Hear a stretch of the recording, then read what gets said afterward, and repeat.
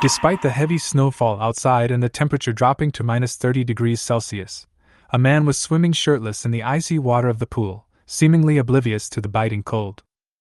Meanwhile, by the pool, a group of women in brightly colored dresses were having a lively time, grilling meat and throwing a party, their laughter filling the air and fireworks going off. When they were having a great time, they even waved to the men in the pool, shouting for them to stop swimming and come up to join the fun. But not far away, another group of people got into a fight over a piece of rotten and hard roasted meat, resulting in bloody head wounds and a gruesome sight. As night fell, they could only huddle in the corner of the dilapidated wooden hut, curling up and enduring the biting cold.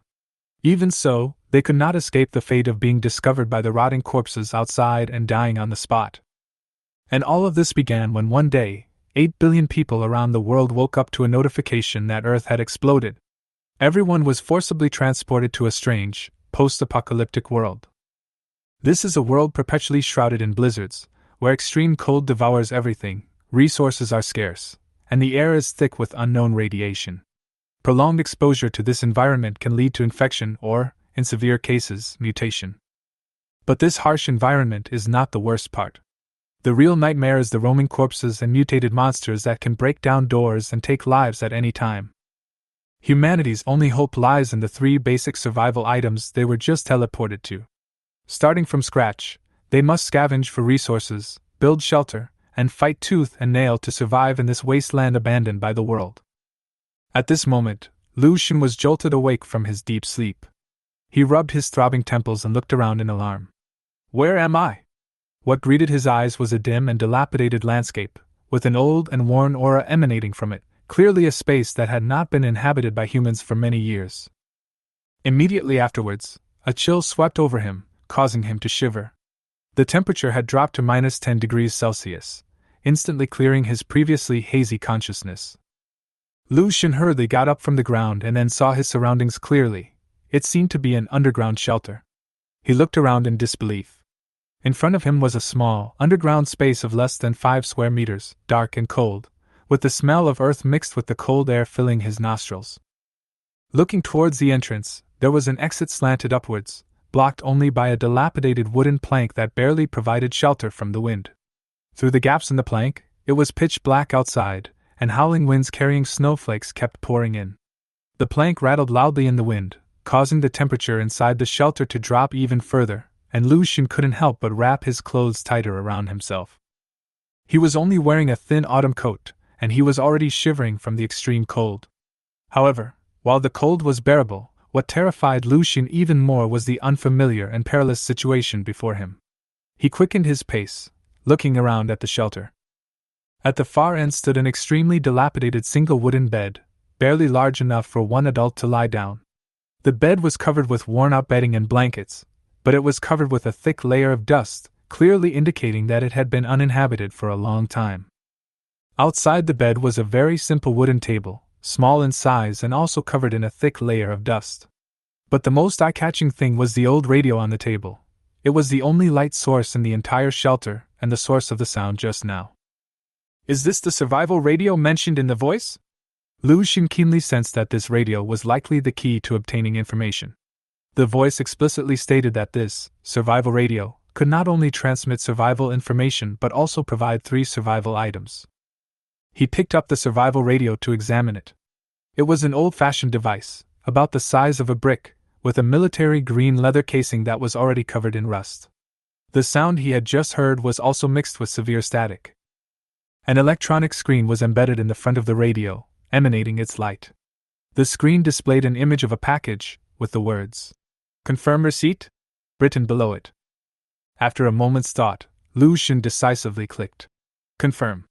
The screen flashed instantly, and a set of prop images appeared one by one, 10 in total, from which he could choose 3. Lu Xun glanced at the items and found that they covered a wide range of basic but practical items: winter clothing, 500 g of compressed biscuits, 1.5 L of purified water, an axe, a flint and steel, 10 water purification tablets, reusable, a mini first aid kit, containing bandages, anti-inflammatory drugs, fever reducers, and other basic medications, a warm sleeping bag, salt, and an iron pot. There were 10 tools in total, covering multiple aspects such as food, water, warmth, and medicine, each of which was crucial in this world. Lucian frowned, repeatedly raising his hand in hesitation. Each item could become a matter of life and death. He had to choose the three most urgent items. We have to get the flint and steel. Without a fire source in this environment, we probably won't even make it through the night, he muttered to himself as he decisively chose the flint and steel. After careful consideration, he finally selected winter clothing and 10 water purification tablets. In the current environment, the primary task is to stay warm, otherwise it will be difficult to survive the long, cold nights. Clean water is also directly related to the continuation of life. As previously stated on the radio, this land is suffering from radiation damage, and all water sources outside the shelters are contaminated. Without water purification tablets, survival will be even more difficult. Sigh, what a pity about the mini first aid kit and salt. As he pressed the confirm button, 3 items instantly appeared before his eyes. It was a set of winter clothes in the style of a windbreaker, thick and sturdy, with a fleece lining for excellent warmth. Without hesitation, Lucian put on the warm clothes, and a warm feeling immediately rose within him, gradually restoring his previously shivering body. Also present were a small flint and steel and 10 water purification tablets, quietly placed on the table. The scene before him shocked Lucian even more. What force had brought humanity into this bizarre apocalypse? Never mind, I'll study the survival radio later. Right now, we need to get a fire going, otherwise this shelter is still too cold. He looked at the shelter's fragile entrance. The dilapidated wooden planks offered no protection against the howling wind, which constantly whipped in snowflakes, sending a chill down his spine. Only this cramped shelter offered a meager sense of security, slightly alleviating the fear in his heart. Lucian, wrapped in a thick winter coat, casually sat on the single wooden bed, picked up a flint and steel, and tried to figure out how to use it. But just then, a loud bang suddenly rang out. Before he could react, he tumbled straight into the wooden bed, kicking up a cloud of dust. Lucian's lips twitched, and he stood there stunned for several seconds before recovering, then couldn't help but mutter, "Damn it, this is so poorly made." Perhaps due to the passage of time, the wooden planks had long since weathered and become extremely fragile, losing all function as a bed. Even the bedding on the bed was not spared. It was severely fibrous and crumbled at the slightest touch, mixing with the dust and becoming almost indistinguishable. Left with no other option, Lucian had to completely dismantle the single wooden bed. Although it was no longer practical as a bed, it still had value as firewood. He piled the planks and cloth together and lit them with a flint and steel. A cluster of orange-red flames rose in the shelter, their warm and soft light bringing a touch of coziness to the desolate space and dispelling the fear and unease deep within his heart. Lucian huddled in the deepest corner of the shelter, staring at the object in his hand with a hint of surprise in his eyes. It turned out that while dismantling the wooden plank bed, he had unexpectedly discovered some hidden supplies, clearly left behind by the previous survivors. The items were few in number: a compressed biscuit, a rusty iron cup, and a little salt, all wrapped in weathered rags. In addition, there were some food and household items so rotten they were almost unrecognizable. Only the 3 items mentioned above were still barely usable. The compressed biscuits were unopened, weighing approximately 100 grams, but the packaging was severely worn, making it impossible to tell if they were expired. However, they still emitted a pleasant aroma once opened, and could serve as a temporary substitute in a desperate situation. Even if they were to suffer food poisoning, it would be better than starving to death. Lucian carefully collected the spilled salt and put it into the rusty iron cup. To him now, it was an extremely precious resource for survival. After gathering the supplies, Lucian finally lay down on the ground, curled up in a corner, and began to examine the survival radio in his hand. The radio's interface was divided into 4 sections, each corresponding to a different function, which was crucial for his survival and worth studying carefully. The 4 areas are communications, shelter, weather, and shop. He first opened the communications module. The interface was blank, but it prompted that he could use the survival radio to receive signals within a 50-kilometer radius and establish contact with other survivors. Lucian pondered for a moment, but ultimately decided not to activate the function. After all, he had just arrived in this post-apocalyptic world and was still unclear about the surrounding situation. It would be unwise to rashly contact unfamiliar survivors. If he encountered someone with ill intentions, it might lead to conflict over survival tools. Although he had never personally experienced the apocalypse, he understood that in such an environment, fellow human beings might become friends, but they were more likely to become enemies. The shelter page displays basic information about shelters. Initial shelter area, 5.32 square meters. Within this area, you will not be affected by radiation. Upgrade requirements, 100 survival coins. Apart from the area and upgrade requirements, there is no other information, making it extremely concise. Survival coins? Is this the currency of this world? Lucian muttered to himself, slightly puzzled, but not delving into it further. As long as he continued to survive, he would eventually come into contact with the currency system. He then checked the weather section, which clearly displayed the current weather conditions: temperature, minus 18.2 degrees Celsius. Climate, continuous heavy snowstorm, wind speed 17. Radiation, severe. Radiation can penetrate the human body after being outdoors for more than 4 minutes. Daytime radiation levels are relatively low. Seeing these figures alone made Lucian's heart tighten. Clearly, the natural environment of this post-apocalyptic world was far more brutal than he had imagined. The extremely low temperatures and relentless blizzards meant that even in the shelter, with warm clothing and a campfire for warmth, he still felt a biting chill. The strong winds of level 17 and the severe radiation greatly reduced his chances of going out to search for resources. However, the explanation about the radiation gave him a glimmer of hope. Perhaps the harsh natural conditions will ease somewhat during the day, at which point there might be an opportunity to go out and explore. But the actual situation remains to be seen. Finally, Lucian opened the shop page, but the result was somewhat unexpected. The shop didn't display any survival supplies, only a description: you have 1 refresh opportunity per day, which will display 3 items that can be purchased with survival coins. It seems the store won't provide basic survival resources, it just randomly refreshes items. This is indeed a bit troublesome, as it can't guarantee a stable supply of basic necessities. Lucian frowned slightly and muttered to himself. If you could buy the initial 10 survival tools from the shop, your chances of survival would undoubtedly be much higher. But if you rely solely on random refreshes, the difficulty of survival will increase significantly. After reviewing all the content, Lucian couldn't help but sigh. Although the survival radio had the function of assisting in survival, it did not bring any direct and substantial help, which made him slightly disappointed. The pressure to survive had him on edge, and he was extremely exhausted, yet he felt no sleepiness. Reason told him that prolonged sleep deprivation would severely deplete his energy, especially in such a harsh environment, and he should try to conserve his strength. Suppressing his fear and unease, Lucian curled up as much as possible deep inside the shelter, relying on the warmth from the fire to force himself to close his eyes and rest. The flimsy shelter was no match for the extreme environment outside. The howling wind echoed in their ears, and the wooden planks blocking the entrance to the shelter rattled loudly. The firelight flickered uncertainly in the cold wind, as if it might go out at any moment. As the night gradually receded, Lucian woke up rubbing his eyes, his face full of exhaustion. For him, this night's rest had not been comfortable. But at least he had regained some strength.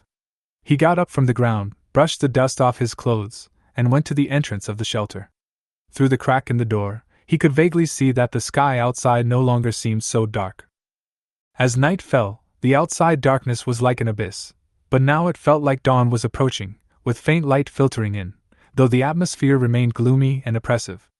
For safety reasons, Lucian did not go out immediately. The visibility was still low, and it would be safer to wait until it was brighter before taking action. Unfortunately, this idea quickly fell through. This post-apocalyptic world never saw the light of day. The sky was always shrouded in thick clouds, filled only with endless darkness and oppressive atmosphere. Half an hour passed, and the sky had only brightened slightly, at most like the first light of dawn, but there was still no sign of sunshine. To make matters worse, the blizzard and the cold wind continued without any sign of abating. Lucian roughly understood that the current weather conditions might already be the best in the world. He took out the survival radio and checked the weather information again. The data on the screen had changed significantly. Temperatures have dropped to minus 15.6 degrees Celsius. Weather conditions indicate persistent snowfall and wind speeds reaching level 9. Radiation levels are moderate. If you are outdoors for more than 46 minutes today, radiation will begin to affect your health, and the intensity will continue to rise as night falls. Fortunately, temperatures have risen somewhat. The blizzard has weakened to ordinary snowfall, wind speeds have dropped significantly, and radiation levels have decreased to moderate. This means it's possible to venture out for short periods of time for exploration. However, the exploration time was limited to only 46 minutes, leaving no room for delay. Lu Xun extinguished the fire, wrapped his clothes tightly around himself, grabbed the survival radio, and then pulled open the barrier at the entrance of the shelter. The next second, a biting gust of cold wind suddenly rushed into the shelter, and the blizzard lashed out like a blade, almost making him lose his footing. In addition to the biting cold, the blizzard also carried a pungent smell of decay, causing him to frown and cover his nose. A world corrupted by unknown radiation? Lu Xun's heart sank. After a moment of contemplation, he resolutely stepped out of the shelter. If this place truly was a post-apocalyptic world, resources would be extremely scarce, and the living environment would be exceptionally harsh. His primary goal would be to find food, otherwise survival would be an urgent matter. Standing outside the shelter, all that met the eye was a desolate, snow-covered wasteland. The entire wasteland was covered by thick snow, except for a few strangely shaped, withered trees that still stood proudly against the wind and snow not far to the west of the shelter. The species of these dead trees were unidentifiable. All that could be seen were their twisted shapes and their branches extending out in a chaotic and disorderly manner, winding and coiling like ghostly shadows, as if they had undergone some kind of mutation. When he looked back at the shelter, it was nothing more than a makeshift hiding place half embedded in the ground, a mere hole dug in the earth, offering almost no real sense of security. Its only advantage was that it was backed by a small earthen slope, which provided just enough shelter from most of the wind and snow. Lu Xun remained calm and began to weigh the current situation. The most urgent things right now are food and warmth. We must obtain as much food and wood as possible for fuel. To survive in this environment, several key resources must be secured: shelter, fire, water, and food. The shelter issue has been temporarily resolved. Water can be obtained by collecting snow and ice, then purifying it using water purification tablets to produce potable water. All he lacked now were wood to keep the fire burning and food to fill his stomach. But looking around, there wasn't much area to explore centered around the shelter. The only viable option was that sparse patch of dead wood, where he might find some usable resources. All right, the compressed biscuits can last for another day or two. I'll go gather some wood first. The wood for the single bed won't last long. After much deliberation, Lu Xun cautiously moved towards the grove of dead trees, his movements extremely slow, as he warily observed his surroundings. It wasn't because the snowstorm was too severe. In fact, as daylight arrived, although the sky remained gloomy and dark, the snowstorm had noticeably subsided, making movement safer. His caution stemmed from the fact that the survival radio had mentioned the existence of corpses and mutated creatures. Although he had never seen them in person, he knew from their names alone that these two were definitely not benevolent creatures, and he should avoid them if possible. Lu Xun proceeded cautiously along the way, heading towards the withered forest, a journey of about 500 meters that took him more than 10 minutes. As he approached, he couldn't help but gasp. From a distance, he could only discern the strange shapes of these withered trees, but upon closer inspection, he realized they were even more horrifying than he had imagined. The trees, like venomous snakes scorched by fire, emerged from the ground and intertwined with each other. Their bark, covered with black, woody scales, grew crookedly and showed obvious signs of corrosion, as if they had been soaked in sulfuric acid. Fortunately, although these dead trees looked terrifying, they did not show any signs of danger. Several dead branches were buried under the snow, and Lu Xun dug them out without hesitation, intending to take them back to use as firewood. Judging from the feel, these dead branches are hard, clearly belonging to hardwood, and far more resistant to burning than the weathered wooden plank bed. Last night he almost burned all the wood from the entire plank bed, showing how much was consumed. The withered branches in front of him were clearly of better quality, but most of them were buried in the snow, making them quite difficult to dig out. As he collected them, he kept an eye on the timer on the survival radio, to avoid staying outside for too long and being exposed to radiation. 20 minutes passed quietly. After collecting a bundle of sturdy branches, Lu Xun immediately prepared to return. It took about 15 minutes to get from the shelter to the woods. With the 20 minutes spent collecting the branches, he had 11 minutes left to return, in case of any unforeseen circumstances. Prolonged exposure to radiation can cause great damage to the body. Moreover, he could clearly feel that the constant cold wind was making his exposed skin feel hot and stinging, and his respiratory tract was slightly itchy. These were all signs of bad news. The low temperature gradually stiffened his hands and feet, and his energy was rapidly depleting. He had to return as soon as possible. Just as he picked up the collected wood to leave, his gaze sharpened, drawn to a scene in the distance. That is, he looked towards the western part of the withered forest, where a cluster of buildings was faintly visible, but the wind and snow obscured the details. Lu Xun stared intently and finally discerned the outline of a city ruin, a dilapidated and collapsed group of buildings, isolated in the wind and snow. He became increasingly convinced that this was not a scene from Earth. The harsh climate, the radiation-eroded plants, and the dilapidated city ruins all indicated that he was in another world. The existence of these urban ruins aroused his vigilance and curiosity. I wonder if there are still resources hidden in the ruins. Maybe I can find something useful, he muttered to himself. Although most food items are no longer extant, things like pots and pans, knives, salt, and even some long-stored dry rations may still remain. Finding even just one or two of these items could significantly improve survival conditions. However, after checking the survival radio, he discovered that only 9 minutes remained. Lu Xun knew very well that there was no time to explore the ruins further. Coupled with his obvious exhaustion, he had to return to the shelter immediately. He gritted his teeth, no longer hesitated, and quickly ran towards the shelter. Inside the shelter, flames rose again, dispelling the darkness and cold. Phew, finally back. Lu Xun let out a long breath and collapsed deep inside the shelter. He neatly arranged the bundle of sturdy branches beside the fire, trying to dry them as much as possible for future use. But in a corner unnoticed by anyone, as the temperature rose, something within the dry branches was quietly awakening. The hardwood branches were of excellent quality, not only burning well but also providing far more heat than weathered wood, causing the temperature inside the cramped shelter to rise rapidly.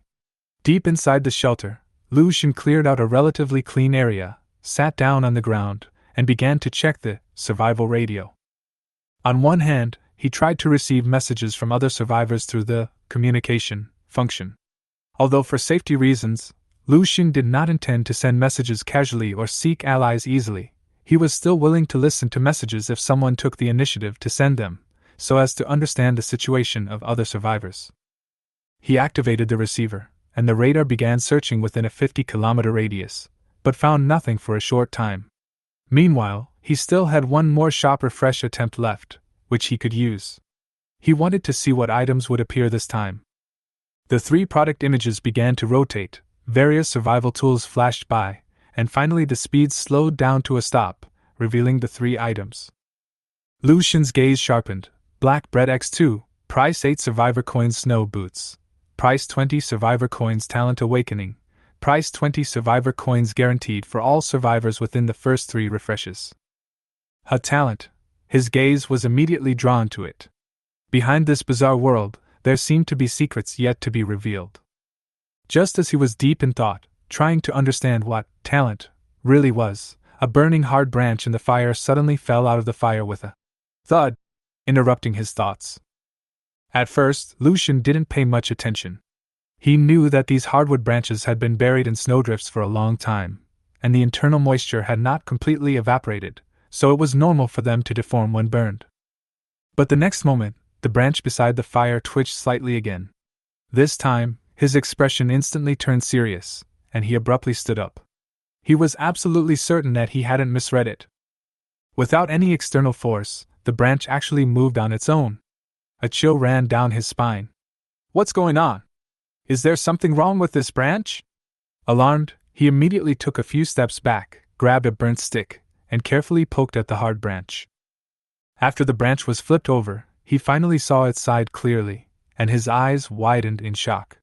On the charred surface of the branch, a tiny, round hole was clearly visible, with a dark shadow seemingly wriggling inside.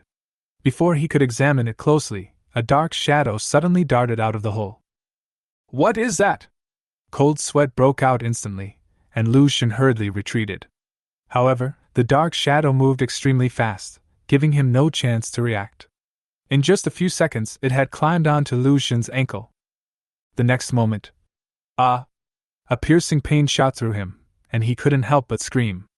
Instinctively, he jerked his leg up and swung it, simultaneously slapping his ankle with his hand. After several forceful slaps, he finally managed to knock the black insect away in his panic. Then he smashed it several more times with the stick, using all his strength to completely crush the insect. By the light of the fire, he finally saw the insect's appearance. It was a strange-looking black beetle, lying on the ground, no bigger than a fingernail, its body flattened, with dark green fluid flowing out, still twitching slightly, not yet completely dead. What's even more chilling is that it has 8 extremely thin, long legs that extend like a spider and are covered with short black hair. Just one glance at them can cause intense physical discomfort. What kind of insect is this? Lu Xun's gaze fell on the pile of hard branches, and a sense of fear rose in his heart. Without a doubt, the insect had crawled out of the branches. Without a moment's delay, he quickly tore a piece of cloth from beside the bed, wrapped the still burning hard branches in it, and threw them all out of the shelter. But considering the radiation problem outside, he only threw them onto the snow outside. Lu Xun roughly judged that these insects were likely mutated creatures hibernating in the tree branches, awakened by the high temperature of the flames, which led to the scene just now. Moreover, it was quite possible that these insects were some kind of unidentified mutated creature. He pressed his hand to the wound on his ankle, his heart filled with anxiety. The most pressing problem now was precisely the area where he had been bitten. Even now, he still found it unbelievable. Despite wearing thick, protective clothing, how could this insect have penetrated and caused injury? This was something no ordinary creature could do. Even more worrying is whether these spider-like black beetles are poisonous. If they are, or if the wounds cannot heal on their own, they may be difficult to treat in this post-apocalyptic environment. At this moment, Lu Xun finally felt a pang of regret. Those few withered trees could survive in the icy, radiation-filled post-apocalyptic environment, and their strange appearance made him realize that something was amiss. He should never have rashly brought them to the shelter. But it was too late to say anything now. He could only roll up his trouser leg and shine the light from the survival radio on the wound. The wound was very tiny, only the size of a pinhead, probably caused by the black beetle piercing him with its long legs. There was slight bleeding, but no obvious signs of redness or swelling. Although the wound wasn't frightening, Lu Xun's expression didn't ease at all. He knew that many venomous snake bites initially showed no obvious reaction, but within minutes the venom could spread throughout the body via the bloodstream, making it almost impossible to cure. Faced with such an unknown insect species, he dared not harbor any illusions. After a moment's thought, Lu Xun opened the shop interface on the survival radio. He suddenly remembered that besides purchasing items, the shop also had another function: exchanging survival coins. Survivors could hand over the collected supplies to the shop for appraisal, and exchange them for a corresponding number of survival coins based on their value. Last night he tried, but the store didn't accept common supplies like wood, weathered cloth, and soil, so he couldn't exchange them. Survival tools and food, however, could be exchanged for 1 to 10 survival coins. Items such as winter clothing, flint and steel, water purification tablets, compressed biscuits, rusty iron cups, and salt can all be identified. More importantly, during the valuation process, the store will display a brief description of the item, which may be helpful in the current situation. Lu Xun bent down, picked up the smashed black beetle from the ground, and placed it in front of the survival radio. A moment later, a message appeared: name, black stick insect corpse, description, mutated creature, corroded by radiation, capable of surviving in extreme cold and radiation through hibernation. Exchangeable for 3 survival coins. Fortunately, the system did identify the insect, a mutated creature corroded by radiation. Unfortunately, the description didn't mention whether it was poisonous, which made Lu Xun's mood even heavier. Now all that could be done was wait, pray the wound wouldn't worsen.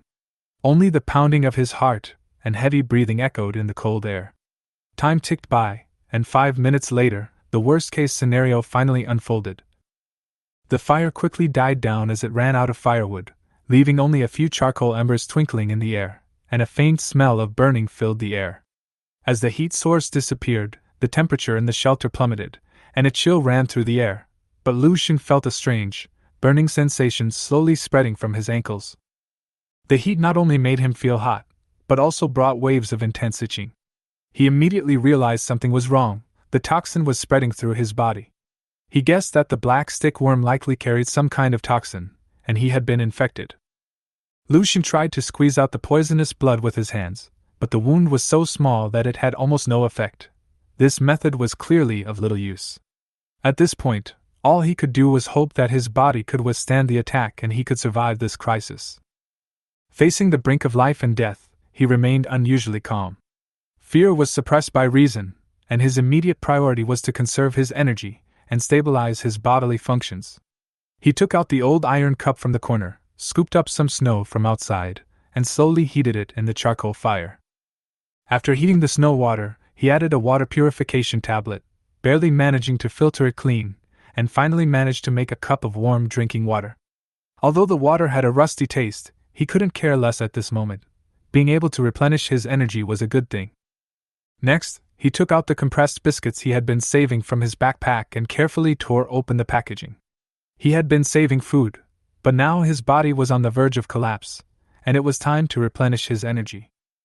After eating about 20 grams of compressed biscuits and drinking a sip of hot water, Lu Xun felt as if he had regained some energy. However, the burning sensation in his ankle did not subside. In fact, it became more pronounced. Although the toxins had not spread, the redness and swelling at the wound site were becoming increasingly noticeable.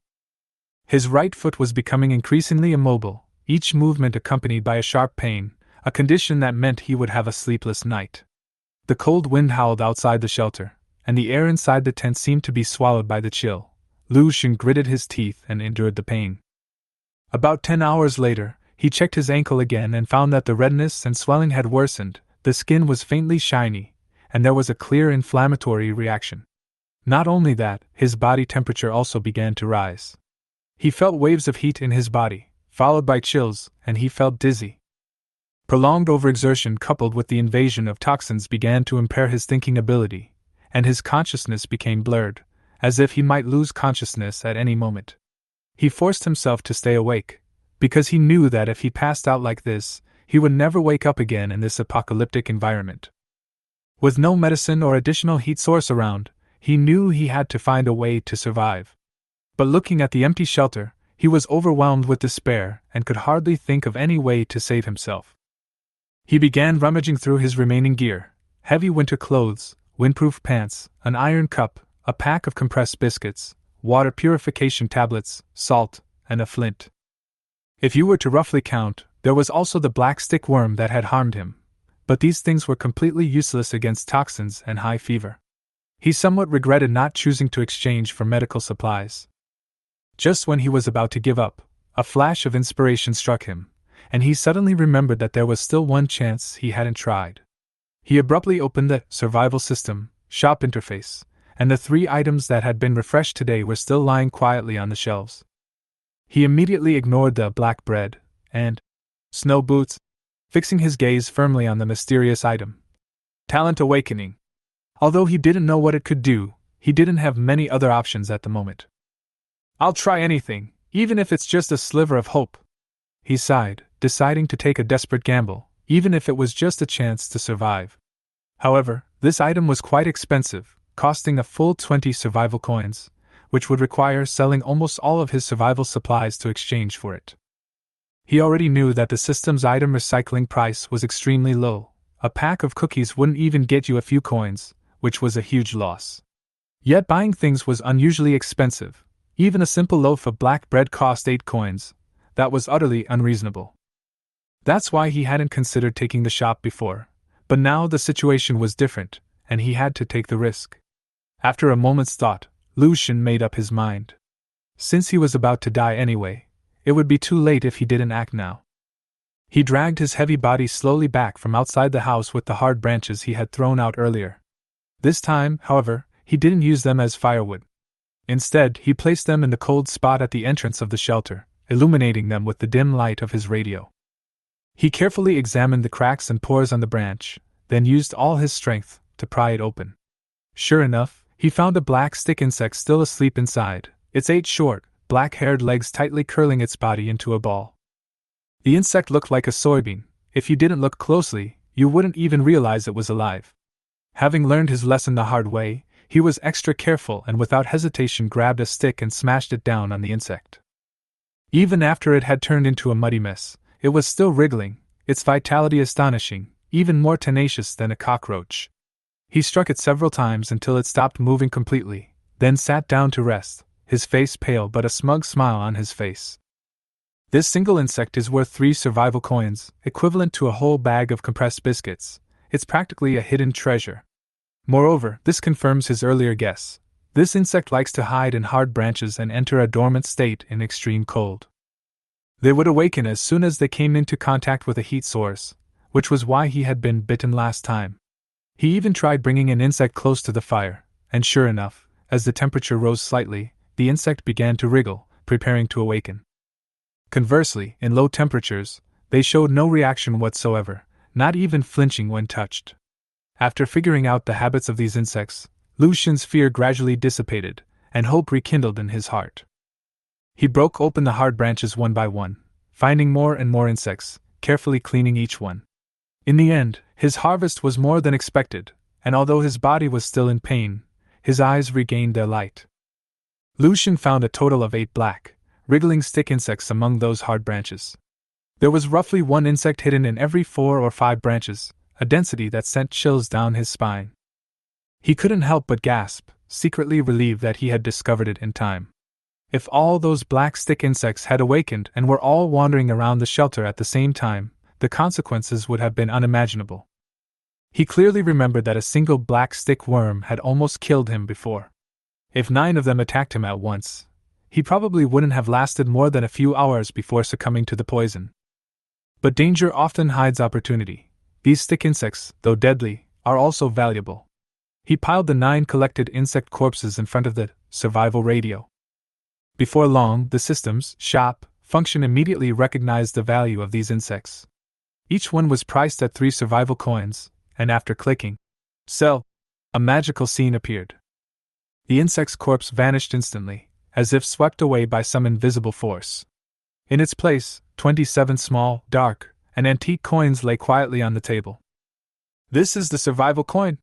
He picked one up and examined it closely. Although small, the coin felt heavy and substantial in his hand. Lu Xun didn't have time to dwell on it. His body was about to give out, and he desperately needed to recover. He immediately took out 20 of them and decisively exchanged them for an item called Talent Awakening in the shop. While waiting, no items or equipment appeared in front of him. Instead, everything remained quiet and still. Just as he was wondering if something was wrong, a warm feeling suddenly surged within him, instantly enveloping his entire body. The sensation was like a warm current flowing through his limbs and bones, causing him to shudder involuntarily. My blood felt like it was boiling inside me, and my consciousness went blank for a brief moment. I could only feel the dramatic changes happening to my body. After quite a while, this strange feeling gradually subsided. When he slowly opened his eyes, he was covered in sweat and collapsed on the spot, utterly exhausted. But at the same time, a piece of unfamiliar information appeared in his mind. Talent, solidification, description, can draw in and gather energy or matter.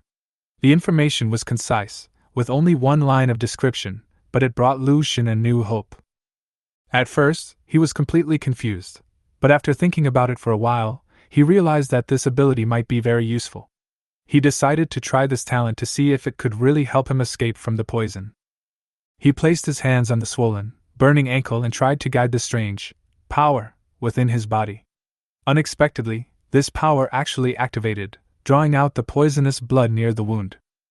Bright red to black blood flowed from the wound, congealing into a pool on the ground.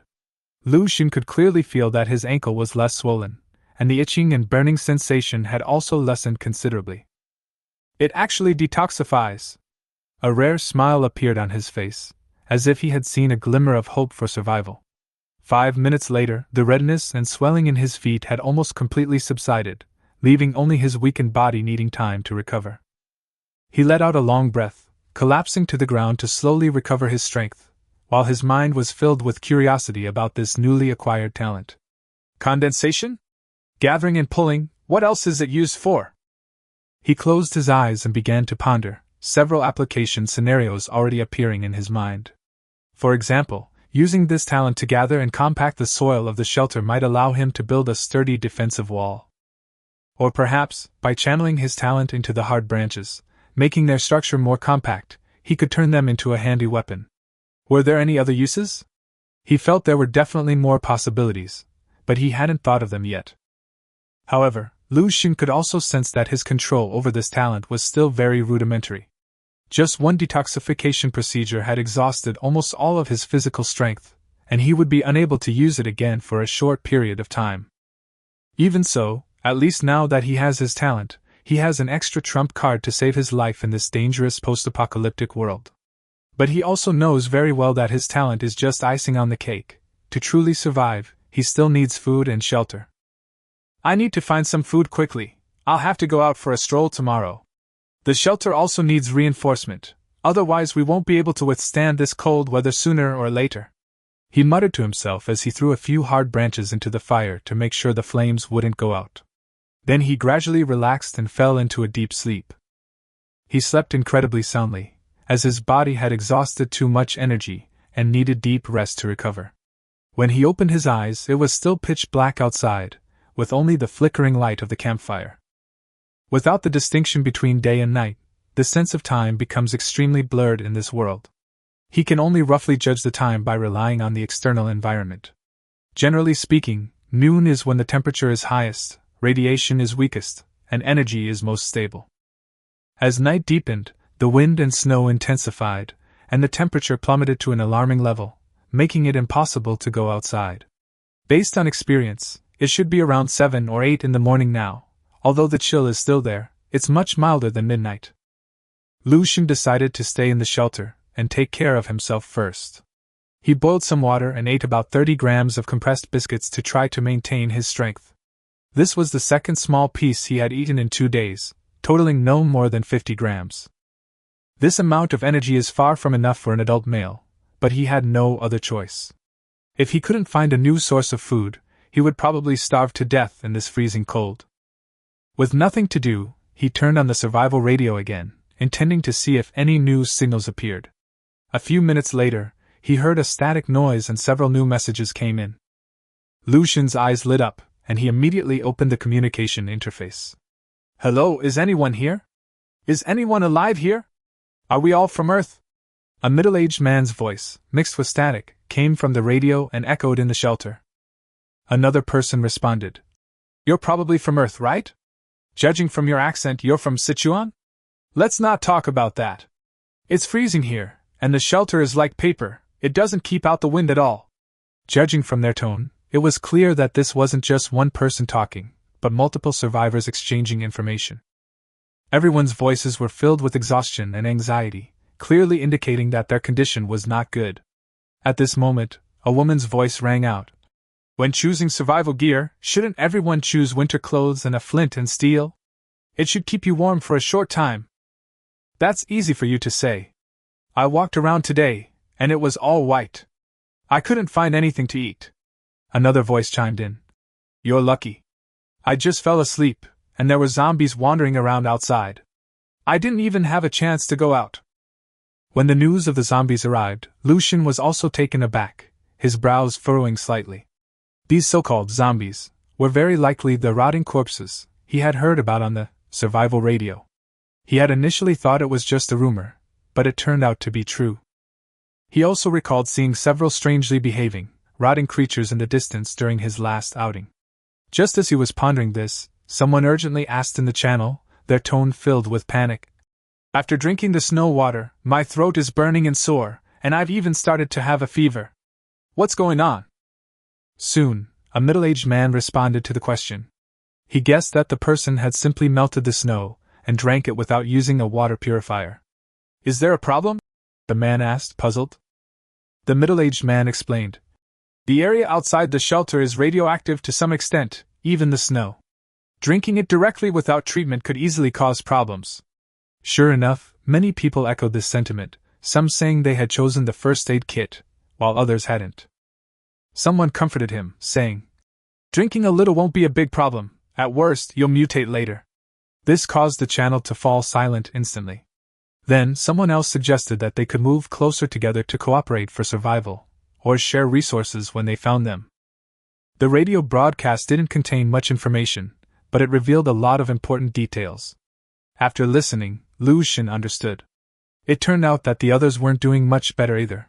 Resources were extremely scarce, and they were all in the same boat, struggling to survive. Currently, everyone's primary goals are nothing more than three things: to have enough to eat, to find clean water, and to stay warm. These goals translate into actions that are finding food, finding wood, making a fire, and building shelter.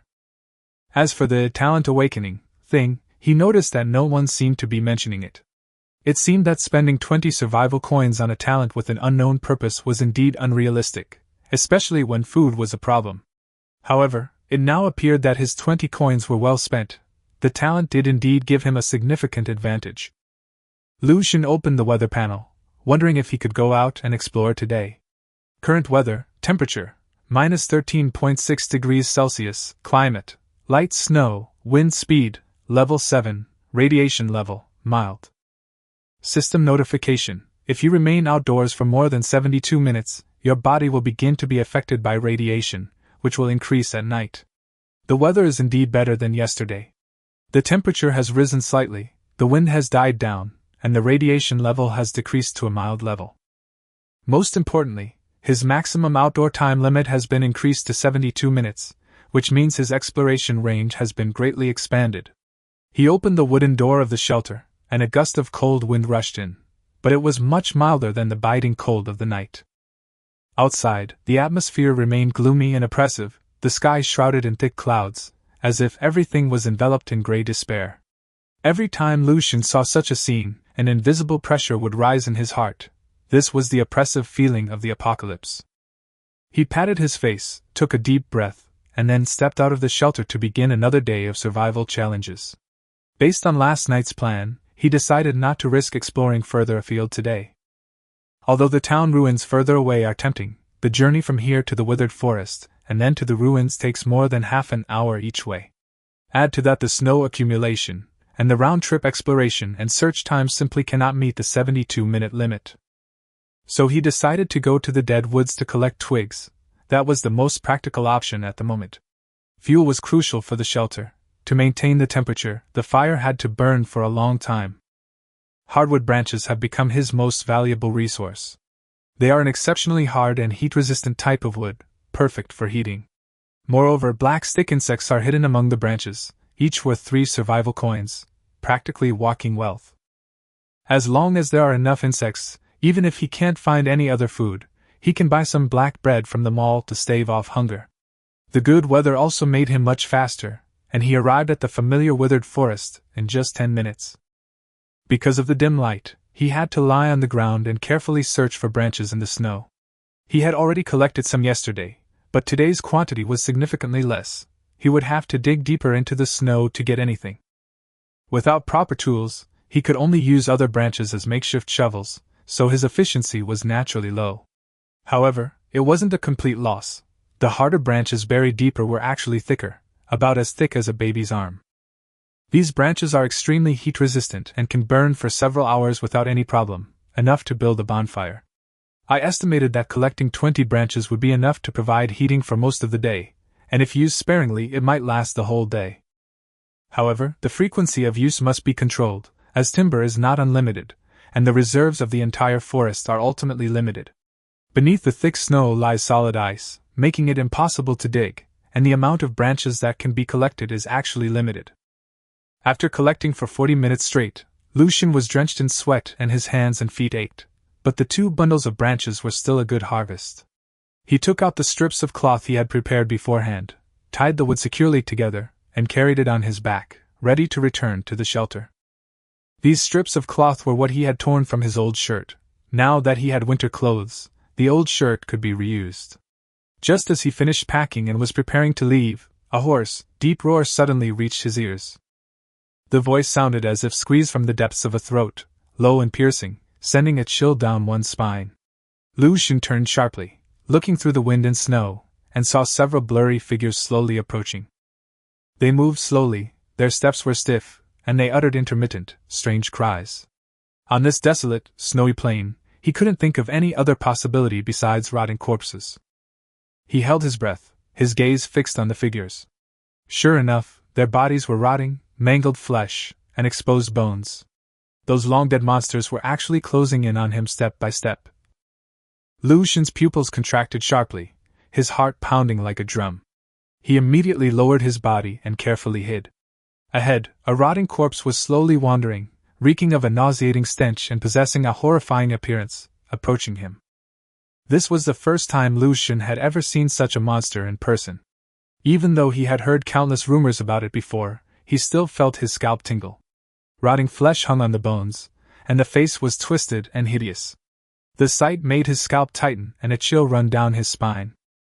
He desperately held his breath, afraid to make the slightest sound, but the rotting corpse seemed to sense something and suddenly changed direction. Lu Xun's face immediately darkened. The rotting corpse was clearly heading towards the withered grove where he was hiding, and the situation was becoming dire. Damn, did they hear me? Or smell me? His heart pounded, and he didn't dare stop thinking. He knew he couldn't stay where he was. Staying in the wild meant certain death, so he quickly turned around and ran towards the shelter. In this radiation-affected world, the time a human can be exposed is limited, and no one can guarantee the consequences.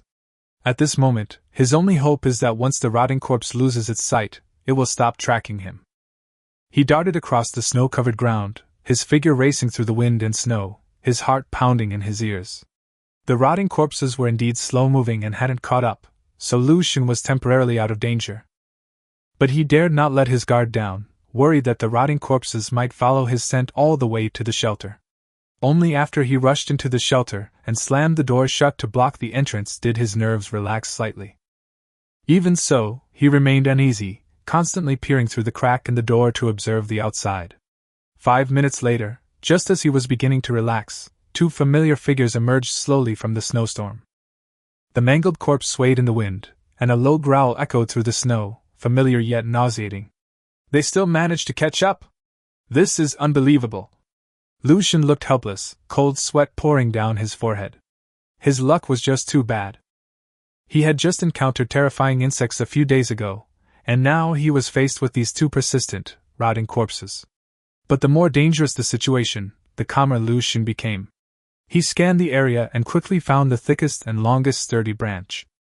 The log was over a meter long and as thick as a baby's arm. It took him a lot of effort to dig it out of the frozen ground. He originally planned to make an axe from the branch to save effort when cutting down dead trees in the future. But the situation was urgent, and he knew that a spear was more suitable for the current battle than an axe, allowing him to counterattack while dodging. I'll make the axe later, let's save my life first. Lu Xun muttered to himself, and began to use his innate abilities. His talent, called condensation, allows him to make the structure of objects harder, but its uses are limited. So he concentrated his power on one end of the branch, compressing only the tip to make it sharper and harder.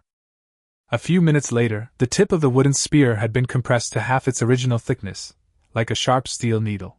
He tapped it lightly on the ground, and it produced a metallic clang, its hardness more than doubling. Holding the homemade spear, Lu Xun felt more at ease, and his eyes sharpened. At this moment, he was certain that the two rotting corpses were heading straight for the shelter. Several minutes passed, and the rotting corpse drew closer, only about 300 meters from the shelter. He quickly dug a hole in the door, preparing to stick his spear out to attack. The entrance to the shelter was already small, and now, with the door panel blocking the way and the distance advantage of the spear, he could strike first. As the rotting corpse approached step by step, and the distance closed to 2 meters, Lu Xun no longer hesitated and thrust the spear forward. With a roar, the corpse's body was pierced by a spear, yet it continued to lunge forward as if nothing had happened. As expected, normal attacks are useless. Lu Xun's expression changed, and he immediately adjusted his angle, thrusting upwards towards the head. The spear was aimed at the corpse's head, and it was thrust repeatedly. Accompanied by a violent scream, the corpse finally reacted. That's right. They really are like zombies in the movies.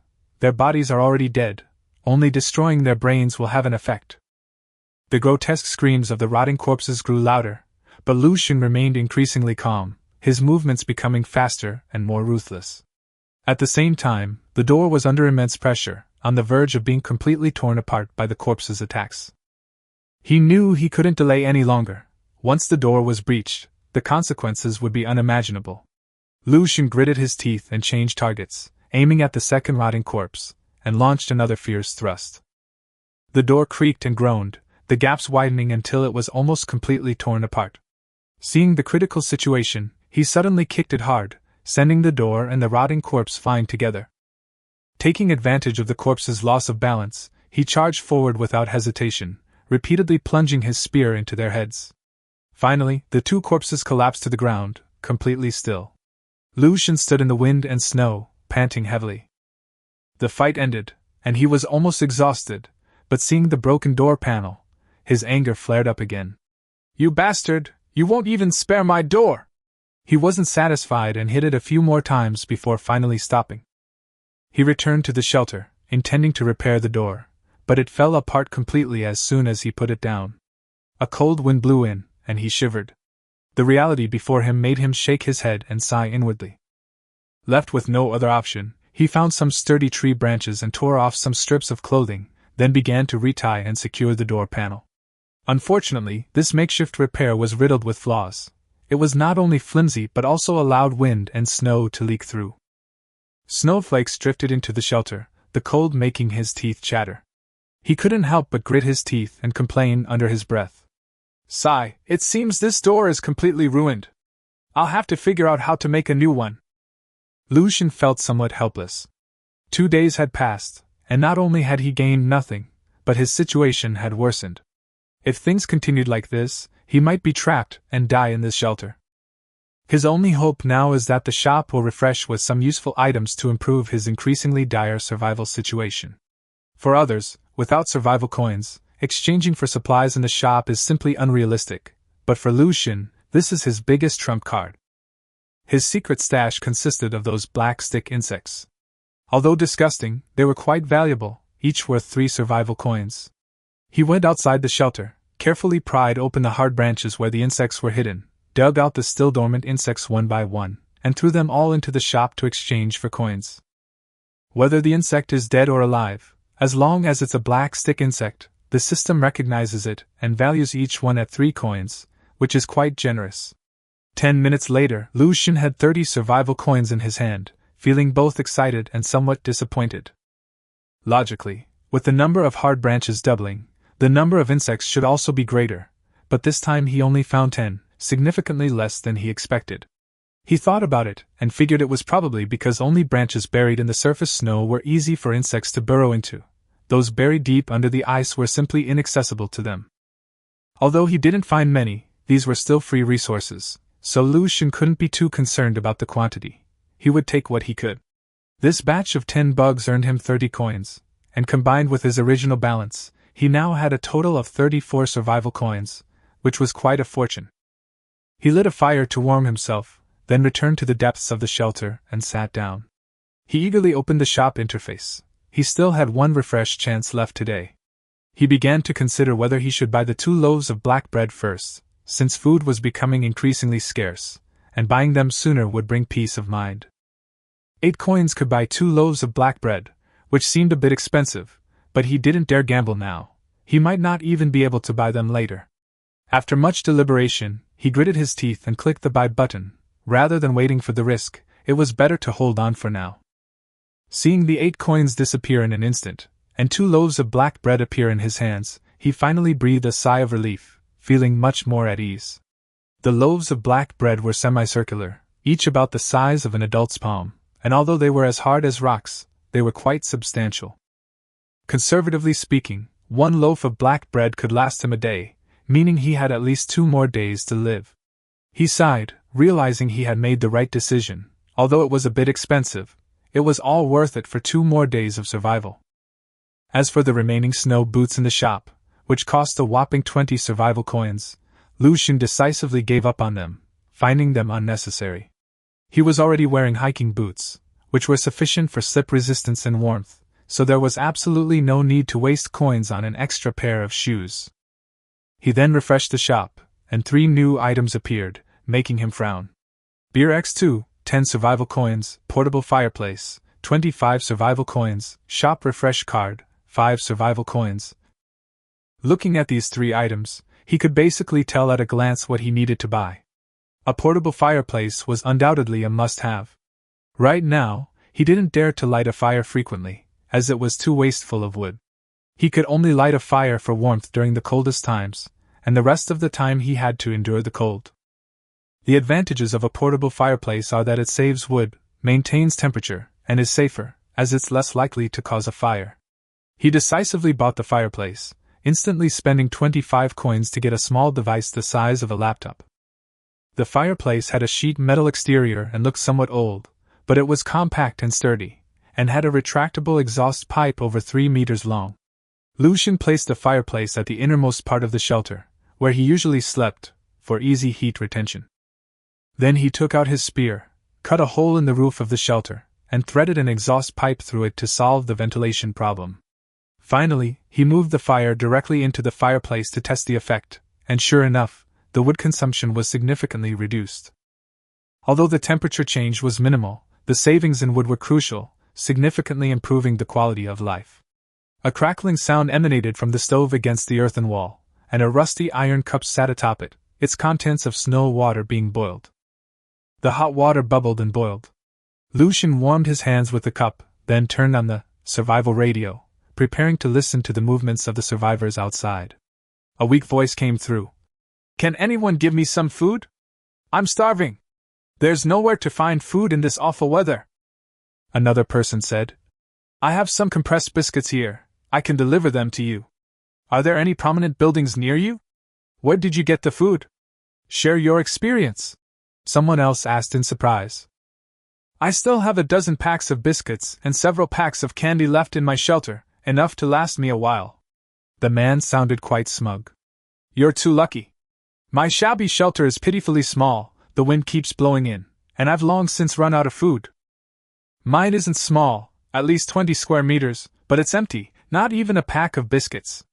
Listening to this jumbled conversation, Lucian roughly guessed that everyone's shelter was actually quite different.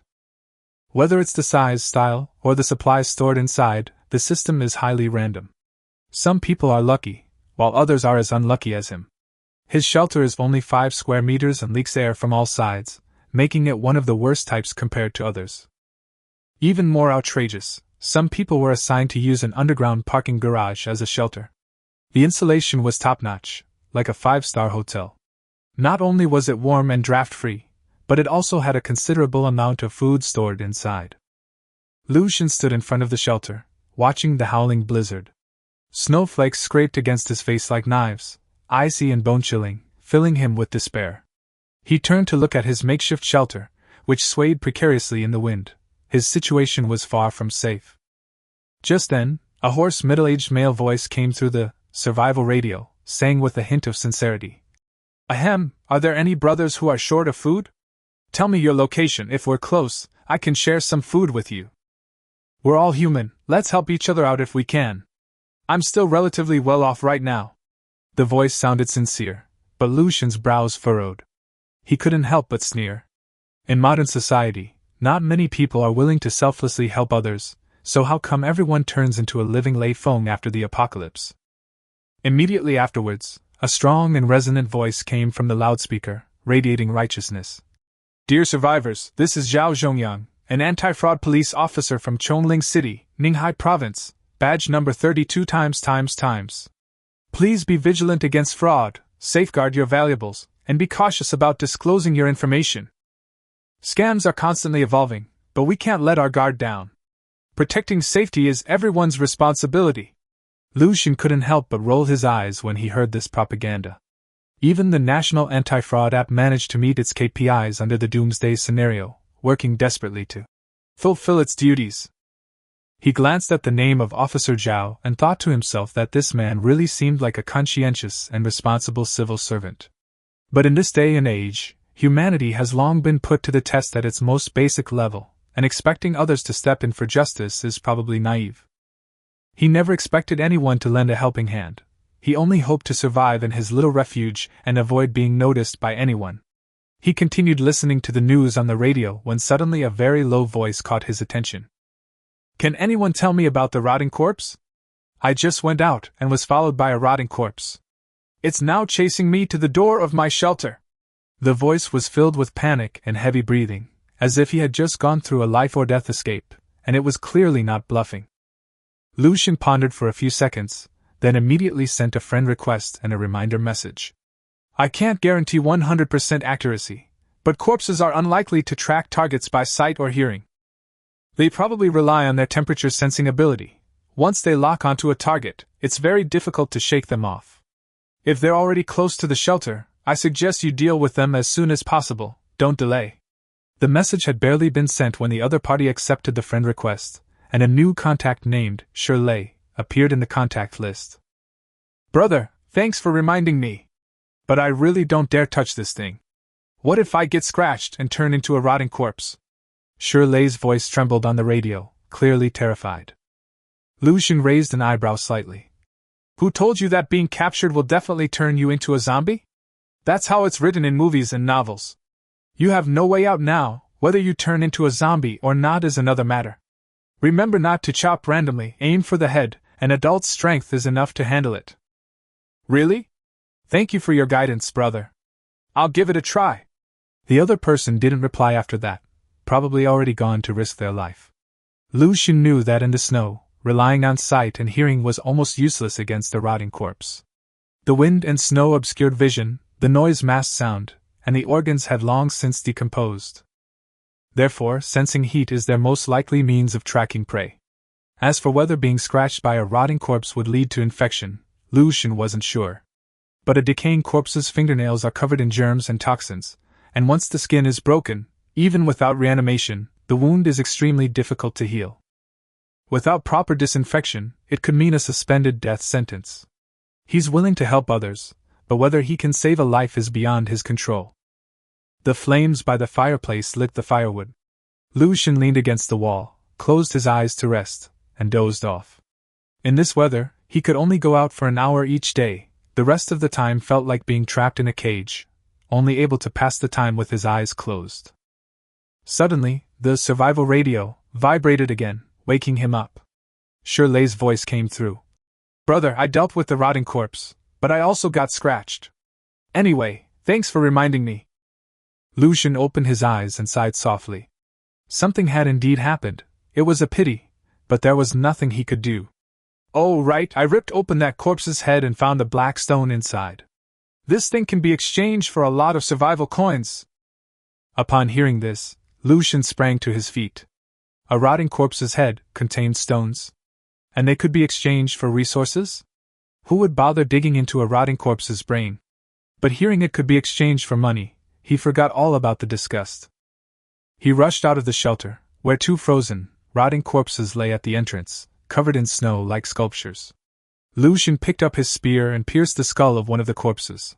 The stench assaulted his nostrils, making his stomach churn. His brain tissue was already weathered and stiff, but he still suppressed his nausea and carefully searched with his spear. Finally, in a darker area, he pulled out a black, irregularly shaped stone. This thing looked like an ordinary roadside stone, dull and oddly shaped, the kind that would go unnoticed if tossed on the ground. But when he uploaded the stone to the Survival Shop page, the prompt before him stunned him. Item name: Rotting Corpse Radiation Core. Description: This is an energy core formed inside a rotting corpse due to radiation. It contains a high concentration of radioactive material and can be exchanged for 5 survival coins. Without the slightest hesitation, he immediately clicked to redeem, and his worn-out wallet finally swelled up a bit. As for keeping it? No way. This was a source of radiation. Leaving it in the shelter meant he might get contaminated himself someday. Gambling with your life isn't worth it. Exchanging it for resources is much more practical. Holding the survival coins in his hand, Lucian was filled with emotion. Perhaps this is what they call good deeds beget good rewards, he replied to Shirley. This thing has strong radiation, don't bother researching it. Exchanging it for coins is the safest option. Chapter 11 Animal Traps X2. Okay, brother, I'll go exchange it right away. I really have to thank you this time. If you ever need anything in the future, just let me know. I surely will definitely help if I can. Lucian smiled and said, I was just saying it casually. If you survive, it's all thanks to your own abilities. Whether I help you or not is irrelevant. We can exchange information and share experiences later. It's still too difficult for one person to survive in this place. He knew in his heart that in this godforsaken, post-apocalyptic world, having more friends meant having more options. To think that one person could solve all the problems was simply wishful thinking. Finally, he added, By the way, don't call me Big Brother. My name is Lucian. You should be able to see my name. Okay, Brother Shin, I'll contact you again if I get any news. If I unfortunately get infected and become a corpse, or die from wounds that won't heal, I'll tell you the location of my shelter, and you can make arrangements as you see fit. Lucian smiled helplessly. Judging from the other person's speaking style, he was a pure and unrestrained person, and perhaps he could indeed become close friends with him. Nothing was said that night. When I woke up the next day, the shelter was still dark, with only a few glowing embers left in the fireplace, and the heat had diminished considerably. Lucian sneezed, feeling a slight itch in his throat. The temperature in the shelter had dropped too low, and he was already experiencing some cold symptoms. If the shelter isn't repaired soon and the wind and snow continue to blow in, I'm afraid his body won't be able to withstand it for long. But he didn't have a good solution in the short term.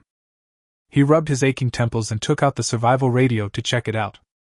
Based on the weather forecast, it is probably early morning. There is no light outside the shelter, and it is no different from the dead of night. During the communication, a lot more communications were accumulated, but Shirley did not contact him, and it was unknown whether he was dead or alive. After getting up from the ground and moving around a bit, Lucian felt extremely tired. I've been eating far too little these past few days, not even meeting the minimum nutritional needs of an adult, and I'm feeling weak all over. To ensure he had enough energy for his explorations, Lucian took out half a loaf of black bread, boiled a cup of water in the fireplace, added some salt to make salt water, and ate it. His strength was restored somewhat. With some time still to go before dawn, he didn't idle around. He took the opportunity to use up his chance to refresh the shop today. The 3 items kept changing, eventually leaving 3 survival tool patterns. Mechanical alarm clock, 5 survival coins, already calibrated, no batteries required. Gas mask, 15 survival coins, can provide some protection against radiation, increasing the time spent exposed to radiation by approximately 30 minutes. Bear trap X2, 10 survival coins. When the 3 items appeared, Lucian's eyes lit up immediately. These were all top-quality items. The highest priority item is the gas mask, which increases the time available for exploration. Wearing it might even give you a chance to reach town ruins, making it extremely valuable. The mechanical alarm clock and the animal trap are of similar value. In the dark and desolate post-apocalyptic environment, it is impossible to distinguish between day and night.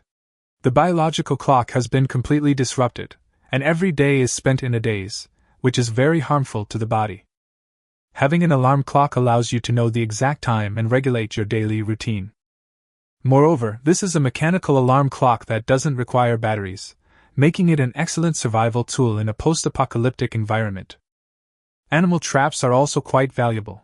There must be creatures in this world, possibly ordinary animals or mutated creatures similar to black stick worms. Regardless, these creatures could potentially be used as food. Given their current situation, Lucian is determined not to let go of any possible way to obtain food. However, seeing the prices of the 3 items gave Lucian a headache. It will take 30 survival coins, which is no small amount. Looks like I'll have to dig up some hard branches again today. Hopefully, the black stick insects will be able to help. At this moment, I have 11 survival coins. After some consideration, I first bought a bear trap. When we go out to explore later, we can place it in a suitable position. Who knows, we might have a chance to catch prey. Although the chances of success are slim, it's worth a try. Weather. Temperature, minus 10.8 degrees Celsius. Climate, moderate snow, wind speed of level 10. Radiation, mild. If you are outside for more than 2 hours and 8 minutes today, radiation will enter your body. The radiation level will continue to rise as night falls. Wow, what a beautiful day! Lucian was overjoyed. It was only noon, and the radiation had already dropped to such a low level, making the environment much better than the previous 2 days. Moreover, being able to go out for more than 2 hours was definitely the biggest surprise of the day. This means he could explore the town ruins, where he might find more survival tools and food. The resources of the dead forest are too limited, consisting only of hard branches and black stick insects. Although it can bring a lot of wealth, the lack of food sources is ultimately the biggest problem. Lucian made a quick decision to change today's plan. Instead of going to the dead forest to dig up hard branches, he went to explore the town ruins. Making this decision actually requires a lot of courage. The dead forest can reliably provide him with firewood and survival coins. If he follows the steps to dig up hard branches, there won't be much danger, and he can safely survive for a few more days. However, for better development and more possibilities, Lucian still felt it was necessary to take the risk. Taking a deep breath, and carrying the survival radio, a hardwood spear, and a bear trap, Lucian left the shelter and stepped into the swirling snow. When he breathed in the outside air, he couldn't help but cough a few times again. The radiation mixed in the air had ultimately caused harm to his body. Especially regarding the respiratory tract, Lucian felt an itchy throat and slight inflammation of the nasal mucosa after several expeditions, which was very likely caused by radiation. The weather page shows that you can go out for 2 hours today, but that doesn't mean you'll be completely unaffected by radiation during those 2 hours.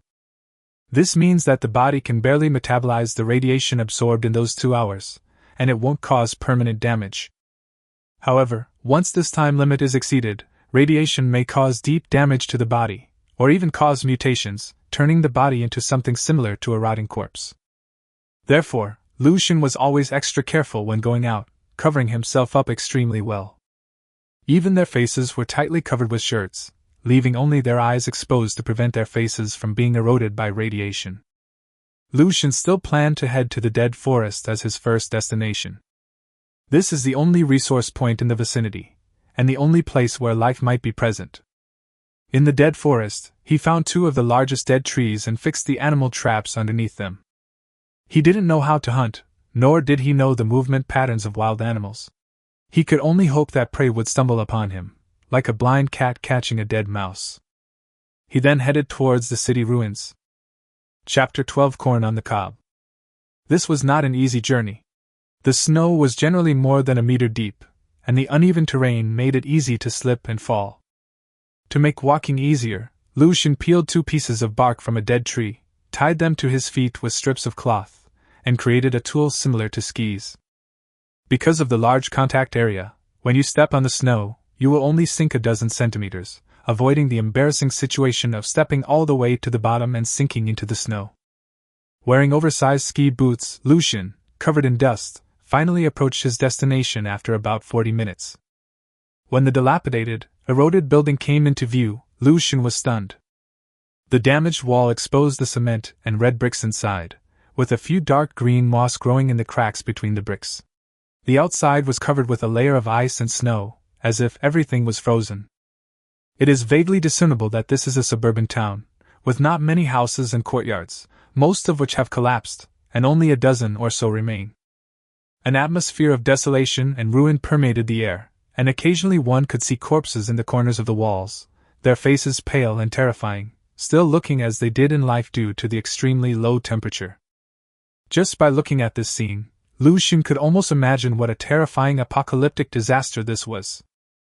The once harmonious society collapsed in an instant. The country fell, morality declined, radiation spread to every corner, and rotting corpses and mutated creatures roamed freely, leaving no place for human survival.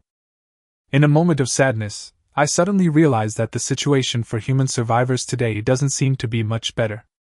Forget it, I should take care of myself first. If I don't get anything out of this, I'm afraid I'll be miserable for the next few days. Lucian sighed helplessly. Looking around, besides the town ruins, something else caught his attention.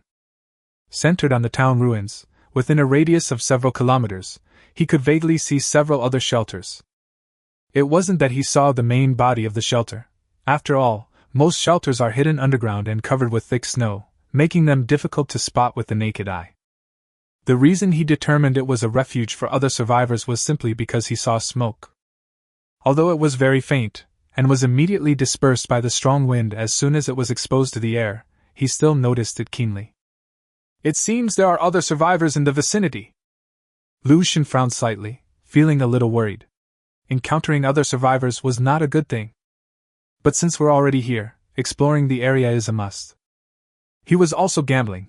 He was betting that other survivors wouldn't take such a risk, and that they wouldn't undertake such a long-distance exploration after only a few days in this post-apocalyptic world. Putting aside his concerns, Lu Xun cautiously approached the town. He wasn't sure if there were any rotting corpses, mutated creatures, or other unknown dangers in the ruins, so he dared not be careless in the slightest. A quick scan revealed that the ruins covered a considerable area, far too large to be explored in one go. A search of the outer perimeter would suffice first. Find a relatively intact building, a 3-story rural villa-style house, which has collapsed by about half, but the overall structure is still intact, and it is located on the outer edge. Lu Xun slowly approached and soon saw several rotting corpses wandering around the town ruins, instantly weighing heavily on his mind. "There's a rotting corpse. This is bad." Unable to suppress a curse, Lu Xun helplessly hid himself, trying to avoid the corpse's senses. However, the corpse's senses were extremely sharp, and it quickly detected someone approaching. As if equipped with radar, it moved directly toward Lu Xun's direction. Knowing there was no way to avoid it, Lu Xun stopped backing down and rushed into the residential building at top speed. Fighting directly against rotting corpses in the snow without any external cover is too dangerous. There might be a chance of winning, but once you are scratched or bitten, the wound will be difficult to heal, and you may very well have to face death. Shirtless is the best example of this. To increase his chances of winning, Lu Xun rushed into the residential building and immediately hid behind the door, gripping his spear tightly. Having learned from his previous experience dealing with rotting corpses, he was much more adept this time. As the corpses approached, he launched several thrusts, all of which landed squarely on their heads. When he removed the radiation core, he had already examined the structure of the corpse's brain. The original brain tissue had all become fibrotic, and only the area of the radiation core remained as the main body of the corpse.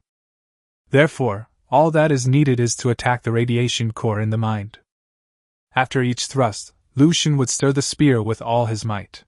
As long as it touched the radiation core, the corpse's body would immediately go limp.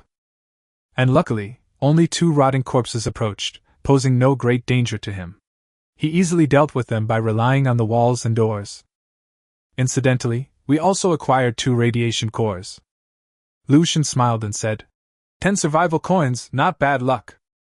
After dealing with the rotting corpse, he finally had time to survey his surroundings. The living room was covered in dust and reeked of decay. The furniture inside was in disarray, and most of the items were destroyed. With a clear objective, Lu Xun went straight into the kitchen to look for any edible items, with sugar being the highest priority. In a critical moment, survival is the primary goal for survivors, and sugar best meets the food needs in a post-apocalyptic environment. It has a long shelf life, high energy supply, is easy to carry, tastes good, can be made into various other foods, and is bound to be a hard currency in a post-apocalyptic environment. However, after searching for a while, his expression darkened slightly because he discovered that the place had already been searched. Of course, it wasn't looted by human survivors. The dust covering the area indicates that, at least for the time being, no one has come here. It is very likely that when this world was plunged into apocalypse, the natives came here and collected the resources here. The initial excitement noticeably subsided at this moment. But he was still not giving up, and opened all the cabinets one after another, hoping that even the slightest bit of it would improve his quality of life. Soon, he found his first gain. In the corner of the cupboard, Lu Xun found an unopened bottle of honey and stuffed it into his pocket without hesitation. Don't underestimate this small bottle of honey, which contains only 150 g. It provides far more calories than you might imagine, enough to sustain him for several days. He then found a bag of dried corn on the cob in the storage room next to the kitchen. It looked to be of poor quality, with many kernels already fallen off, and the corn was unusually dry and hard. If that's the case, Lu Xun was so surprised and speechless when he saw it for the first time, his heart pounding. I quickly found a sturdy cloth bag and collected all the corn cobs, which weighed about 30 or 40 pounds. The gains from this exploration far exceeded his expectations. Even with just this pile of corn cobs, he could survive for a long time, and at least he wouldn't have to worry about food in the short term. You can imagine how excited he was. Chapter 13 1 Gene 500 milliliters of 52 degrees Baijiu. At the same time, he became even more convinced that finding food in the wild was ultimately too difficult. These town ruins were the most worthwhile places to explore.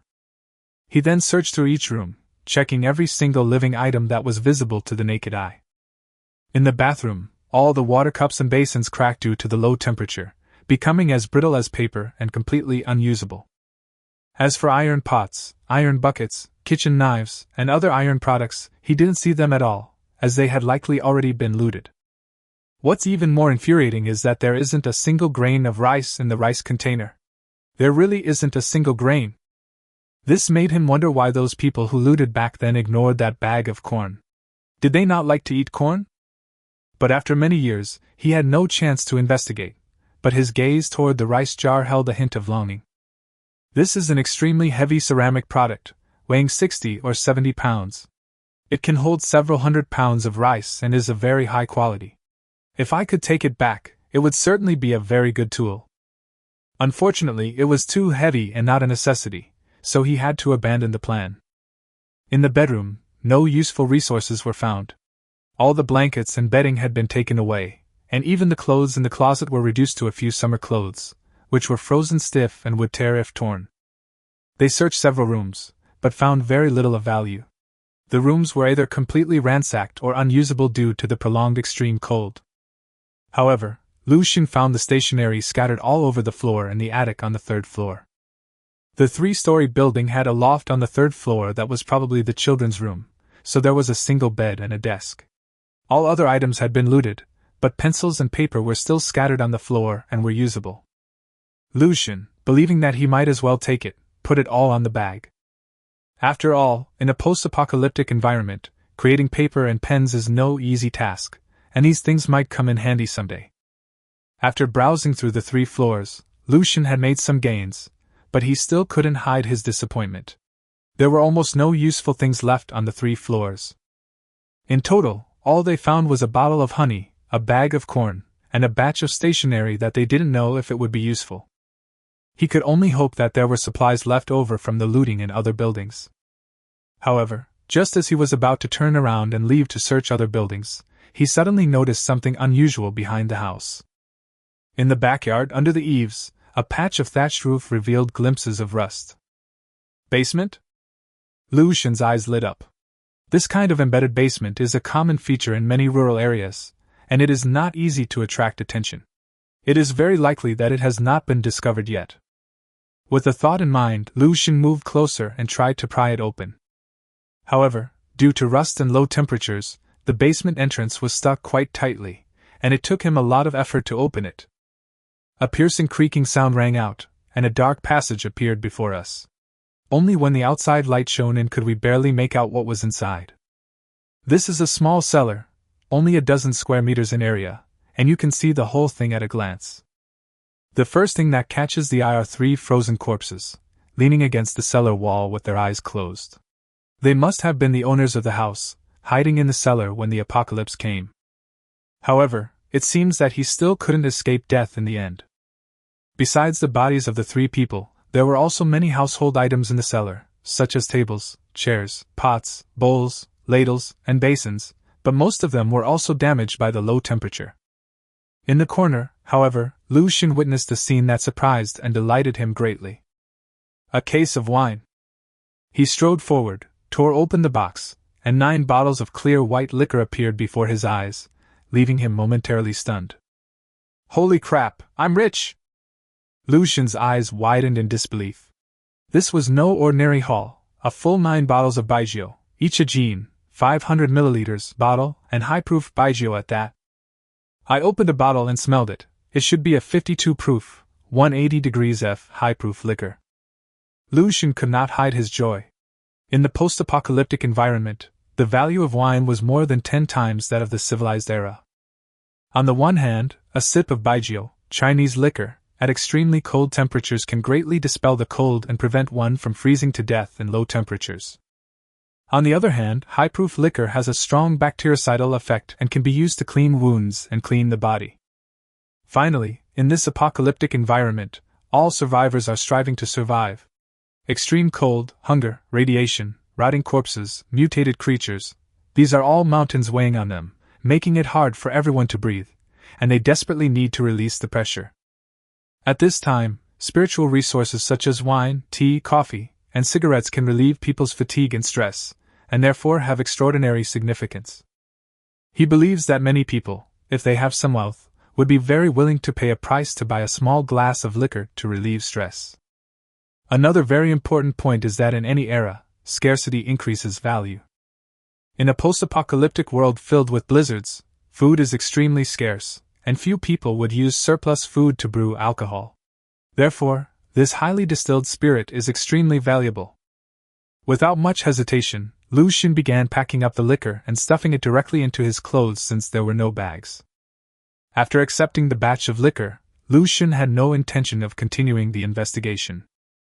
The harvest was already quite plentiful, and the supplies were also very heavy, weighing nearly 50 kilograms including corn and liquor.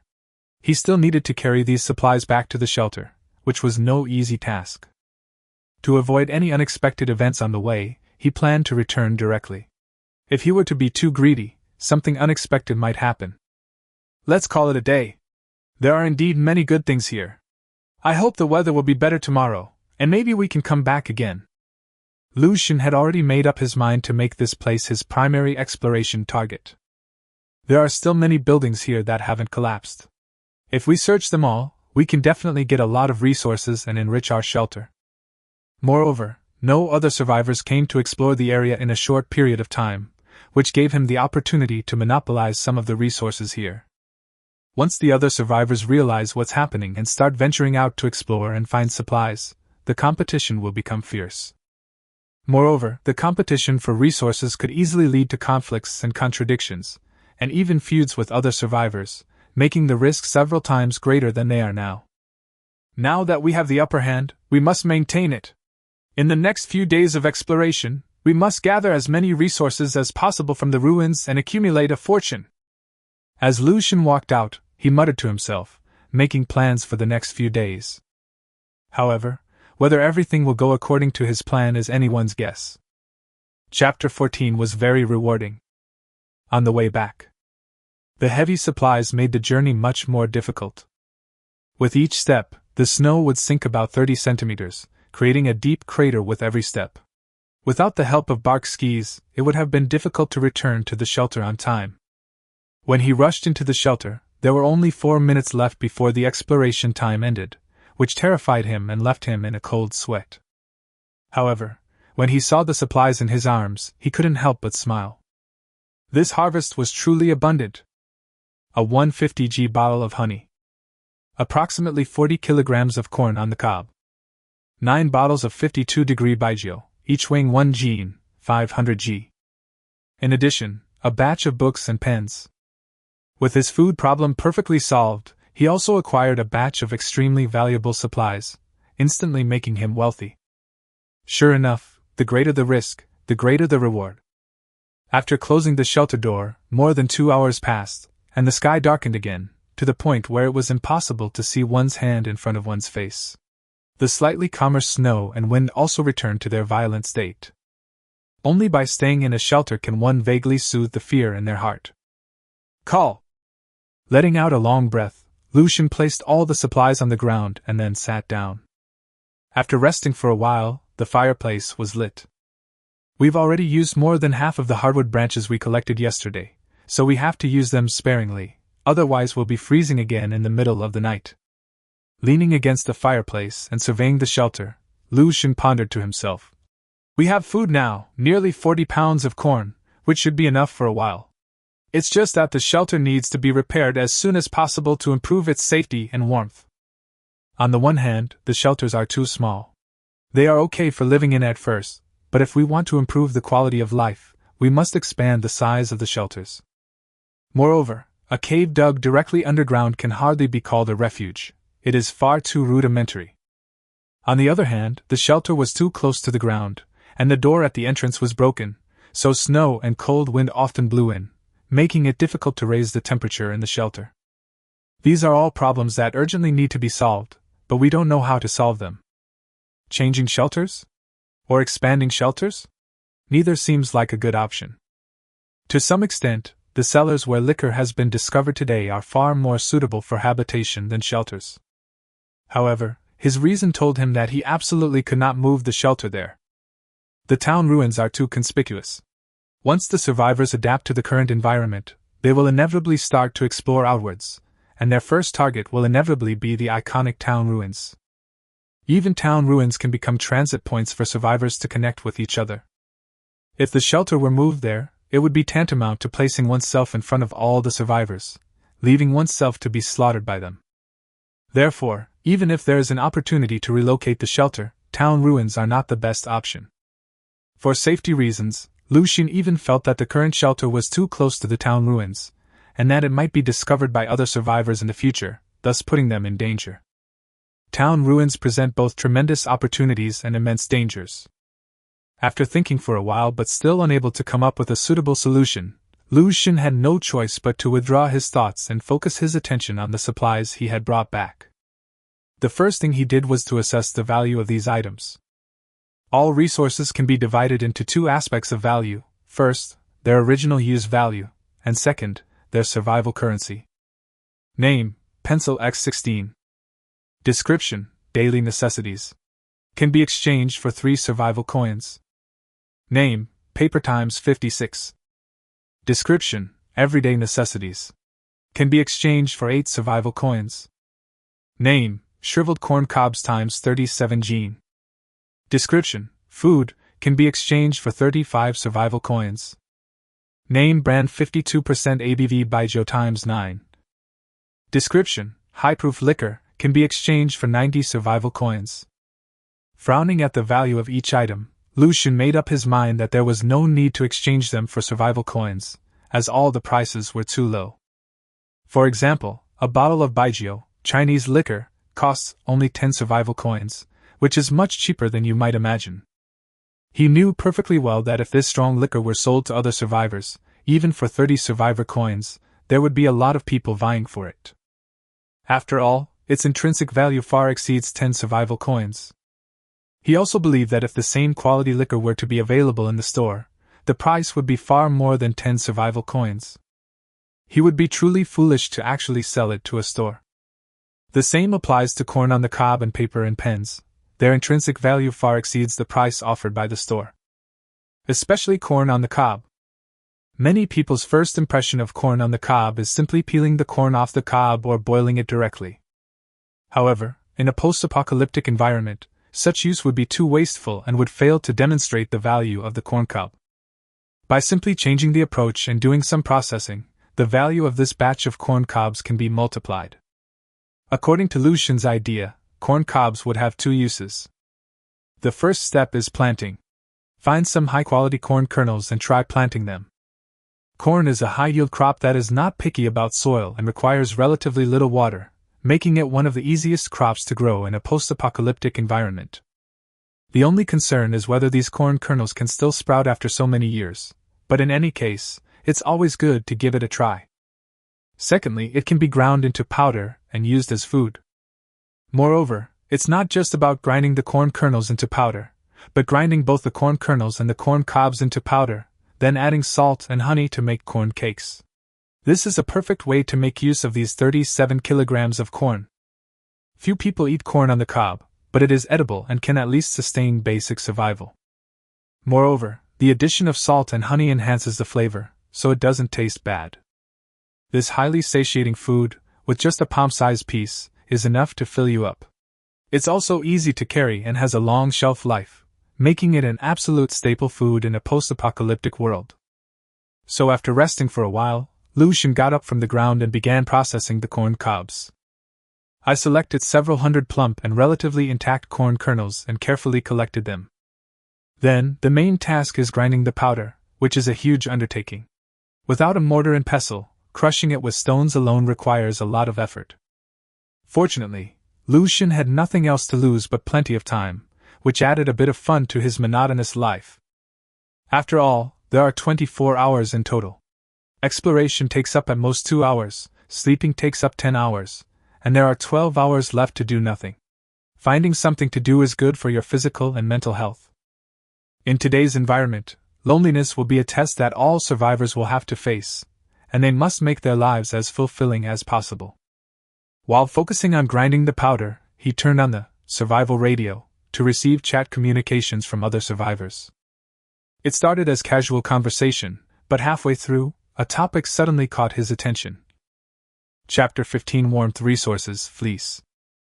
Has anyone bought Talent Awakening? Is it even useful? Dude, you've come to the right person. I spent a lot of money on Talent Awakening, but nothing happened. I wasted 20 survival coins.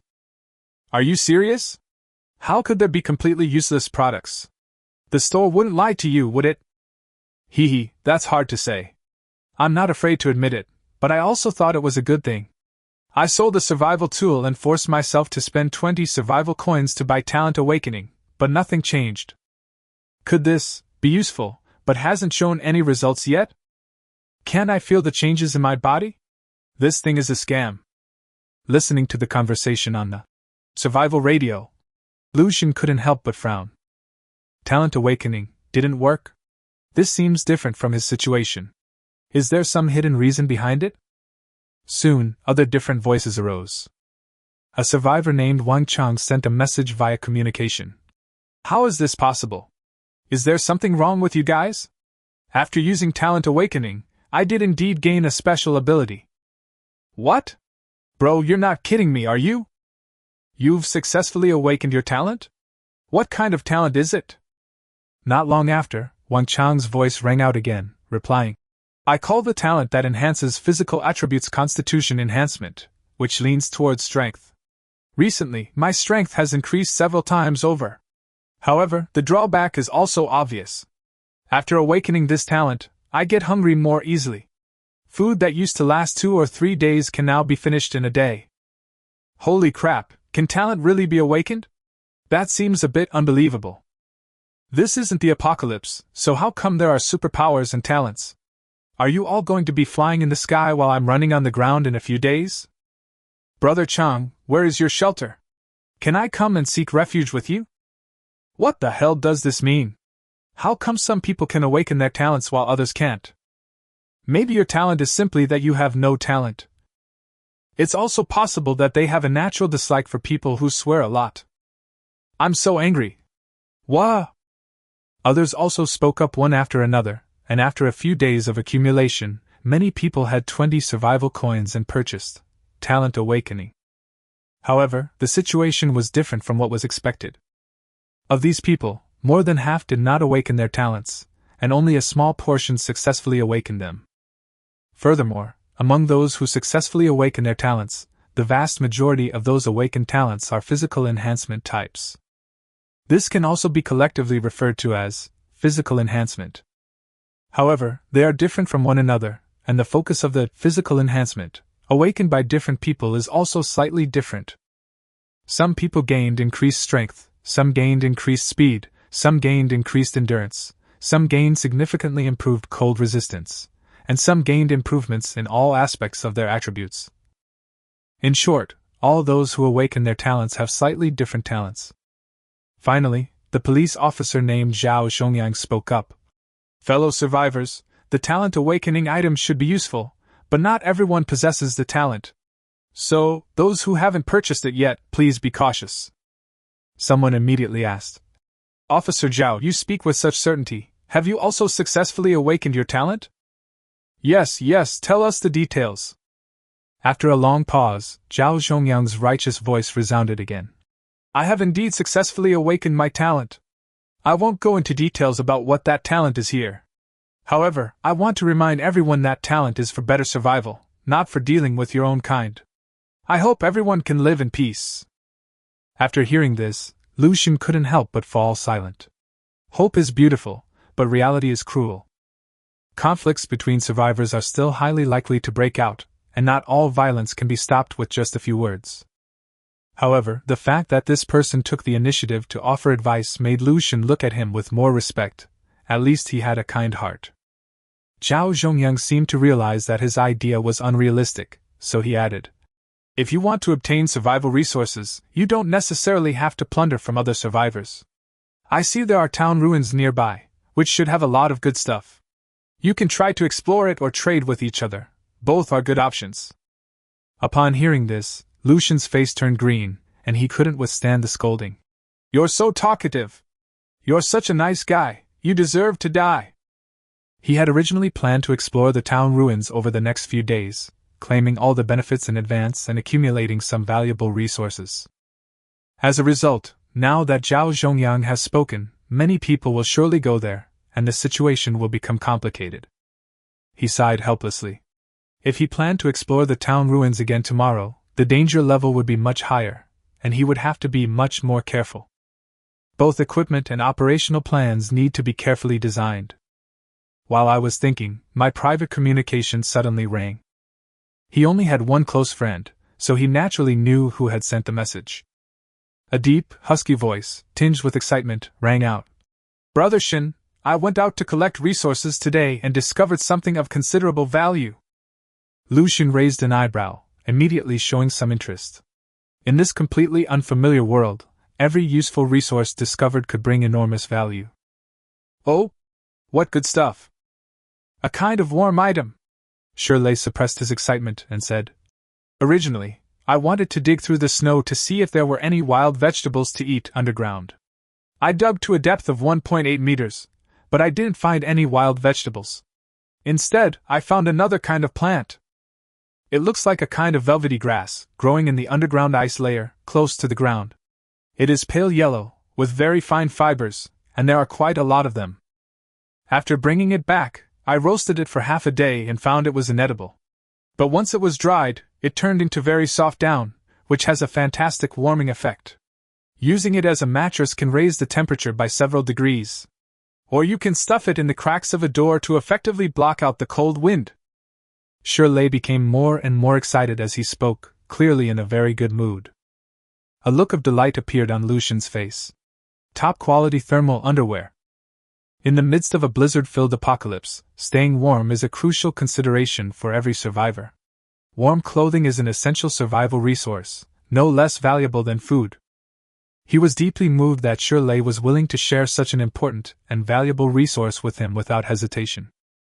However, Lucian quickly frowned, remembering something he had to consider. Previously, when he was digging for hard branches, he had dug all the way down to the ice layer near the ground, but it was too thick to dig through completely. But through the ice, he didn't see this kind of downy grass on the ground. Chapter 16: The Shelter Approaches. But after a moment's thought, he realized that Shirley had no reason to lie to him, so there was probably only one possibility. This kind of velvet grass is not found everywhere. Lucian asked in a deep voice, "Brother Shir, where did you find this kind of velvety grass?" Shirley readily shared his knowledge. "By the river. After all, I'm planning to dig for wild vegetables, and the riverbank definitely has more moisture, making it more suitable for wild vegetables to grow." Lucian blinked and couldn't help but ask, "Brother, look outside, what can you see?" "Snow, what's wrong?" "After the snow melts." "Holy crap, it's all water! Look at my stupid brain, I've been looking in the wrong place." "No!" Lucian shook his head slightly and said, "You've found the perfect spot. If it's a deeper river, the bottom shouldn't be completely frozen, and there should still be spring water flowing at around 0 degrees Celsius, which is indeed more suitable for plant growth." Lucian suddenly realized that perhaps he had overlooked something. He thought that since there was snow everywhere, there was no need to look for a river. However, it must be said that areas near rivers have flowing water and are likely to have more plants growing there. Velvet grass is the best example. After all, covered by thick snow, the velvet grass cannot obtain water through the snow. It is more likely that it can only survive and grow under the 1.8 meter deep ice layer by absorbing warmer water from the soil through its roots. "Brother Shin, I've collected quite a bit of velvet grass. Would you like me to send some over?" Lucian hesitated for a moment, but still chose to refuse. "I don't need it for now. I'll look around the shelter first. If I really can't find it, then I'll ask you for it. There are still many issues to consider when exchanging resources. Since either party is certain of the other's location, meeting in person would be difficult. Furthermore, it's not appropriate to accept favors without giving anything in return. An exchange of benefits is best for a lasting relationship. After chatting for a while, Shirley suddenly asked, "By the way, Brother Shin, I saw them talking about the town ruins. Do you think it's necessary to go?" Upon hearing this, Lucian was taken aback and asked, "Have you ever seen town ruins?" "Yes, it's near the shelter, no more than 1.5 kilometers away, but I haven't dared to go there yet, afraid there are too many rotting corpses inside." Lucian's eyes flickered, and he asked several more questions in succession. "What does that town ruin look like? Approximately how many houses are there? What is the surrounding terrain like? And—" He needed to confirm whether the town ruins Shirley had seen were the same one he had explored today. The survival radio can receive communications within a 50 kilometers radius. Shirley may be very close to him, or he may be very far away. If the two people are close together, and their shelters are adjacent, they can indeed explore the town ruins together, which will greatly improve their safety. Whether facing corpses and mutated creatures, or competing with other survivors, the competition will be much fiercer. Shirley, not understanding why, gave a detailed account of the town ruins. Lucian became more and more excited as he listened, his eyes shining brighter and brighter.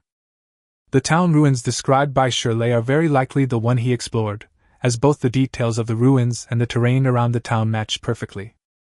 Suppressing his excitement, Lucian did not immediately inform Shirley of the situation, nor did he arrange a meeting. You can know a person's face but not their heart. The two sides only communicated through the survival radio. Goodwill can be acted out, and he doesn't know whether it's genuine or not, so he must be careful. After careful consideration, he chose a more prudent approach. "Brother Sure, I've also seen the town ruins you saw. They're around my shelter, but they're quite far away." "Really? Then we shouldn't be too far apart. I thought we were tens of kilometers apart. What a coincidence!" Shirley's tone rose a few decibels, clearly indicating his excitement. Lucian nodded and said, "If the weather permits tomorrow, we can explore the town ruins together. But if the exploration time is short, you will have to go alone. I live far away and may not have enough time to go back and forth." "Haha, no problem. I'll contact you again before I leave tomorrow. I'll also bring you a bag of fleece." Lucian did not refuse. He genuinely wanted to see what kind of person the other party was. If the person is honest and kind, without any ulterior motives, then it is indeed worthwhile to befriend them. Humans are social animals.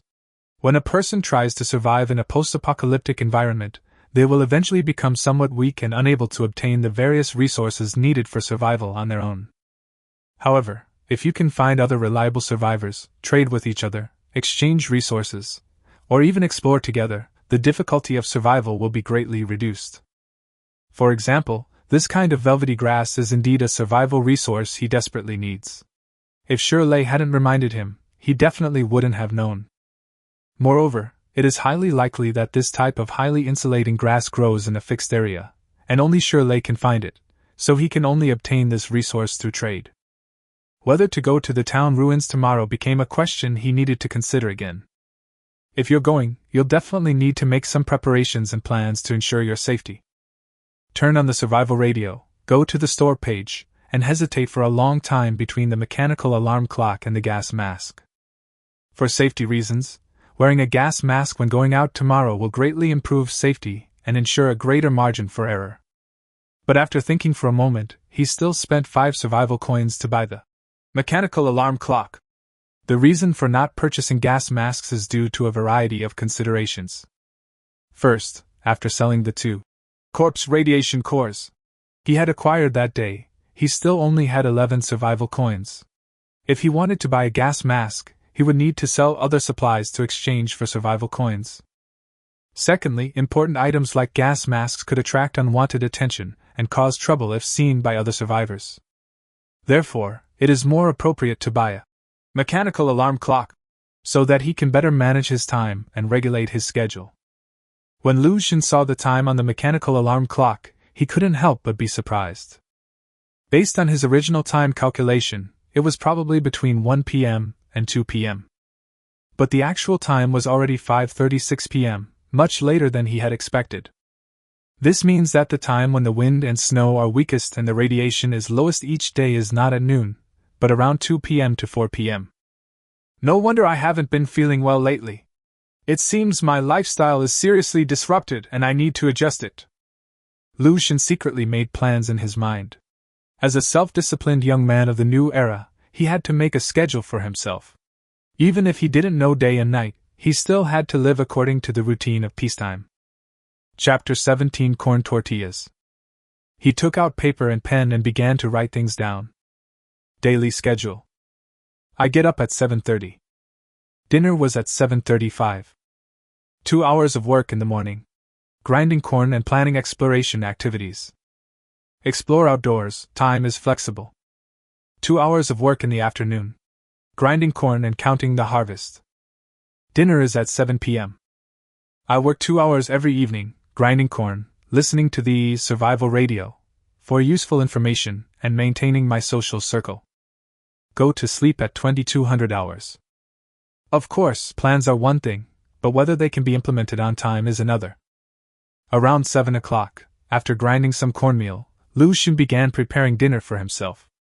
Due to food shortages these past few days, I've only been able to eat very little each day. In 3 days, I've only eaten 2 loaves of black bread and 100 g of compressed biscuits, which is far from enough to replenish my energy. Now that he has a lot of corn, he doesn't plan to deprive himself and will try to eat his fill. Prolonged hunger can easily affect health and severely impair mental state, making it difficult to survive. Take out a portion of the corn flour. The flour made from ground corn is yellow, and the flour made from ground corn cobs is light yellow. When mixed together, it is not much different from the bran that poultry eat. Place the flour on a cloth strip, mix in some hot water, salt, and honey, and knead it into a dough. However, due to the lack of flour, the dough has poor adhesion and is difficult to knead into a resilient dough. The final product is a palm-sized, hard, dry, yellow cornbread, which looks similar to a compressed biscuit. Although it looks unappetizing, at this point in time, eating is no longer about enjoyment, but simply about survival, so there aren't so many fussy things about it. The corn tortillas were placed above the fireplace to bake, and soon the aroma of roasted corn filled the entire shelter, instantly whetting Lu Xun's appetite. He deliberately flattened the cornbread, making it easier to bake. Once both sides were golden brown, it was ready to eat. One bite, and the golden brown, flaky crust crumbles, releasing a delightful aroma that fills your mouth, followed by mmm. Lu Xun's face flushed red. After taking the first bite, he only chewed twice before his movements gradually slowed down, and his expression became increasingly unpleasant. At this moment, only 3 words remained in his mind: this is fucking awful. The grains are coarse, tasteless, and completely devoid of oil. It's extremely unpalatable. Aside from a slightly salty and sweet taste, the texture was absolutely terrible, not at all like food for humans. However, in essence, it is not much different from the bran that poultry eat. That's just how corn cobs taste, so it's no surprise that they are not tasty. Lu Xun forced himself to chew, trying to chew as finely as possible, and then swallowed it with hot water. This slightly improved the taste, making it barely edible.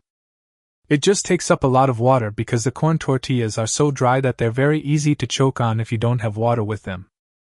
It took me more than 10 minutes to finish the whole tortilla. Although the taste was just average, I must say it was incredibly filling. Once the food in his stomach was absorbed and digested, he clearly felt that his physical strength had been restored and his overall condition had improved. This was the first time he had felt full since arriving in this post-apocalyptic world, and his condition had improved considerably, as if he had come back to life. The cornbread is pretty good. If we add some oil and flour, as well as other seasonings, it should taste much better. Lu Xun secretly planned to improve the palatability of the food when conditions improved in the future. After his strength was restored, he had another distinct feeling, that his talent seemed to be able to be used more times. Previously, I would feel tired after using my talent even slightly, and couldn't use it for long periods of time, but now that has changed significantly. Upon arriving at the shelter entrance, he tried placing his hand on the door panel and using the power of solidification to pull the door panel and the hard tree branch together slowly. Before long, the hard branches tied to the door panel, thanks to the power of the innate ability, merged with the door panel, and the damaged door panel was slightly repaired. Lucian's face lit up with joy, his delight barely contained. This was partly because the door panel had been repaired, and partly because the extent to which his talent could be utilized had improved. Previously, his talent was so great that he could only make one spear before he was too exhausted to use it. Now, after the entire door panel has been repaired, there is still energy left in the solidification process. This shows that the frequency of talent usage is related to one's physical health and the strength of one's physique. With the doors back in place, the entire shelter felt much more secure, preventing wind and snow from getting in. The fireplace also helped raise the temperature considerably, bringing back a long-lost warmth. Back deep inside the shelter, lying beside the fireplace and feeling the warmth of the embers, he began to think about his trip the next day. He had two choices: go to the dead forest or go to the town ruins. Both have their advantages and disadvantages. Dead forests are safe and stable, and you can obtain hard branches for firewood. Black stick insects can also be exchanged for a large amount of survival coins. And this time, he can also try to find the stream and bring back a batch of velvet grass. If you go to the town ruins, then everything is unknown. He needed to get in touch with Shirley, but meeting anyone without knowing their background was dangerous, and he had no idea about Shirley's character or personality. Furthermore, during the exploration, he may encounter other survivors. Whether they will get along amicably and trade with each other, or plot against each other, and scheme against one another, is beyond his control. Therefore, he needs to be prepared for both possibilities. If the weather is right tomorrow, allowing for more time to move around in the radiation, then heading to the town ruins would indeed be more suitable. In that case, he needs to consider his own safety. So far, the only thing that can give him a sense of security and increase his safety level is his condensation talent. Feeling the remaining, solidified power in his body, Lucian picked up a stone from the ground and tried to compress and gather it. This was a choice made out of necessity. There were no other materials in the shelter, so he could only use stones for his experiments. The small stone was pressed more and more firmly, and changed shape in my hand. Before long, it turned into a small stone dagger. Due to the texture of the stone, although the dagger is harder, it is still very brittle. It is suitable for cutting vegetables, but it is not very practical as a weapon. Lucian pondered deeply, searching for a more suitable material to use as a weapon. In the end, he actually found a suitable material. Moreover, this material is extremely abundant and very common in the post-apocalyptic world. Its use will not attract the attention of others, and its power is considerable. If he can make perfect use of it, he can keep himself safe even when he is alone in the world without weapons and armor. Chapter 18 Bald Head, a Powerful Man. Having made up his mind, Lucian stopped wasting his talent's energy, and lay down deep inside the shelter, slowly falling asleep. The next morning, Lu Shikai woke up groggily. I checked the time. 8:50. Lucian remained silent for a while, then picked up the paper and pen beside him and changed the wake-up time on the schedule to 8:50. If you can't follow the rules, then change the rules. Incidentally, he also took out another piece of paper and wrote down today's date, January 4th. His first day in this post-apocalyptic world was January 1st, and now, exactly 4 days later, it's January 4th. After getting up, I simply brush my teeth with charcoal and wash my face with hot water, and a brand new day begins. He was handling mundane tasks in the shelter, grinding cornmeal, listening to communications on the survival radio, or making notes. Around 2 p.m., he received a message from Shirley. Brother Shin, the wind, snow, and radiation have both dropped to their lowest levels. I'm preparing to head to the town ruins. If you have the chance to come over, we can explore together. If not, I'll be leaving now. Open the weather app. Weather. Temperature, minus 9.6 degrees Celsius. Climate, light snow, wind speed level 6. Radiation, mild. If you are outside for more than 2 hours and 48 minutes today, radiation will enter your body. The radiation level will continue to rise as night falls. Today's weather is much better than yesterday's. The light snow and level 6 winds make it the lightest snowfall he has ever seen. Moreover, today we can be out for more than 2 hours and 48 minutes, which is the longest ever. If there are no other factors, today is definitely the best day for long-distance exploration. However, there was no excitement on Lucian's face. He believes today is the best day for long-distance exploration, so what about the other survivors? Will they also go out today and head to the town ruins? Yesterday, during the communications, quite a few people mentioned the town ruins and expressed their intention to go and explore them. However, the town ruins mentioned by different people have slight differences, and there is a high probability that they are not the same town ruins. The group was likely located in the suburbs on the outskirts of the city, where there were many scattered villages, but none of them were large, mostly with only a few dozen households, which formed the town ruins that the group saw.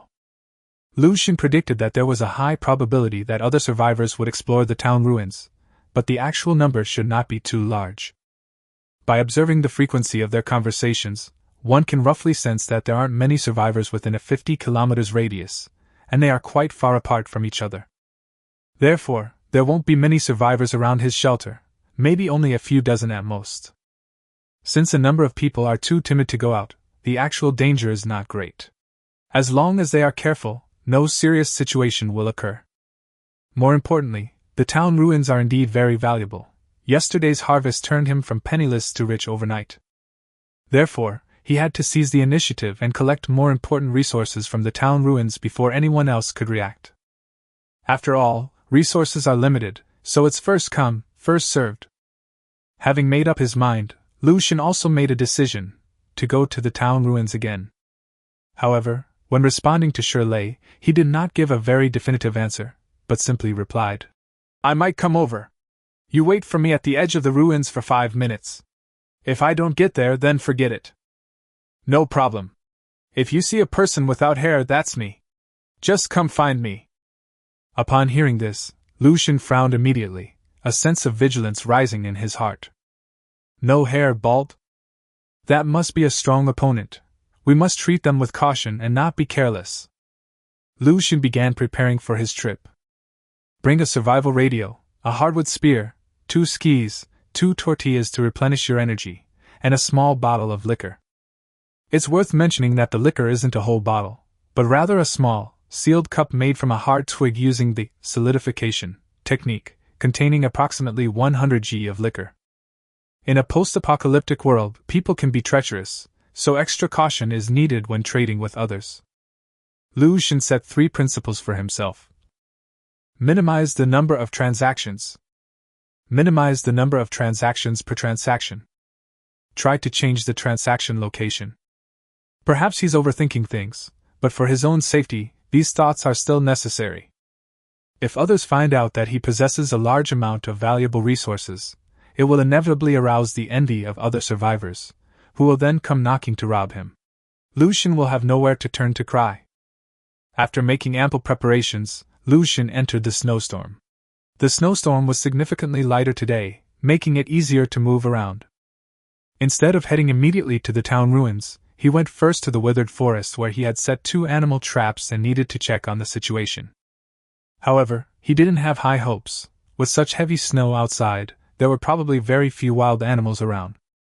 There's even a strong possibility that the strong winds have already blown the bear trap away, making it uncertain whether it can be found at all. But the final result was relatively lucky. The bear traps were still in the same place, only now covered with a thick layer of snow, and they were all triggered. Lucian wasn't sure whether the trap was triggered by wild animals or by the snowstorm.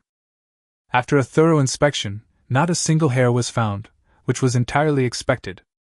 Continue setting up the animal traps, placing them on the roots of the dead tree, and wait for the prey to arrive. Lucian continued towards the town ruins. With yesterday's experience, he only needed to follow yesterday's route, and his safety was guaranteed. When he reached the edge of the town ruins, he slowed down, deliberately concealing his presence and observing his surroundings. Things are different now. There might be other survivors lurking around. But he soon realized that he might have been overthinking it. Even now, the best time of day to go out, the sky is still terribly gloomy, visibility is extremely low, and everything is covered in white snowflakes, making it impossible to see anything at all. Other survivors can't see him, and he can't see other survivors, so he's very safe. No. Perhaps, he can see the other survivors. Just as he finished scanning the area and thought he had found nothing, he was surprised to spot a smooth, reflective object on a hill not far away. What a shiny head! Lu Xun couldn't help but exclaim. A burly man, wrapped in a plush winter coat and carrying a bamboo basket on his back, stood in the cold wind, his shiny bald head giving him an air of loneliness at the top. Lu Xun's lips twitched. Could this be Shirley? Chapter 19. True wisdom appears as foolishness. I had only heard his voice before. It was deep, hoarse, and tinged with timidity, which was completely incompatible with his current appearance. Lu Xun took out the survival radio from his pocket and tried sending Shirley a message. I've arrived. Then, his gaze became fixed on the bald figure. A few seconds later, the man indeed reached in and pulled out the survival radio, then turned his head and looked in all directions. Soon, a low-lying voice, accompanied by the howling of the cold wind, came from the survival radio. Brother Shen, where are you? I can't see you. Lu Xun said. Go to the valley east of the town ruins. After careful consideration, Lu Xun decided that it was necessary to meet with him. Shirley could become his ally or his enemy. Whatever the outcome, this risk is worth taking. Moreover, he also has the ability to bear this risk. When Shirley arrived, he was also making preparations, the power of solidification, adhering to the ice and snow on the ground. There was nothing unusual on the surface, but something had quietly changed beneath the snow. Ice and snow are absolutely the most suitable materials for using solidification. Not only is the quantity enormous and inexhaustible, but the texture is also soft, making it easy to compress and pull. It requires very little energy to move large amounts of snow.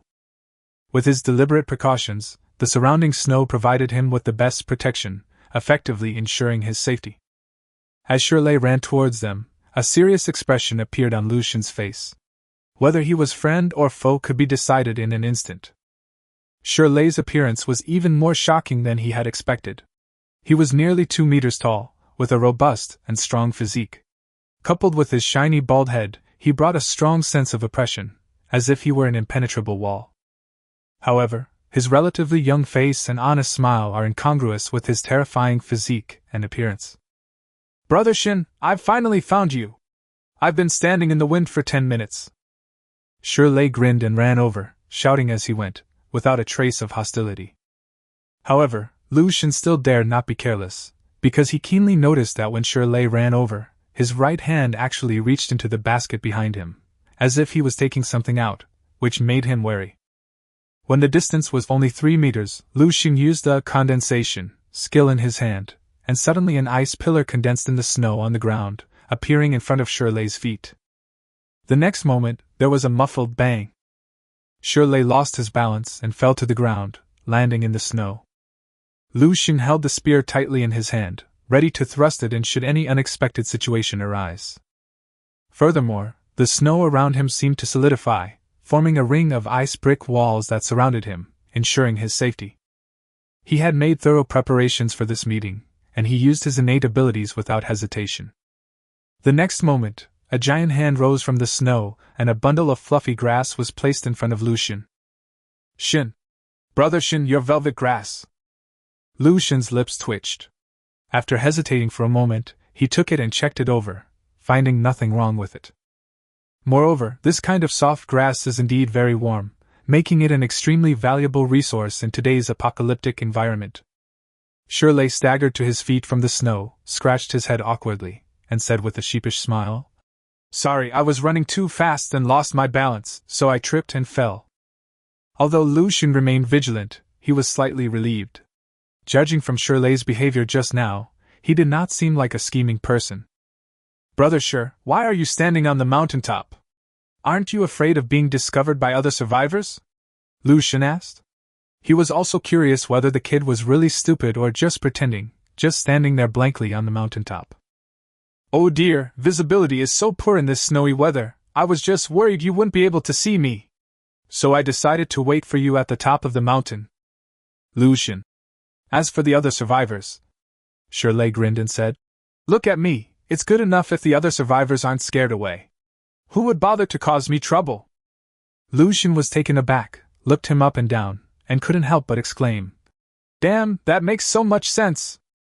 No matter which survivor sees a 2-meter-tall, burly, bald man, unless they're mentally unstable, they won't target him for looting. Shirley scratched his head and said, "Brother Shin, shall we go in now? I've been observing for a long time and haven't seen any rotting corpses or mutated creatures, so it should be relatively safe inside." Lu Xun nodded slightly, looking at Shirley with higher regard, realizing that this person was not reckless and that he was quite thoughtful in his considerations. So he said, "I definitely have to go in, but why do you call me Brother Shin? I think you're older than me." Brother Shin, I'm 19 years old." 19. Lu Xun's lips twitched.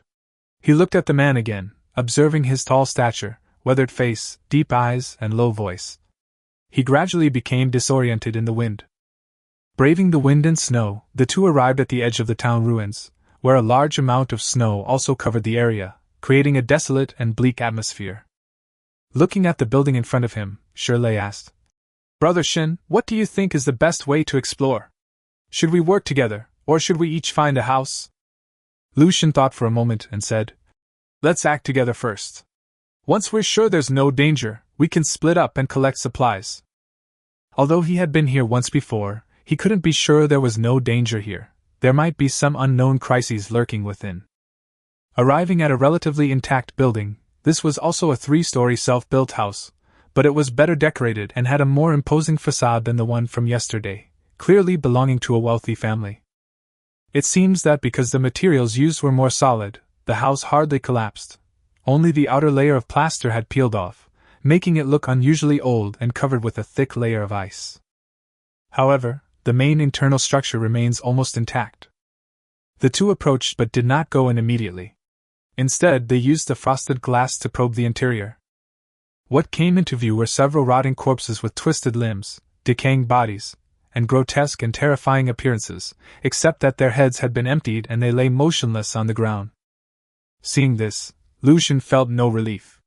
Instead, he became unusually vigilant, looking around to see if any other creatures were present.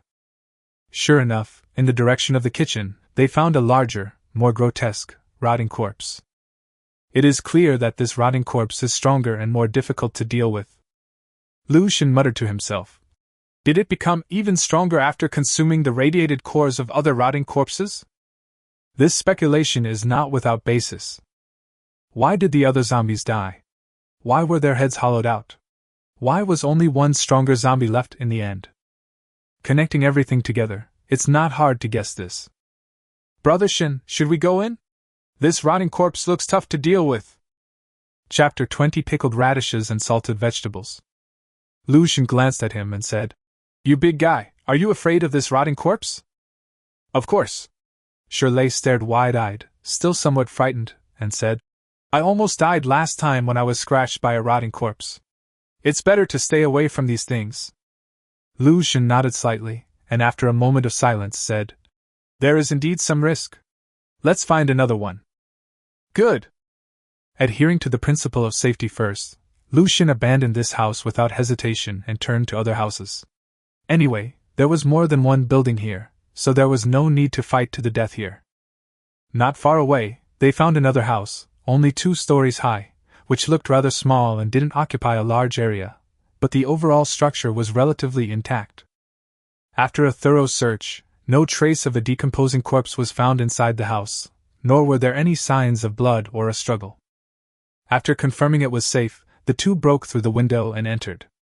Before they started searching for supplies, Lu Xun pulled Shirley aside and said, "Let's make it clear beforehand that all the resources we find should be divided equally to avoid any conflicts." Shirley nodded and said, "No problem, Brother Shin, I know what I'm doing." The two split up and went into various rooms to search for usable supplies. This place has also been ransacked, and many useful supplies are gone, such as the rice in the rice bin, the bedding on the bed, and the clothes in the wardrobe. Lu Xun could only pray that the people who had looted the area earlier had poor eyesight and had left behind some useful resources. After searching for a while, he found several bowls and an iron basin in the kitchen cabinet, which seemed to have been left there. He naturally accepted them without hesitation. In addition, a backpack, a kettle, and a sack of plastic bottles were found in the room on the second floor. He didn't understand why these three completely different things would appear in the same room. This should be a child's room, so the presence of a school bag is understandable. It's a school supply. The presence of a water bottle is also understandable. It's convenient for drinking water at night. But why is there a sack of plastic bottles under the bed? Lu Xun didn't bother to think too much and took everything with him, since there weren't many usable items. Later, in the storeroom on the second floor, they found a batch of wooden planks and sheet metal. The planks were all weathered and crumbled into dust with the slightest touch, making them unusable and inconvenient to take back. However, this batch of sheet metal looked to be of good quality. Although it was rusty, the overall texture was good, and it was definitely a very good material. Lu Xun bought it without hesitation. When he returned to the first floor with his haul, Shirley was already sitting in a chair waiting for him. "How's it going, Brother Xun? Any finds?" Shirley asked with a grin, then couldn't help but complain. "This place has been ransacked so many times.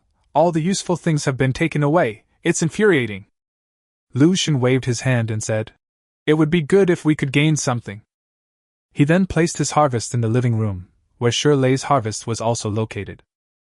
After a quick clean-up, Lu Xun found a total of 6 bowls, 2 iron basins, 1 backpack, 1 kettle, 56 water bottles, plus a piece of sheet metal weighing several tens of kilograms.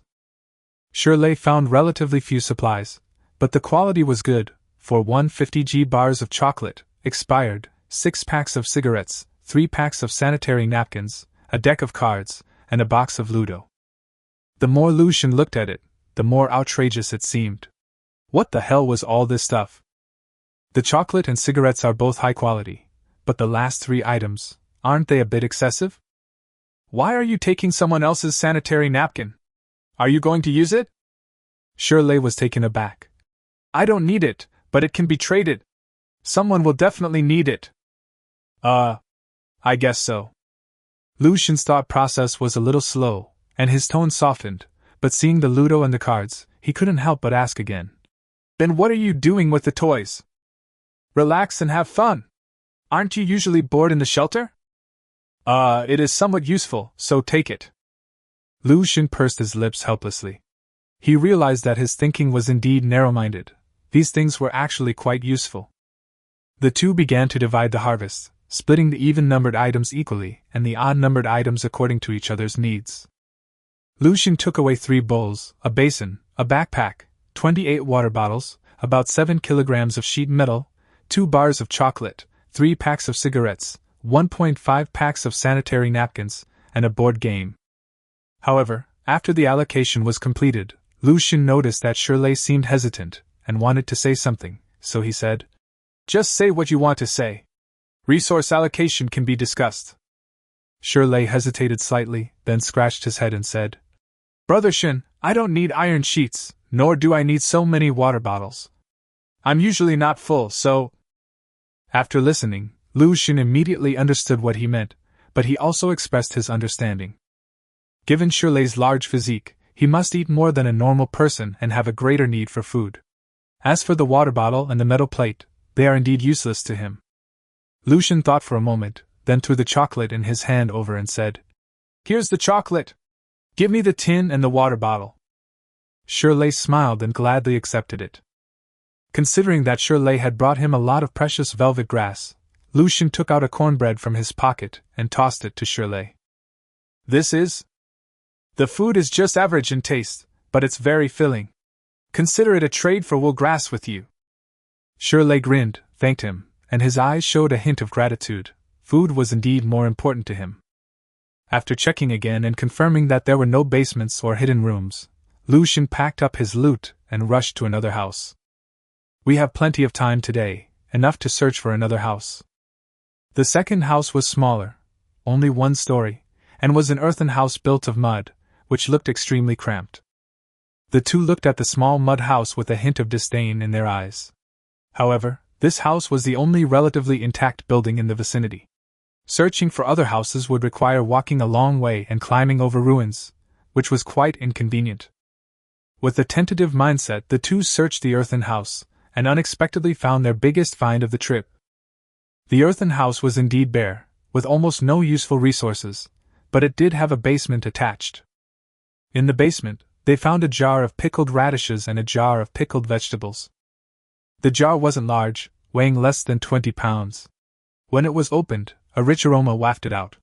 Lucien, who had been eating black bread, pressed biscuits, and cornbread for several days, suddenly had a great appetite. Lucien was also surprised. He didn't expect that the pickled radishes and salted vegetables inside hadn't spoiled. It was probably because of their extremely high salt content and suitable temperature and humidity that they were able to be preserved for so long. Shirley, standing to the side, couldn't help but swallow hard. In the post-apocalyptic world, this was an invaluable resource. Pickled radishes and pickled vegetables contain a lot of salt, which can supplement the salt needed by the human body and replace table salt to a certain extent. Another, and even more important, point is of extraordinary significance for survival in a post-apocalyptic environment, that is, replenishing vitamins and minerals. Chapter 21 Female Survivor. Radishes and pickled vegetables are both vegetables, rich in vitamins, which are exactly the substances that survivors need but find difficult to replenish.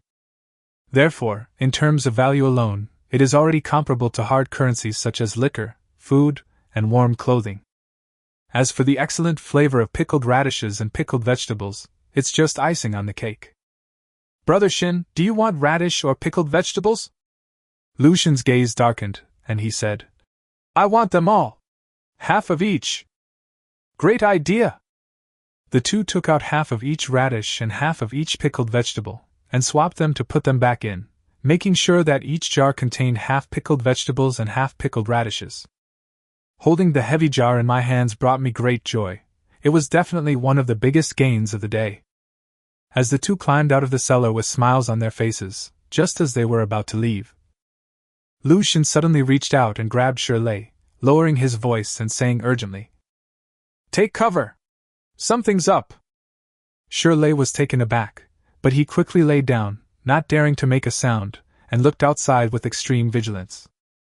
After a long pause, Shirley cautiously lowered his voice and asked, Brother Shin, what did you find? There are people nearby. Lucien's gaze was deep as he stared intently at the outside. He explained, Did you see that line of footprints outside? What's wrong with the footprints? Aren't they ours? Lucien said calmly. Our footprints. I've already hidden them so that no one can discover our whereabouts. These footprints outside are not ours. Shirley's eyes narrowed, a look of surprise appearing on his face. He glanced at Lucien with some curiosity, as if he had vaguely guessed something, but he didn't say anything more. When Lucien went out to explore, he always insisted on doing one thing, erasing his footprints.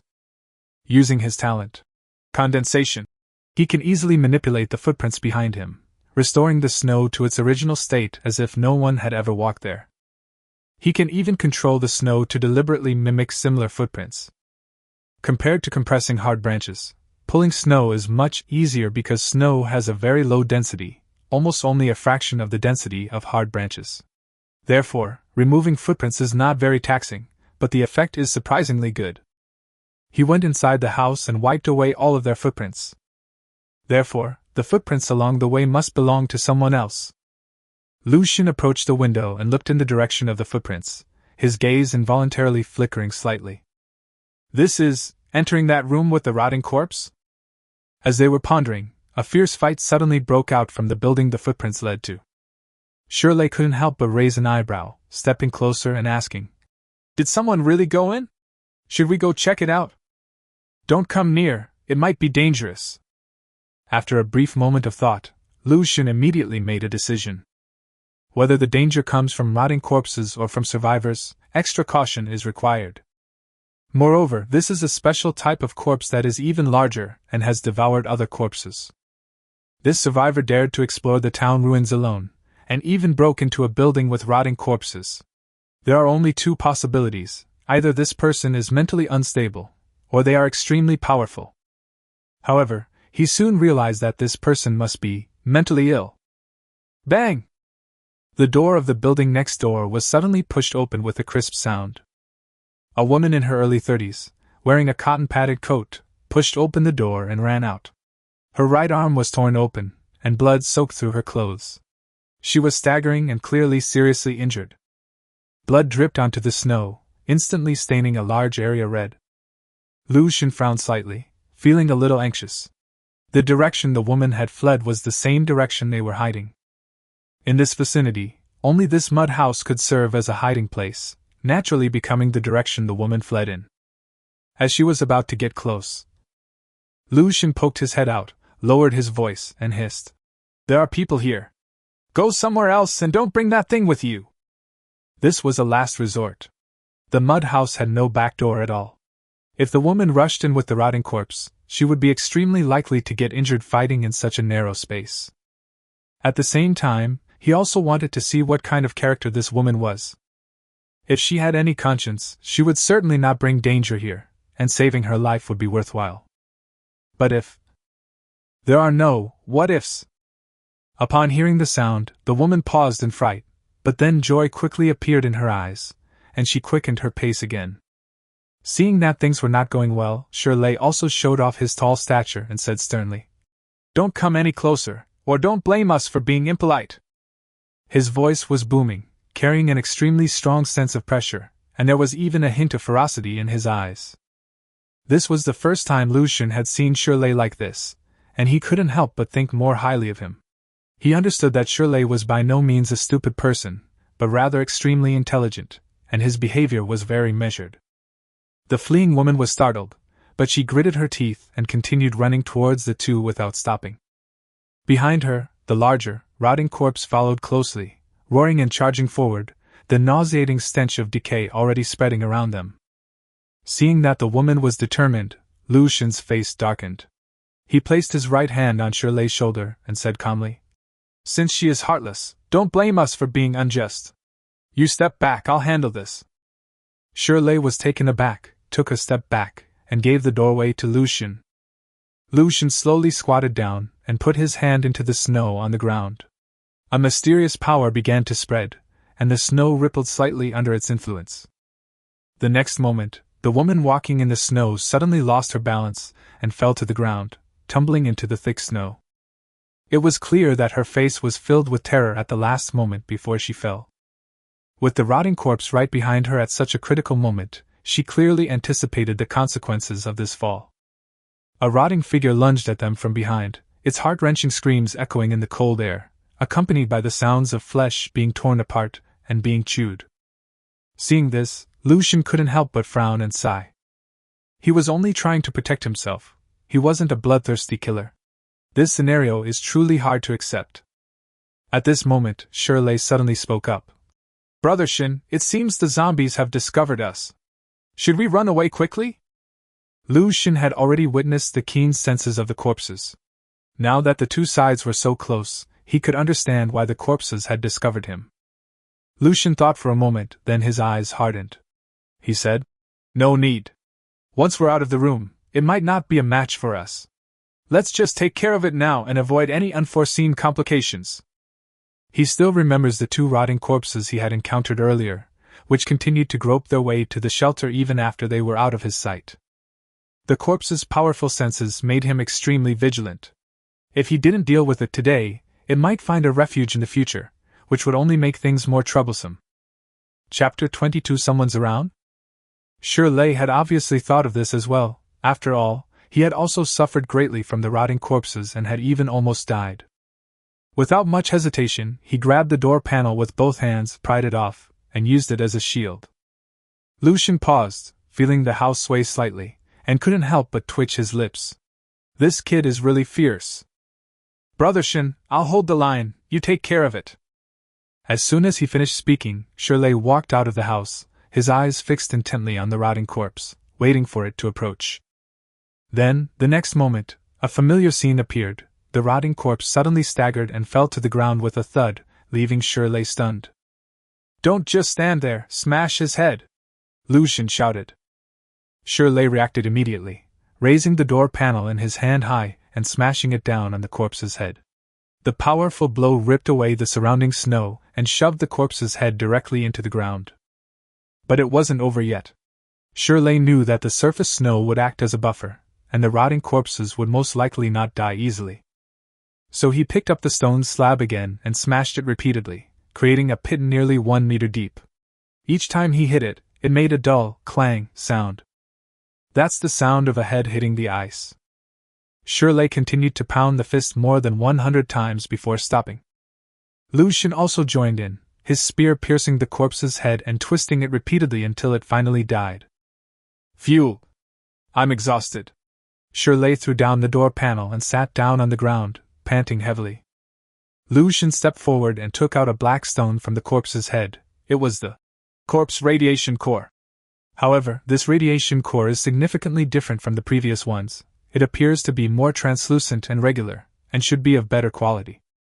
Then, Lucian came to the female survivor's side. Her body had been mostly eaten away, and her appearance was truly unbearable to look at. Despite his nausea, he searched the corpse, hoping to find some supplies, but to no avail. Beside the woman lay a cloth bag containing a flattened piece of bread, 2 cans of beef, and her survival radio. However, after her death, the survival radio stopped working and seemed to have lost all its function. After checking it, Lucian put it away, thinking it might be useful in the future. Lucian tossed a loaf of bread and a can of meat to Shirley, saying, "I'll take a can of meat and a radiation core. You'll lose out a little. I'll make it up to you with food next time." Shirley gave an okay sign, agreeing immediately. After this collaboration, the two became much closer and their level of trust increased significantly, so they wouldn't have any conflicts over a radiation core. After sorting through their spoils, just as they were about to return to the mud house, Lucian's gaze suddenly shifted. He looked at the ruins not far away and whispered, "Are you hiding there hoping to reap the benefits?" Silence reigned. Upon hearing this, Shirley immediately became alert. Lucian continued, "Should you come out on your own, or should I drag you out? Making things too tense won't be good for anyone." Still no one replied. Shirley stepped forward and said in a strong voice, "We've found you. Why aren't you coming out? Do you want me to fight your way out?" As she spoke, she was about to walk forward, but Lucian pulled her back. "All right, it seems there really is no one here. I was overthinking it," Lucian said calmly, turning around and returning to the mud house. Shirley scratched his head awkwardly. He had no choice but to do this, as the commotion earlier was too great, especially the female survivor's screams before she died, which could be heard almost throughout the entire ruins. If there were other survivors in the town ruins, they would surely know what happened here, and there is a high probability that they would come over to check the situation. He asked a couple of questions just in case, but it seems there's no one around now. After packing their luggage, stuffing most of their belongings into their backpacks, and carrying sacks filled with plastic bottles and metal sheets, the two began their journey home. With only 50 minutes left before the time runs out, which is still quite a lot of time, there is no time to explore other buildings, and we must get back as soon as possible. The two parted ways at a valley and went their separate ways. Before leaving, Lucian suddenly asked, "Brother Shir, you are so strong, did you successfully awaken your talent?" Shirley was taken aback, then said, "That's right. Last time I was scratched by a zombie and almost died. I ended up using all my survival coins to buy talent awakening, which barely saved my life." "I see. Brother Shin, you must be the same way, right?" A lucky awakening. Looking forward to the next collaboration." "Good." After a brief farewell, they each embarked on their journeys home. Because of a deeper understanding and more skillful application of the condensation talent, their travel speed increased significantly. Moreover, there was still plenty of time left, so when we passed through the dead forest, we had 20 minutes left. So, Lucian collected a batch of hard branches from the dead forest and brought them back.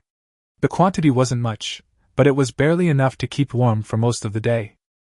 To make collection easier, he simply broke off branches from the dead tree, which is why he was able to collect a considerable number of hard branches in such a short time. When they arrived at the refuge, there were only 5 minutes left before the exploration time ended. Seeing the familiar and secluded shelter, he finally felt relieved and lay down peacefully, feeling much more relaxed both physically and mentally. No matter how luxurious a place is, it's never as good as your own doghouse. Although the shelter was very cramped and rudimentary, It was the only place that could give him a sense of security, and the only place where he could stay and survive in this radiation-filled, blizzard-ridden apocalypse. Light the fireplace, and its warm light illuminates the refuge.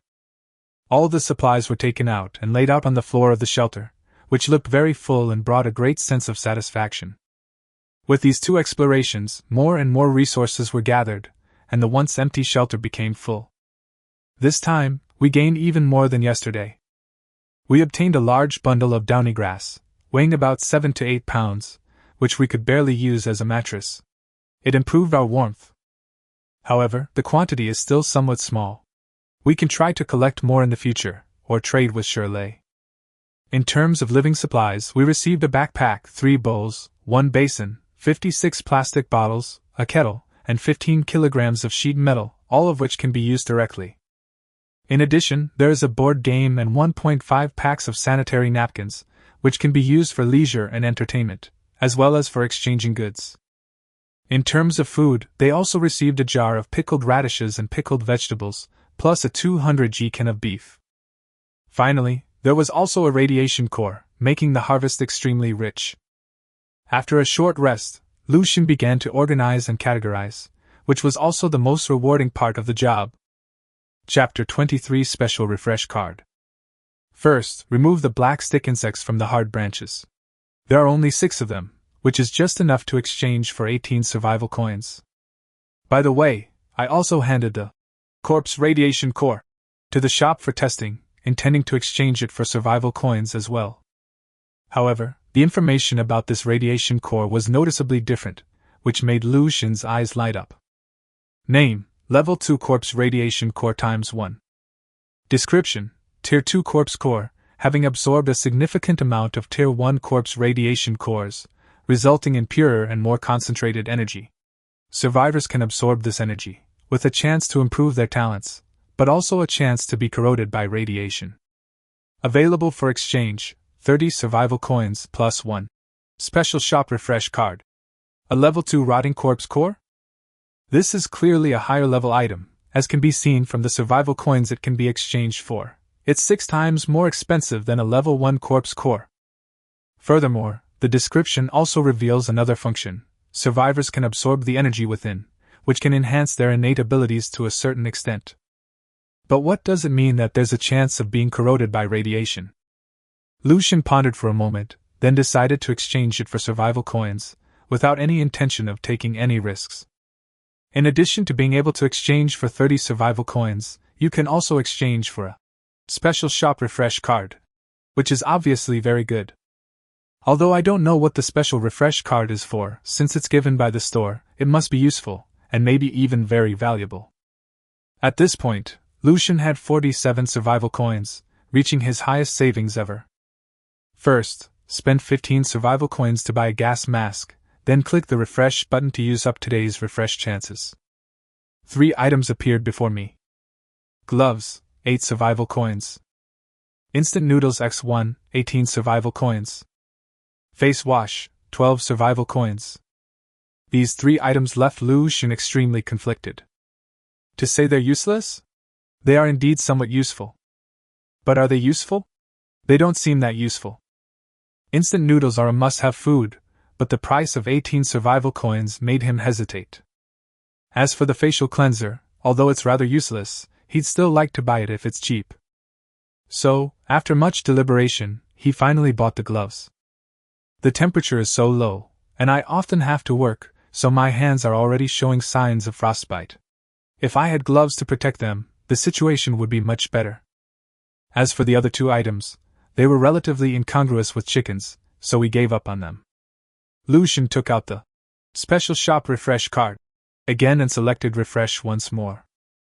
On the screen, the constantly rotating products were surrounded by a halo, which was slightly different from usual. Moreover, some products that I had never seen before could be vaguely seen. As the rotation slowly came to a stop, 3 brand new items appeared before him. After seeing the names of the items, Lucian couldn't help but widen his eyes. Name: Corpse Breath Grass X2. Description: a special plant mutated by radiation. Its sap can mask one's scent, preventing pursuit by rotting corpses. The effect lasts for about 1 hour. Price, 10 survival coins. Name, mission card times 1. Description, a task card issued by the shop system. It randomly refreshes with a task, and you will receive a reward upon completion. Price, 5 survival coins. Name, purple knitting times 3. Description, a special vine plant mutated by radiation. Its sap, when boiled, helps wounds clot quickly, inhibits bacteria, and promotes healing. Price, 30 survival coins. Note, due to the use of a special refresh card, you can choose one of the 3 items to obtain for free. This effect will not apply if the item's price exceeds 100 survivor coins. Holy crap, this is amazing! Lu Xun couldn't help but exclaim. When killing the corpse, he cooperated with shirtless, and the process was relatively easy, leading him to believe that the corpse was weak and therefore its radiation core was not very valuable. It now appears that the second-tier corpse is incredibly powerful, and the value of its radiation core far exceeds expectations. I really got a great deal for free. I'll have to make it up to shirtless next time. Lu Xun muttered to himself, but his eyes were fixed on the 3 items, and he couldn't bear to leave them. The items refreshed using the special shop refresh card are indeed of very high quality, and each one is extremely useful. Corpse breath grass, this is a life-saving item. When I go out now, my biggest worry is encountering corpses and mutated creatures. 1 or 2 is fine, but if there are many, there's no way to escape. Moreover, Lu Xun had also considered that if all humans in the post-apocalyptic world turned into corpses, then the actual number of corpses would be enormous, especially in cities where humans originally lived, where the danger level would definitely be extremely high. Therefore, the dangers posed by decaying corpses must be considered. Meanwhile, another piece of information gleaned from the introduction suggests that perhaps the decaying corpses do not rely on temperature perception, but rather on their sense of smell, which is quite surprising. He wasn't entirely sure what the task cards were for, but they were probably not useless. Purple vine is also a strategic resource, even more expensive than some hard currencies, since it can save lives and is equivalent to a high-quality medicine. After a little thought, Lu Xun decided to buy them all. The store is having a special refresh, which also comes with the right to choose 1 item for free. You can get the most expensive purple vine for free, which is an unexpected bonus. Lu Xun was quite excited to have obtained these 3 extremely valuable items for just 15 survival coins. After arranging the purple condensation vine and corpse breath grass, I took out the quest card, a small card that looked similar to a business card. There was a line of small print on it, which was the task. Mission: hunt down 10 level 1 corpses and 2 level 2 corpses. Reward: 50 survival coins. The task difficulty was moderate. It wasn't particularly difficult, but it wasn't easy either. The reward was also rather ordinary and didn't excite anyone. After all, the value of the radiation cores of 10 level 1 zombies and 2 level 2 zombies is already 110 survival coins, so the reward of 50 survival coins is just icing on the cake. This task can only be completed by chance. It's not suitable to specifically seek out and kill rotting corpses, partly because you won't find them, and partly because it's dangerous. If you just let things take their course and go out to explore for a period of time, you still have a good chance of hunting 10 Tier 1 corpses and 2 Tier 2 corpses. Checking the time, it was almost 7 p.m., so Lu Xun ate a cornbread as his food for the day. As for the evening, he had a lot of work to do, such as extracting the juice from the corpse-breathing grass, boiling the purple vine, and grinding corn flour, which meant it was destined to be a busy night. I was busy until after 10 p.m. before I finally managed to finish the work and collect 2 small bottles of juice. One of them is grayish in color, weighs less than 10 g, but has an extremely pungent smell. This is the juice of the corpse grass. In addition, the liquid obtained by boiling the purple vine is about 500 milliliters, and it is a grayish-purple viscous liquid. After carefully hiding himself, Lu Xun finally felt at ease lying on the soft grass, and listened to the communication from the survival radio. Chapter 24: Going to the Dead Forest. Damn it! I finally managed to explore the town ruins today, and I almost got ambushed and killed by some beast. Don't let me find out who you are, or I'll make you pay with your life.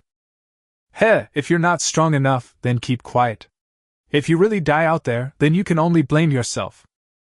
Stop talking nonsense. If you're so capable, let's have a real fight.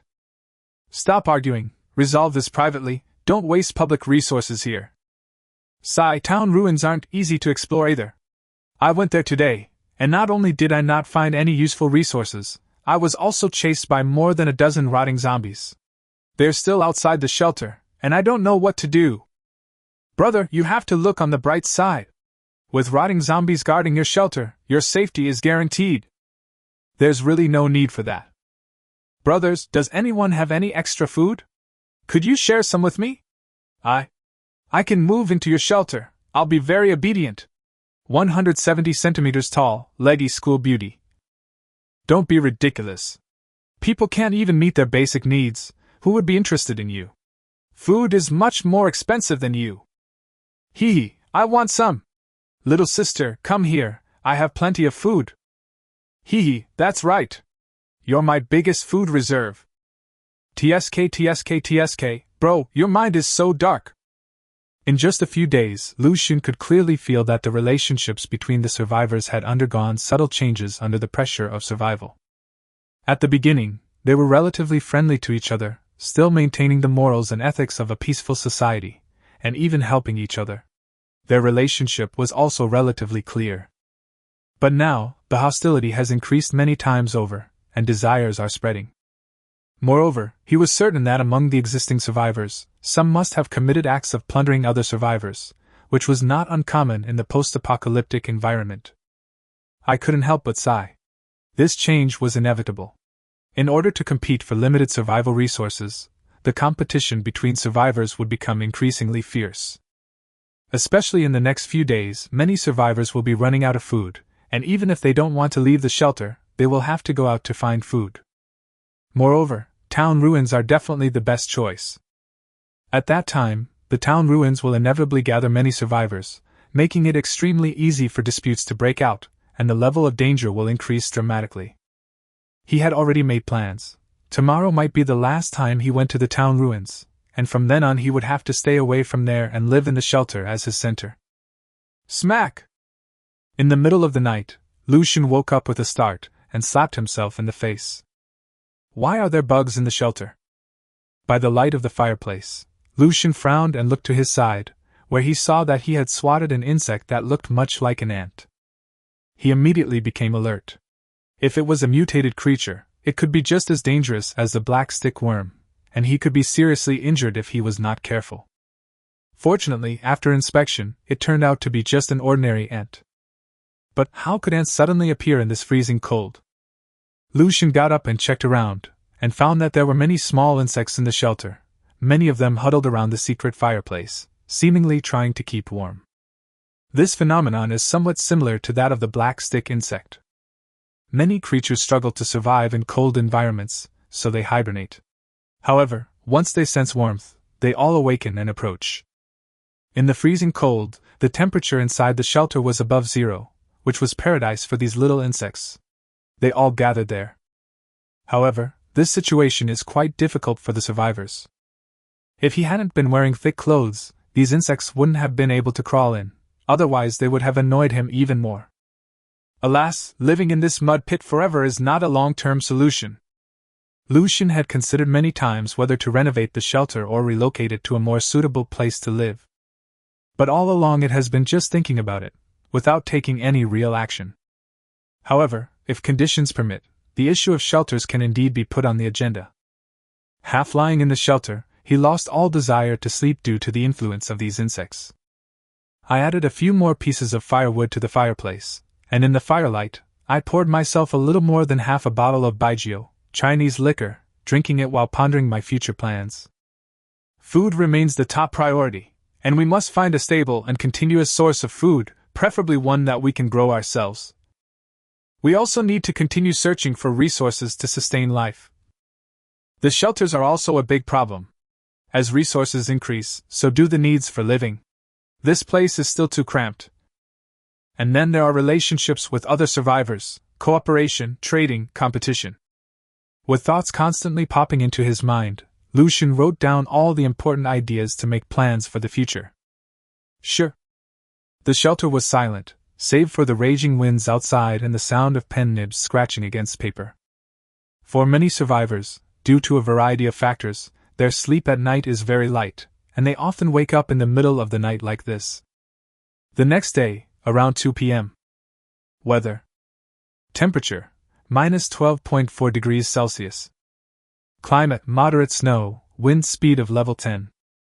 Radiation, moderate. If you are outdoors for more than 73 minutes today, radiation will enter your body. The radiation level will continue to rise as night falls. The weather today is much worse than the past few days, so we have less time to go out and explore. However, even with the 30 minutes of gas mask protection, his exploration time outside can still reach about 100 minutes. He was also considering where to explore today. If we continue to the town ruins, time may be running out, and if something unexpected happens, we might not be able to make it back in time. However, if you go to the dead forest, there are fewer resources there, and the harvest will be much less. More importantly, more and more people will be exploring the town ruins in the future. If he can't take the lead, the remaining supplies will be looted by other survivors, and he won't get any. After much deliberation, Lu Xun finally gritted his teeth, put aside his greed, and chose the safest plan, to go to the dead forest. He just didn't realize that this choice would save him from a lot of unnecessary trouble. Just then, Shirley's message came through. Brother Shin, are we meeting at the town ruins again today? Let's do another big heist. No, I can't. Lu Xun refused. Today is too rushed. I don't have enough time to go back and forth, so I can't go. Not even enough time for a round trip? Brother Shin, you live really far away, Shirley said with some regret, then added. Then I'll go by myself this time. If I find any useful resources, I'll save some for you, Brother Shin. Chapter 25: The Survivor's Whereabouts.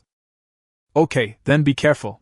There might be a lot of people heading to the town ruins today, so prioritize your own safety if there's any danger. Lu Xun reminded them that although their relationship couldn't be described as extremely close, they could be considered half-friends in this blizzard-filled apocalypse. Shirley nodded in agreement and said nothing more. Lu Xun put on his equipment and stepped into the snowstorm, heading towards the withered forest. This time, in addition to the survival radio and the spear, Lu Xun also carried 2 other pieces of equipment. Backpack, burlap sack, axe. The backpack and burlap sack were supplies he had acquired yesterday. He had just made the axe this morning, using the sheet metal he obtained yesterday, and the effect of his talent, condensation, to shape it into an axe, and then adding a wooden handle. Making this axe almost exhausted him. He ate 2 tortillas in a row before he gradually recovered. Iron has such a high density and strength that modifying it using one's innate talent is extremely difficult.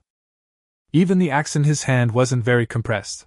It looked like coils of steel mixed together, lacking a sense of natural perfection. However, it is more than enough if it is only used for logging. Upon arriving at the dead forest, they checked the animal traps as usual. As he expected, it was completely empty. He didn't even see a single hair. Lu Xun shook his head helplessly. He hadn't had any food for many days, and his health was deteriorating. Unfortunately, the animal trap wasn't working well. Not only today, but perhaps for a long time to come, animal traps will not be able to bring food. Lu Xun didn't insist, focusing his attention on collecting timber, which was his main purpose for coming today. Because no one has come to collect timber these past few days, the amount of firewood is severely insufficient, and we are reluctant to light the fireplace during the day. Today we have nearly 100 minutes, so we can collect as many hard branches as possible. Use an axe to split open the snow on the ground, find the hard branches buried inside, and collect them all. With an axe, even hard snow can be easily chopped, making the process much more efficient. However, after several days of collection, the number of hard branches buried in the snow had become very small, and they were all gone after a short time. Therefore, Lu Xun immediately focused his attention on the withered tree. Actually, it would be more convenient to directly cut down trees and obtain a large amount of timber quickly, but he had never done so before. One reason is that without tools like axes, it is extremely difficult to cut down dead trees that are not easy to cut down. On the other hand, it is also for the sake of sustainable development. There is only this patch of dead trees around the shelter.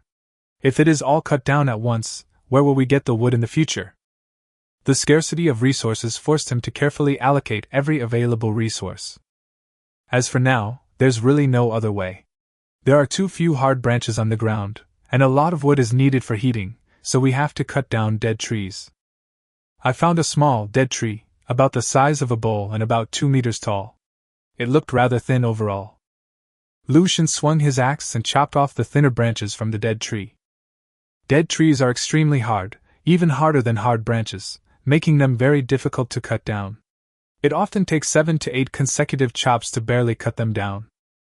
However, compared to digging through 1.8 meters of snow bit by bit with hard branches, the process was much faster and yielded a relatively larger harvest.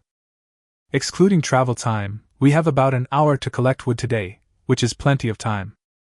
For those 60 minutes, Lucian dared not stop for a moment, working at a high intensity, continuously chopping and hacking. Finally, 4 large bundles of hardwood branches made up all of today's harvest. Tie it up with strips of cloth, stuff 3 of the bundles into a burlap sack, barely enough to fit, and carry the remaining bundle on your back. Just as he was carrying the tree branch on his back, intending to return, his gaze suddenly turned to the wind and snow to the north. With just a slight glance, something caught his attention. To the northwest, a trail left by survivors stretches towards the town ruins. Lucian couldn't help but raise his eyes. He usually made a point of covering his footprints when he went out, since his talent was very useful in the snow. But the other survivors weren't so lucky. If someone is clever, they can use a relatively large homemade ski to walk, leaving shallow footprints that can be quickly buried by the wind and are not easily discovered. However, if someone walks on their own 2 feet through snow that is more than 1 meter deep, they will leave a very obvious track that is extremely easy for others to spot. And this person is in that situation. Lucian narrowed his eyes. Based on this obvious walking trail, he could easily find the other party's refuge. Whether it's plundering resources, seizing shelters, or even killing for treasure, it's all done with ease. This is not a time of peace, so there's no need to talk about humanity and morality. If we can obtain a large amount of supplies in a short period of time to increase our chances of survival, these things are not impossible. After taking a deep look and memorizing the route, Lucian picked up the hard tree branch and returned to the shelter. If anyone were there, they would witness an incredibly magical scene. Lucian dragged the firewood forward, leaving deep drag marks behind him, but after he passed, the snow automatically returned to its original state, becoming no different from before. This is the benefit of his talent, allowing him to move like a ghost in the snow, making him difficult for anyone to spot. Upon returning to the shelter, he immediately began to organize his day's gains. Hard branches not only represent firewood, but also a large amount of survival coins. The extremely dangerous black stick insects have become his primary source of survival coins. For other survivors, obtaining survival coins is extremely difficult. They can only exchange them by selling living supplies, making them a rare commodity in the apocalypse. But for Lucian, the dead forest is a huge treasure trove that can provide him with a large number of survival coins. Of course, this way of obtaining survival coins was something he earned with his life. Crouching at the entrance of the shelter, I used the back of an axe to crack open the hard branches one by one, taking out the dormant black stick insects inside and exchanging them for survival coins. This time, there were a lot of hard branches, so the actual number of black stick insects extracted was also quite large. Compared to hard branches in the snow, most black stick insects prefer to live in dead trees. Although Lucian called it a withered tree, the tree was not actually dead, it was just rather withered and decaying. Chapter 26 Core of the Independent Shelter.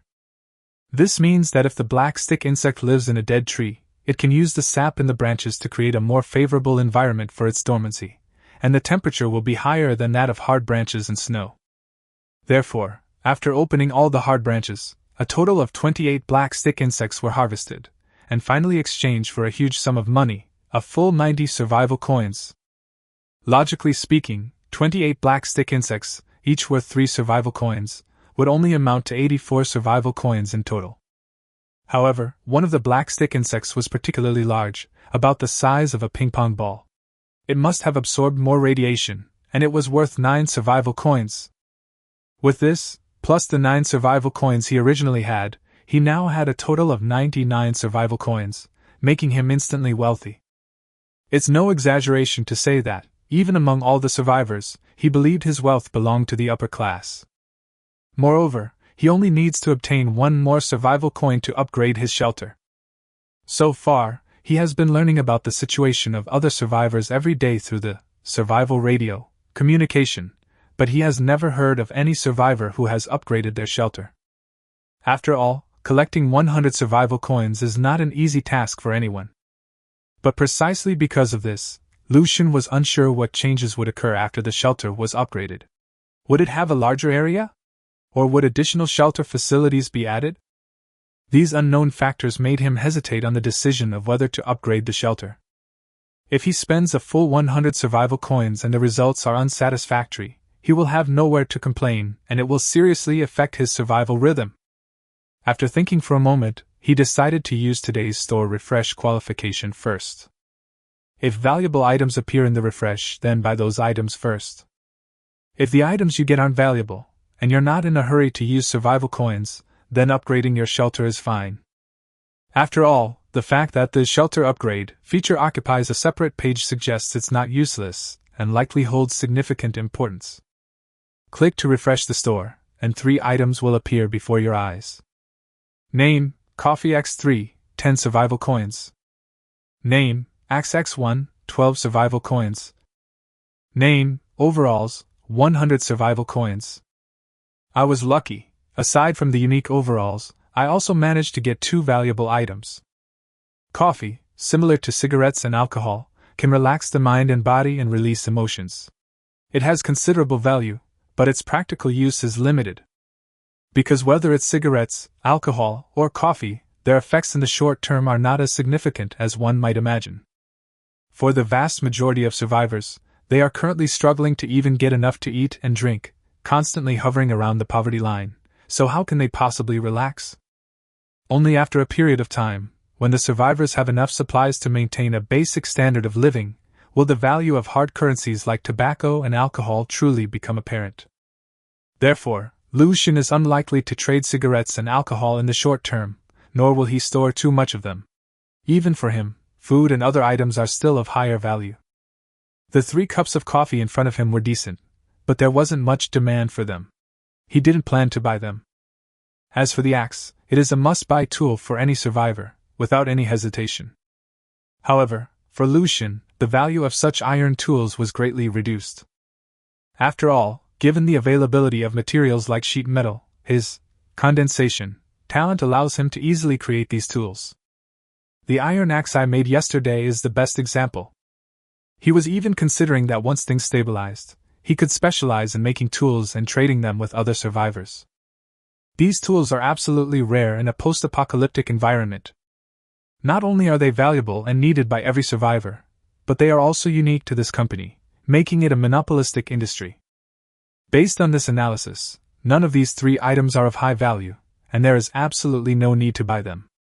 Looking at the 99 survival coins in his hand, Lucian finally gritted his teeth and made up his mind to upgrade the shelter. The rusty iron cup was worth exactly 1 survival coin.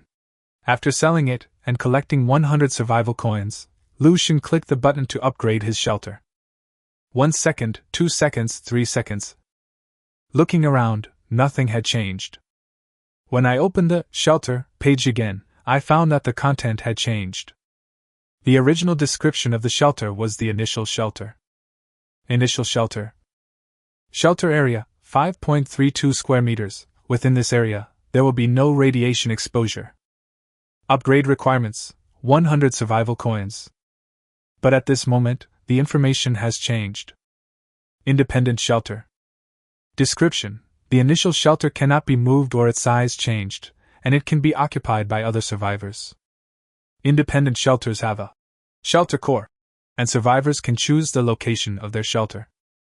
The shelter core covers an area of 10 square meters, within which the area will be unaffected by radiation. In the future, there will be a chance to find items for expanding shelters, as well as shelter facility blueprints, in the shop. Special items and special refresh cards have a higher probability of appearing. Looking at the table in front of me, I saw an ancient stone that looked unremarkable. It was probably the core of the so-called shelter. Based on the information available, the so-called shelter upgrade does not refer to upgrading from level 1 to level 2, or from level 2 to level 3. Essentially, it involves spending 100 survival coins to purchase a shelter core, allowing you to choose the location of your shelter and potentially modify or expand it using other items later. This is highly feasible for future development, preventing people from being trapped in this small shelter. Although there was no surprise as expected, Lu Xun was not disappointed. This little shelter is no longer suitable for survival. Resources are scarce, consisting only of a dead forest, and once it's cleared out, there won't even be enough firewood to gather. Moreover, this shelter is located on an open plain, with nothing to cover it except a small hill, making it easy for other survivors to spot. The interior was drafty, and only 5 square meters in size. It was already full just for storing supplies, let alone planting corn or setting up other living facilities.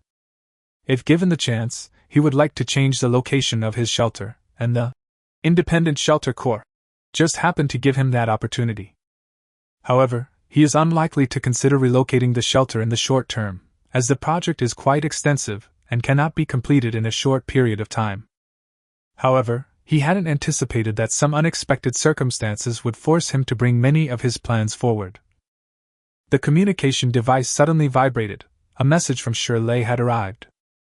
"Brother Shin, I'm in trouble." Chapter 27 Conflict Arises. Upon hearing the message, Lu Xun couldn't help but frown, a vague sense of foreboding creeping in. "What happened?" Lu Xun asked in a deep voice. He knew Shirley's strength very well. He was nearly 2 meters tall and had awakened a talent that was of the physical type, so his strength was definitely not weak. What troubles him is definitely not an ordinary thing. Soon, Shirley's slightly low and cold voice came through. "Brother Shin, I encountered other survivors while exploring the town ruins today."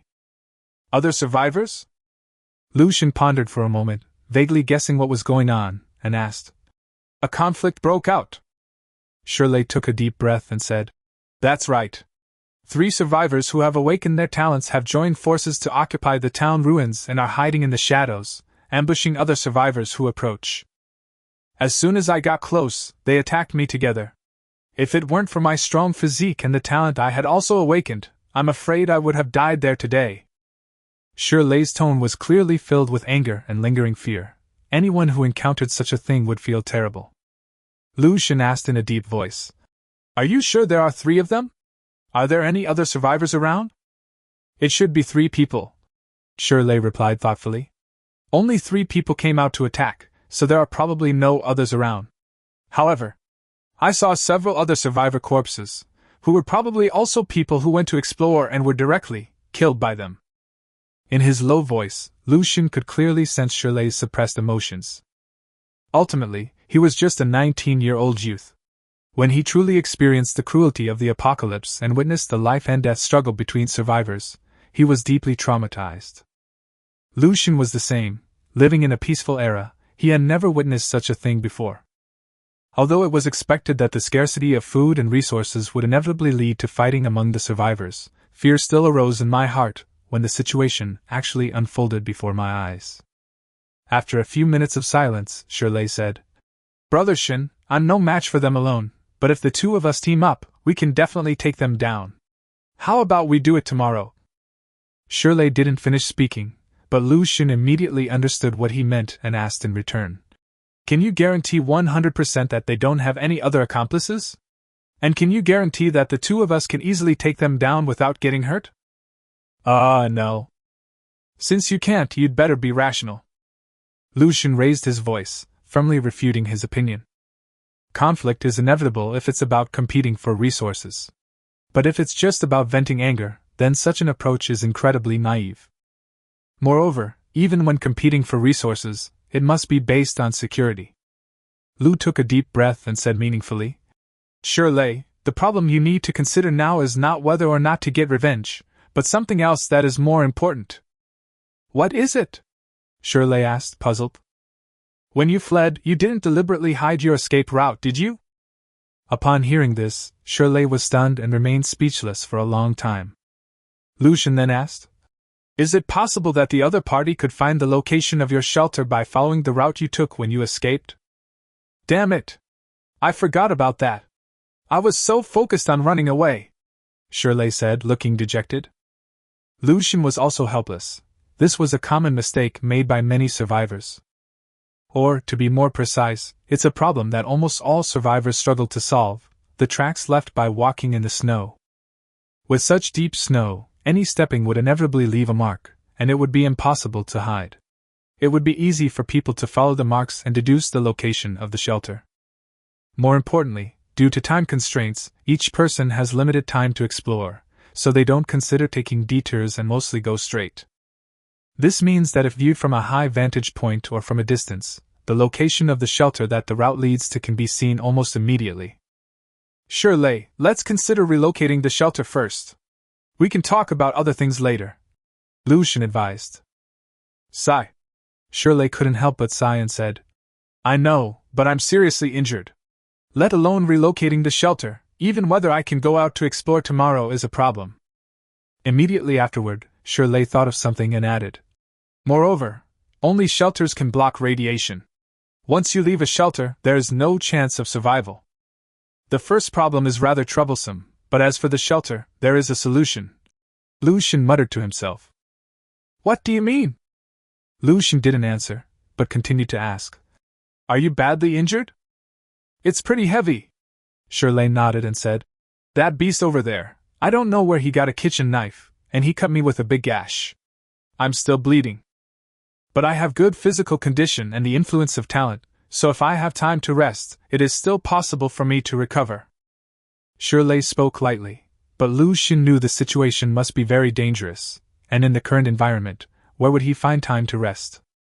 After pondering for a long time, Lucian said, Shirley, if you trust me, I can give you some advice.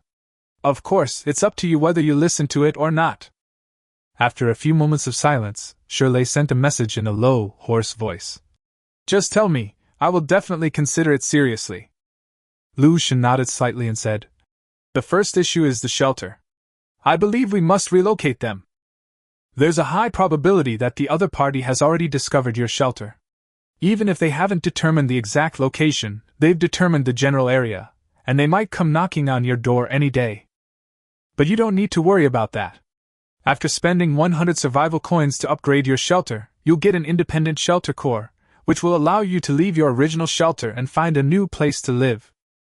So the most important thing now is to treat your injuries, try to recover in a short time, and collect 100 survival coins as soon as possible.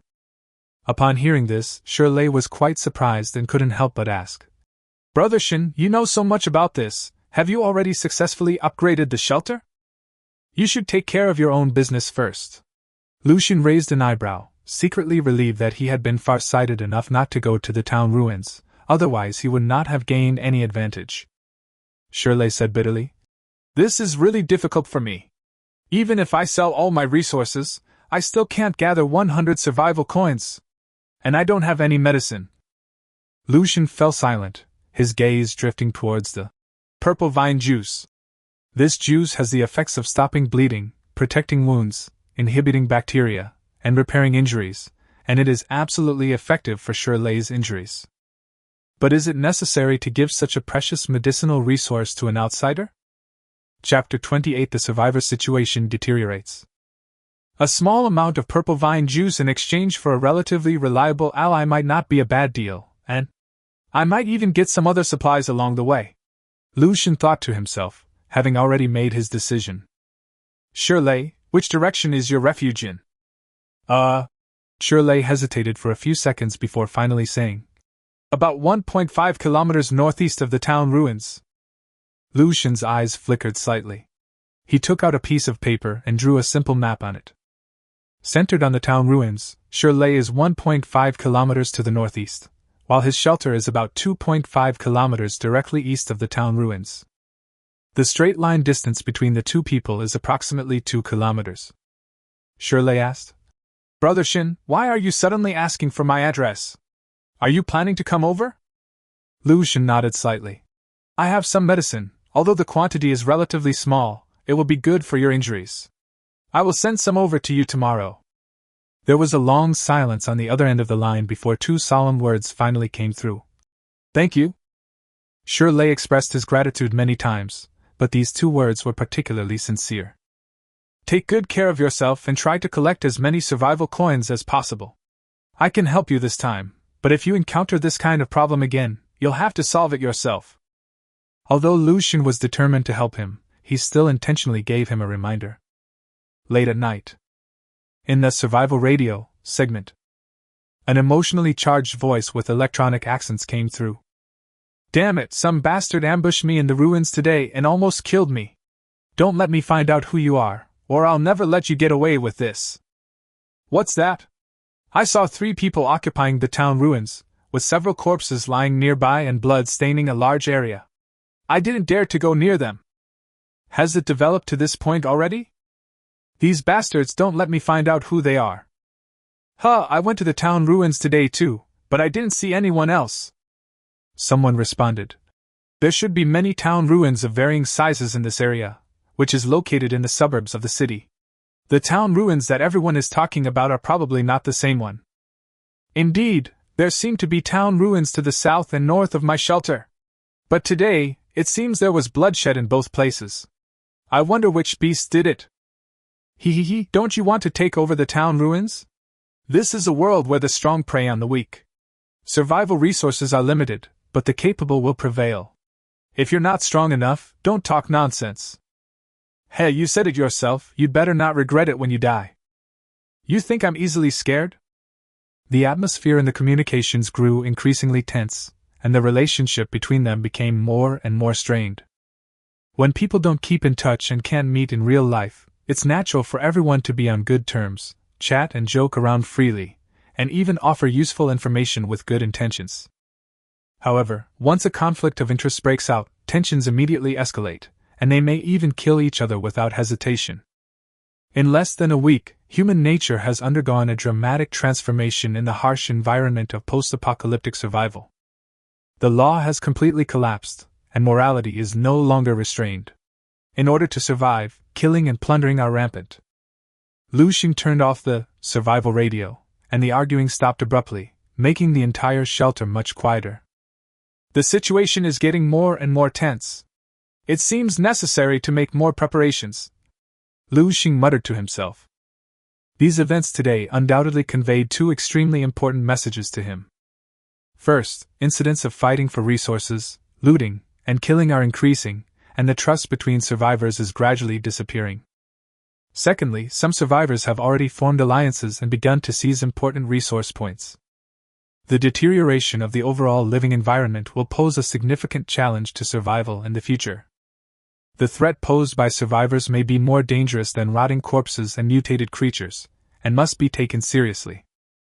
Besides needing to conceal their whereabouts when going out, the concealment and protection of the shelter also become of paramount importance. It seems that the shelter needs to be renovated to ensure safety as much as possible. As Lucian pondered, he opened the weather app to check the current situation outside. Weather. Temperature, minus 19.9 degrees Celsius. Climate, heavy snow, wind speed of level 13. Radiation, severe. If you are outside for more than 2 minutes today, radiation will penetrate your body. The radiation level will continue to rise as night falls. It's evening now, and the weather hasn't reached its worst yet, but the radiation is already high, the snowfall and wind are extremely strong, and the temperature is as low as ever. One can only imagine how terrible the environment would be at midnight.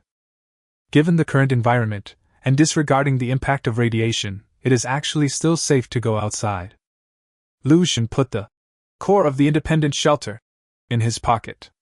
The 10 square meter area around it was a radiation-free zone. Lucian couldn't help but raise an eyebrow.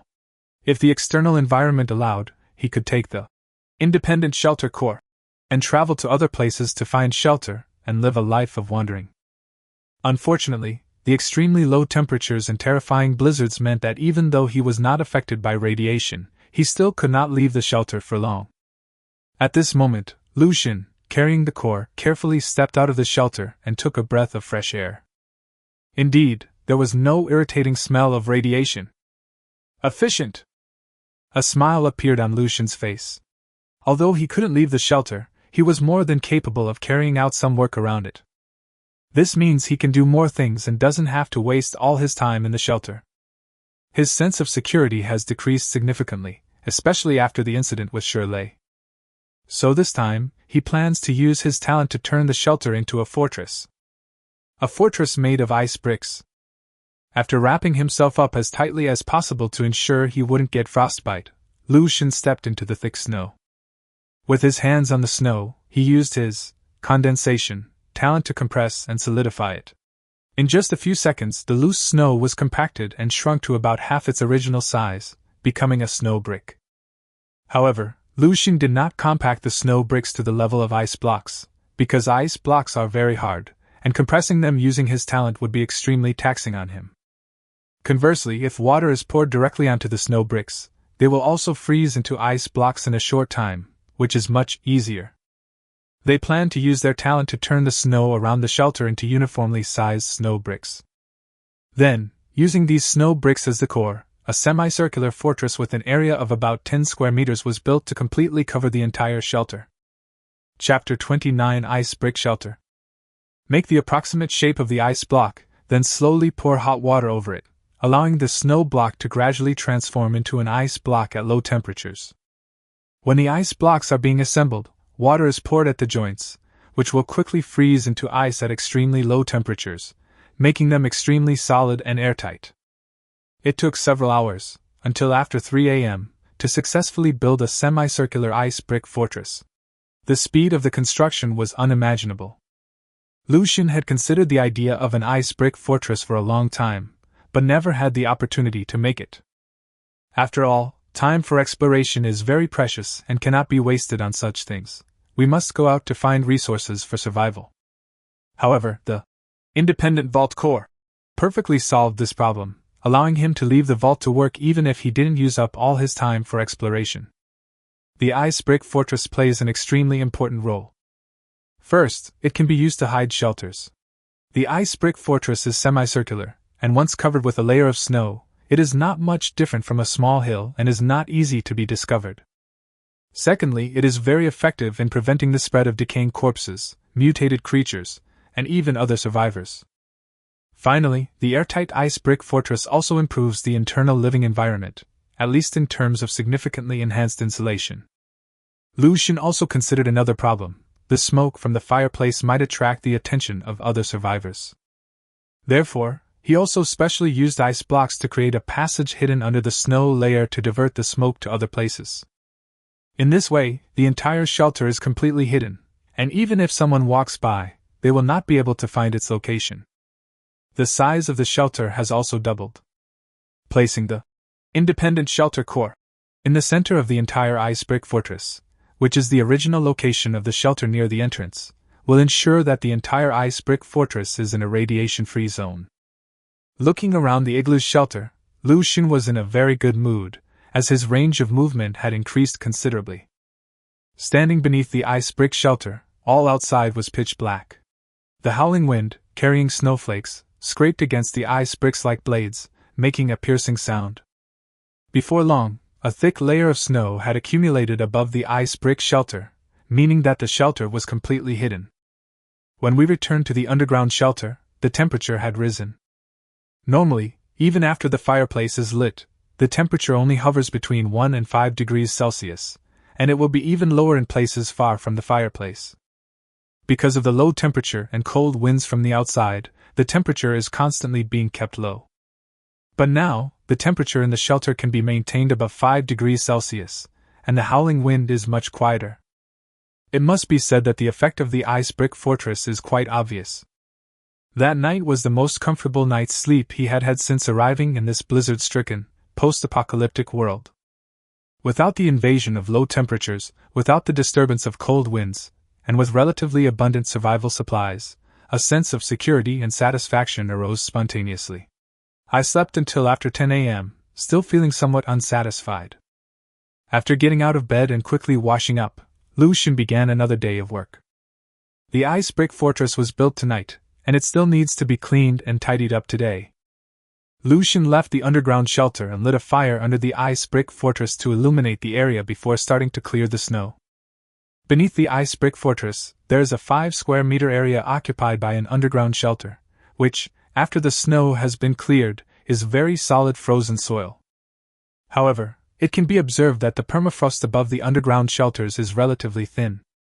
The main reason is that this embedded underground shelter was dug relatively shallowly, and its overall structure is relatively flimsy.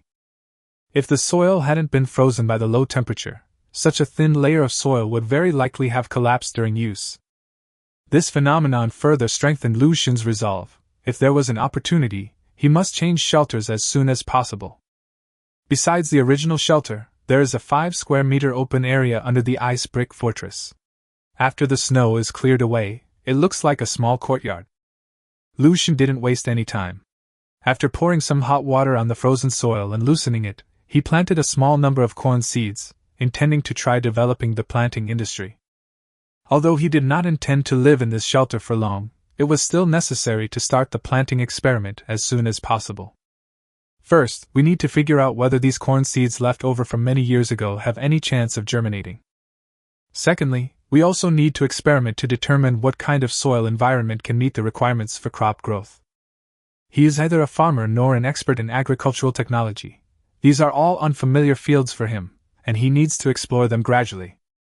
Even if it means wasting some corn seeds, it's not a big deal. After finding an open space, Lu Xun carefully planted the corn kernels, watered them, and then returned to the underground shelter. Originally, I planned to use my talent to make another batch of tools, such as knives, shovels, and pickaxes for self-defense, but considering that I would need to go out in the afternoon, I decided not to use my talent ability again. Lu Xun waited until the afternoon before starting to prepare for going out. Weather.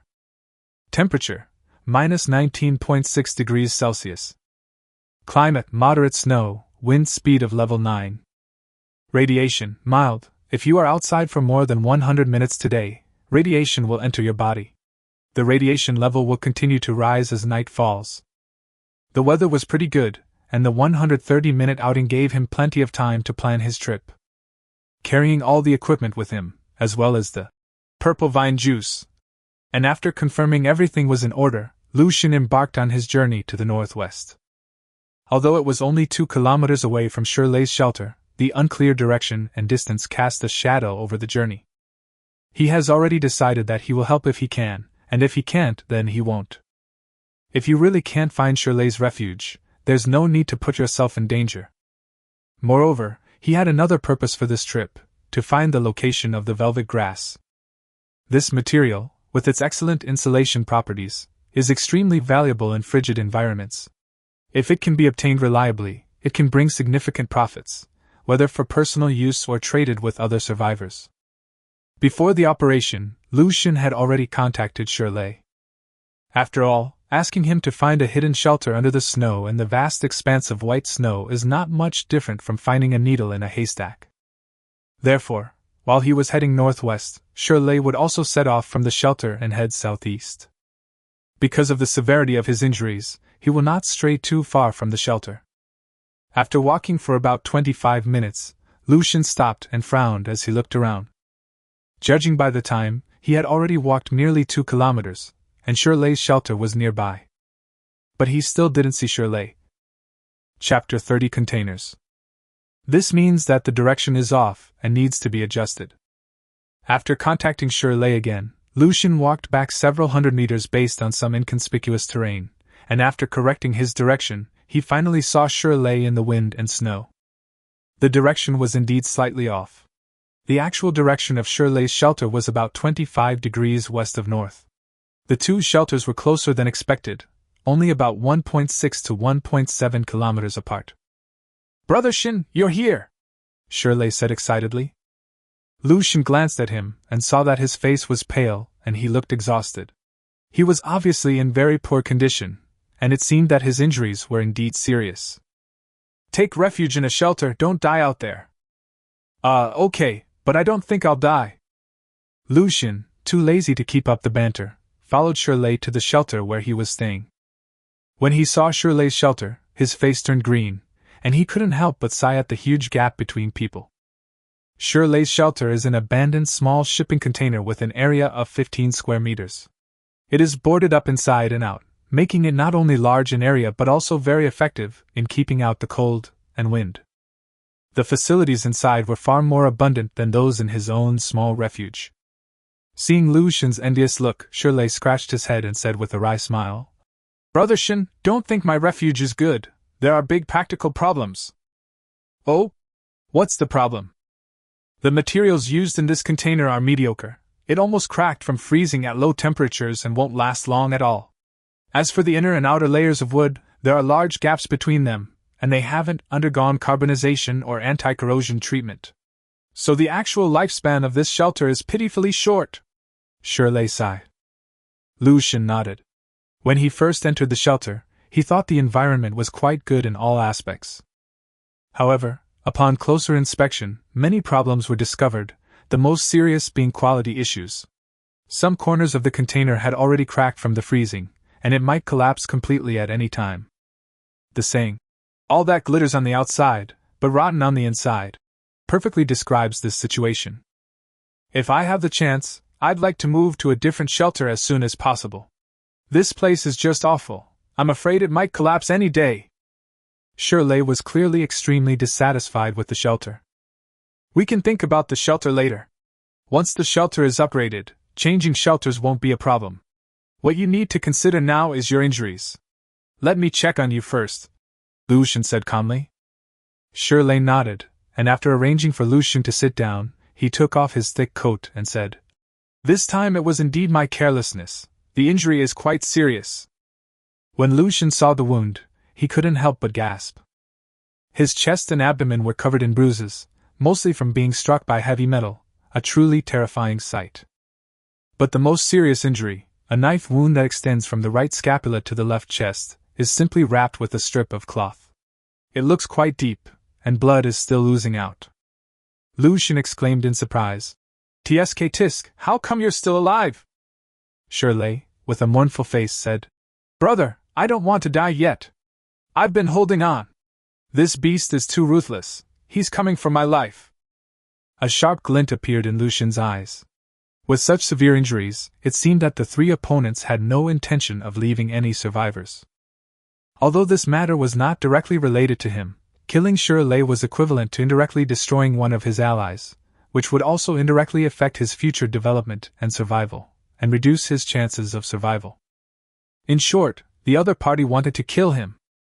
Thinking of this, he couldn't help but feel a bit more hostile. "It's all right, we can deal with this later. Let me treat your injuries first." Lu Xun took out the purple vine juice from his pocket, then unwrapped the cloth that Shirley had wrapped around the wound, revealing the hideous wound. When Lu Xun actually saw the wound, he couldn't help but wonder if the purple vine juice could really heal such a serious injury. Because the wound was very deep, reaching a depth of nearly 1 centimeter at its deepest point, it had already split open, exposing the bright red flesh inside, and showed no signs of healing at all. Regardless, purple vine juice has the effect of inhibiting bacteria and repairing wounds, which is definitely better than simply wrapping it with a cloth.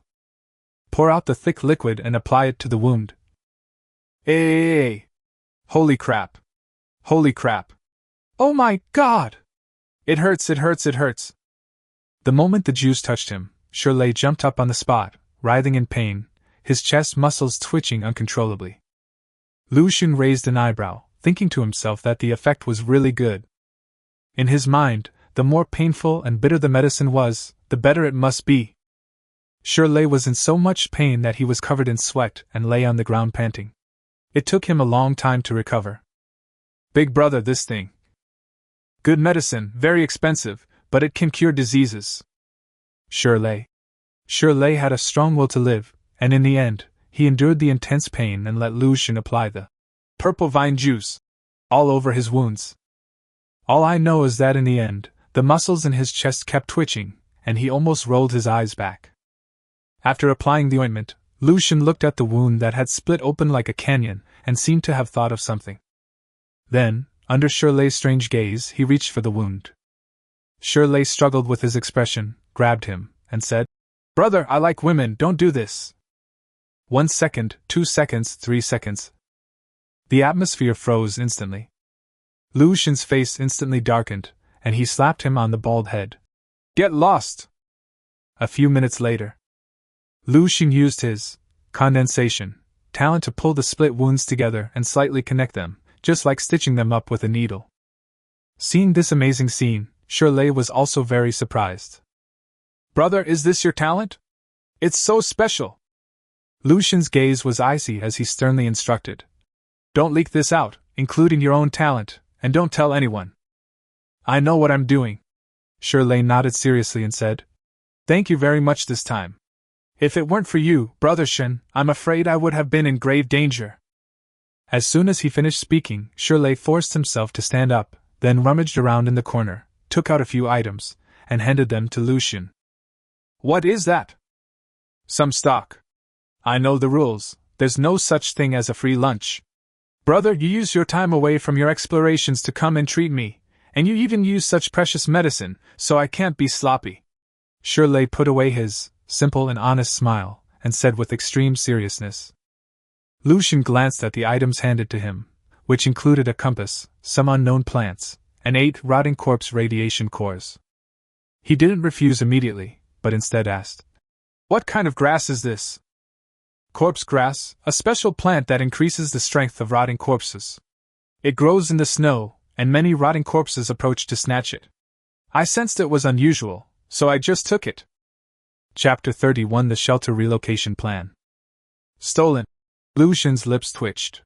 This guy's strength was indeed extraordinary, no wonder he was being chased and bitten by the rotting corpse. Then, he looked at the radiation core of the rotting corpse and asked, Why are you keeping this thing? Aren't you afraid of being affected by the radiation? Shirley scratched his head and said, Based on my years of experience reading novels, the crystals that can be extracted from these rotting corpses are definitely very useful. Swallowing them might increase your strength. Lu Xun's lips twitched. You ate it? No, I'm not stupid. Shirley grinned, then added, But I lick it every day. Lu Xun looked at him like he was an idiot, then patted him on the shoulder meaningfully. Brother, this thing can only absorb a little energy when it reaches level 2, and there's a huge risk of infection. As for the level 1 radiation core, that's pure radiation. As soon as he finished speaking, Shirley stood there dumbfounded. Lu Xun shook his head helplessly, took the compass and corpse grass through the 8 radiation cores back, and said, These 2 items are useful to me, so I'll take them. As for the radiation core, you can keep it for yourself. Get 100 survival coins as soon as possible. The independent shelter core is very important and will benefit your future development. After saying that, Lu Xun didn't say anything more and walked straight out. Time is very limited when exploring, and every moment cannot be wasted. Now that he has reached the refuge, he can also collect some firewood. Shirley watched Lu Xun's departing figure, then looked at the radiation core in his hand, a hint of emotion flashing deep in his eyes. He may seem simple-minded, but he's never stupid. As he himself said, he was very measured.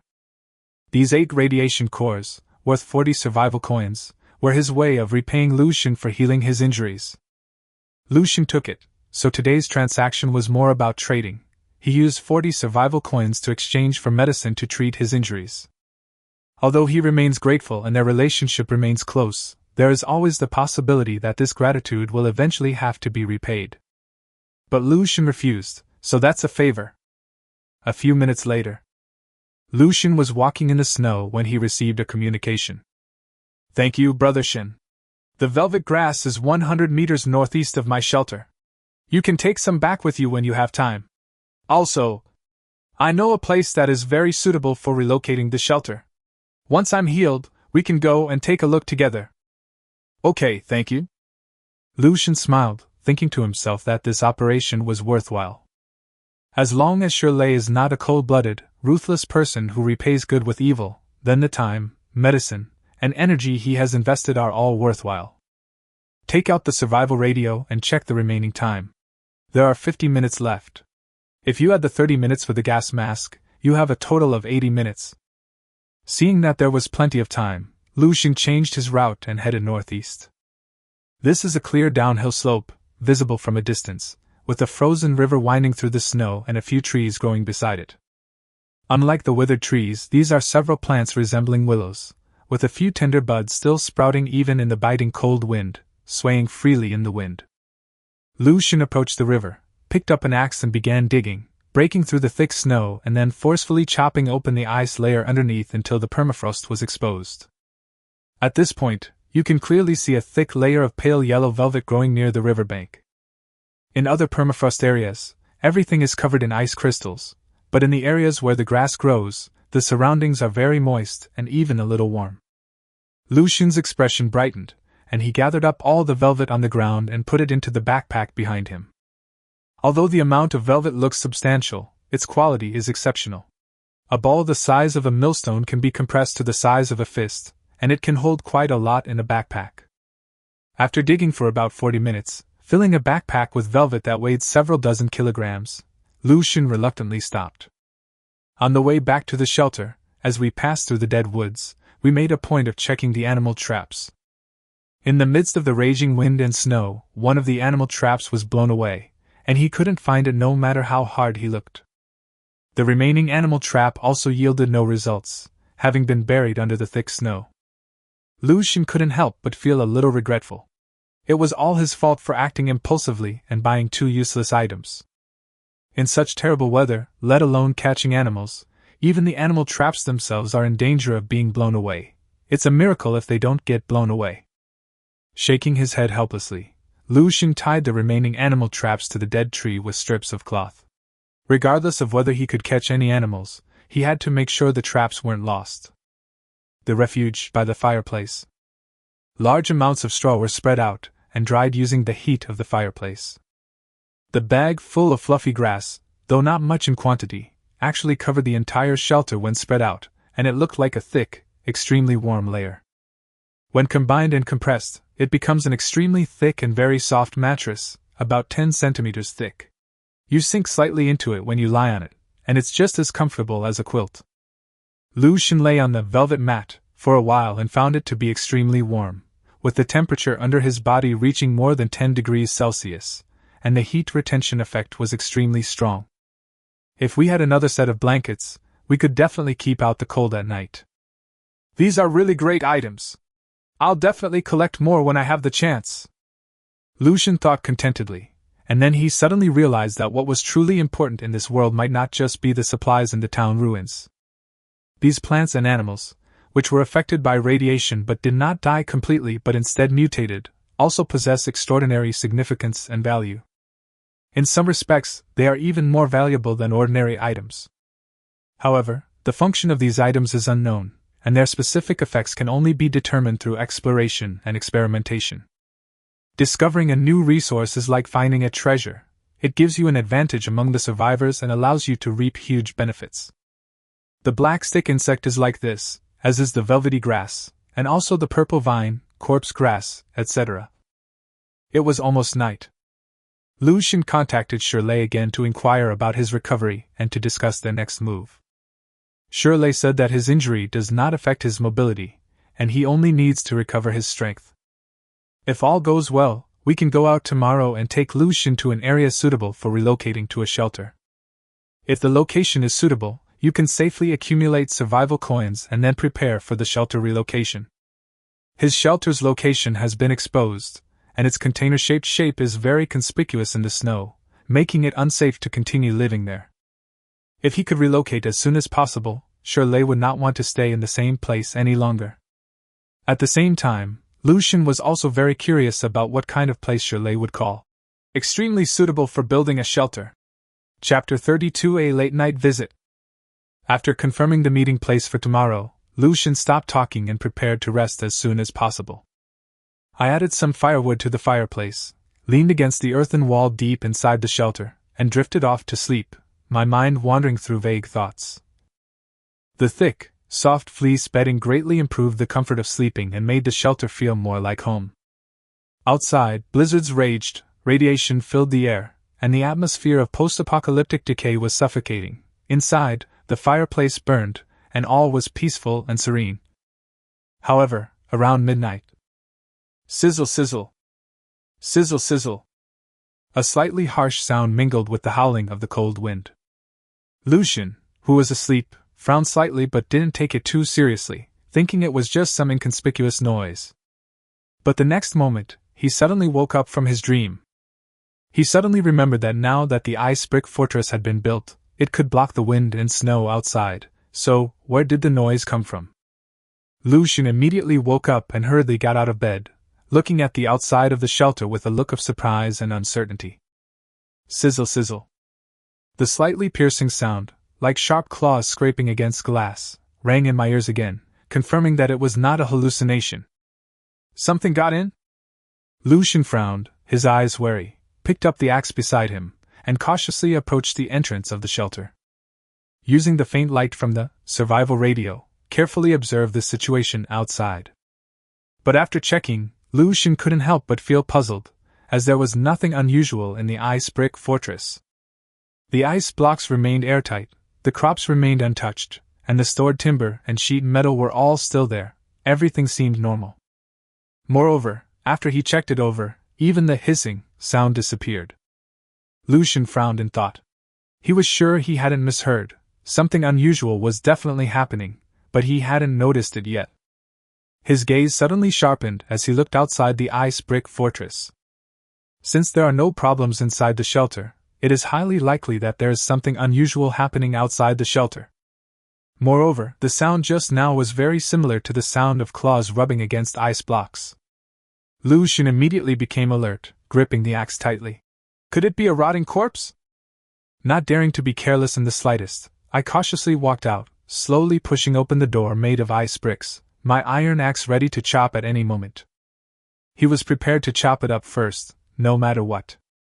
Since the mission required hunting rotting corpses, I figured I was just giving him some warmth and survival coins, so it was actually a good thing. However, upon opening the door, there was no rotting corpse as expected. A cold wind howled outside, carrying a pungent smell of radiation that made Lu Xun frown and take a step back. Where is the rotting corpse? He remained vigilant, looking around for any suspicious traces. But after looking around, I couldn't find a single rotting corpse. Lu Xun did not give up. Holding the independent shelter core, he walked out of the shelter, braving the extremely strong cold wind, holding onto the ice wall with one hand to avoid being blown away, and then checked the surrounding situation. This is a perilous apocalypse. Any carelessness or negligence could cost him his life, so the situation must be thoroughly investigated. Even though it was difficult to move in the wind and snow, he still did not give up on this plan. As he walked a dozen steps and reached the area behind the ice wall, he suddenly kicked something soft. What the heck? He looked down sharply and saw a creature with thick fur and an extremely simple appearance standing right in front of him. Lu Xun was so frightened that he took a step back, but after a closer look, he discovered that there was a trap stuck on the creature's hind leg. The sharp iron teeth pierced deep into the muscles of its hind leg, probably even breaking the bones. Blood soaked the hair on its entire hind leg, making it look gruesome. Lu Xun's eyes lit up, and he couldn't help but exclaim, "Huh! Isn't this my animal trap?" This animal trap is exactly the same style as the ones he set. Clearly, the creature in front of us likely stepped into a trap while passing through the dead forest, resulting in serious injuries. He then dragged his injuries to the vicinity of the shelter, seemingly trying to dig open the ice wall. Looking at the ice wall beneath the creature's feet, a large opening had been dug out. The hissing sound I heard earlier was probably the sound of it digging into the ice wall. However, it seemed that its injuries were too severe, and it had already fainted before it could completely dig through the ice wall. Soon, a look of surprise appeared on Lu Xun's face. He really didn't expect to encounter such good things. This is practically a treasure delivered right to our doorstep. The creature in front of us looks quite large, probably weighing around 30 to 40 pounds. Beneath its thick fur is a sturdy body, and it's clear that it has a lot of meat on its bones. Even if you peel off the skin and remove the bones, there will still be a lot of meat left. And this is meat. In a post-apocalyptic world, meat is extremely valuable. It not only provides essential nutrients but can also be traded for a large amount of precious resources. As for its fur, it can be made into hats or gloves, which can effectively protect against the cold and are also a rare resource. Lu Xun trembled slightly with excitement. He picked up the creature and brought it back to the shelter, then used the snow to fill in the hole it had dug. Back in the shelter, he carefully examined the creature by the firelight of the fireplace. This is probably a feline, with extremely thick fur covered in gray and white stripes, short and sturdy limbs, an endearing face, round eyes, a chubby mouth, and somewhat puffy cheeks. If I had to say what animal it looks like a silver-shaded cat, but it is much larger and slightly more ferocious, with sharper and longer claws. Or, to be more precise, it's like another dangerous creature, the palace's cat. After all, judging solely from its weight, it weighs at least 20 pounds, perhaps even close to 30 pounds, making it a truly chubby cat. Lucian picked it up and examined it for a while, but didn't kill it directly, since this thing was indeed quite rare. Moreover, this was the only creature he had seen besides insects since arriving in the post-apocalyptic world. Place it in front of the survival radio, and use the shop's detection function. Information will appear quickly. Name: Thick Fuzzy Snow Cat. Description: a creature mutated due to radiation exposure, capable of surviving in extreme cold and blizzards. It possesses extremely thick fur for excellent insulation, is a strong hunter, adept at digging, and relatively intelligent. Can be exchanged for 120 survival coins. Holy crap, I've struck gold! Upon seeing the words, 120 survival coins, Lucian's eyes lit up instantly, showing a hint of disbelief. This thing in front of you is actually worth 120 survival coins? Chapter 33: Domestication. But that makes sense, since the store's survival coins are determined by the value of the items in the post-apocalyptic environment. The snow cat in front of us, if disassembled, would be worth a considerable amount of survival coins.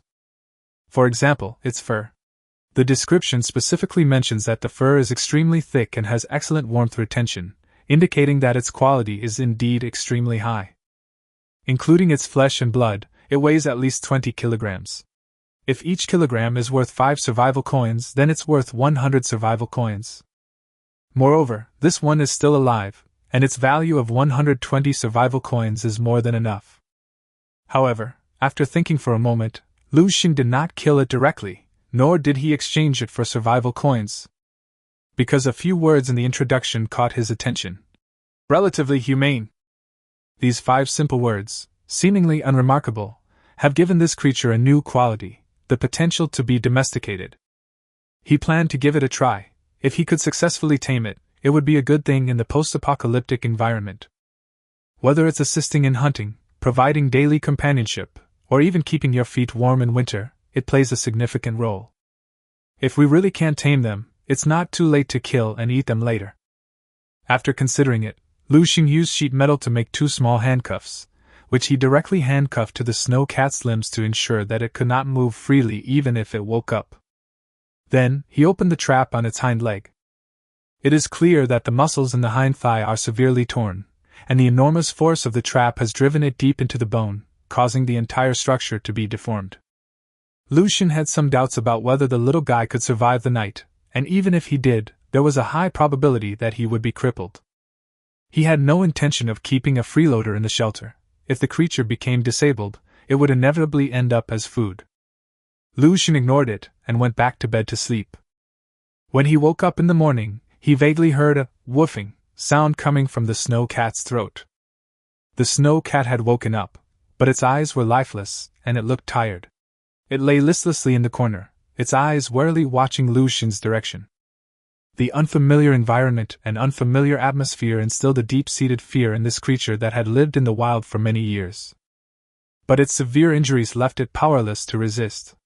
Its strength had been completely exhausted the night before, and it could only lick the wound on its hind leg from time to time, its muscles trembling slightly from the pain.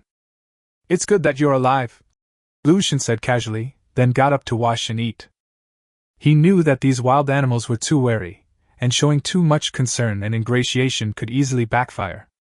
The snow cat must first relax before it can lower its guard and adapt to the environment in the shelter.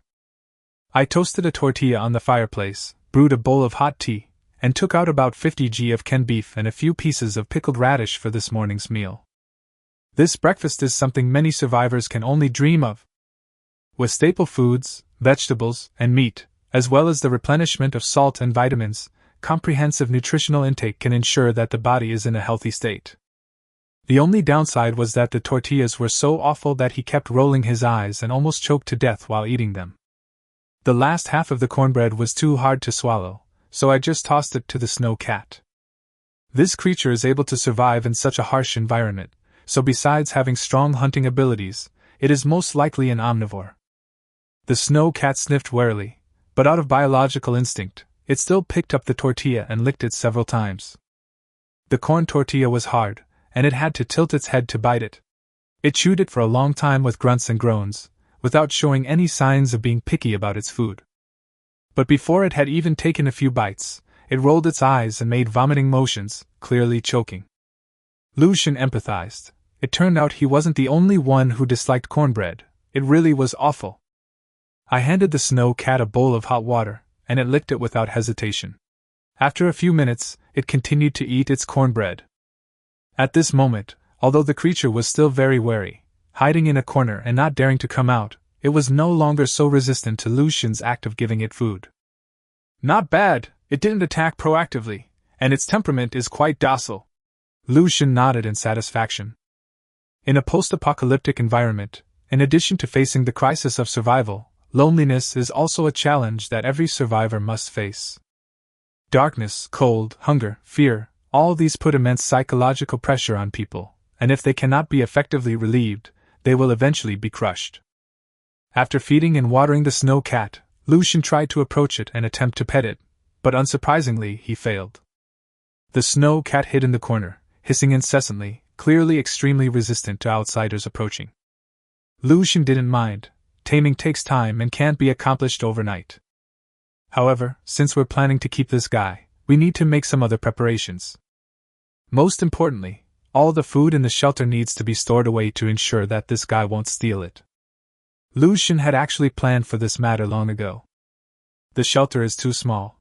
After a large amount of living resources are piled up, there is almost no room to even step out. It is necessary to replan and transfer some resources outside. Without further ado, Lucian collected a batch of snow from outside and used hot water and low temperature to freeze it into ice blocks, then built a rectangular freezer.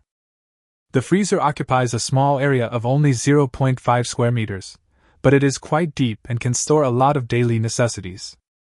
Lucian put in all the ground cornmeal, salt, honey, canned beef, pickled vegetables, and pickled radishes, and then covered it with an ice block. He watered the corn seeds again. This small vegetable patch is currently showing no signs of life, but it holds his hopes. Logically speaking, the shelter area is free of radiation, and apart from being relatively hard and cold, the soil is perfectly capable of supporting crops. Successful seedling cultivation means that agriculture can be developed, eventually leading to a stable food supply, which is crucial for survival in the apocalypse. I was busy until the afternoon. A message from Shirley arrived. "Brother Shin, it's time to go." Lucian checked the time. It was about 2:25 p.m. The weather had improved, and the radiation had dropped to its lowest level. "Okay, meet me at the river." Lucian, fully armed with his gear, stepped into the snowstorm and headed north towards the shelter. This time, the destination is northeast of Shirley's refuge, across the river where Ronkeo is, and 1 kilometer further north. For both Lucian and Shirley, the journey was not very long, at most 2 kilometers. With the compass to guide him, Lucian was able to move around more easily. He took the shortest route and reached the river where he had collected the velvet grass the day before in just 15 minutes. Chapter 34 Abandoned Train. Shirley had arrived early, but his face was pale and he looked listless. Lucian frowned and asked, "You're not going to die on the way, are you?" "Brother, don't curse me, cough cough cough." Shirley spread his hands helplessly and coughed a few times in succession. Lucian's lips twitched. "Your wound hasn't healed yet, and you've already caught a cold?" "I didn't want this either.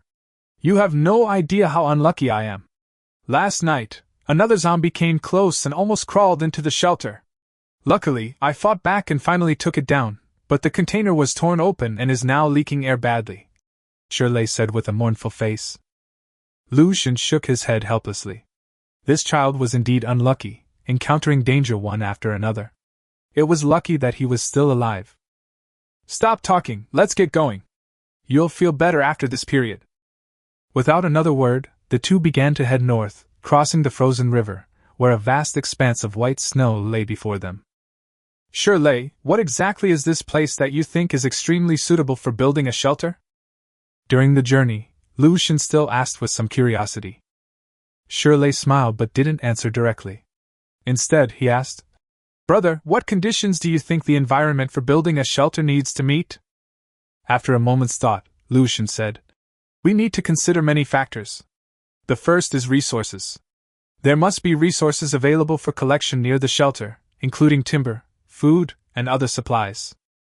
Shirley nodded and said, Indeed, I've considered that too. There shouldn't be any major problems. Well, the second is the geographical location.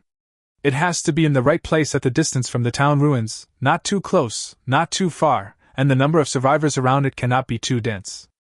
After hearing the second condition, Shirley asked with some confusion, Why is that? Is it to collect supplies from the town ruins? Lu Xun shook his head and said, The most important value of the town ruins is not the resources inside, but its status as a landmark. It is likely to become a trading place in the future, where many survivors or forces will come and go.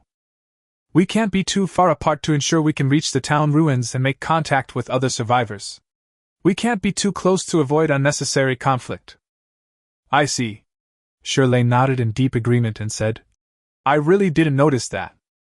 Shirley lowered his head and pondered, quickly understanding the reason. Although it was a post-apocalyptic environment, transactions between people would not cease no matter how harsh the conditions. Lu Xun continued, Finally, there's the actual location of the shelter. It should ideally be sheltered by mountains for better concealment. It should be upwind and have good water quality, preferably with a forest nearby. Brother, stop talking. We don't have that kind of ability. That makes sense. After walking for about 30 minutes, crossing several hills, the two arrived at a relatively secluded mountain valley and finally reached their destination. Brother Shin, it's right here. Take a look. Even from a distance, Lu Xun's attention was drawn to the scene, and he squinted to look over. This is... Hiss! Shirley grinned and said, Hee, Brother Shin, let's take a closer look. This thing is still relatively intact. Lu Xun remained silent, a look of shock appearing in his eyes. Only after getting closer did he realize that he hadn't seen wrong. This is an abandoned train? Stretching for nearly 100 meters, it is covered by thick snow, with faint traces of bluish rust. Most of it is buried in the snow, and has blended into the surrounding environment. The sturdy metal carriages, over 3 meters high, are still incredibly impressive even when buried in snow. Only at this moment can one truly appreciate the greatness of civilization. In a post-apocalyptic world, how much resource, material, and human effort would be required to build such a train? Lu Xun approached and examined it closely. Although the car body was severely corroded due to the passage of time and radiation, the sheet metal was still very sturdy, indicating that it was of high quality. Some of the carriages, damaged during the disaster, were twisted into pretzels and lay scattered across the snow, completely covered. However, some carriages remained stationary on the tracks, their massive size and weight making them appear very safe. Shirley chuckled and said, Brother Shin, how's it here? I've already checked it. Several carriages are in excellent condition, with extremely thick sheet metal. It's perfect for use as a shelter. Shirley, you're amazing! You managed to find something this good? Lu Xun also lost his composure due to excitement, and slapped Shirley hard on the shoulder, making him wince in pain. Compared to my own dilapidated shelter, this high-speed train carriage is practically a top-tier shelter. Both in terms of warmth and safety, it is much better than the initial shelter. Lu Xun tried his best to suppress his excitement, and began to look around at his surroundings, becoming more and more satisfied with what he saw. Although the train is enormous, stretching for hundreds of meters like a giant dragon, it is actually quite difficult to spot under normal circumstances. Because the surrounding area consists of rolling hills, and this railway track is located in a valley, hidden by mountains, it is difficult to discover unless you get very close. Even if you stand on the mountain and look down, it's hard to see the train carriages below because of the thick snow. More importantly, the mountains on both sides are covered with scattered trees, which are resources that can be collected, and there are quite a few of them. From any perspective, This is an excellent location to build a shelter. At that moment, Lucian realized that he hadn't made a mistake in befriending Shirley. The value brought by this train alone can make up for all his previous efforts, and even far exceed them. It is simply incomparable. Brother Shin, let's go inside and take a look. The snow is piled up too thickly, blocking the doors. I couldn't open it last time, so I don't know the situation inside, Shirley said with some concern. No matter how good the outside conditions are, if the inside is not suitable for habitation, it will still greatly diminish the value of this shelter. Lucian nodded, found a relatively intact carriage, and tried to open the door. The car door was almost completely buried, and they had to dig out the surrounding snow first, which took a lot of effort from the two of them. The interior doors were also jammed shut due to years of freezing, making them difficult to open by manpower alone. No wonder Shirley couldn't get in despite his great strength. Lucian inspected the train and found that the doors were slightly different from those of trains on Earth. They were push-pull type doors, which were extremely thick, but the principle behind them was not complicated. He used his talent to attach himself to the tiny internal parts and forcefully unlocked the latch with very little force. Boom! Bang! The car door wasn't even damaged, it was opened easily. It's just that because of years of disrepair, the car doors are rusted in many places, so the sound when pulling them is quite harsh and extremely difficult. But compared to the value of an entire train, these defects are negligible. Upon seeing the interior environment, Lucian couldn't help but hold his breath, unable to recover for a long time. Chapter 35: The New Shelter. The modern carriages instantly come into view, evoking deep memories of a civilized era. Neatly arranged sofas and chairs, embroidered with modern patterns, smooth floors, and glossy glass, these are all things that don't exist in the post-apocalyptic world. After looking around, the carriage was quite large, about 10 meters long, slightly smaller than a train carriage on Earth, but taller and more spacious. What's even more unique is that the glass in the carriage is similar to that of high-speed trains, extremely thick and cannot be opened, with an entire wall embedded inside the carriage. The floor of the carriage looked rather messy, with many things scattered on the ground, as well as several corpses, which had been frozen stiff.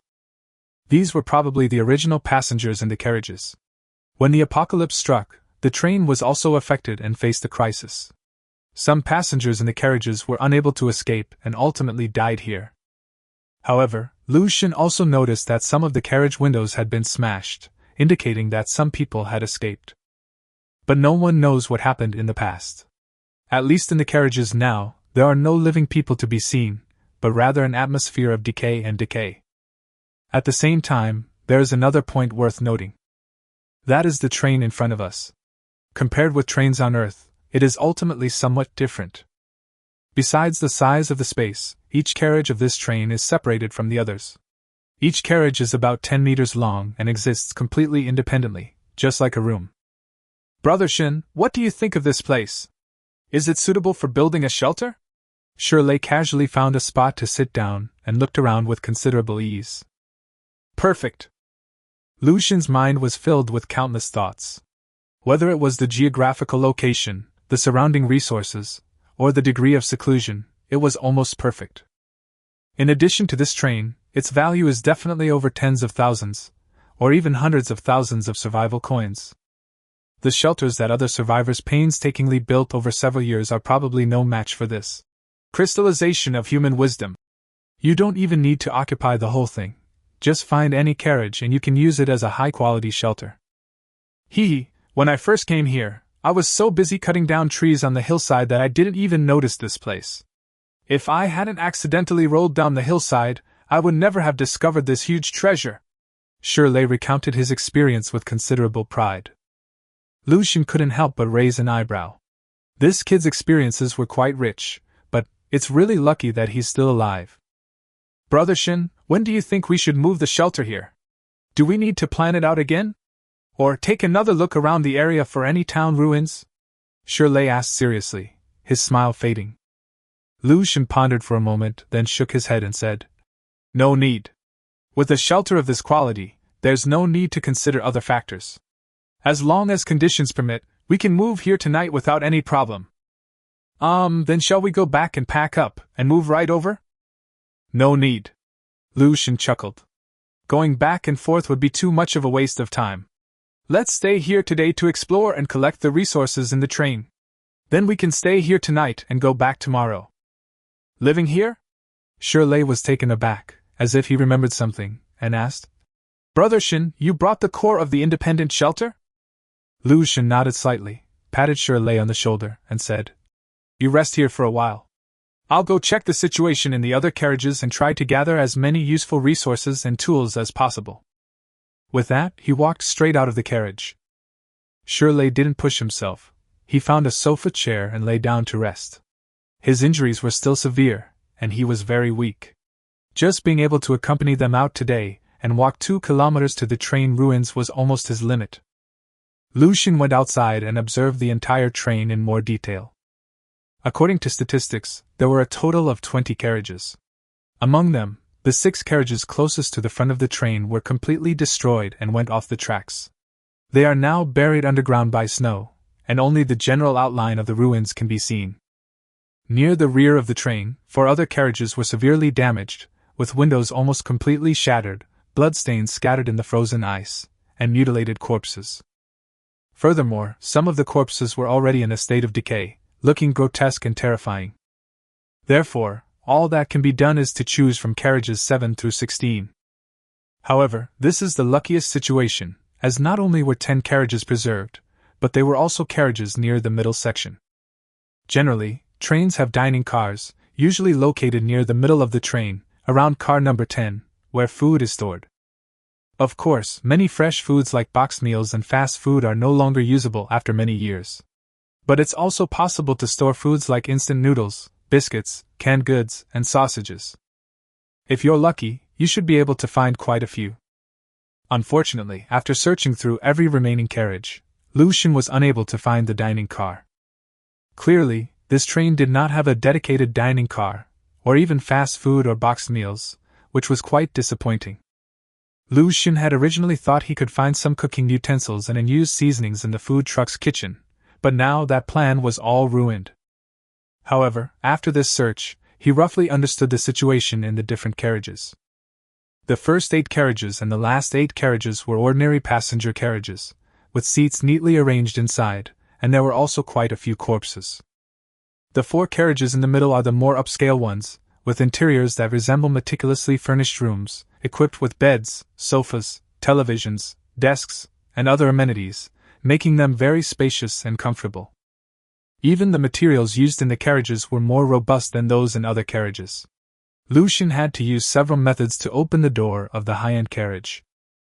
After only a few glances, Lu Xun had already made a decision to use the luxury carriage as a refuge, because the layout and facilities there were excellent.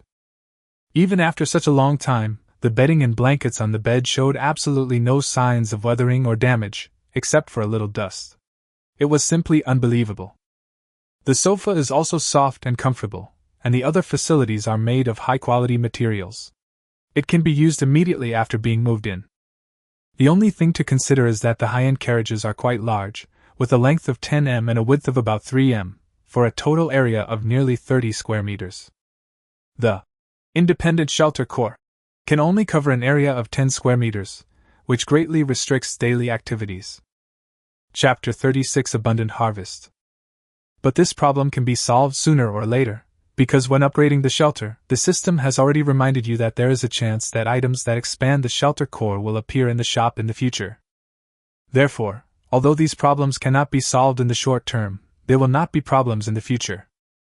Lu Xun selected carriage number 10 and cleared out all the corpses, garbage, and dust, leaving only the usable living facilities. After cleaning it up, I'll use it as my lodging for today. When Shirley arrived, he couldn't help but marvel at the luxurious interior. Having grown accustomed to the dusty and simple shelters, he found it quite unusual to be suddenly transported to a high-end carriage. Shirley stayed in carriage 10 to rest, while Lu Xun continued to leave and collect supplies in other carriages. Besides the carriages themselves, which are the most precious thing on this train, there is another extremely precious thing: resources. A train carrying hundreds of passengers must be carrying a lot of luggage, including all sorts of supplies. Food, clothing, medicine, tools, all the necessities of life will certainly be available. Compared to the ruins of the town, Lucian felt that there might be even more resources inside the train. After all, the town ruins had been looted many times since the apocalypse, and most of the useful items were taken by the initial survivors, leaving only a few low-value items. Moreover, the town ruins are essentially a small rural area, so even without the survivors looting it, there wouldn't be many resources available for survival. But trains are different. The train is intact and has not been discovered by other survivors, so the supplies are probably still there, and the variety of supplies should be quite rich. Lucian first searched the more intact carriages, a total of 10 carriages, 4 high-end carriages and 6 ordinary carriages. Among the 4 high-end carriages, only 6 suitcases were found in total, and they were all relatively light and did not contain much. This also puzzled him. Didn't these wealthy people need to bring luggage when they went out? When he opened his suitcase and saw what was inside, he almost vomited blood. All sorts of cards, cash, ties, belts, sunglasses, bizarre cosmetics, sunscreen, and even contraceptive t-shirts. There are indeed a lot of items, but actually not many are useful. The few pieces of clothing they possessed were extremely thin spring and summer garments, and most of them were women's clothing, making them completely unusable. Lucian sighed helplessly, but instead of throwing them away, he sorted them out and put them back into his suitcase in carriage number 7. Carriage number 7 was an ordinary carriage and looked quite empty. Lucian planned to use it as a warehouse to store unused suitcases and supplies. He continued to check the other carriages, and found many suitcases in the ordinary carriages as well. This time, the harvest was much better than before. A total of 52 suitcases were found in the 6 carriages, which was much fewer than expected. On average, there were only 8 to 9 suitcases per carriage, indicating that there were not many passengers on this train. All the suitcases were moved to carriage number 9, and all the supplies inside were taken out, sorted, and categorized, with usable items identified. Seeing the train car full of resources this time, Lucian couldn't help but exclaim, "We've struck it rich!" First, the most numerous item is clothing. Almost every suitcase contained a huge quantity of all kinds of clothes, including men's, women's, and children's clothing, as well as shoes, socks, underwear, and briefs. However, some of the clothes, which were of average quality, were severely weathered. And there's another very important point. There aren't many clothes suitable for winter wear. I only found a dozen or so cotton-padded jackets and trousers, and the quality was rather average. In terms of quality alone, it's not even as good as the winter clothing that the system gives away. I packed all the clothes together, including light clothes like t-shirts and shirts for spring and summer, which filled 32 suitcases. Socks, underwear, briefs, and shoes filled 3 suitcases. The thick winter clothes can be taken directly for use. The second category of items mainly consists of various tools. The items included chargers, power banks, watches, cosmetics, cash, luxury goods, etc., collectively referred to as useless things, were packed into 5 suitcases and thrown into a corner. The third category of items is what Lucian cares about most, and it is also one of the most precious items among all the supplies: food. Many people store food in their suitcases. Although the quantity may not be large, it can still amount to quite a bit when all the food is put together. The snacks I collected filled 5 large boxes. Although they were all expired, they were well preserved at low temperatures and could still be eaten even in harsh conditions. These snacks aren't very filling, and although they taste great, they're less cost-effective than expected in a post-apocalyptic environment. Compared to snacks, Lucian would much rather find a bag of flour or a bag of rice. But unfortunately no one would bring these things on the train. Fortunately, while searching for a particular carriage, Lucian found a small warehouse that likely contained emergency food stored on the train. There were 3 boxes of unopened instant noodles, 2 boxes of canned beef, 1 box of canned fruit, 1 box of compressed biscuits, and 5 boxes of bottled water. This batch of supplies is worth hundreds of times more than those 5 boxes of snacks. It's true hard currency in a post-apocalyptic world. By saving every penny, they can at least ensure that the 2 of them won't starve to death for a month or 2, and they can even live quite comfortably. More importantly, he also found an emergency medical kit, which was also specially equipped on the train and contained a large number of basic medicines and medical supplies. Examples include iodine solution, alcohol, bandages, hemostatic bandages, cooling patches, thermometers, medical masks, emergency flashlights, first aid blankets, antibiotics, anti-inflammatory drugs, cold medicines, and painkillers.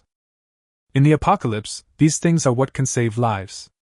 Not only can you keep it for yourself, but you can also trade it with other survivors for many valuable items, so its value is self-evident. Meanwhile, some medicines were also found in the suitcase, but the quantity was relatively small and the types were rather amateurish. Most of them are vitamins, cold medicine powder, band-aids, cough syrup, and the like. Lucian didn't mind at all. He packed everything into his suitcase, from professional emergency medical kits to various scattered medicines, categorizing them neatly for easy retrieval and use later. It contained about 2 suitcases, which is quite a lot. Finally, there were a lot of miscellaneous items, and Lucian wasn't sure if they had any value. For example, dolls, umbrellas, headphones, etc. He threw them all in a corner, which could be exchanged for survival coins. Chapter 37 Trapped in the Train Shelter. So, clothes alone filled 62 suitcases, snacks filled 5, medicine filled 2, and miscellaneous items filled 5. There were 8 empty suitcases left. As for the emergency food on the train, it was not packed into the luggage, but moved back to carriage 10 to be eaten as daily food.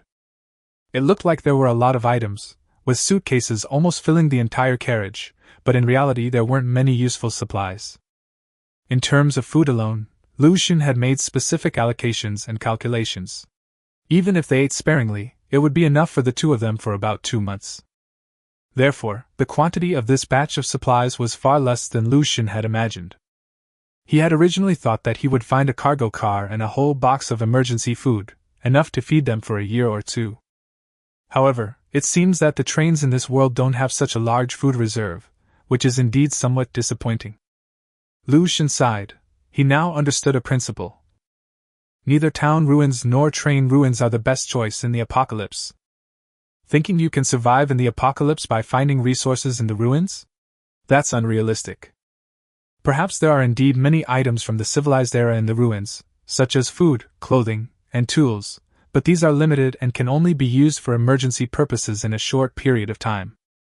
To truly survive in the long run, one must either develop their own agricultural industry or rely on existing resources to survive. However, the items found in the train wreckage are still quite valuable. Even if they were exchanged for survival coins, they would still be a substantial fortune. Shirley had already stepped out of the carriage, carrying his survival radio, and began checking the prices of various items. According to the store's system, computers, mobile phones, charging cables, power banks, etc., are all considered low-value items. After all, in the apocalypse, electricity is a rare commodity. Without a power source, these electronic products that require electricity are almost no different from garbage, and are not even as useful as a walkie-talkie. Everyday tools are slightly more valuable, barely reaching 1 to 10 survival coins. The value of the clothes is about the same, since they are necessities. Even if they are not sold to the store, they can be sold to other survivors for a large amount of resources and survival coins. If you sell all the clothes, you can easily get several hundred survival coins. Food has the highest value. Although it's a snack, it provides a lot of energy and also replenishes various elements needed for the body, such as salt and sugar. It also tastes very good and can be considered a rare commodity in the apocalypse. Finally, Shirley sold a batch of useless tools and exchanged them for survival coins. After collecting 100 coins, he directly upgraded the shelter. Shirley was quite surprised when he saw the information about the core of the independent shelter. Ha! With this, we can completely migrate here. Shirley grinned, clearly in a good mood. Without an independent shelter core, Shirley was still somewhat uneasy, worried that external radiation would affect him. But now, there are no worries at all. The two took out 2 packs of instant noodles, along with canned beef, ham sausages, dried tofu, and other snacks, and prepared the most sumptuous meal they had ever had, almost to the point of tears. Lucian couldn't even remember the last time he had eaten such delicious food. Whenever he recalls the dry, hard cornbread, he feels utterly hopeless, and the compressed biscuits are equally unpalatable. The instant noodles' rich flavors exploded in my mouth. The canned beef chunks were plump and fragrant. After a satisfying meal, the two lay on soft cotton bedding, covered with a thick quilt, and were enveloped in warmth and a sense of security, which brought them immense satisfaction once again. The sense of security provided by this train refuge is far beyond what the small shelter I used to know could offer. It's like heaven and hell. Even Lu Xun couldn't find any fault with it. It was simply the perfect refuge. Brother Xun, I always feel like there's no such thing as a free lunch. Could there be some downsides to this shelter? Lu Xun's face darkened.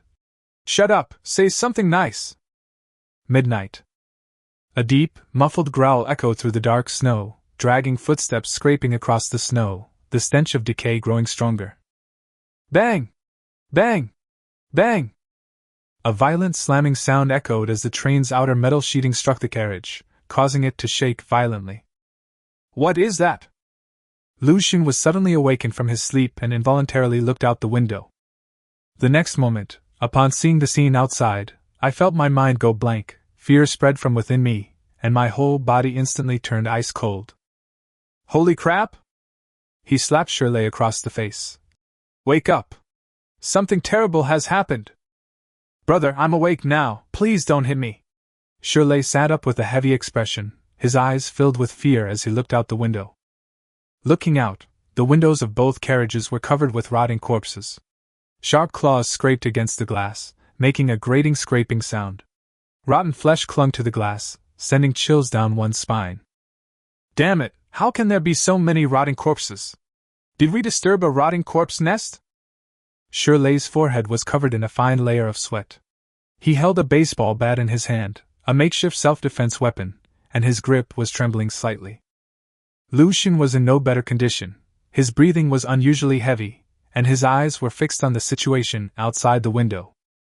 Looking around, there were countless rotting corpses, their decaying, skeletal hands reaching towards the inside of the car windows. The glass, frozen solid by frost, was now covered in blood. Due to the obstructed view caused by the frost, it was unclear exactly how many corpses there were, but Lu Xun estimated that the number was at least 50. This was the first time he had ever seen so many rotting corpses gathered together. His heart felt as if it were being gripped tightly by a giant hand. Damn it, this is bad! Lu Xun lowered his voice and cursed under his breath. The situation the two of them were in now was practically equivalent to waiting to die. These rotting corpses have no intelligence whatsoever. They rely solely on scent to find prey. As long as the two of them are in the carriage, the rotting corpses will most likely not leave but will continue to block their way here. It might be fine for a day or two, but if it goes on for too long, they will inevitably break through the train's defenses, rush in, and devour the two of them. Even if the carriages are sturdy enough, if the siege lasts for a long time, they will be trapped here and die due to lack of food and water. Shirley's expression was grave as he breathed heavily. I knew it. There's no such thing as a free lunch. This isn't a perfect shelter, it's a graveyard prepared just for us. Damn it! Where did all these rotting corpses come from? I didn't see a single one when I came here today. Looking at the dense mass of rotting corpses outside the window, Lu Xun was at a loss for what to do. He racked his brains for a long time but still couldn't figure out how to solve the problem. Chapter 38. The shelter was destroyed. Killing the rotting corpses? The carriage windows were completely sealed and could not be opened, and there was no sunroof, so even weapons could not be extended out. If you want to attack the rotting corpses, you'll have to open the car door and face them head-on. However, how could the two of them possibly deal with so many rotting corpses? However, Lu Xun had one last solution: corpse-breathing grass juice. This juice can mask one's scent and evade the pursuit of rotting corpses. It is also the only thing that can save one's life now. However, there is another very serious problem that Lu Xun has to consider. Even if they manage to evade the siege of the rotting corpses in the short term, the corpses will not leave immediately but will linger around, which is equally dangerous. This means that within a radius of hundreds or even thousands of meters, there are likely dozens or even hundreds of rotting corpses scattered around, which could come at any time drawn by the smell. Given the level of danger, the two of them absolutely dared not continue living here. After hesitating for a long time, Lu Xun did not use the corpse breath grass directly. This was his only backup plan. If he used it carelessly, he might not have any chance of survival. At the same time, he was also somewhat confused. Why are there no corpses during the day, but suddenly so many appear at night? Is there anything fishy going on here? Or is there still a chance for things to turn around? Filled with fear and unease, the two remained quietly inside the carriage, holding self-defense weapons and watching the situation outside the window. The atmosphere was extremely oppressive. Apart from the hissing of the rotting corpses, there was no other sound. Even the howling wind and snow outside the carriage seemed to be drowned out by the sounds of the rotting corpses. Lucian stared at the time on the mechanical alarm clock, the seconds ticking away, each second in agony. Until 7 a.m., it was still pitch black outside the carriage. A gloomy and oppressive atmosphere enveloped the dimly lit carriage, with only the faint light from the survival radio and the campfire flickering. "Brother Shin, are we going to die here?" Lucian shook his head and said in a deep voice. "No, even if we reach the worst possible outcome and have to open the car door and face the enemy head-on, we still have a chance to survive." Pointing to the car door, he continued. "The car door is narrow and cannot allow a large number of zombies to pass through. We can easily defend and are difficult to attack. As long as we hold on, killing all the rotting zombies will not be a problem." Shirley's lips twitched. "Brother Shin, are we that powerful?" "Theoretically, there shouldn't be any problem, right?" "Brother, can you please not be so uncertain? I've just started to have some hope." Lucian shook his head helplessly. He was powerless to change the current situation. However, just as the two were beginning to despair, something suddenly happened outside the carriage. The dense mass of rotting corpses suddenly began to thin out, and the roars that had been rising and falling gradually subsided. Lucian and Shirley exchanged a glance, then quickly stood up and peered out the window. Through the faint shadows, one could barely make out the retreating figures of the rotting corpses. The rotting corpse has retreated?"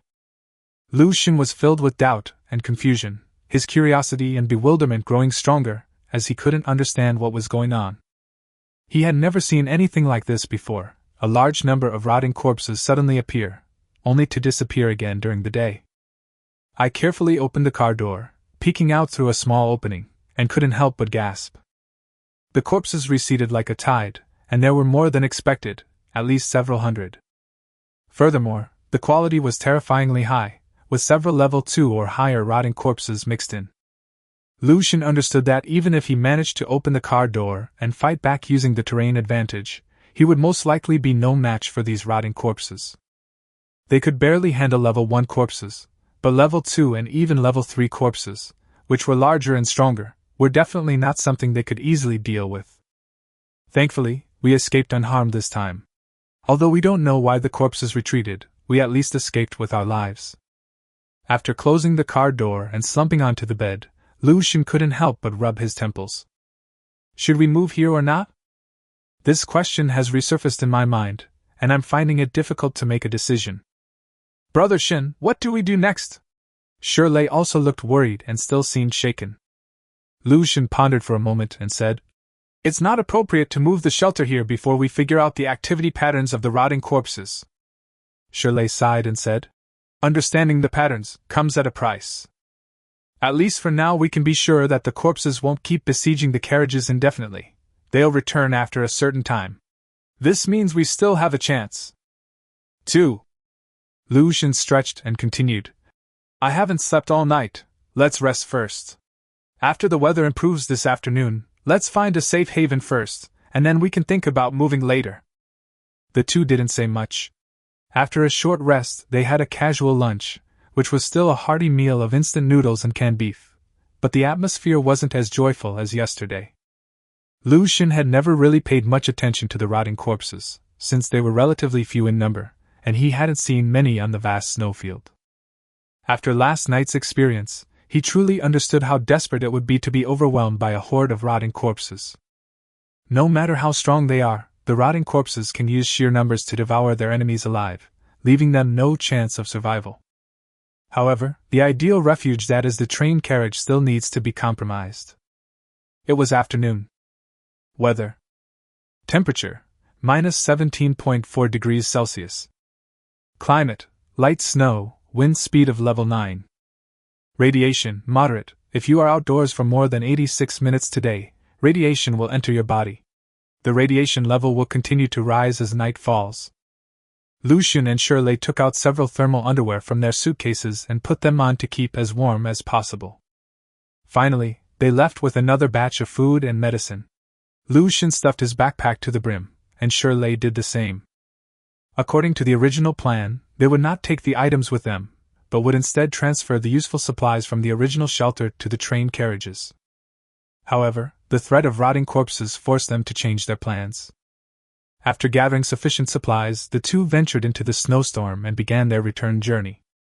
However, when the two arrived at Shirley's shelter and saw the scene before them, they were immediately bewildered. After Shirley unleashed a torrent of curses, he saw that the door to the container shelter in front of him was completely open, and all the useful supplies inside had already been removed. Almost all the food, straw, and daily necessities were gone, even the tables and beds were dismantled. What's even more infuriating is that someone deliberately damaged the container, tearing open a large hole, and the inside was already filled with snow. Chapter 39: Clever Uses of Ice Bricks. Shirley's face turned ashen.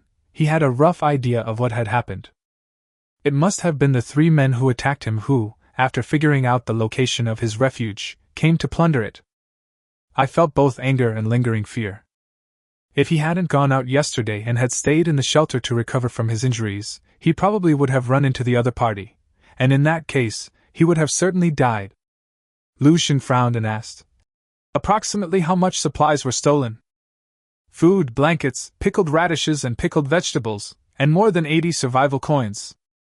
Shirley was practically gritting his teeth. This was all he had in stock, especially these 80-odd survival coins, which he had barely managed to obtain by selling most of his tools. His original plan was to collect 100 survival coins to upgrade his shelter, but now they've all been stolen. If he hadn't made some gains on the train, he would have been penniless and completely lost any chance of surviving the apocalypse. The other party's behavior was extremely malicious. They not only plundered all the resources, but also deliberately damaged the shelter, showing no intention of leaving Shirley any way out. Shirley's face was ashen, his eyes bloodshot, and a chilling aura of malice emanated from him. "Three beasts, don't let me find out who you are, or I'll peel your skin off layer by layer." Lucian's gaze narrowed slightly, his heart burning with anger. The other party's behavior was too much. It was an irreconcilable hatred.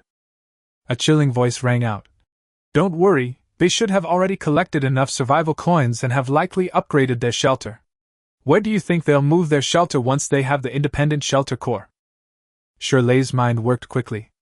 After thinking for 3 seconds, he said, word by word, "City. Town. Ruins." Having lost his shelter, Shirley had nowhere to go, and could only leave with Lucian. Their relationship has changed dramatically in the past few days, with a significant increase in trust, and they also jointly own a large amount of wealth in the train carriage. Therefore, Lucian wasn't too concerned about exposing this initial refuge. When the two of them crawled into the thick ice brick fortress, Shirley was immediately amazed. "Brother Shin, your skills are incredible. You managed to build this igloo all by yourself?" Shirley touched the thick ice brick wall and was immediately struck by its incredible quality. Most survivors can think of using ice blocks to create defensive structures, but very few can actually do it. First, it's a matter of time. Only survivors who possess the independent vault core will have the opportunity to do this. Secondly, there is the difficulty of construction. If Lucian had not relied on his talent, it would have been impossible for him to build such a perfect ice brick fortress in such a short time. Lucian just smiled, but an idea popped into his mind. Since he was able to build an ice brick fortress for defense and concealment in the initial shelter, so, in a train shelter, could a similar ice brick fortress be built to cover one or more carriages? While improving concealment, it can also effectively prevent attacks from rotting corpses. Furthermore, if you leave a few holes during the construction of the ice brick fortress, you can fight back against the rotting corpses. Lucian became more and more excited as he thought about it. He seemed to have found a way to survive in the train shelter. Whether it will actually work remains to be seen, but it is undoubtedly a good idea. The outer ice brick fortress is indeed very nice, but entering the underground shelter is a bit of a challenge. Shirley is already quite large, and he almost got stuck at the entrance of the shelter. He had to try several times before he could squeeze in. Once inside, it couldn't straighten its back, repeatedly bumping into the shelter roof, and could only curl up in a corner. Shirley said helplessly, "Brother, did you steal some wild animal's nest? That's a bit unethical." Lucian's face darkened instantly. What kind of talk was that? But when he looked at it from the other side, he really couldn't refute it. It was called a shelter, but it was really just a hole dug in the ground with mud walls on all four sides and a pitifully small space. There was even a furry animal lying in the corner, watching the two of them warily. This situation is indeed easy to misunderstand. Lucian didn't bother to explain. After lighting the fireplace, he baked a cornbread, boiled some water, and handed it to the snow cat in the corner. This guy was clearly starving, and ignoring his fear, he buried his head in his food and started eating. Even the way she looked at Lucian softened a bit. Lucian tried to stroke its head, and the snow cat did not show any obvious resistance, but only took a slight step back, no longer as wary as it had on the first day. "Shirley, what are your plans next?" Lucian asked as he added firewood to the fireplace. Shirley was still curiously looking around the shelter when he heard the question. He paused for a moment and said, "What else can we do? Find another shelter." "Not planning to go back to the train shelter?" "I dare not go back. Hundreds of rotting corpses, and quite a few of them are level 2 or higher. I'm afraid I won't return." Shirley shook his head repeatedly, then seemed to have thought of something, his voice filled with ferocity as he said, "I'd better find a shelter near the town ruins and watch me kill those 3 beasts one by one." Lucian waved his hand and said, "Don't rush to take revenge. There will be plenty of opportunities later. Let's solve the problem of survival first." "Sigh, do you have any suggestions, Brother Shin?" Shirley asked with a sigh. After a moment of contemplation, Lucian said, "In my opinion, train carriages are still the best choice for shelter." "But," Lucian interrupted directly, "no buts, the problem of rotting corpses is not unsolvable." "Have you come up with a solution?" Shirley asked excitedly. Lucian pointed to the ice brick fortress outside the shelter and said, "In a blizzard apocalypse, building a defensive fortress would be much simpler, and this is the best example." Shirley's eyes lit up, and he muttered to himself, "That makes sense. Using ice blocks to protect the entire train carriage means that even if there are zombies attacking, they won't be able to harm us. Brother Shin, this method is great." Lucian nodded slightly. There was one more thing he hadn't had a chance to say. Ice bricks may be good, but their strength is ultimately too low. They might be able to stop a level 1 corpse, but if the corpse is stronger, it is still very likely to break through. However, he can use his talent to compress the ice blocks at a deeper level, making them of higher quality and harder than iron. It was for this reason that he made up his mind to continue using that dangerous train ruin as his future refuge. Shirley nodded and said, "I think this method is reliable. So let's stick to the original plan, return to the train shelter, and then start building the ice brick fortress." "Well, I originally planned to take it slow and build the ice brick fortress gradually, but now that your shelter has been destroyed, it is necessary to speed up the process." Chapter 40 Teeling Town. Upon hearing this, Shirley felt a surge of anger again, but he suppressed his emotions and slowly nodded. This night was perhaps the most depressing night for Shirley. First, he was almost killed, then his shelter was destroyed. Any one of these events could have plunged him into utter ruin. If we hadn't joined forces with Lucian, we would probably have nowhere to go now and would only be waiting to die in the blizzard and radiation. The two lay in the cramped shelter, the communication playing on the survival radio, bringing in various recent information. "Zhao Yuanxiang, you son of a bitch! I trusted you so much, and you dared to have someone ambush me. You better remember this, I'll get my revenge sooner or later. Red Poplar Forest, this is my territory, Wan Yu's territory. If anyone dares to come here again, don't blame me for chopping you down with my big knife. Zhang Yueqian, you bitch! We've been childhood friends, and you actually conspired with that bastard to steal from my shelter? Don't let me catch you, or else. Hee, you brat, you really think my Yueqian is interested in you? Keep dreaming. I'll gladly accept your canned beef, ha ha ha ha ha. Is there any kind soul who will take me in? I'm starving. Please give me some food, please." The communication was no longer calm and peaceful. The use of the word mother increased rapidly, and useful information was no longer shared. Instead, there was more and more cursing. Survivors have begun to interact with each other, but instead of the friendliness one might expect, there is only deceit and intrigue. Strife, killing, debauchery, fraud, violence permeate this land of survival, and chaos frequently arises among the survivors. Some of the information also caught Lu Xun's attention. Hello, fellow survivors! I am Jinghai. We have gathered 4 powerful individuals with awakened talents and occupied the ruins of Qinghe Town. We sincerely invite you to come and survive together and build a survivor community. Hello everyone, I am Qin Yonghui. I have awakened a physical talent while living in the Bailing Town area. Is there any friend who would like to join forces with me to clean up the rotting corpses in Bailing Town, and then we can take over Bailing Town together? Just wondering, how did you manage to leave the shelter and survive in the ruins of a town? Aren't you afraid of radiation? You go home and drink your milk, this has nothing to do with you. Fellow survivors, I am Zhou Yunhua. I have already occupied the ruins of Tiling Town with 2 like-minded friends. If there are any other survivors around, please come and join us to survive and face the dangers of the apocalypse together. Tiling Town? Upon hearing this message, both Lu Xun and Shirtless' gazes sharpened. Brother Shin, I remember there seems to be a town's name at the entrance to the town ruins, something like iron. What was it again?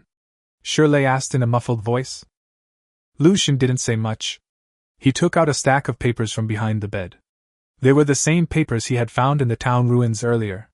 They were a child's homework. Several crooked words were written on it. Tiling Primary School, Grade 3, Class 1. It really is here. Lu Xun raised an eyebrow. It seems to be the 3 who besieged me. It seems they have indeed upgraded their shelter and officially moved to the town ruins. That's a good thing. Shirley's eyes were filled with ferocity. Lu Xun smiled and comforted him. Now you can rest assured. They'll stay in Tiling Town, and there will be plenty of opportunities to deal with them later. As for now, let's go back to the train ruins first. Brother Shin, I'm still a little worried. Shirley frowned and said. They've clashed with me before and seen me. If they see me again, they'll definitely attack again. Just in case, how about we go to the town ruins tomorrow and take them out first? Moreover, they have now occupied the ruins of a town and are recruiting soldiers. If they grow stronger, the 2 of us alone will probably not be able to deal with them. Lu Xun did not answer. He could clearly sense that Shirley's obsession had run very deep. But this is normal. The other party always went for the kill, and even chased them all the way to the shelter to silence them. This kind of hatred is extraordinary. After considering for a moment, he shook his head and said, Shirley, although the 2 of us are quite strong, it will be very difficult to take down 3 awakened talents without getting injured. Shirley remained silent. Secondly, you don't need to worry about them growing at all. With just a 10 independent shelter core, they can't possibly expand much. Indeed. After thinking carefully for a moment, Shirley finally suppressed his youthful impetuosity. Although he was furious, he remained rational and knew that now was definitely not the best time to take action. For the 2 of them, the best option now is to completely occupy the train ruins, build a complete shelter there, and be able to survive stably. With the supplies there, they won't lack food for a while, and they can get a lot of survival coins by selling the useless tools. Given time, they can grow strong enough to surpass even those who have taken over the ruins of towns. If conditions permit, they can also gather other survivors and establish a force similar to a survivor settlement. That's why Lu Xun was unwilling to take action at this moment, because they were at their weakest point, and there was no need to fight against others head-on. After chatting for a while, the 2 went to sleep in the cramped shelter. The cold wind howls, the weather is freezing, and danger and desolation are the main themes of this world. In the middle of the night, the snow cat, huddled in a corner, and seemingly because of the cold, carefully moved to the bed, curled up at Lu Xun's feet, and fell into a deep sleep. Brother Shen, what are you taking with you? I see you have a lot of luggage. Shirley shouted from outside the shelter. Shirley, there's still some time before we set off. Why don't you come to the shelter first? As Lu Xun packed his belongings for the refuge, he looked helplessly at Shirley. Forget it, your shelter is too small. I hurt my back after sleeping there last night. It's more comfortable outside. Lucian. Today, Lucian needed to get back to the train ruins, so he started packing his luggage and taking any useful items with him. The shelter now has accumulated a considerable amount of resources, but he cannot take them all back with him. Needless to say, we'll definitely bring all the food. Although corn tortillas don't taste very good, they are food after all, and they are very filling, making them invaluable to many survivors. Chapter 41: The Return Journey. In addition, I also packed pickled radishes and pickled vegetables, salt, honey, white wine, and water purification tablets, all of which were food I hadn't finished eating, into my backpack. Other daily necessities, such as paper and pens, fireplace, flint kettle, sheet metal, sap of purple vine, sap of corpse grass, compass, bowls, basins, etc., were all packed up without exception. With so many survival items, Lucian would have a hard time carrying them all by himself. Fortunately, Shirley was there, which made things much easier. He was physically fit, and his height of over 2 meters meant he was very strong. He also had a natural talent for physical fitness, so he could easily lift the package. Shirley carried his own luggage on his left shoulder and Lucian's luggage on his right shoulder, looking unusually relaxed. Lucian only needs to carry a backpack. The shelter was emptied out, leaving only a fat cat huddled in the corner. Lucian glanced at it, hesitated for a moment, and then said, "Are you coming with me, or are you staying here? If you stay, this shelter is yours." The snow cat naturally couldn't understand, but tilted its head and looked at Lucian with some wariness. When it saw the human in front of it, its eyes were full of love, but it seemed to swallow a mouthful of saliva. Put? It's impossible to release it. He just wanted to see if this radiation-mutated creature was truly human. If it were a purely wild animal, it would be impossible to eliminate its wildness or successfully tame it through just 2 days of contact. Lucian didn't need to waste his time on it. He could just slaughter it, eat the meat, and use the fur to make clothes, making the most of it. But if it truly understands human nature and possesses a certain level of intelligence, then that's not necessarily the case. It has an instinct to seek advantage and avoid harm, and will make the choice that is most beneficial to its own survival, and might even follow it on its own initiative. 3 minutes later. As it turns out, the store's reviews were accurate.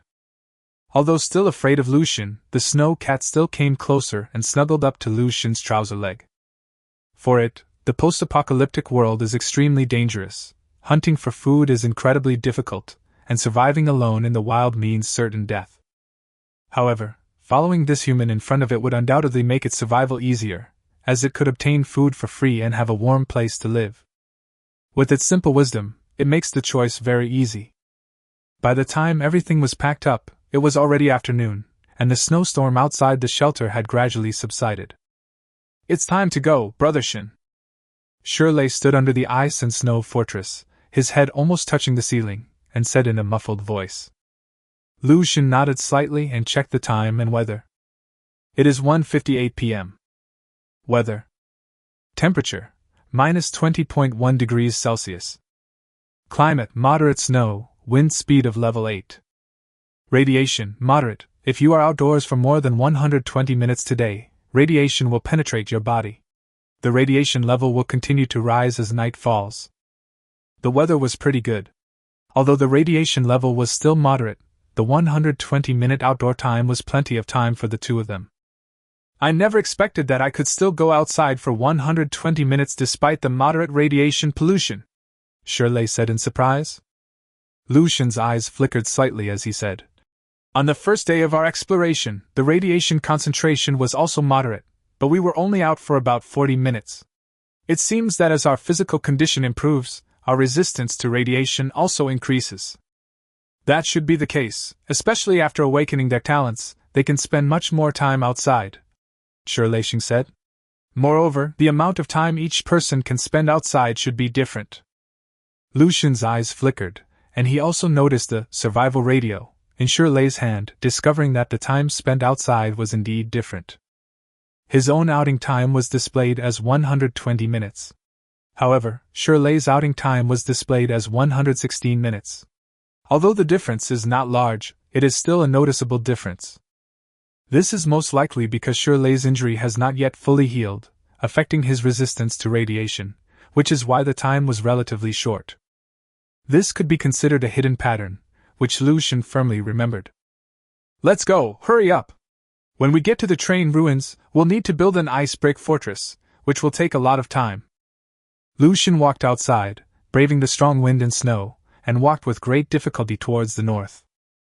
Shirley had more difficulty walking because he was heavier and carrying a lot of luggage.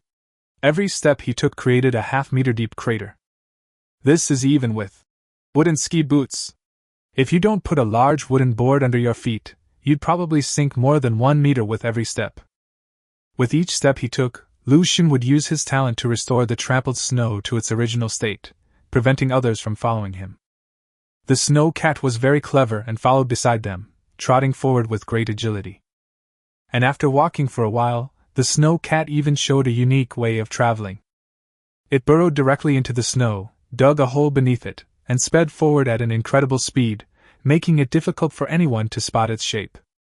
Lu Xun couldn't help but sigh, realizing that the creatures that could survive in this post-apocalyptic world all possessed their own unique skills, enabling them to avoid danger. The journey was tedious. After walking in silence for 30 minutes, the two arrived once again at the hillside surrounding the train ruins. This time, the two did not rush down, but stood at the highest point of the hillside and looked around. On one hand, Lu Xun was surveying the surrounding environment, looking for any tree resources or town ruins. The surrounding area has a rather undulating terrain with many high-altitude hills covered with a few scattered trees, either too many nor too few. But further east lie more rugged mountain ranges, where vast and exceptionally dense forests can be seen, now covered in thick snow. Upon seeing the forest, Lu Xun first let out a long sigh of relief, but then a hint of caution appeared in his eyes. The appearance of large tracts of forest means abundant resources and a large supply of heating resources, so there is no need to worry about timber. Moreover, there is a high probability that there are edible plants or animals present, which are essential conditions for long-term survival. However, Lu Xun still vaguely remembered that the large number of rotting corpses that had previously besieged the train ruins had retreated eastward in the end. What exactly is to the east? What is the situation there? Lu Xun had no idea, but it was definitely not completely safe, and it was necessary to investigate. They looked in other directions, trying to find other clues, but the results were not good. Chapter 42: A massive construction project. The dawn sky, with its dense, gray-blue clouds, made visibility extremely low, and the heavy snow made it impossible to see anything in the distance. Lu Xun lingered for a while before heading downhill toward the train ruins. Overnight, the area around the ruins was covered with a thick layer of snow, almost completely burying the train. Only when you got close could you see the greenish-blue exterior. If the train tracks weren't relatively high, the entire train would probably have been buried by snow before they arrived. The surrounding snow was dug away, and the snow on the roof of the train carriages was swept away, revealing the entire carriage. According to the plan discussed last night, they will use ice blocks to cover the entire carriage, forming a thick ice block fortress to resist the siege of the rotting corpses. Shirley looked around and asked, "Brother Shin, what do we do next?" Lu Xun placed the luggage in carriage number 10 and then said, "Let's light the fireplace first to melt some snow and prepare to make ice bricks." Shirley was in charge of boiling water, while Lu Xun used wood to make more than a dozen ice brick molds. It is approximately 50 cm times 30 cm times 20 cm. Simply put the snow into the mold, press it down firmly, and then pour water on it. Melted snow will freeze at low temperatures and eventually turn into solid ice. Lu Xun could use his talent to speed up the process, but due to the excessive consumption of energy, he did not use his talent for the time being. It must be said that using ice blocks to build structures is indeed very convenient, especially in the extreme cold of an apocalyptic blizzard, where it is almost a breeze. In just 30 minutes, Lu Xun created more than 30 ice blocks. If collecting snow hadn't been so slow, he probably could have done it even faster. As they became more skilled, they sped up for the next 30 minutes, creating more than 50 ice blocks, but it also left them quite exhausted. Snow itself is not heavy, but once it turns into ice, it becomes frighteningly heavy, with each piece weighing around 60 kilograms. 1 or 2 pieces is fine, but when the quantity is large, Shirley almost died from exhaustion here. Moreover, 80 ice blocks are simply not enough. To build a complete ice block fortress and cover an entire carriage, you would need at least 500 ice blocks. This project is dozens of times larger than the 10-square-meter ice brick fortress in the shelter. By the time their outing ended, the two had only made 120 ice blocks. As the sky gradually darkened, although it was only a little past 4 p.m., it was already almost like night, and the temperature dropped rapidly to -25°C. The howling wind whipped up all the snow on the ground and the snowflakes in the sky, making them fly wildly in the air like ice blades, almost tearing your coat when they hit your body. The radiation situation is actually the best. Although it has returned to severe radiation, it can still stay outside because of the independent shelter core. Shin. Brother, what should we do now? Shirley shouted at the top of his lungs. Lu Xun squinted, his eyes and ears filled with fierce wind and snow, his body swaying precariously. Using his talent, he turned the snow beneath his feet into ice, firmly encasing his feet to prevent himself from being blown away. Looking at the ice brick fortress that had not yet been built, Lu Xun's eyes showed a solemn expression.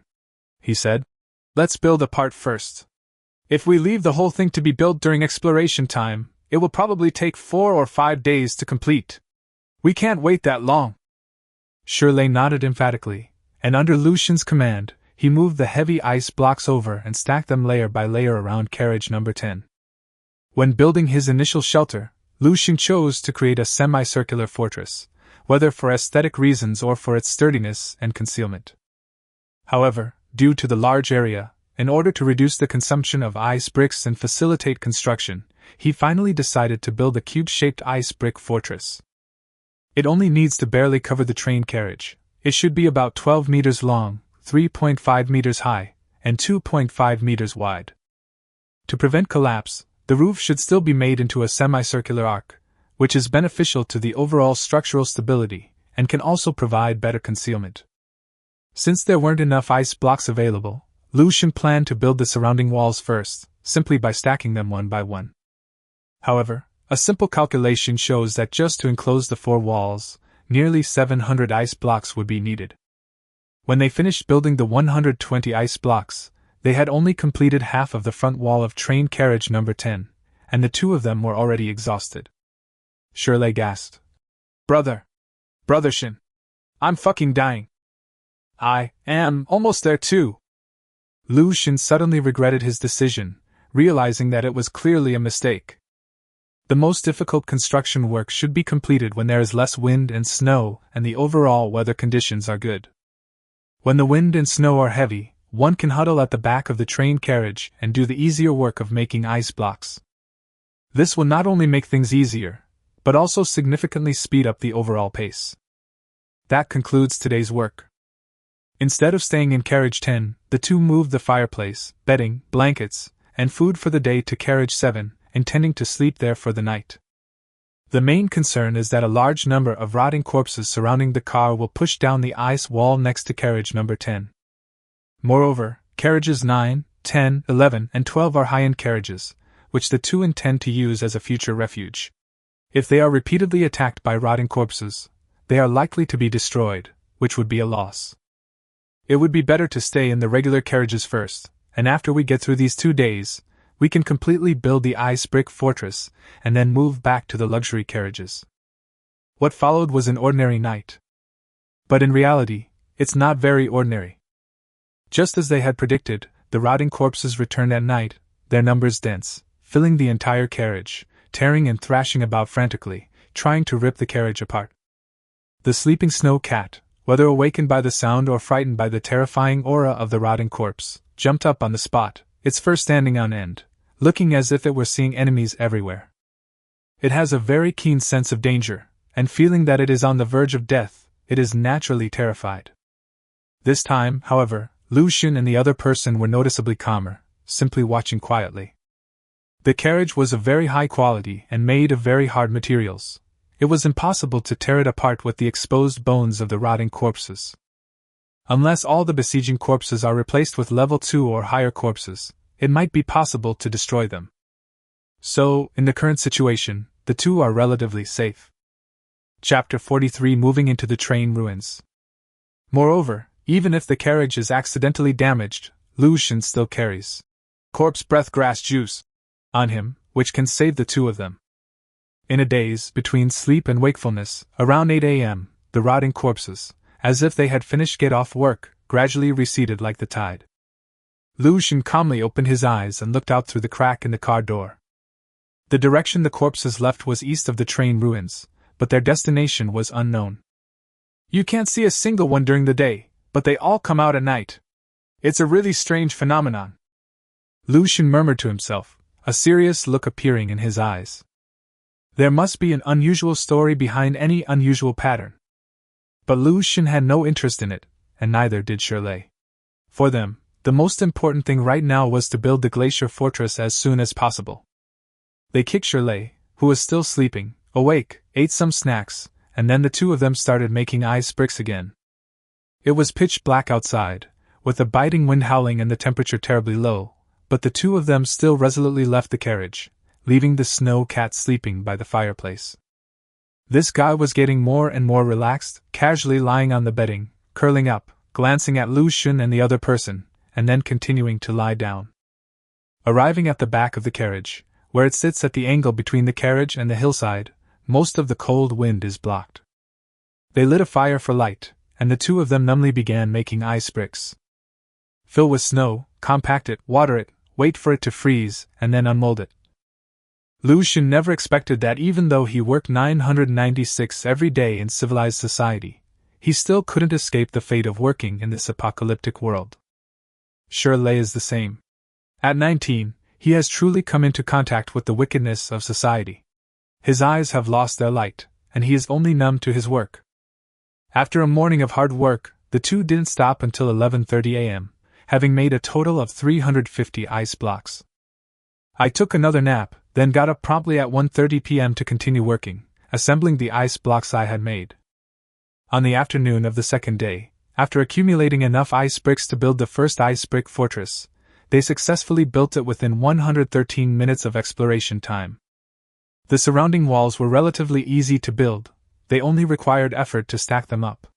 However, the construction of the top took a considerable amount of time. Later, considering that the two couldn't live together forever and both needed their own living space, after some discussion, it was decided to build another ice brick fortress. The process was the same, taking nearly 2 days, and the second ice brick fortress rose from the ground. For nearly 4 days, 2 sturdy ice brick fortresses covered carriages 10 and 12 respectively, forming 2 separate shelters. Looking at the solid and tall ice wall, the two of them let out a long breath. These were definitely the most tiring 3 days. They were working almost every moment, and at night they had to deal with the harassment of the rotting corpses. Their bodies and minds had reached their limits. But the completion of the shelter brought them great comfort. Moreover, this refuge is very different from the initial refuge because the environment is extremely favorable in all aspects, making it possible to survive there for a long time. This will be the base where the two of them will live and thrive in the future. The two have agreed to divide all the supplies here equally, each keeping half, and to continue to live and develop independently. After all, it's impossible for 2 grown men to live together every day. There will certainly be a lot of daily contact, but going out to explore and daily development will be completely independent. This is to avoid conflicts and reduce friction in daily life. Furthermore, it's to increase future possibilities and diversify each other's development. Lu Xun occupied 5 carriages, 12, 13, 14, 15, and 16. Carriages 12 and 13 were high-end carriages with complete facilities and could be used for living. Carriage number 12, shrouded in an ice fortress, will be used as the main shelter. Carriages 14, 15, and 16 are ordinary carriages, with neatly arranged tables and chairs. The bodies and garbage have been cleaned up and will be used as warehouses to store various living resources. Currently, there are a large number of suitcases in carriage 14, all of which are supplies that have been divided equally between the two people. Actually, the original plan was to completely cover all the carriages with ice brick fortresses, and then connect the ice brick fortresses to form a large shelter. However, building ice brick fortresses is too much work and too demanding for 2 people, so it's not suitable to build too many in a short period of time. Perhaps, Such a large-scale project can only be restarted when there are more people available. Now that we have a stable shelter, the most important thing is to find food and other resources necessary for survival. Lu Xun had already prepared all the food. After calculation, even if he ate sparingly, he could only eat it for a month and a half at most. He must use this month and a half to explore the surrounding environment as much as possible and find a stable way to obtain food in order to survive here. At the same time, you should also search for the ruins of surrounding towns to see if there are any other survivors, in order to prepare for future development. As night deepened, Lu Xun lay down in carriage number 12. Lu Xun had completely removed the original expensive and luxurious room facilities, as many of them were useless. He still valued practicality more. For example, he threw items such as televisions, glass coffee tables, and computers into carriage number 14. So now, carriage number 12 looks much more spacious, with a bed at the far end covered with thick blankets and clothes. Lu Xun brought over all the bedding, blankets, and winter clothes from the other carriages for daily warmth. The insulation inside the carriage wasn't as good as I'd imagined. Even through the snow-white glass, I could feel the chilly air seeping in, and I often shivered from the cold while sleeping at night. Moreover, this train most likely runs during the summer. The bedding and blankets are not the thicker winter versions. They are just ordinary cotton blankets, which may provide good warmth when the temperature is around 0 degrees Celsius. However, at temperatures around -20 degrees Celsius, these thin blankets become much less effective. Strictly speaking, the insulation effect of down grass is even greater than that of cotton quilts, effectively preventing the loss of body heat, and it remains a very precious source of warmth today. Therefore, Lu Xun still added a layer of fleece under the original bedding, and the effect was surprisingly good. Beside the bed, the fireplace still stood, an essential living resource that provided plenty of heat. Besides the bed, there were 2 other items in the carriage that were not moved, a sofa and a table. Chapter 44 Agriculture? The sofa can be used for daily rest, while the table is simply used to place everyday items such as a survival radio, a mechanical alarm clock, a compass, paper, and pens. In addition, above the windows on both sides there were 2 rows of shelves that were originally used to display suitcases, but they were now being fully utilized and filled with food. Next to the table, a cat bed was made from a suitcase and lined with many clothes. This is the snow cat's usual place of residence. But more often than not, the snow cat simply jumps onto the bed to sleep, as it would obviously be warmer next to the fireplace. Lu Xun looked at the rusty iron ceiling, the crackling of the fireplace in his ears. The snow cat slowly walked over and lay down at the foot of the bed. It's day 11. Day 11 of the blizzard apocalypse. He had his second shelter, which was relatively complete and could ensure his safety and future survival. The soft firelight illuminated the carriage, bringing a strong sense of security. Lu Xun took out the survival radio and used today's shop refresh opportunity. He refreshed the shop a couple of days ago, but unfortunately, the items he wanted to buy didn't appear. The quality seemed to be quite low. As the merchandise rotates, 3 items appear. Name: Radiation purifying water 500 milliliters. Description: can filter radiation. Price: 12 survival coins. Name: Survival blanket X1, 20 survival coins. Name: 1L bottled water, 10 survival coins. All 3 items were of decent quality, but since they weren't urgent, Lu Xun wasn't particularly keen on buying them. He would most likely have bought a life-saving thermal blanket when he was in the initial shelter, but there was really no need to waste money on it now. The same applies to bottled water. Water purification tablets can be reused, so there is currently no shortage of clean water sources, and there is no need to buy them. The only thing that caught his attention was the purified water. This relates to another extremely important matter: crop cultivation. He had been trying to grow corn for a long time, but had never succeeded. He suspected that a big reason for this was that the soil was full of radiation, which made it unsuitable for corn growth. On this land today, almost all the plants visible to the naked eye are plants that have been mutated due to radiation. The corn kernels he harvested did not change due to radiation, and they likely need to be grown in clean soil to germinate normally. Radiation-free water may eliminate some of the radiation in the soil, thus making it possible to grow corn. Lu Xun did not hesitate and bought it directly. In fact, he is quite wealthy now. A large portion of the resources in the carriage were useless, at least for now, so Lu Xun sold a batch and exchanged them for survival coins. For example, there were many items such as toys, power banks, corroded mobile phones, and computers. Although the individual prices were not high, after selling them all, they were exchanged for 234 survival coins. Lu Xun bought the purified water and silently pondered. Things have settled down now. Tomorrow I can try developing agriculture and explore the surrounding area. I hope everything goes smoothly. Right now, there are only two things that matter most to him. First, we should develop the train carriages as a refuge, build stronger fortifications, and develop agriculture and animal husbandry. However, it is currently quite difficult. Secondly, one should explore the surrounding area to find existing resources and the ruins of nearby towns. If possible, it is also necessary to investigate the condition of the decaying corpse. Thinking of the rotting corpse, Lu Xun glanced at the time. It was already past 8 p.m. It's almost time.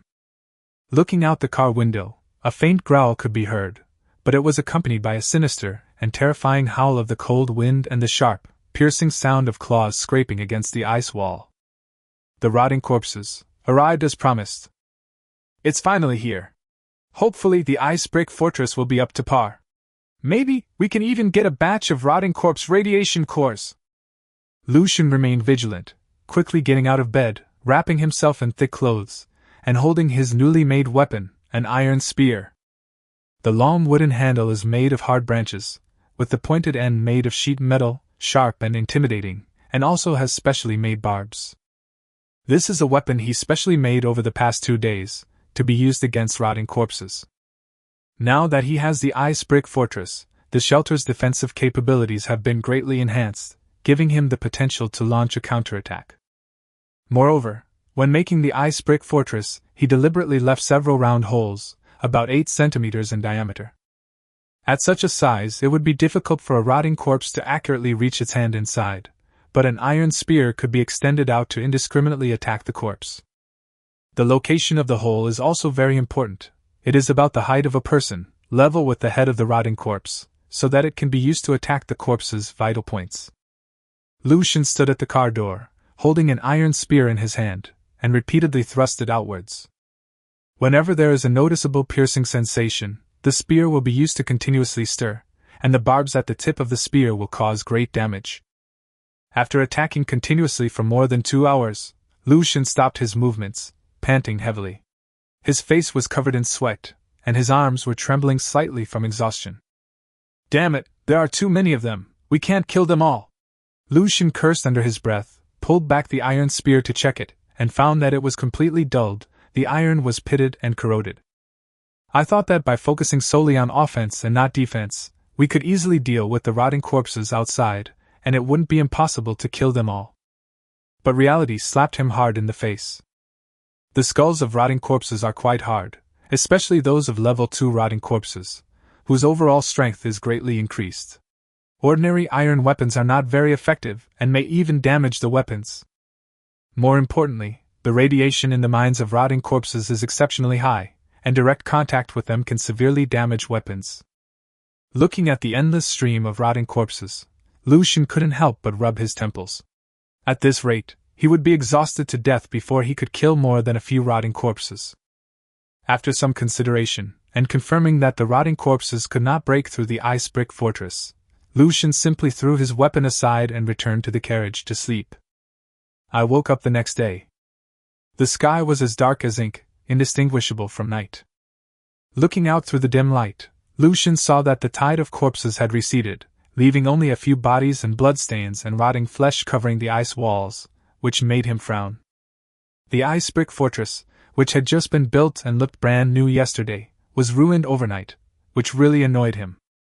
The sight of the 12 corpses on the ground made his expression somewhat better.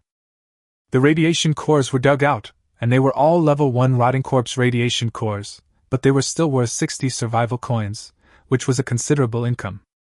Incidentally, he also completed most of the tasks on the task card. He only needs to hunt 2 more level 2 corpses to get another 50 survival coins.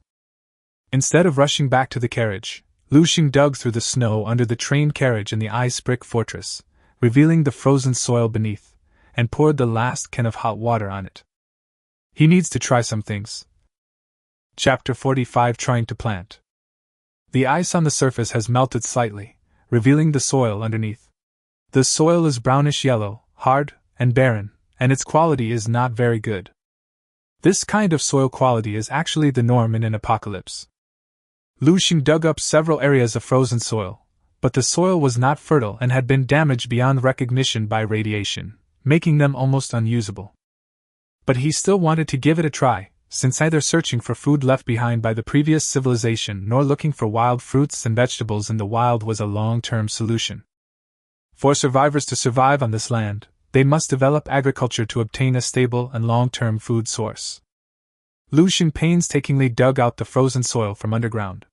Almost every piece was like a stone, completely devoid of moisture, and had a pungent smell unique to radiation. Although the core of the independent shelter can ensure that there is no radiation erosion within a certain range. However, the actual results were not as good as expected. It can only ensure that the concentration of radiation in the air decreases so as not to affect human health, but it does not completely remove radiation from the ground soil, nor does it have the effect of purifying water sources. Strictly speaking, whether you are in the initial shelter or in the independent core of the shelter, you are only reducing radiation, not completely eliminating it. Living in such an environment long-term still places a great burden on the human body. In the past few days, he has heard other survivors talk about this issue on the survival radio. Some survivors, whose physical condition is relatively weak and who have not awakened their talents, have developed symptoms such as sore throat and respiratory infection after living in the post-apocalyptic environment for a long time. At first, I thought it was just a cold, but as time went on, my skin showed signs of being eroded by radiation.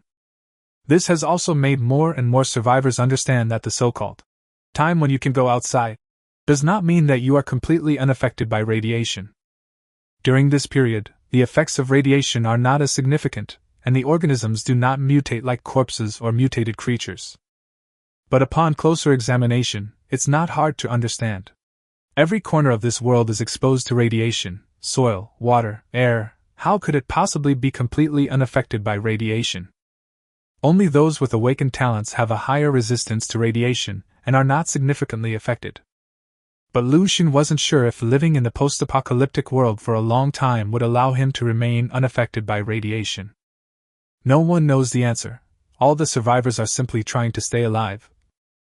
Lu Xing put all the excavated frozen soil into an empty suitcase, filled it up, and brought it back to the carriage.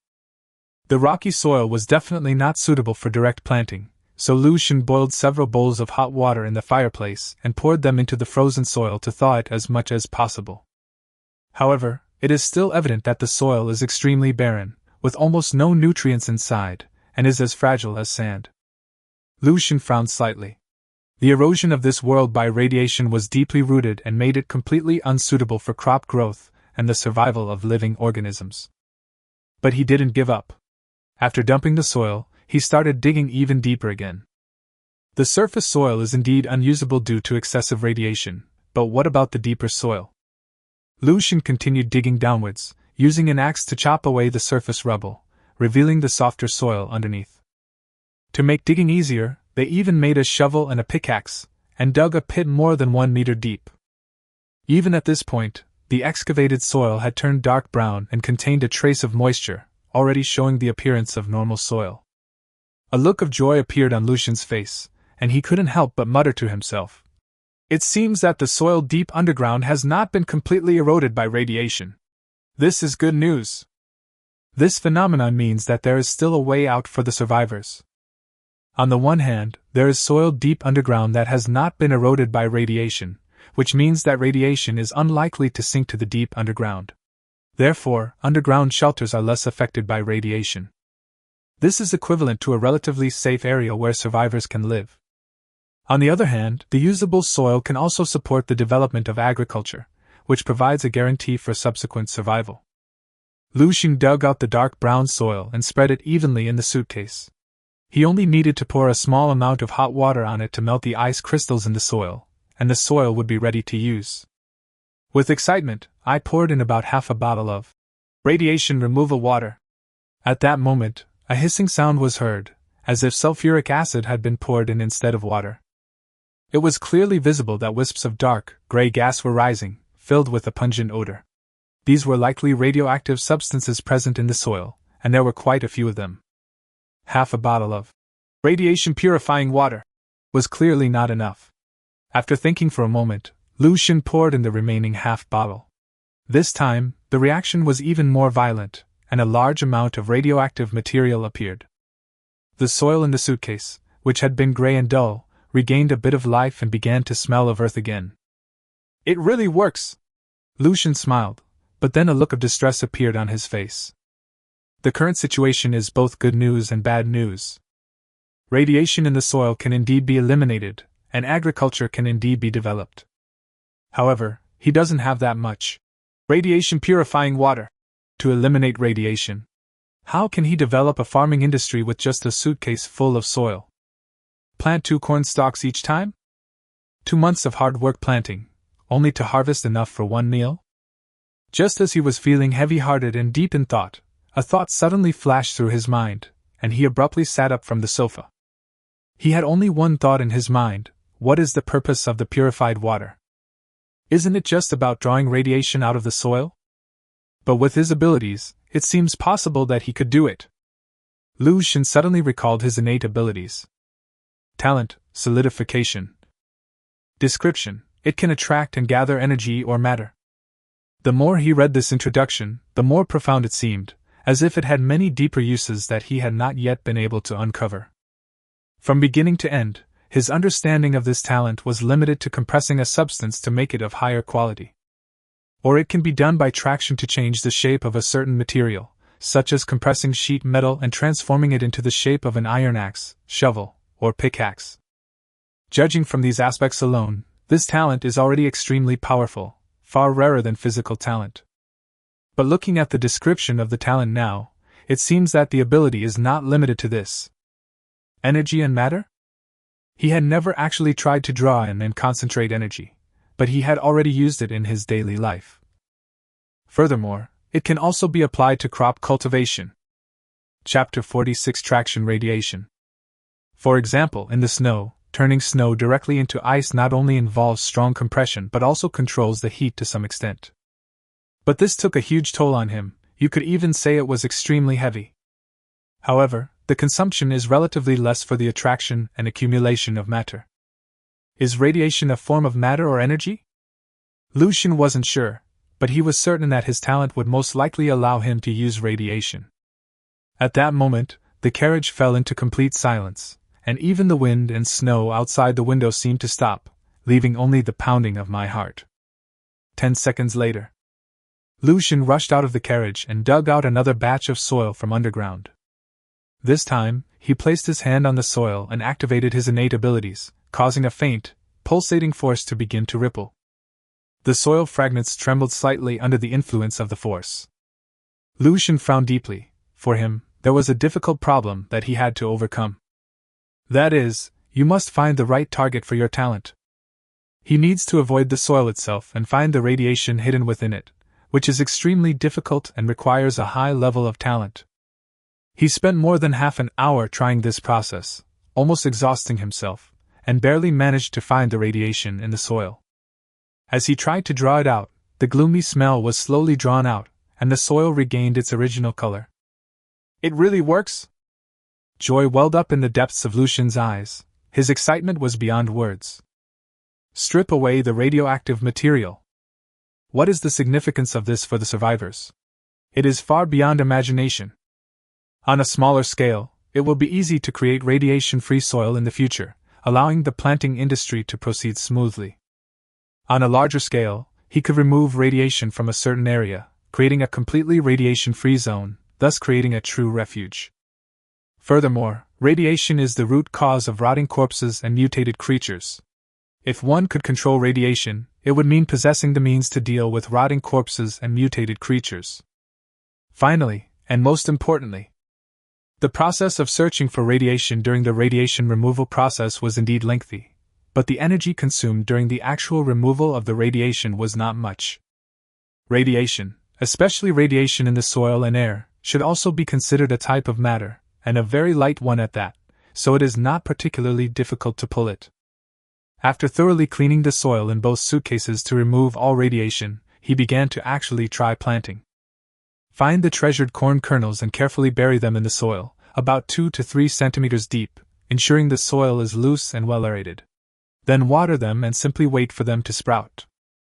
Lu Xun calls this planting method planting according to circumstances. Because he knew absolutely nothing about planting, he only knew how to throw seeds into the soil and then water them. If the seed can grow, that's naturally a happy ending. But if nothing grows, there's nothing he can do. He worked tirelessly until nearly noon before finally stopping to rest on the sofa. The successful development of the planting industry, along with the utilization of his talents, filled him with confidence for the future and put him in a very good mood. So, I specially ordered a pack of instant noodles, a can of beef, and a glass of baijiu, Chinese liquor, for today's lunch. Even the snow cat was given an extra piece of beef in addition to its usual cornbread, as a way of celebrating. But Lu Xun was still a little worried when he thought about food storage. Although he obtained a batch of food from the train ruins, it would only last him a month and a half at most, so he would have to find another way to provide food in the future. Just as he was pondering how to use today's exploration time, Shirley's message came through. "Brother Shin, what are your plans for today?" Slurping a mouthful of noodles, Lu Xun casually said, "Let's explore the surrounding resources first. See if there are any usable resources or food among the trees growing on the surrounding hillsides. Timber remains a very important resource. Fireplaces consume a lot of firewood every day, so the importance of wood resources is self-evident." "Oh, no need to worry about the timber. The surrounding slopes are steep. We can just cut down the whole tree and roll it into the ravine. It's easy." Shirley didn't care at all, then lowered his voice and said, "I've received some news. I wonder if you're interested, Brother Shin?" Lu Xun raised an eyebrow and asked, "What news?" Shirley organized his thoughts and lowered his voice, saying, "I heard someone mention in the communications that there is a large town ruin about 5 kilometers north of Tiling Town, and it is quite large, called Jingning Town. The town ruins are relatively intact, with only a small portion of the buildings collapsed, and there are quite a few resources inside. However, because of the large number of rotting corpses, no survivors have been able to take it over. But recently, that police officer named Zhao Shongyang plans to gather a group of survivors with considerable strength to jointly clean up Jingning Town. The benefits will be split equally, and they will jointly build a survivor settlement. Brother Shin, let's go take a look too. Maybe we can get something out of it." After listening, Lu Xun did not answer immediately. After a moment of silence, he coldly asked a question. "Shirley, has someone contacted you privately?" No." Shirley was clearly taken aback. Lu Xun spoke calmly. "First, I also pay attention to the daily communications, and I haven't heard these messages in the communications. Secondly, how could an ordinary survivor know that there is a town ruin 5 kilometers north of Tiling Town, and specifically know that it is Jingning Town? Are you kidding me? Third, if Zhao Zhongyang wanted to clear the town's ruins, could he just call for help directly through the public communication channel? Isn't he afraid of being betrayed by other survivors? Fourth, brother, please stop. I was wrong. Someone did contact me privately." Shirley quickly stopped him, saying with a mournful face. Finally, still somewhat puzzled, he asked, "Brother Shin, how come I can't hide anything from you? Are there really so many loopholes?" Lu Xun pursed his lips and said, "No, I just made this up. I just think that with your language skills, you couldn't possibly have such a logically clear and detailed statement. It must be that you copied someone else's words." Shirley, "Stop talking nonsense and tell me the specifics." Shirley sighed and said, "When I was surfing the internet, someone named by Linen added me as a friend and then said all this to me." Lu Xun frowned. "Then how did he know you were near Tiling Town and Jingning Town? Did you leak it?" They probably don't know, but I was arguing with those 3 bastards in Tiling Town, so they guessed that I was also near Tiling Town." Chapter 47: The Mutant Willow Tree of Jingning Town. Lu Xun's face turned green instantly. Was this kid out of his mind? Who had nothing better to do than argue with each other on the survival radio? He sighed helplessly. He knew that Shirley was not stupid. On the contrary, he was actually very smart, but sometimes he would do confusing things and was prone to acting impulsively. Shirley scratched his head and said, "Brother Shin, I know what I'm doing. I didn't agree to him at all. You have to decide this kind of thing." Zhao Zhongyang. By Linen. Lu Shin pondered for a moment and said, "Have them come to me, I'll talk to them." Brother Xingshin, he. Soon, someone found him in their communications and sent him a friend request. Her name is White Lin. "Hello, Mr. Lu, it's a pleasure to meet you. Could we discuss this further?" A deep, magnetic voice from a middle-aged man rang out. "Speak," Lu Shin said calmly. "There's no need for excessive small talk among intelligent people." Bai Linen explained in detail. Jingning Town is a medium to large town with nearly 200 households. Its actual population should exceed 1,000, making it the largest town in the surrounding area. We plan to clear it out and, led by Zhao Shongyang, establish a survivor settlement, which will provide ordinary survivors with a place to live and also a trading place for other survivors. However, due to its large population, this town is home to many rotting corpses and even mutated creatures. Therefore, we are currently gathering survivors from the surrounding area to try to clear them out. I wonder if Mr. Lu would be interested in joining our operation? Currently, all the survivors are scattered in their own corners. If we cannot unite, how can we survive in this harsh environment? The general situation and the wording were not much different from what Shirley had conveyed. After listening silently, Lu Shin fell into deep thought. After a long pause, he carefully asked, "I have a few questions." "Ask away, and I will answer to the best of my knowledge." "First, there are many ruins in the surrounding towns, so why choose the most dangerous Jingning town? Don't tell me it's the largest in area. A larger area doesn't necessarily mean it's the most suitable place for survivors to gather." Bai Linen's gaze sharpened slightly. The question was more tricky than he had expected. Seeing Bai Linen pause, Lu Shin did not give him time to think, but immediately asked the second question. "Secondly, where do you get the confidence to think you can build a survivor settlement in Jingning Town and attract other survivors to settle there? Based on your mere 10 square meter independent shelter core?" This was also the question that Lu Shin was most curious about. All survivors can be broadly divided into two categories. One type is survivors who are less developed and are still hiding in their initial shelters, unable to upgrade their shelters. Most of them live in hardship, struggling to survive, and are already on the verge of death. For them, the existence of survivor settlements is indeed necessary, allowing them to connect with each other and barely survive. But how can these survivors, who lack an independent shelter core, leave their initial shelter and settle in Jingning Town long term? There is another type of survivor, those who have developed well and have already redeemed the independent shelter core. Those who can collect 100 survival coins in a short period of time and exchange them for independent shelter cores are mostly not ordinary people. Some awakened their talents, others united with other survivors and established their own small settlements. Still others were chosen ones with exceptionally good fortune. These capable survivors are able to live well on their own and have no need to join other people's settlements. Therefore, Lu Shin's first two questions were actually the same question: what exactly is in the so-called Jingning Town that can attract other survivors and make them need to go through the trouble of clearing it out? Bai Linen pursed his lips, took a deep breath, and clearly noticed that the question from the person opposite him was extremely accurate and tricky. Compared to the previous big, clumsy guy, this person saw the problems more sharply and keenly.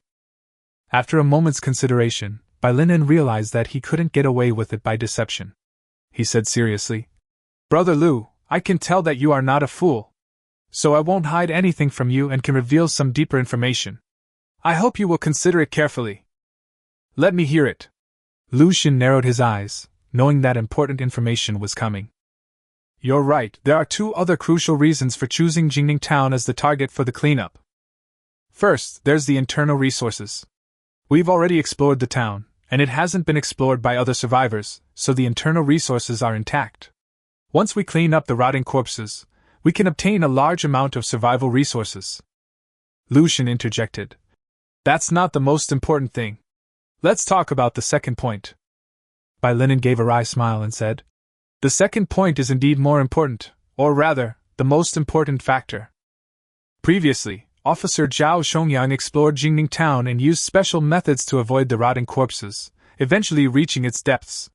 There, he discovered a group of mutated plants resembling willow trees, and these mutated plants were extremely unusual." Lu Xun frowned and asked, "What special function does it have?" "Isolate from radiation." With just 4 words, Lu Xun's pupils suddenly contracted. Bai Linen continued, "Officer Zhao Zhongyang has already tried it. The sap that flows out when this mutated plant is crushed, mixed with the walls and soil, can effectively block radiation erosion." It goes without saying that Lu Xun immediately understood the importance of this mutated plant. "What does that mean?" "This means that as long as there is enough mutated plant sap, a safe, radiation-free survivor settlement can be built. All ordinary survivors in the surrounding area who lack awakened talents are unable to upgrade their shelters, and are on the verge of life and death can come and live here. It is very likely that a large number of survivors will gather in a short period of time, forming a sizable survivor settlement." Lu Xun immediately realized that if what this person said was true, then Jingning town was indeed very likely to become the center for survivors to gather, trade, and communicate in the future. Finally, Lu Xun let out a long breath, suppressing the turmoil in his heart, and asked, "How many willow trees are there inside? How many survivors have you gathered?" Bai Linen smiled and replied, "There are quite a few willow trees. There is an artificial lake inside, and the surrounding area is full of these mutated willow trees, at least 50 or 60 of them. As for the number of survivors, if we include you and young Frencher, there are 12 people, of whom more than 5 have awakened talents." Lu Xun nodded slightly, then frowned and asked again, "This news isn't very well kept, is it?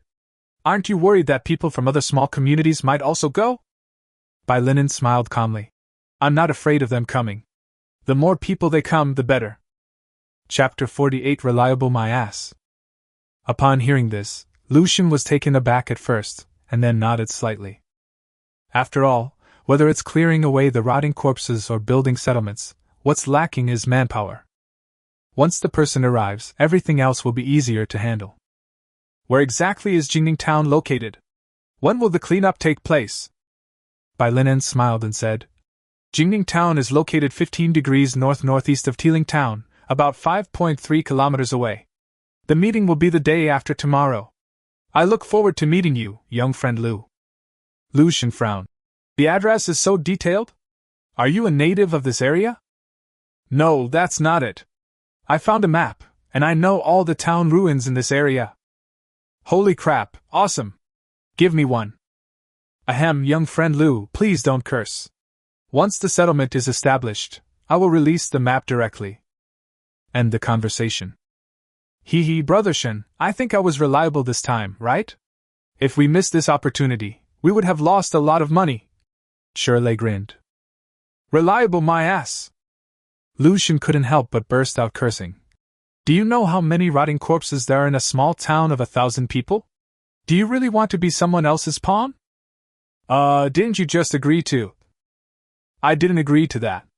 Lu Xun raised an eyebrow and said, "We can go and see what's going on. If it's dangerous, we'll escape. If it's not, we'll take some benefits." He was still somewhat curious about the situation in Jingning town. Whether it was the large quantity of supplies or the magical mutated willow tree, they might indeed have an impact on the future situation. Lu Xun also lowered his head and thought. The resources and the mutated willow tree alone might not be enough to tempt him. The train ruins contained a good amount of resources, and he also obtained a batch of food, so there was no need to worry about it for the time being. While there are many supplies in the town ruins, they are not necessarily of higher quality than those in the train ruins. As for the effects of the mutated willow tree, he might have been tempted before he discovered the effects of his innate abilities. But now, he can also use his talent to create a radiation-free area and establish a safe settlement. Therefore, the mutated willow tree did not seem to be that important to him. The real reason he was drawn to Jingning town was that it was likely to become a trading and communication center for survivors in the surrounding area, and would also attract many powerful and highly capable survivors. He needed to understand the situation and trends in the surrounding area to prevent himself from being left behind by the times. But in any case, safety should always be the top priority. Get ready. We're heading to Jining Town the day after tomorrow. Let's stay in the shelter these next couple of days and not cause any trouble, Lu Xun casually instructed. It was nearly afternoon, and time for our daily exploration came again. Lu Xun put on his gear, took his iron spear, and had an axe, pickaxe, and shovel at his waist. In his backpack, he also carried a survival radio, a compass, and a mechanical alarm clock. Then put on gloves, a face mask, and windproof goggles to cover all the areas of your body exposed to radiation. He found all of these items in his suitcase, and they proved quite useful. As they stepped into the snowstorm, Shirtless, who was in carriage number 10, also came out dressed, and the two greeted each other. Brother Shin, where are you planning to go today? We're cutting down trees on the east slope. We're almost out of firewood, Lu Xun shouted at the top of his lungs. Even if the two were not far apart, they had to shout to communicate because the wind was so loud and sharp, like countless ferocious beasts roaring in their ears, making their eardrums ache. Shirtless shouted. Then I'll look to the north. There's a mangrove forest there. Okay, be careful. The two split up and went in different directions. Lu Xun chose the safest plan and went to the nearby hillside to search for usable timber. Walking through the vast snowfield, this outing was a little different, with a little guy accompanying us. The snow cat burrowed into the snow and crawled forward, much faster than Lu Xun, occasionally peeking out to look back. Of course, it wasn't about trying to be cute to Lu Xun. Snowcats are true wild predators, possessing top-notch alertness and hunting abilities, constantly monitoring their surroundings. On Earth, a snow cat weighing over 30 kilograms wouldn't be considered a cat, but rather a medium to large-size feline predator, equivalent to dangerous animals like the Pallas's cat, lynx, or leopard cat. Even though they lived together and even slept in the same bed, the snow cat had a very aloof personality, and never allowed Lu Xun to touch or hug it freely. But Lu Xun didn't care. He cared more about the snow cat's practicality. A person and a cat walked through the snow, climbing up the hillside. Fortunately, the slope was relatively gentle, otherwise the climb would have been much more difficult. The trees here are quite different from those in the dead forest. They are much less hard, but they look more vibrant and are larger. It is nearly 4 meters tall, with lush branches and some withered yellow leaves. I really don't know how it survives in such low temperatures. These plants that survived and mutated due to radiation are very different from ordinary plants, each possessing its own unique characteristics and abilities. Lu Xun looked at it for a moment, and was about to take out an axe to chop the tree trunk when the snow cat suddenly burst out of the snow and leaped up the tree trunk with incredible speed, its sharp claws swiftly grabbing at the dead leaves. Before Lu Xun could react, it had already pressed a withered leaf directly under its paw. Just as he was wondering, the bitter creature under the snow cat's feet began to struggle and chirp.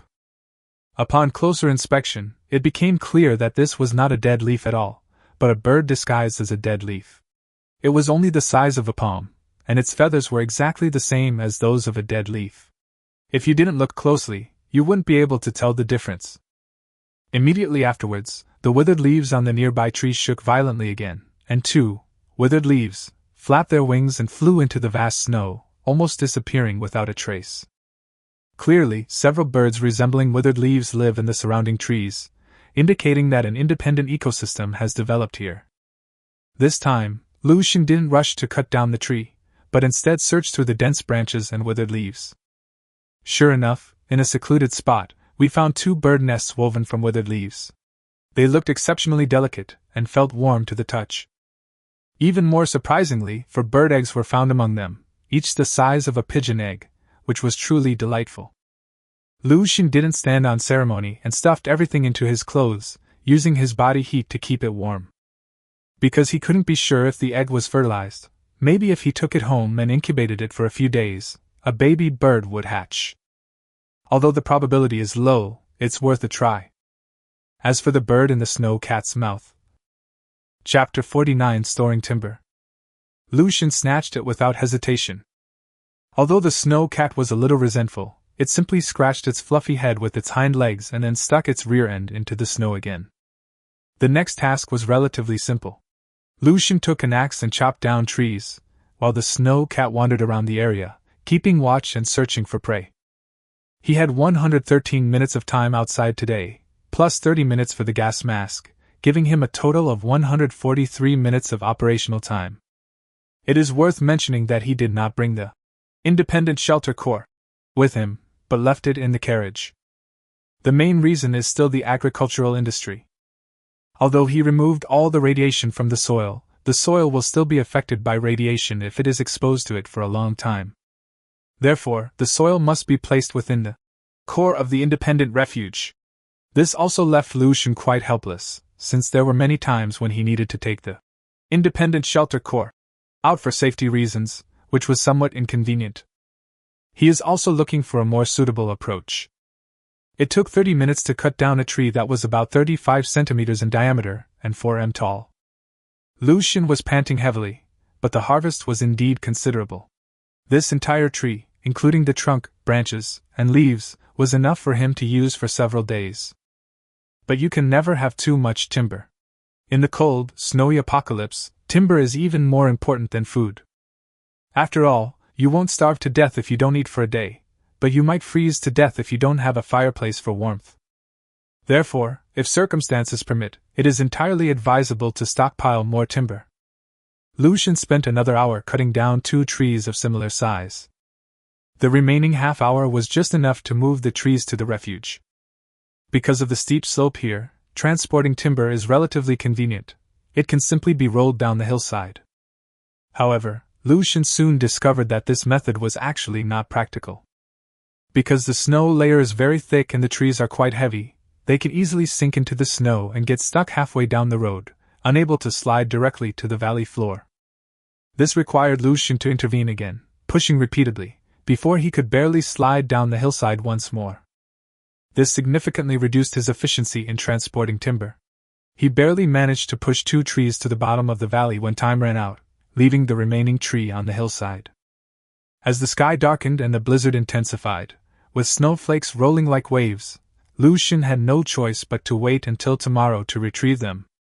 Drag both trees into the ice brick fortress. When it was built, the ice brick fortress was not built to the exact size of the carriage. Instead, some space was left around it for daily activities and storage of some goods. These 2 pieces of wood can be directly stuffed under the train carriage, so there's no need to worry about storage. As the thick ice door of the ice brick fortress was closed, the howling wind outside the window instantly subsided by more than half, and a sense of security washed over me as I suddenly found myself in complete silence. Lu Xun took off his gas mask, goggles, and face shield, put his backpack back in the carriage, and let out a long sigh of relief. The sense of security he found in the shelter always brought him great comfort.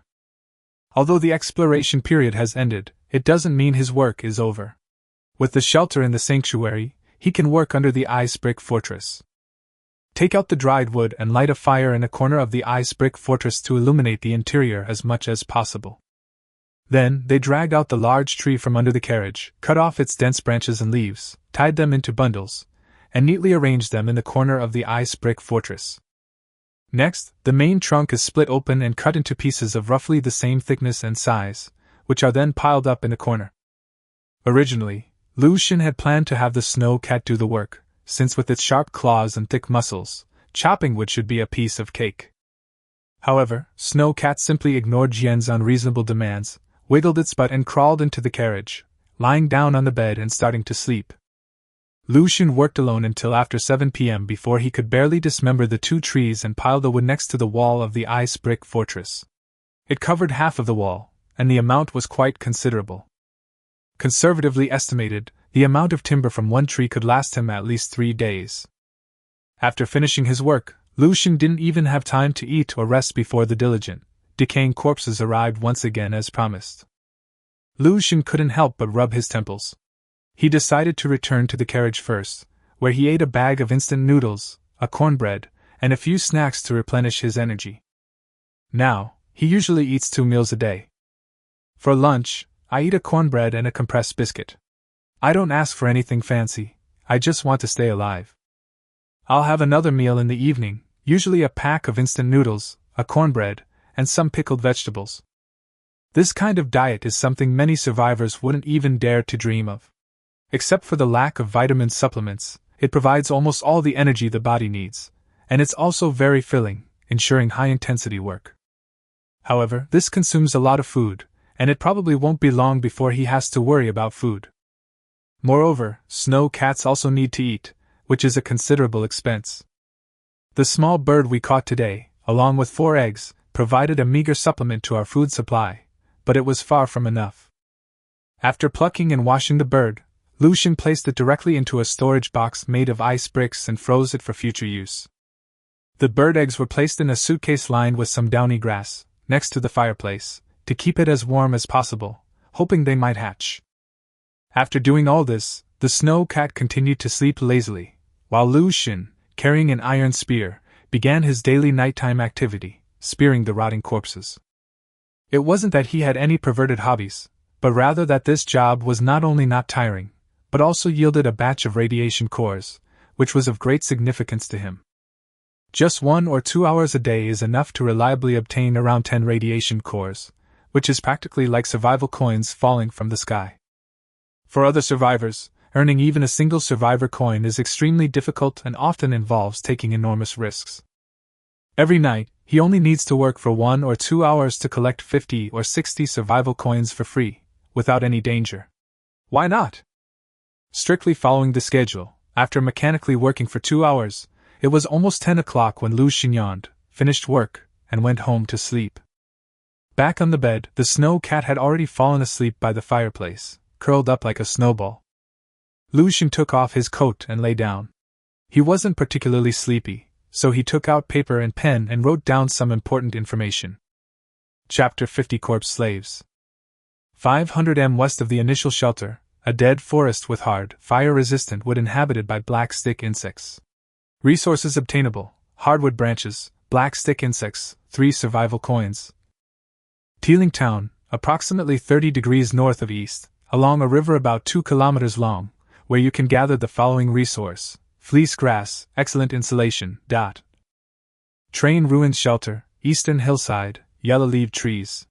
Gatherable resources: wood, dead leaf bird eggs. These resource points and their details may not seem very valuable. But no one knows whether the seemingly useless information will have extraordinary significance for survival in the future. Ring, ring, ring, ring. The mechanical alarm clock rang, waking Lucian from his sleep. The familiar alarm sound gave him a feeling of returning to the city. The snow cat was also startled and opened its eyes, looking around with wide eyes. After finding no danger, it lay back down to sleep. In the dimly lit carriage, only the fireplace emitted a faint glow. It's so cold, I'll sleep for another 5 minutes. 2 hours later. Lucian yawned and slapped the snow cat's butt. All you do is sleep, sleep, sleep. What time is it? You don't even know how to wake me up. What use are you? The snow cat tilted its head and looked back, its chubby face speechless for a moment, then changed its position and continued to lie down and sleep. Lucian stretched, put on his coat, got out of bed, brushed his teeth and washed up quickly, then went outside the ice brick fortress to collect his loot from last night. But his eyes lit up after just one glance. This is a level 2 corpse? Among the rotting corpses on the ground, one particularly robust body stood out, clearly a level 2 rotting corpse. There were also 8 level 1 rotting corpses, their heads already smashed open by iron spears. Lucian collected the radiation cores and then disposed of the bodies in a separate place to avoid contaminating the environment around the shelter. Lucian didn't directly exchange the radiation core for survival coins. Instead, he stored it in a box made of ice bricks. Under the ice brick fortress outside the train carriage, 2 refrigerators were made using ice bricks, one for storing meat that needed to be kept fresh, and the other for storing the radiation cores collected over the past few days. Lucian roughly counted them. There were already 32 radiation cores inside, as plain and unadorned as black stones, but with a very pungent smell. As for why he didn't exchange them for survival coins, Lucian had his own reasons. The main issue is that recently, the items refreshed in the store have been rather ordinary and don't require survival coins to purchase, so there's no need to exchange for them. Moreover, after discovering that he could use his talent to attract and concentrate radiation, he had some ideas about these radiation cores, which might come in handy in the future. For example, it can be used as a weapon, drawing out a large amount of radiation to attack when the enemy gets close. However, he still chose to sell the level 2 corpse core to the shop, since he could exchange it for a special refresh card, which was still very important to him. The quality of the products that were refreshed in the past few days was so low that he felt like he had money but nowhere to spend it. Opening the shop and using today's refresh opportunity, Lucian's heart pounded as the 3 items in the shop kept scrolling. Soon, 3 brand new items appeared. Name: Electric Fan X1, price: 15 survival coins. Name: Water Purifier Tablets X5, price: 10 survival coins. Name: Dragon Fruit X1, price: 5 survival coins. Lucian shook his head in disappointment. There really wasn't anything good there. What use would he have for an electric fan? The important thing is, there's no electricity at all. Water purification tablets should be an essential living supply for other survivors. However, for Lucian, he could directly use his talent to remove the radiation from the water, which was very easy and quick. So after thinking it over, he finally bought the dragon fruit. After all, it's a fruit, and eating a bite every day to supplement vitamins is a good source of nutrition. And the price isn't expensive either. Immediately afterwards, he used the shop's special refresh card.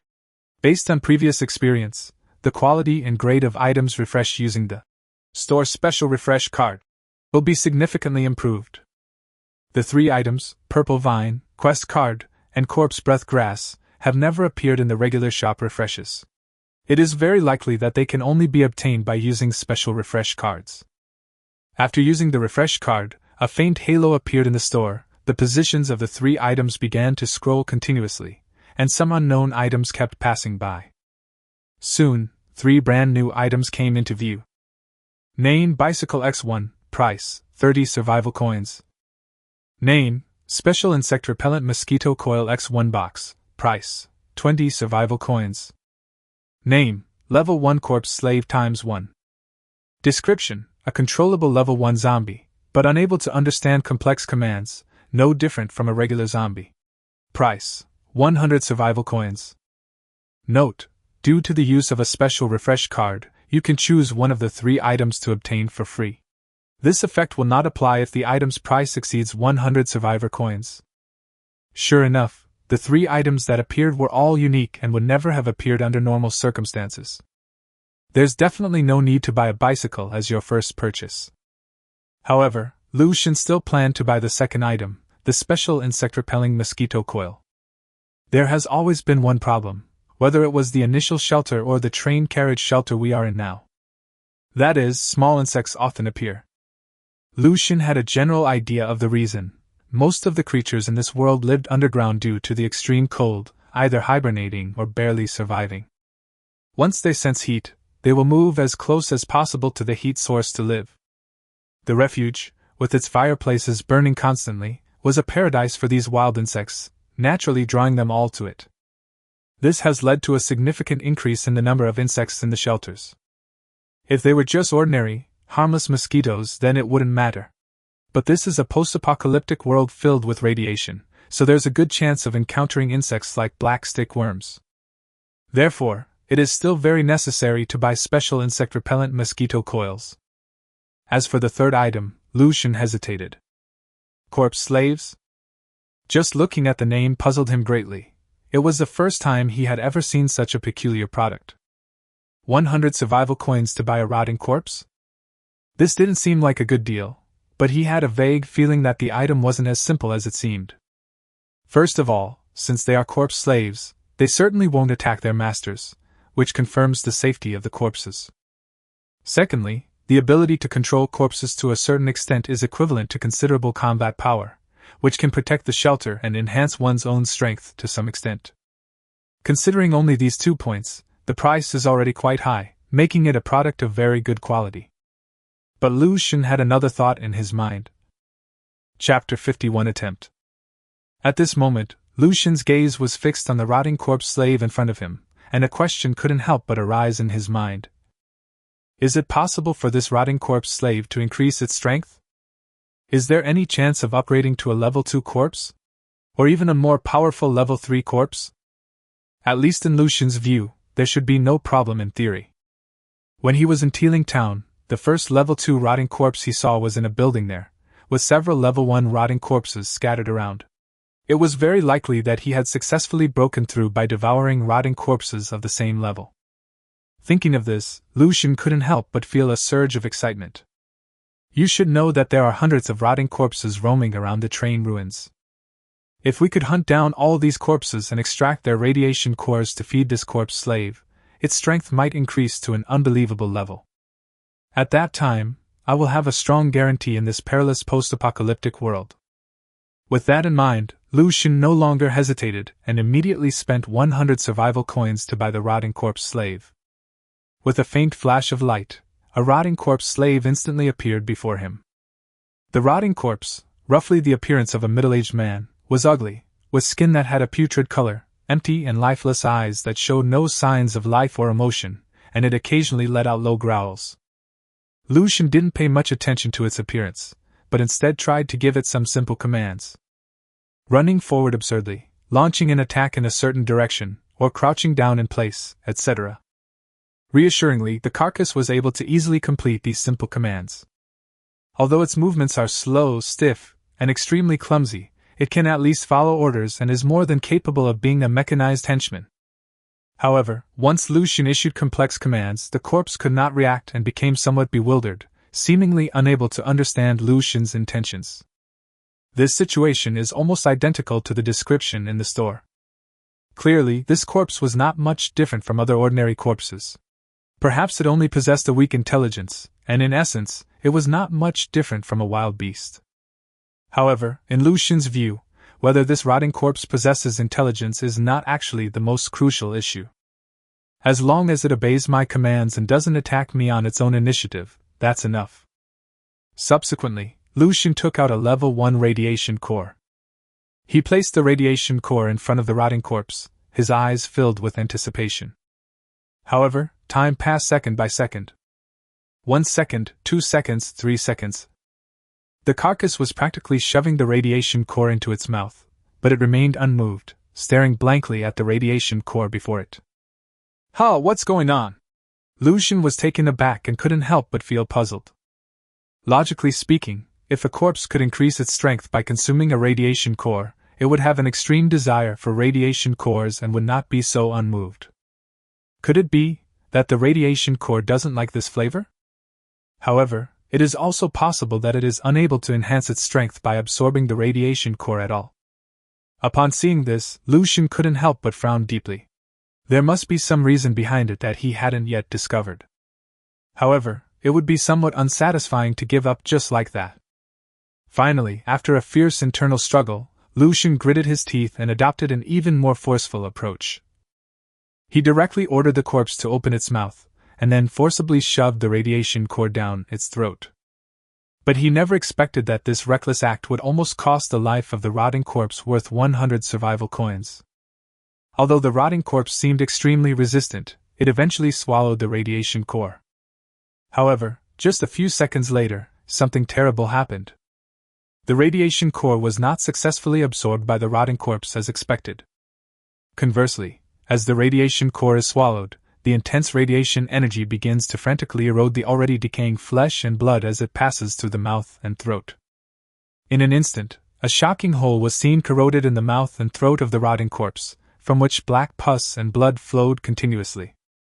The sudden, intense pain caused the rotting corpse to let out a piercing wail, the sound echoing through the ice-brick fortress and sending chills down one's spine. Seeing this, Lucian was also quite frightened. He immediately used his innate ability to forcibly remove the radiation core from the corpse's body. Fortunately, after some commotion, the rotting corpse gradually calmed down. After hitting a wall, Lucian frowned, stopped what he was doing, and fell into deep thought. In the past, he would have firmly believed that as long as he devoured the radiation cores of other rotting corpses, he could definitely improve. However, after what we just experienced, this problem seems to be more complicated than it appears. It is highly likely that the corpses did not increase their strength by directly consuming the radiation core, but through other means. Moreover, there are several unusual points that are worth pondering. First, he did not see any obvious signs of attack between the rotting corpses. If they could increase their strength by devouring each other, they certainly wouldn't be so harmonious with each other. Secondly, he has never seen a level 1 corpse successfully break through to level 2 corpse by devouring the radiation core of other level 1 corpses. Moreover, he suddenly realized a crucial point. That is, apart from the brain, the rest of the corpse is made up of rotten fibrous tissue, and all internal organs are gone. So, even if it swallows the radiation core, how will it absorb the energy within it? Thinking about this, he suddenly slapped his forehead and realized that his behavior just now seemed somewhat foolish. This is tantamount to throwing a radioactive core into a lump of minced meat and then forcing it to absorb it.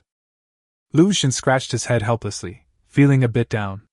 If this rotting corpse couldn't improve his strength, its value would be reduced by at least several dozen times, and it would be too slow even for manual labor. Not only are they weak, but they're also ugly, making them quite disgusting to keep in the shelter. But after spending 100 survival coins, Lu Xun pondered for a moment, still feeling somewhat unwilling. So, after a moment of contemplation, he chose to change his approach to a more direct and brutal one. Direct traction radiation. Using his talent, he enveloped the dense radiation energy within the level 1 radiation core and then forcibly guided it into the mind of the level 1 rotting corpse. This attempt actually took a toll on him quite a bit. Chapter 52: Reinforcing and Repairing the Shelter. The radiation in the soil is vastly different from the radiation in the radiation core. Radiation in the soil is similar to gas. It is very scattered and scarce, and it can be drawn out with very little effort. The radiation in the radiation core, both in quantity and quality, is far higher than imagined, consuming him immensely. But this time, the result clearly did not disappoint him. As the solidification energy drew in, the radiant energy approached the corpse's head. This time, the corpse did not show any obvious resistance. Instead, its eyes held a hint of longing. It worked! A look of surprise appeared on Lu Xun's face. It draws in dense radiant energy, like a black mist, into the corroded skull, enveloping its own radiant core. At this moment, the corpse underwent obvious changes. Its dull eyes seemed to fluctuate slightly, its body twisted and turned, and its leaky throat emitted some hissing. This change lasted for about 5 minutes. The corpse, which was originally withered and rotten, ugly in appearance, with bits of flesh hanging down like strips of cloth, was transformed. But now, some of the muscle fibers are starting to tighten and regain some resilience, wrapping around the bones. Although the change was very subtle, Lu Xun still noticed it keenly. It seems that the corpse's body is very fragile and cannot withstand the energy in the radiation core. If it wants to improve its strength, it must use the radiation core in its own mind to absorb other radiation energy. Lu Xun lowered his head and pondered, and roughly understood the principle behind it. Although this method is more difficult and consumes more of his energy, it is all worthwhile as long as it can improve his strength. He roughly estimated that drawing energy from a level 1 radiation core would consume about 1/5 of his talent ability. This means that in a single day, he can draw upon the energy of 5 radiation cores and allow the corpse to absorb it. After a moment's consideration, Lu Xun picked up another radiation core and began the traction process. He plans to use March 5th of his talent, keeping the remaining February 5th as a backup to avoid unexpected situations when venturing out to explore. The rest of the process went exceptionally smoothly. The corpse stood there blankly, letting the dense radiation energy envelop the radiation core in its brain, while its strength continued to increase. In its mind, the radiation core became increasingly deep, and the energy became increasingly concentrated and enormous. Originally, the radiation energy in his radiation core was only about the size of a bowl of water, but now it has increased by 50%. In reality, absorbing a radiation core does not allow one to convert all of its energy into one's own.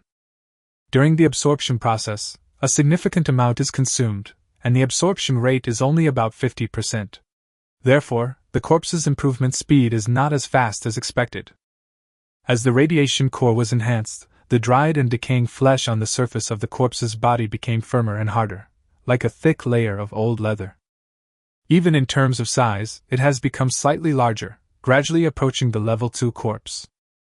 After absorbing all 3 radiation cores, the appearance of the corpse had changed considerably, and it looked much stronger. A look of surprise appeared on Lucian's face. At this rate of improvement, this corpse would soon reach level 2. If you can have a level 2 corpse for protection, it will greatly ensure your safety, whether you are going out to explore resources or having conflicts with other survivors. Strictly speaking, a survivor who has awakened a physical talent is only equivalent to a level 2 corpse in strength. In a life or death struggle, it's highly likely that both sides will have a win or a loss, indicating their strengths are evenly matched. More importantly, the methods for survivors to increase their strength are still unknown, but this corpse can continuously absorb the radiation core, thereby gaining even greater strength. If a level 2 corpse is already this powerful, then what about a level 3 corpse? Lucian could already imagine that this rotting corpse might become his biggest protective shield. At noon, we had a simple lunch, mainly consisting of cornbread and pickled radishes. Inside the carriage, Lucian ate cornbread with warm water and dried radish, taking bites here and there. The coarse corncob made his throat ache with every bite. He kept rolling his eyes back as he ate. The fireplace was still burning, and next to it was a plate of insect-repellent incense. The faint fragrance lingered in the carriage, adding a touch of warmth to the overall atmosphere. As for the rotting corpse, because it was too ugly and smelled too strong, Lucian did not allow it into the train carriage, but instead kept it silently under the ice brick fortress. At the same time, for convenience in everyday address, he also gave this rotting corpse a name, Lucier, meaning Lu Corpse. It was almost 2 p.m., time for my daily outing. Lucian checked today's weather. Temperature, minus 16.6 degrees Celsius. Climate, moderate snow, wind speed of level 9. Radiation, mild. If you are outdoors for more than 132 minutes today, radiation will enter your body. The radiation level will continue to rise as night falls. Urgent reminder: a severe blizzard is expected in approximately 4 to 5 days. Temperatures will drop significantly, snowfall will increase, winds will reach force 15 or higher, and radiation levels will rise. Expiration time will be greatly reduced.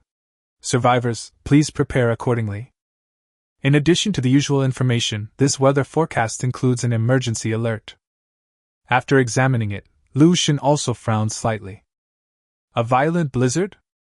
He seemed somewhat unable to imagine just how violent the disaster, which the system called a blizzard, would be. After all, the daily snowfall and the living conditions of the survivors are already harsh enough. Countless survivors have died on this cold land, with no chance of survival whatsoever. What would an even more severe blizzard look like? Lucian secretly made plans in his mind. In the next few days, in addition to going to Jingning Town, it was necessary to make some other preparations for this violent blizzard. For example, stockpiling more firewood, strengthening the defensive facilities of the shelters, or even expanding the shelters, etc. As for today's work, it's the same as yesterday: continue stockpiling timber and exploring the surrounding environment. Donning his gear and taking Snowcat and Lucier with him, Lucian stepped into the vast snowstorm. In the same spot as yesterday, Lucian prepared an axe for the corpse Lucier as well, and together they chopped down trees. However, the efficiency of the rotting corpses was significantly lower.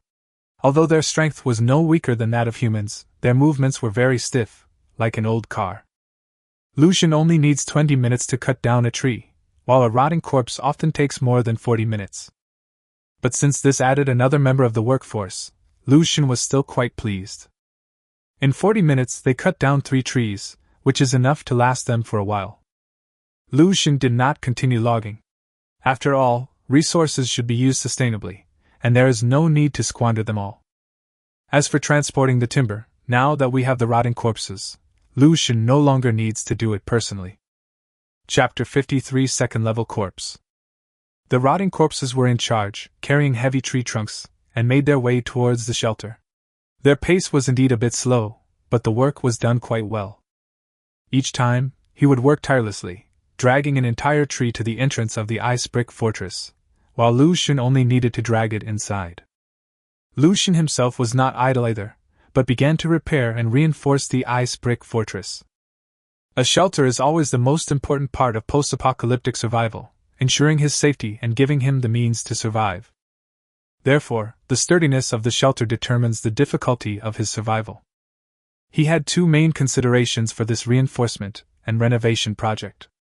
First, an additional layer of ice bricks needs to be added to the outer layer of the current ice brick fortress to increase the thickness of the ice wall and prevent it from collapsing under the attack of blizzards and rotting corpses. Secondly, it is necessary to expand the area of the ice brick fortress.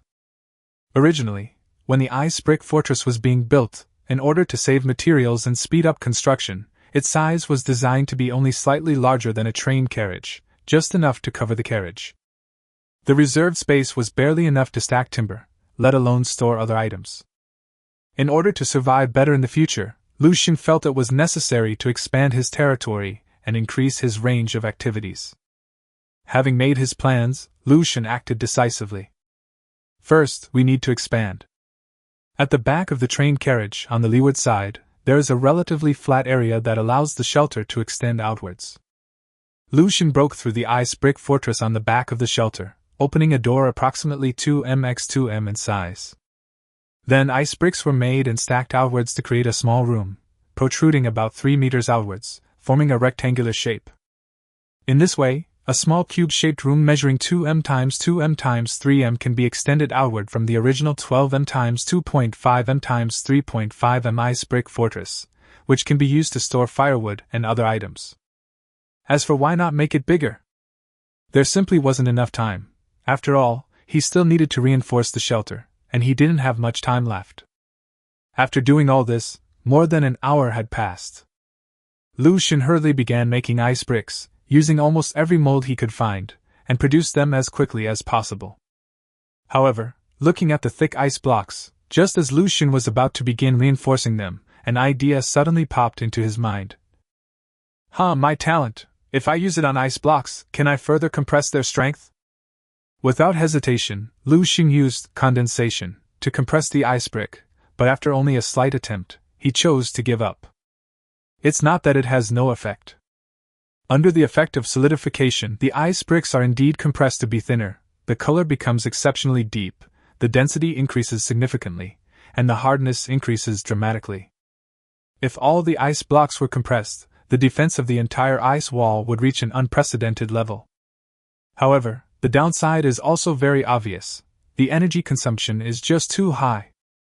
The amount of innate energy consumed in directly compressing a hard solid is not much different from the difficulty of compressing steel. Perhaps, when he is strong enough, he will be able to compress it more easily. As for this time, it's best to just reinforce it properly. He covered the original ice brick fortress with another layer of ice bricks. This was actually quite easy. He just had to stick the ice bricks onto the original ice wall, and then pour some water on them to solidify them. Therefore, it only took a little over an hour to reinforce the ice walls on all 4 sides, increasing their thickness by about 5 centimeters. As for the arched ice wall at the top of the ice brick fortress, it was already covered with a thick layer of snow. After considering for a moment, Lucian climbed onto the roof and cleared away most of the debris, leaving about 10 centimeters. Then, water is poured on the snow to melt it. At extremely low temperatures, it will quickly solidify into a thick layer of ice, which is equivalent to reinforcement. By the time all this was done, the exploration time was almost over. The Land Corps had dragged all 4 large trees back to the ice brick fortress, and today's work was considered a complete success. He couldn't help but sigh. The rotting corpse is really something. He was strong enough and worked hard without complaint, which was equivalent to having an extra free labor force. Without the help of the rotting corpse, he would never have been able to complete so much work today. And more importantly, rotting corpses don't need to eat. This is much more cost-effective than the snow cat. This fat cat is getting lazier and lazier, often shirking its duties. If it weren't for its somewhat cute appearance, Lucian would have eaten it long ago. Upon returning to the shelter, to reward the rotting corpses for their hard work, Lucian once again used his remaining talent to channel the radiation energy from the 2 radiation cores to the rotting corpses for them to absorb. After absorbing the nutrients, the corpse grew stronger again, becoming closer and closer to a level 2 corpse. However, Lucian still had some doubts. How exactly did the rotting corpses floating outside increase their strength? How did the other level 2 corpses break through without Lucian's help to draw out the radiation? Can it rely solely on absorbing radiant energy from the air? This might be possible, but the absorption efficiency would definitely be very low, and the period for improving strength would be infinitely prolonged. After some consideration, Lu Xun came up with a good idea. After leaving the carriage, we arrived at the ice brick fortress, made a few ice bricks, and then built a refrigerator that was 1.8 meters tall, just big enough for one person to stand in. Then, dozens of small compartments were dug out inside the refrigerator, like niches, and all the radiation cores were stuffed into them. Then, let the rotting corpses and land corpses stand inside, and then block the door. In this way, a relatively enclosed space is formed inside, filled with a dense radiation core, which may accelerate the improvement of the corpse's strength. A night of wind and snow fell, and the sky grew gloomy. When Lu Xun woke up the next day, he cleaned up the rotting corpses outside the ice brick fortress as usual, and then went to check on the refrigerator. The moment it opened, his pupils widened in surprise, followed by a delighted smile appearing on his lips. It worked! The corpse in the refrigerator had grown considerably larger. Its previously shriveled muscle fibers were now full of power, and even its eyes had a hint of expression. Lu Xun could vaguely sense a powerful aura. Overnight, this level 1 corpse successfully broke through to level 2, greatly increasing its strength. Of course, while refrigerators play a significant role, they are only an auxiliary function. In fact, after absorbing 5 level 1 radiation cores yesterday, Lu Xun was not far from becoming a level 2 rotting corpse. He was practically on the verge of it. At night, living in an environment rich in radiation, it absorbed a lot of radiation again, finally allowing its strength to undergo a transformation. Today is the day we are heading to Jingning Town. Lu Xun was able to break through at this time and greatly improve his strength. How could Lu Xun not be excited? Originally, he was somewhat worried about today's operation, but now with the assistance of the level 2 corpse, he has gained another powerful tool. In addition to Shirley and his own strength, they already possess considerable power, so there is no need to worry or be afraid of other survivor forces. This afternoon, you can travel to Jingning Town with complete peace of mind. Chapter 54 Meeting in the Valley. At this time, Shirley also sent a message early on. Brother Shin, are we heading to Jingning Town today? Should we make some preparations? Just bring your weapons. Check your injuries and make sure you're okay before we set off. Lu Xun replied casually. Around 2 p.m., the severe blizzard gradually subsided, and the outside world seemed to have experienced a brief respite after a catastrophe, with the environment returning to its best condition. The weather today is much better than usual. The howling wind and snow subsided considerably, and the radiation level dropped to mild. I was able to stay outdoors for an astonishing 152 minutes, which is an exceptionally long time in history. Lu took a deep breath. Even though the environment had improved, he still needed to be extra vigilant, because today's mission was not simple. He and Shirley carefully stepped out of the train carriage shelter and into the snow-covered world. With each step, the crunching sound of the snow being squeezed could be heard, which was particularly clear in this eerily quiet environment. Behind them, about 100 meters away, a second corpse was hidden in the snow, maintaining a distance that was neither too close nor too far, ensuring that it would not be discovered. This is his biggest trump card right now. If anything unexpected happens, this level 2 corpse will play a crucial role. The two continued on their way, and the train ruins were about 3 kilometers away from Jingning Town. This 3-kilometer journey is neither long nor short, and walking through this post-apocalyptic wilderness requires utmost concentration with every step. Several tens of minutes later, the outline of Jingning Town came into view. This is indeed a town of considerable size, standing quietly amidst the wind and snow. From afar, one can see densely packed buildings amidst the white expanse. Most of them are 2- or 3-story self-built farmhouses. These houses may have once been warm and welcoming homes full of life, but now they appear dilapidated and gloomy under the ravages of the apocalypse. The streets meandered between the houses, and some shop signs could be seen swaying precariously in the wind and snow. Lu Xun and Shirley did not rush to approach the town immediately, but instead lingered cautiously on the edge of the town. They knew that unknown dangers might be lurking in this seemingly peaceful town. As one's gaze falls upon the town, the silhouettes of numerous rotting corpses can be vaguely discerned. These corpses, like walking dead, are roaming the town's streets. They either dragged their mutilated limbs or emitted chilling growls, and there were at least 50 or 60 of them. Such a massive horde of rotting corpses is enough to send chills down your spine just by looking at it. No wonder the other survivors dared not easily enter this town. Even those survivors who had awakened their talents found it extremely difficult to deal with so many rotting corpses. Just as the two were concentrating on observing the town, the survival radio, in their pockets, suddenly started crackling, the sound particularly abrupt in the quiet environment. Bai Linen's voice came through the radio. "Mr. Liu, we have arrived. Please come to a valley to the east, and we can all gather here." Upon hearing this news, Lu Xun felt a slight pang in his heart. What followed might be one of the most dangerous parts of the entire operation. The dangers in the town ruins were within his expectations.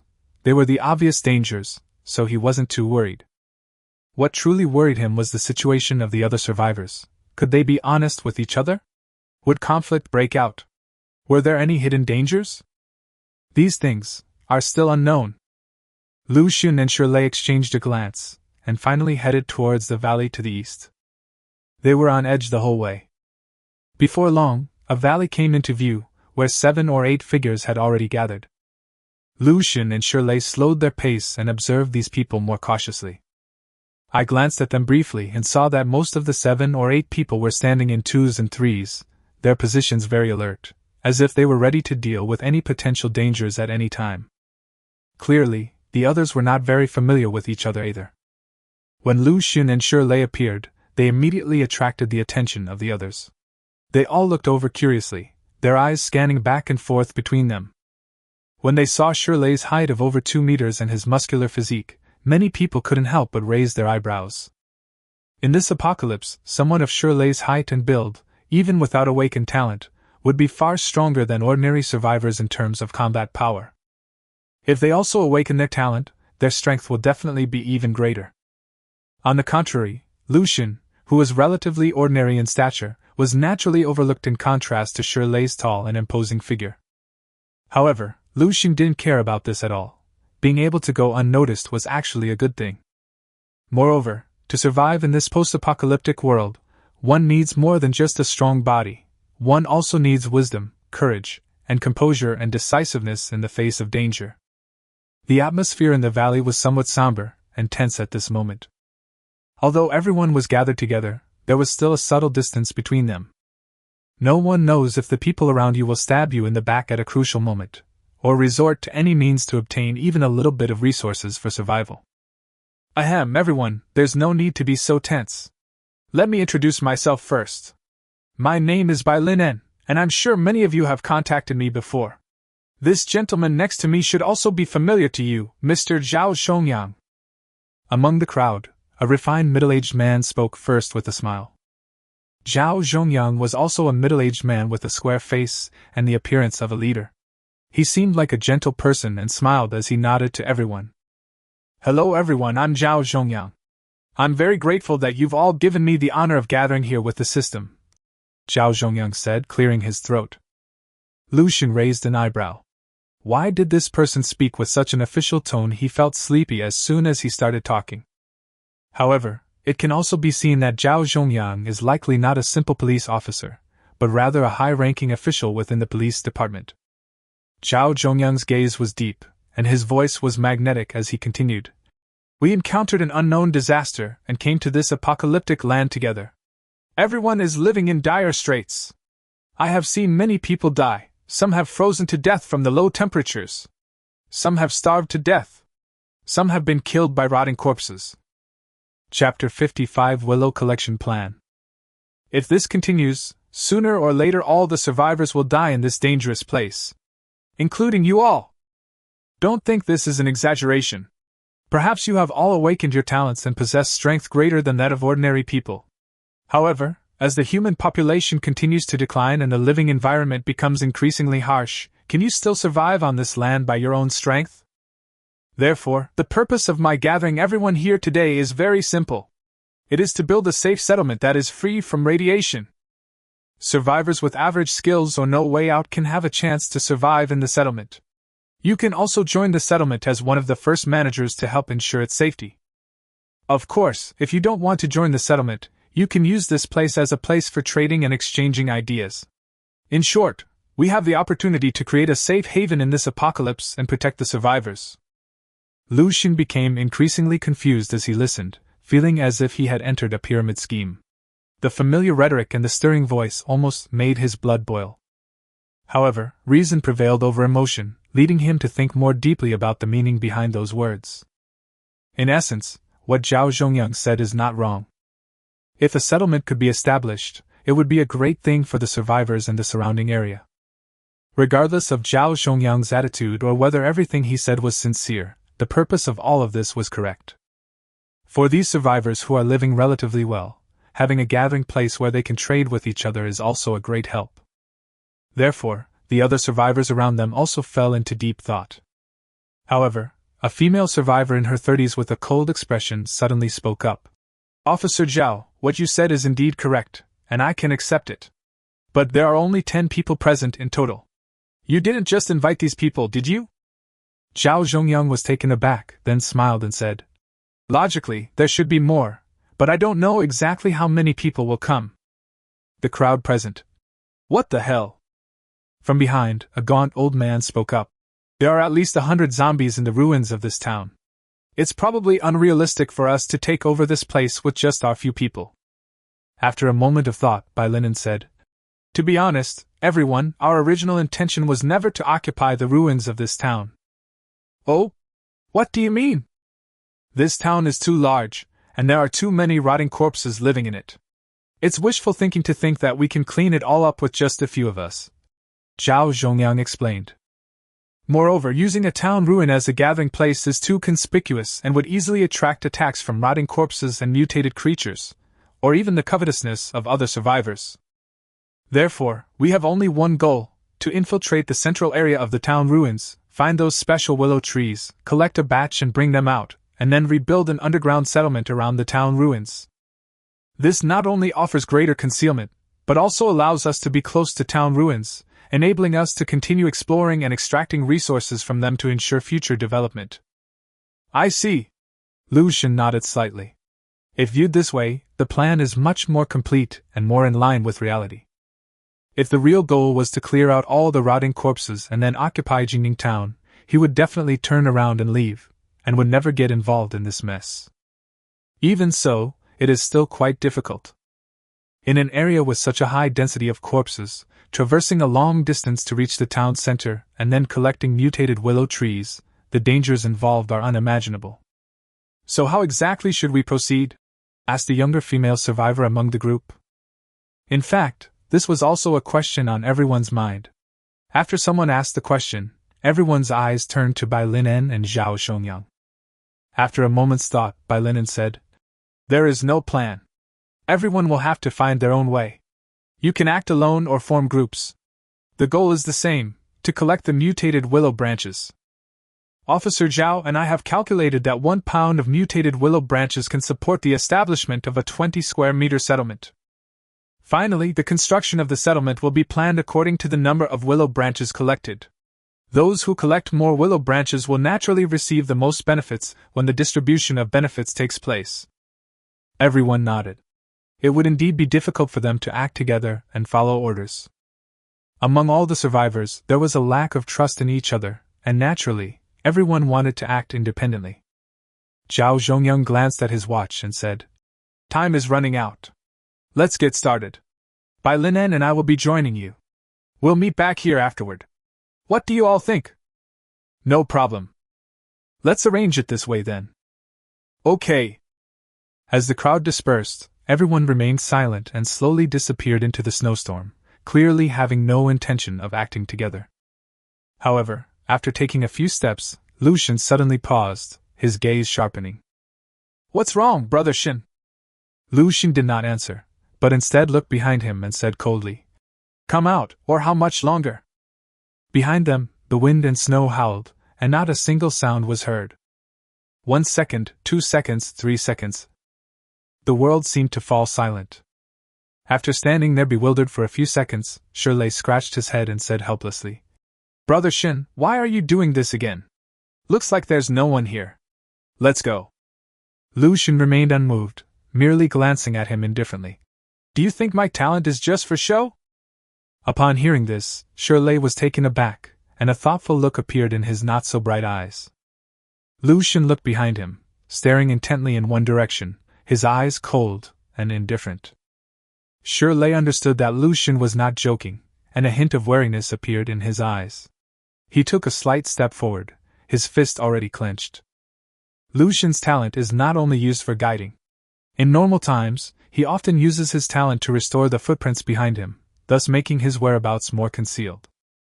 As for today, because I was going to meet other survivors, I didn't repair the footprints behind me to prevent my talent from being exposed. However, he will still attach his innate energy to the surrounding snow, in a state of being about to be drawn in but not quite. This state helps him to explore the surrounding situation and avoid some unnecessary trouble. Just now, he clearly felt a faint movement in the snow behind him. Obviously someone had trampled on it. Chapter 56 Entering Jingning. If this commotion doesn't stop, it means that someone is following behind. A full 10 seconds passed before a figure emerged from behind a rock. There really is someone? Shirley's gaze was low, and his aura was palpable, indicating that he was ready to fight at any moment. Lu Xun was equally vigilant, his eyes fixed on the person. Because the person was wearing thick clothes, had his head covered by a hat, and was wearing a mask, it was impossible to see who it was. However, he vaguely remembered that this person had spoken earlier, and it seemed to be a young woman. Who are you? What is your purpose? Lu Xun asked in a deep voice. The visitor did not answer directly, but remained silent for a moment before saying, Your surname is Lu? Lu Xun? Lu Xun. He clearly remembered that since arriving here, he had never revealed his name to anyone else. Of everyone present, perhaps only Bai Linen and Shirley knew his real name. Bai Linen told you my name? Upon hearing this, the person opposite shook their head and said, No, it's just that your voice sounds familiar. As she spoke, she removed the mask from her face, revealing a gentle and intellectual face. Her exquisite features, though unadorned, were still striking. You are. Lu Xun raised an eyebrow, deep in thought. Across from her, the woman pursed her lips helplessly and said, Did you have a girlfriend in your sophomore year? Lu Xun scratched his head, but there was still some confusion in his eyes. He nodded slightly and said, It seems yes. But you've changed a lot. I didn't even recognize you. How have you been these past years? It was obvious that the woman's lips twitched, and she covered her forehead, unable to bear watching, and said, I really don't want to scold you, but I'm your girlfriend's roommate, and we've only met once or twice at most. This? Lu Xun touched the bridge of his nose somewhat awkwardly. It had indeed been several years since this incident, and his memory had obviously been somewhat incomplete. However, at this moment, he also recalled some memories and formed a slight impression of the person in front of him. Shueya, a clinical medicine major, was in the same year as him and was his ex-girlfriend's roommate. Although they had met before, they were not very familiar with each other. In this foreign land, Lu Xun was quite moved to suddenly see someone he had met before. He never expected such a coincidence. Shueya, right? Lu Xun smiled and said, I thought I would never see my old classmates again after graduating from university, but I didn't expect to meet them here. What a coincidence. I felt your voice was familiar, so I wanted to confirm it, but I didn't expect you to find out. Shueya put her mask back on, leaving only her eyes visible. Lu Xun nodded slightly, but without exchanging pleasantries, he asked, Putting everything else aside, what's your plan? To infiltrate the heart of the town's ruins? I'm alone and not very strong, so naturally I won't go in. I'll probably wander around outside and collect some supplies, Shueya said calmly. Not strong enough, Lu Xun murmured, not entirely convinced that those invited by Bai Linen were likely to have awakened their talents. Perhaps Shueya's combat strength isn't outstanding, but she certainly has her own unique strengths. After all, a young woman who can survive in this apocalypse, and seem to be doing well, must have some tricks up her sleeve. What are your plans? Are you going to infiltrate the town ruins with this uncle? Uncle? Shirley looked around and, finding no one else, pointed to himself incredulously. Ahem, he's only 19, just call him brother. Lu Xun explained helplessly, then added, We'll act according to the situation. If it's too dangerous, we won't go any further. Alright, since we each have our own plans, it's better to act independently, Shuya said tactfully. Yes, it's fate that we met here. You can contact me if you need anything. Want to add each other as friends? Okay. Lu Xun casually sent a message on the communication channel, and Shuya clicked to add him as a friend. After a brief exchange, the two didn't say anything more, nor did they act together. They each went their separate ways. Although they were people I knew before, we weren't familiar with each other, and we hadn't seen each other for many years, so we didn't know each other well. In his eyes, there was not much difference between them and strangers. However, Shuya herself has great value. Because she graduated with a degree in clinical medicine and reportedly even pursued a master's degree, her clinical medical skills must be extremely high. In a post-apocalyptic world, a doctor who can suppress common diseases and treat external injuries is far more valuable than one might imagine. For example, the huge injury Shirley suffered from being ambushed would have taken a very long time to heal naturally, and he still has a deep wound to this day. It will take at least several months to fully recover. This was partly due to the depth of the injury and partly due to the lack of professional medical treatment.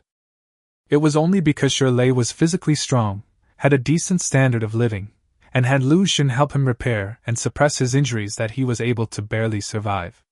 If it were any other survivor, they would have died long ago. Therefore, it is conceivable that Shuya, a top student majoring in clinical medicine, is of great value. If the person is of good character and not offensive, it's definitely worth getting to know them in the future. This is an important network of contacts.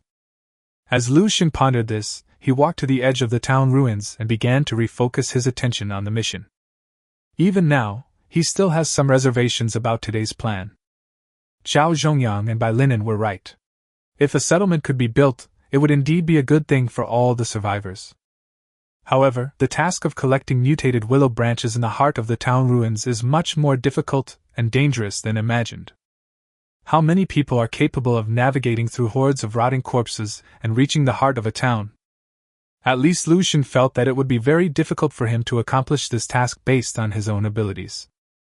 Conversely, if one simply searches the outer ruins for resources, the danger level might be significantly reduced, and the gains would likely be just as good. So, should they venture deeper into the town, or explore the outskirts? Lu Xun remained undecided. Shirley, what do you think we should do? Shirley scratched his head, squinted at the surrounding ruins, and said, I think, just to be safe. Lu Xun nodded and said, Then let's explore the outer perimeter and collect some useful resources. There's no need to take this risk. Chapter 57 Deeper into the Land of Corpses. In this post-apocalyptic world, no matter the circumstances or the purpose, personal safety is the most important thing. There is no need to put yourself in danger for the sake of someone else's ideals. This is the belief that Lu Xun has always upheld. In this world full of ruins and dangers, every decision can be a matter of life and death.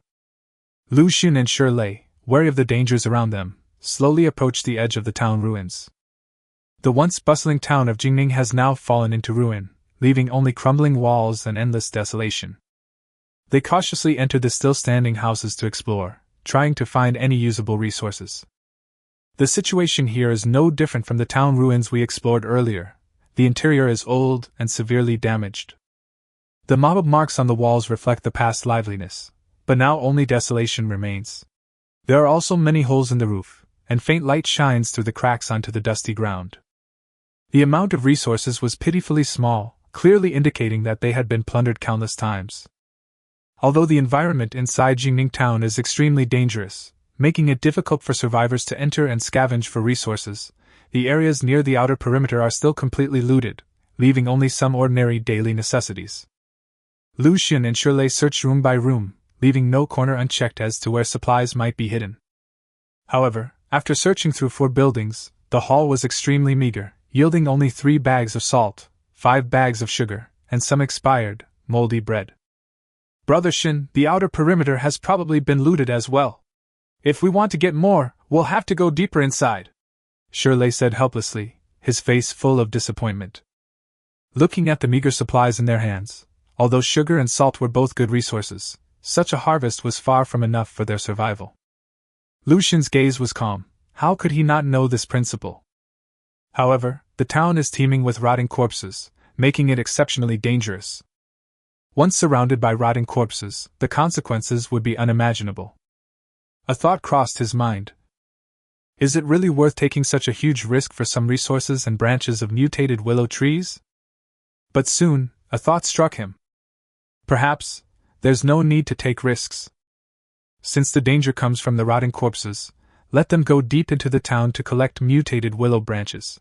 This way, they will not only be safe enough, but they may also get a greater harvest. After considering it for a moment, Lu Xun instructed. Shirtless, you continue to stay here and collect resources, no matter how much or how little you can gather. I'll go closer to the town ruins and take a look to get a feel for the surrounding area. Shirtless frowned slightly and said with a worried look, Brother, you don't want to go in alone, do you? It would be better if the two of us went together. It might be safer that way. Don't worry, even if I throw you in, I won't risk my own life, Lu Xun said, pursing his lips. Shirtless was taken aback. Brother Xin, you're really honest. Thank you for the compliment. Don't waste your time, hurry up and collect the resources. Lu Xun patted Shirtless on the shoulder, then left alone, cautiously approaching the depths of the town ruins. The number of rotting corpses on the outskirts was indeed relatively small, and Lu Xun's journey was relatively smooth. After venturing into 2 or 3 buildings, the number of rotting corpses increased significantly. They either wandered aimlessly in the streets or gathered at the doorways of some houses, emitting low, hissing noises. Lu Xun didn't dare to make any rash moves, so he found a relatively secluded house and sneaked inside. He then began to control the rotting corpses. Although Lu Xun never revealed himself, he stayed about 100 to 200 meters behind, ensuring that he could rush over to protect Lu Xun's safety at any time without being discovered by others. Lu Xun focused intently on controlling the situation, sensing the subtle connection between himself and the corpse. A minute later, the corpse slowly approached and stood in front of Lu Xun. Lu Xun carefully arranged for Lu Shi to venture deep into Jingning town and instructed him to collect mutated willow branches. The branches of the mutated willow tree have special uses, and if one could obtain them, they might be of great help in surviving.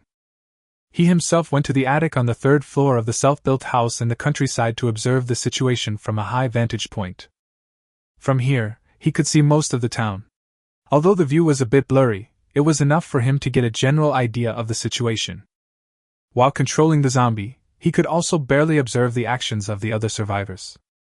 Information is a vital resource in any situation. Previously, Bai Linan and Zhao Shongyang's introduction to Jingning town was very general, and many aspects were unreliable. Lu Xun wouldn't completely believe them. He had to use his own eyes to personally investigate the specific situation in the town. He could see that the corpse was moving deeper into the area, and no other corpse noticed anything unusual about it. The land-based corpse moved swiftly and nimbly, cleverly avoiding the main road and proceeding along a relatively hidden path to avoid attracting the attention of other decaying corpses and to avoid unnecessary trouble.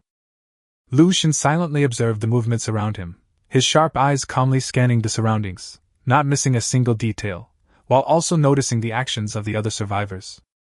Based on the previous gathering, there are a total of 10 survivors this time. They can be roughly divided into 6 groups. One group consists of 2 allies, and the other group consists of independent survivors who choose to act alone.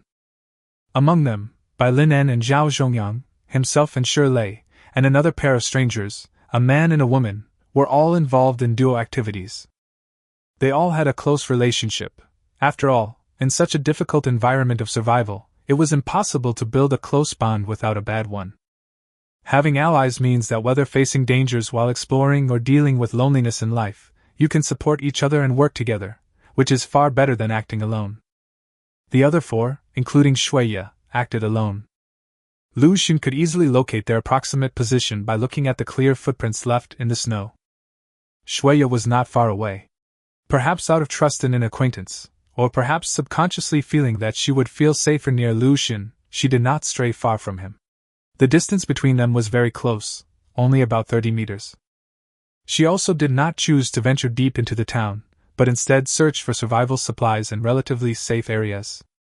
In addition, Lu Xun also saw 2 distinct footprints that stretched deep into the town ruins, and both were footprints of 2 people.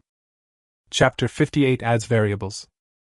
Clearly, Bai Linen and Zhao Shongyang, along with another couple, ultimately chose to go to the town center to collect branches of the mutated willow tree. In today's environment, the branches of the mutated willow tree have extraordinary significance. Lu Xun could understand their choice. Personal safety is indeed important, but the mutated willow branch is equally important, and it is of vital importance to future survival. If Zhao Shongyang can indeed create a safe settlement without radiation using the mutated willow branches, it will inevitably attract survivors from the surrounding area to settle there. This will be the first gathering place. If one can participate in the construction of this gathering place and be allocated certain rights and privileges, it will be of great benefit to future development. There are always some people who yearn to rebuild order in this chaotic world, to have a relatively stable living environment, or a radiation-free refuge. For them, the value of the settlement is very high, and the value of the mutated willow branches naturally rises accordingly. Perhaps that couple had such thoughts, seeing the enormous potential hidden behind the mutated willow branches, which is why they were willing to take the risk. Even without building settlements, these mutated willow branches are still very useful. They can be taken back to build shelters, and their effect can barely replace the independent shelter core. Lu Xun quietly observed and monitored the condition of Lu Shi. However, just when he thought everything was going according to his observation and expectations, an unexpected situation suddenly occurred. After observing for a while, Lu Xun's gaze suddenly froze, and his eyes fell on the southwest two directions of the town, his brows furrowing involuntarily. Because in that direction, he actually saw several footprints. This sudden discovery startled him, and he couldn't help but mutter to himself, "Huh! There's someone there?" There were 10 of them in total, and they all entered the town ruins from the eastern valley. Logically speaking, all the footprints should have entered from the east, so how could they appear in the west and south? Moreover, he even saw several sets of footprints with 3 people walking side by side. If all the footprints were added together, the number of people was clearly more than 10. Is this, other survivors have also arrived? And judging from the looks of it, there seemed to be quite a few. Lu Xun frowned, his mind racing with thoughts. Originally, although the situation in the town ruins was dangerous, it was at least within my control. After all, there were only 10 people, so everyone could roughly guess what they were going to do. But now, these unexpected footprints have complicated the whole situation. A group of unknown survivors, their exact number, their identities, and their purpose for coming are all unknown. This will not only intensify the competition for resources, but also easily lead to conflicts. Lu Xun frowned, his eyes showing seriousness. After only a brief moment of thought, he knew that this matter was not simple. He took out the survival radio, found by Linen and Shirley, and sent them 2 messages to inform them of the situation. Shirley was focused on collecting supplies when he heard Lu Xun's words, and his eyes were full of surprise. "What? Outsiders have arrived? What are we going to do, Brother Shin? This place is already dangerous enough. If there are more outsiders, it'll be even more chaotic." As Shirley spoke, he unconsciously clenched his fist, his expression becoming more serious. "It's all right, let's just be as careful as possible. We don't know who these people are or what their purpose is yet, so let's hold back for now." Shirley nodded hurriedly and replied, "Yes, I understand." In a secluded spot on a dilapidated street, Bai Linen and Zhao Shongyang were hiding. They looked at the message they had received, but their expressions remained relatively calm. He merely raised an eyebrow slightly, his face showing little panic, and murmured, "Looks like someone's coming, not much different from the original plan." Zhao Shongyang nodded and said, "Explain to young friend Lu that although we have our own plans, we shouldn't put others in danger because of them." "Good." Soon, a message was sent. "Mr. Lu, there's no need to worry too much, everything is going according to plan," Bai Linen said calmly. "The value of the mutated willow branches is too great. With them, we can build safe shelters and settlements. Such a good thing will definitely attract other survivors to collect them. Moreover, it would be extremely difficult for just 10 of us to safely cross the town, avoid all the rotting corpses, collect the mutated willow branches, and then return safely. The appearance of this group is only beneficial to our operation. It will attract some of the corpses, increasing everyone's safety. Just be careful and try to avoid conflict. If you encounter any problems, you can also ask me for help. Lu Xun was slightly taken aback, pondering Bai Linen's words in his heart. He felt that they made some sense, but something still felt off. He pressed further. With more people, the situation will become chaotic, and I'm afraid it will be difficult to control in the end. Is this also part of your plan? Bai Linen smiled gently, a resolute glint in his eyes. Lu Xun, you must understand, the establishment of a settlement cannot be accomplished by 1 or 2 people alone. The more people who come today, the greater the chance of successfully building the settlement. Upon hearing this, Lu Xun was taken aback, as if he had figured something out, and muttered to himself. So that's how it is. This was your original plan. At this point, he could vaguely understand that it was highly likely that Bai Linen and Zhao Shongyan had deliberately exposed the information to let more people know about the mutated willow branches, thereby attracting more survivors to come. Now, the survivors who can travel such a long distance to explore Jingning Town are probably all quite strong. This group of stronger survivors can attract the rotting corpses, spreading the dangers in the town ruins and increasing the success rate of collecting mutated willow branches. On the other hand, the survivors have different talents, and some may have more unique methods to obtain branches of the mutated willow tree in a safer way. Perhaps, for Zhao Zhongyang and Bai Linen, today's goal is very simple. It means collect enough mutated willow branches and establish a settlement.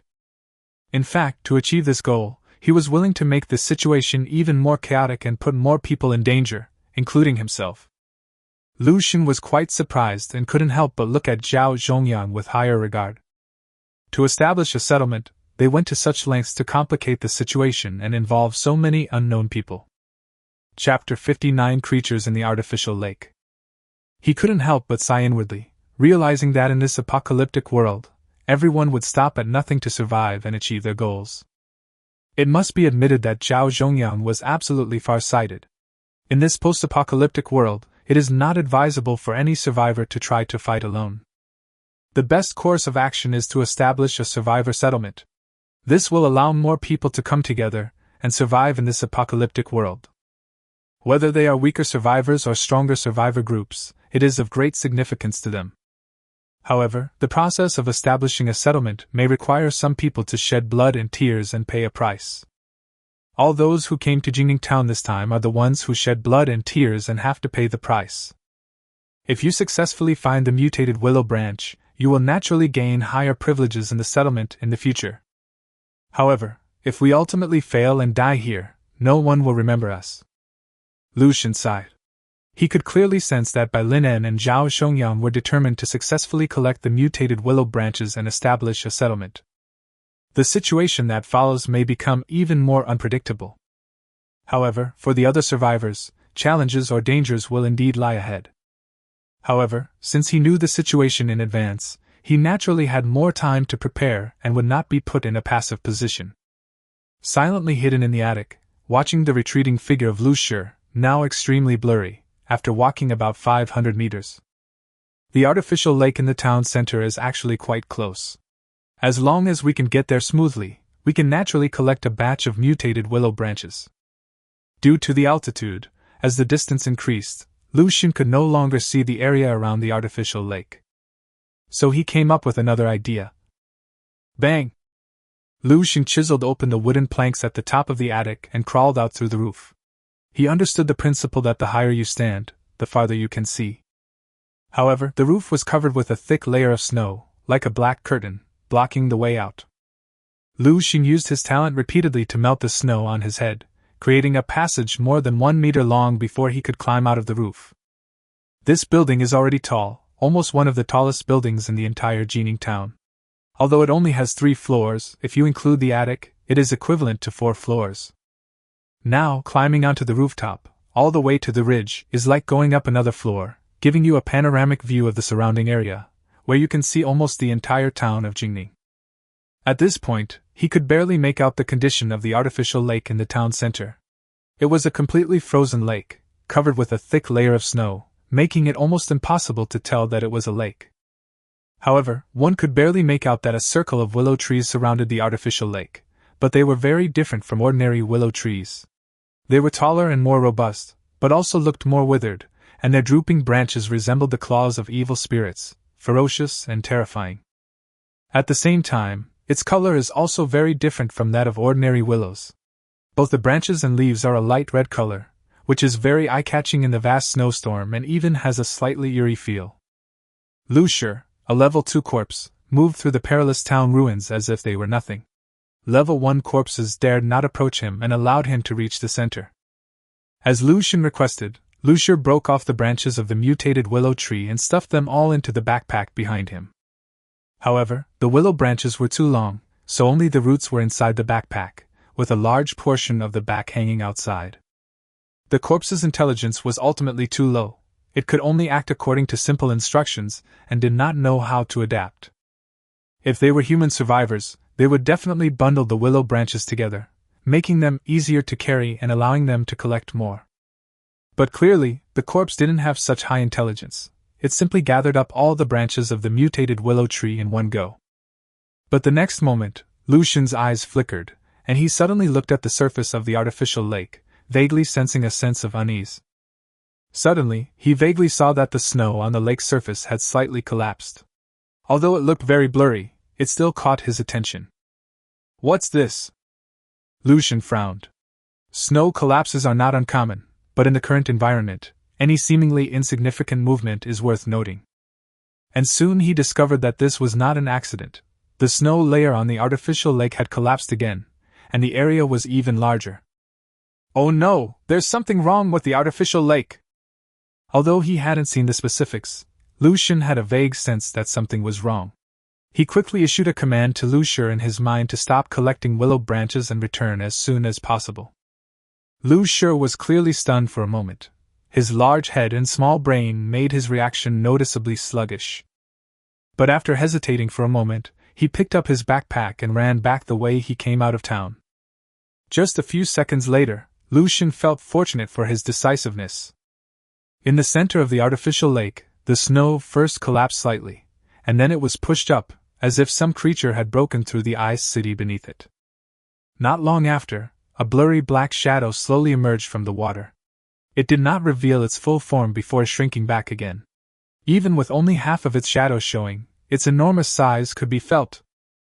Lu Shi's heart pounded. Although the distance was far and the view was blurry, he felt a sense of fear. It's the fear of a huge, unknown creature.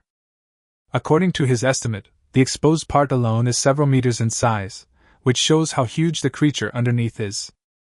Damn it, I knew it wouldn't be that easy! How come there's something like this in this tiny artificial lake? Lu Shi couldn't help but curse inwardly. If he hadn't been so cautious, Lu Shi would probably have already been killed. Seeing the corpse clinging to the mutated willow branch and running towards the outer perimeter, he finally let out a sigh of relief. After calming down, he began to rationally sort things out in his mind. Perhaps he should have realized long ago that there must be unpredictable dangers around this mutated willow tree, and these dangers are not insignificant. Previously, dangerous creatures like the black stick insect could be found in just a few dead trees, let alone in the large patches of mutated willow trees here. Furthermore, why do mutated willow trees possess the ability to absorb radiation? This might be to attract certain creatures, making it easier for them to hunt. After all, in the natural environment, the evolution of any organism is not without reason. There must be a reason for its evolution. At this moment, the artificial lake was perceived as extremely dangerous, and he would never approach it without a valid reason. When he looked back at the corpse, he suddenly frowned again. The sudden change in the situation was faster than he had imagined. Lu Shi quickly took out the survival radio and sent a message to Shirtless. "Shirtless, stop collecting supplies and come over here quickly, there's trouble." Chapter 60 Enemies, Swords Drawn. As the corpse clung tightly to the mutated willow branch, it ran wildly towards the edge of the town. Standing on high ground, Lu Shi immediately spotted 3 furtive figures on the path Lu Shi had run along, near the outskirts of the town ruins. Those were clearly 3 survivors. Judging from their appearance, they had most likely discovered the corpses and were quickly concealing themselves. Lu Shi knew in his heart that he could not stand idly by under any circumstances. The corpse itself was of great value, and the mutated willow branch was equally precious. Therefore, even if it means taking risks, he has to take action. Upon receiving the message, Shirley, though puzzled, immediately stopped searching for supplies and rushed towards Lucian's location. He also understood that Lucian wouldn't be in such a hurry for no reason. The two met, nodded to each other, and Lucian didn't explain much. He waved and headed directly towards the direction of Lu Shi. Before the three survivors could act, he needed to provide backup for the Lu zombie, and ensure that both the Lu zombie and the mutated Willow were safe. On the street, the corpse ran forward swiftly and quickly, moving through the town ruins as if they were nothing. Just as he ran past an intersection and was about to reach the outskirts of the town ruins, three figures suddenly appeared in front of him, blocking his way. All three were male survivors, dressed in thick winter clothes. They formed a triangle in the wind and snow, slowly surrounding the corpse. Lu Shi was also visibly startled, roaring as he stopped 2 steps, his eyes flashing with ferocity. But without Lucian's command, he did not attack. "What's going on with this corpse? Why is it carrying a backpack and has such a clear purpose?" The leading man had eagle-like eyes, coldly staring at Lu Shi with a hint of doubt in his heart. The other person nodded slightly, his voice low. "It's definitely abnormal. Although it's a level 2 corpse, its intelligence level shouldn't be this high. And the backpack on his back should contain willow branches? Hee, forget about that. The apocalypse has come, what's so strange about it? Just deal with what's in it, and you'll not only get a level 2 radiation core, but also a big bag of mutated willow branches. That'll mean we've completed more than half of our mission for today." The last man, with a blade of grass dangling from his mouth, spoke nonchalantly. "Then let's get started." Cough, cough. Just as the three were about to make their move, a clear cough broke the silence. "My 3 friends, I hope you will think twice before you act." Lucian slowly walked up from behind, his gaze calm and profound as he looked at the 3 people in front of him. Behind him, Shirley, who was over 2 meters tall, followed calmly. His imposing figure created a strong sense of oppression, like a city wall blocking the narrow street. Especially when he saw the faces of the 3 people in front of him clearly, his originally naive eyes suddenly turned sharp and ruthless. Shirley let out a cold snort, his violent aura erupting instantly. His gaze was fixed on the 3 people in front of him, as if he was about to make a move at any moment. In an instant, the atmosphere became tense. The 3 survivors took a step back, looking at Lucian and Shirley with a hint of wariness. "What do you two mean?" The middle-aged man who was in the lead, and was probably the oldest of the 3, spoke first. "What's the meaning?" Shirley sneered and clenched his fist. "Guess what I mean." Then, he turned his gaze to Lucian and said in a low voice with anger. "Brother Shin, it was these 3 who attacked me in Ling Town last time, and my shelter was destroyed. They were most likely the ones who did it." Lucian's eyes flickered. Shirley's attitude earlier had already given him some clues, but he hadn't expected that Shirley was indeed an enemy. He chuckled softly, thinking to himself, "What a small world." However, at the same time, I was also a little curious. Tiling Town is not close to Jingning Town, at least 5 kilometers away. It was really surprising that these 3 people had come all the way here. However, they most likely don't plan to return home, but rather intend to stay here tonight. After all, they have most likely abandoned their initial shelter and are now surviving on the Independent Shelter Corps, which gives them much more freedom of movement. The 3 people opposite him were stunned for a moment, and then they looked Shirley over carefully. Among them, a short, thin man in the back couldn't help but sneer. "Who is it? It's that big O from last time? TSK, I didn't expect you to be so tough. You suffered such serious injuries and your shelter was destroyed, yet you're still alive?" Another person chimed in. However, the middle-aged man in the lead frowned slightly, quickly stopped the 2 behind him, and said, "Shut up!" Then he looked at Lucian and the others. "Young friends, we may have had some disagreements before, but we can settle them after we go outside." The middle-aged man cleared his throat and continued, "We're all in the ruins of a town now, and we've all come here for the same reason. There's no need to fight to the death here, is there? If we attract the rotting corpses, none of us will be in good shape. Brother, why waste words with them? With our strength." "Shut up!" The person behind him wanted to say something more, but was stopped by the middle-aged man. Lucian's gaze darkened slightly. The leader of the other party was clearly very rational and intelligent, with a very clear understanding of the situation, which made him feel somewhat apprehensive. If they were all brainless, he could have easily dealt with them today. But one of them happens to have a brain, which makes things a bit more complicated. Shirley, however, showed no sign of backing down and said coldly, "Last time, you had the advantage because it was 3 against 1. This time, go ahead and try. I'll skin you alive." "Hell, last time I managed to seriously injure you in a 3-on-1 fight. This time I can still kill both of you in a 3-on-2 fight." As the tension between the two sides escalated, Lu Xun and the middle-aged man leading the group on the other side grew increasingly somber. The situation is spiraling out of control. Lu took a deep breath and said in an icy voice, "The 3 of you, no matter what grudges you had in the past, I'm giving you a choice. Get out of here immediately and pretend nothing happened. Then we'll wipe the slate clean." "Ha ha! Ha ha!" A burst of laughter erupted, and all 3 wore disdainful smiles. "Brother, don't you seem to have a problem understanding the situation? Can't you even see who's in a better position right now? Are you blind enough to not see it?" "Humph!"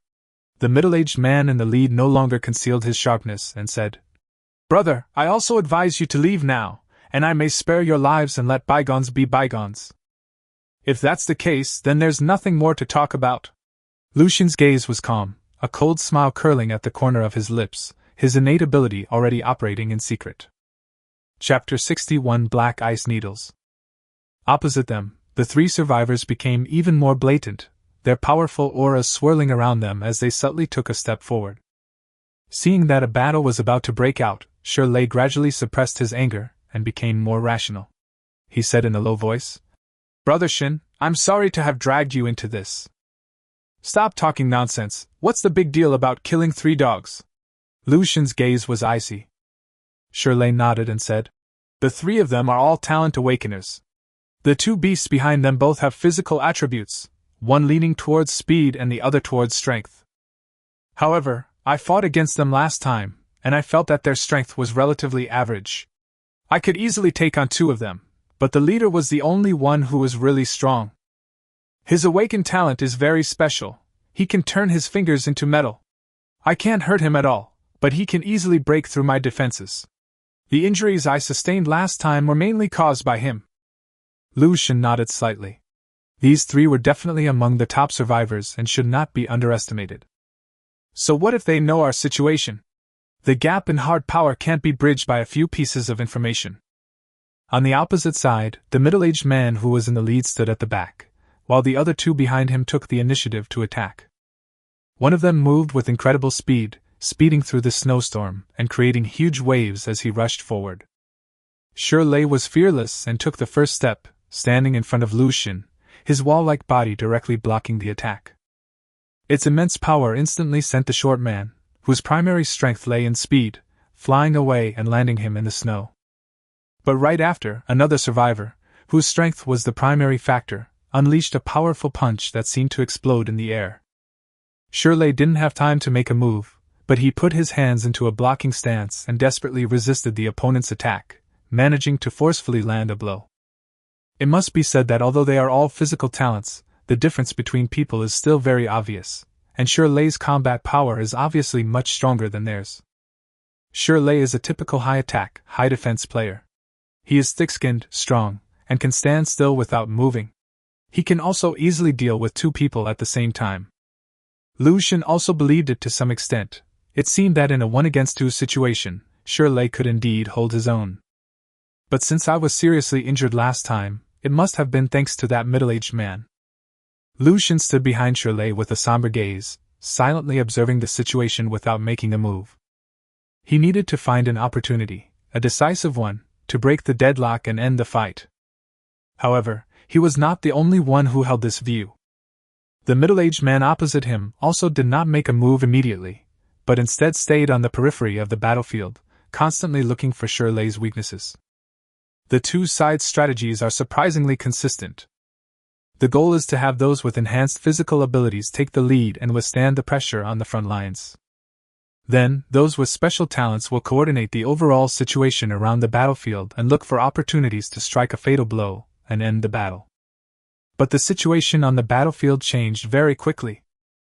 After being flipped over by Shirley once again, the fast-moving man had a strange smile on his face. This time, he didn't immediately leap forward to launch another attack. Instead, he changed direction and charged at Lucian, who was hiding in the back, at an extremely tricky angle. The dagger in his hand was gleaming, its sharp edge flashing, and a dangerous aura instantly filled the air. Shirley couldn't help but turn around and shout, "Shin, watch out!" But at that moment, taking advantage of Shirley's distraction, the middle-aged man opposite him quickly joined the fray, his fingers turning to metal as he struck directly at Shirley. The previously evenly matched situation changed dramatically in just 1 or 2 seconds. Lucian's gaze was low, and he snorted coldly. "Mind your own business, I can handle it." Shirley was ultimately inexperienced and easily fell for the other party's diversionary tactic, but Lucian was not so easily fooled. When the short, thin man lunged at him, he simply responded in the most basic way, creating an ice pillar at the man's feet. This simple method not only consumes little energy for him, but is also very effective. Caught completely off guard, the short man stumbled and fell directly into the snowdrift. Because of the extreme speed, the fall was very painful, creating a huge crater in the ground. Lucian ignored him and analyzed the situation in an instant, then stepped in to help Shirley out of the predicament. If Shirley is defeated on the main battlefield and is seriously injured by a sneak attack, the situation will become one-sided. Therefore, it is up to him to deal with the middle-aged man's methods. Lucian took a step forward and plunged his hands directly into the snow, quickly activating his innate ability. The next moment, the loose snow around Shirley began to solidify, forming a relatively solid snow wall that surrounded him. Seeing this, the middle-aged man sneered and threw a punch anyway. The snow that hadn't frozen was instantly blasted apart, and snowflakes drifted everywhere, creating a spectacular scene. "You think you can stop steel with just a few snowflakes? That's wishful thinking," the middle-aged man sneered, glancing at Lucian with a mocking look. Even if it turned into an ice wall, he could smash it with his metal fist, let alone this extremely fragile snow wall. After delivering the punch, the middle-aged man had no more scruples and casually kicked the snow wall on the ground, which had not yet completely collapsed.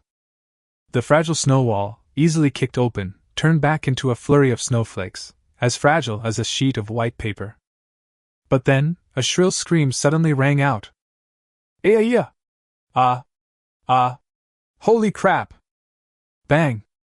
Snow mist accompanied by blood mist instantly spread across the snow-covered ground, the bright red blood splattering against the white snow in a strikingly vivid display.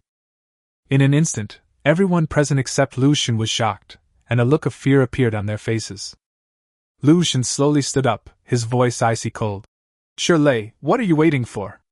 Make your move!" Shirley immediately snapped out of his surprise, a ferocious smile appearing on his face. He threw a punch, directly clashing with the opponent's strength-type survivor. Due to the difference in size and weight, Shirley's punch was significantly more powerful, sending his opponent flying. The situation changed rapidly again, and all three of them fell to the ground in the snow, their faces showing surprise and fear. The middle-aged man at the head of the group clutched his legs tightly with both hands, wincing in pain. Looking down at his legs, he saw more than a dozen extremely sharp and tiny ice needles inserted into his leg muscles, causing a large amount of blood to flow out rapidly, almost soaking the entire trouser leg in bright red. This technique was something Lucian researched in his spare time, specifically for fighting in the snow. Chapter 62 Special Method Snow Sand. He had a very clear understanding of his own strengths and weaknesses. If he could compress all the snow in the snow into ice, his combat power would indeed be extremely strong. However, this would consume a tremendous amount of his energy, making it virtually impossible for him to accomplish. However, if you only control the snow, the damage will be significantly reduced, and it can even be said to be extremely vulnerable. Therefore, he chose to combine the two. The snow wall was merely a cover. Creating a loose snow wall was very easy for him, requiring very little energy. However, within the snow wall, he compressed dozens of very thin, sharp, and extremely hard ice needles.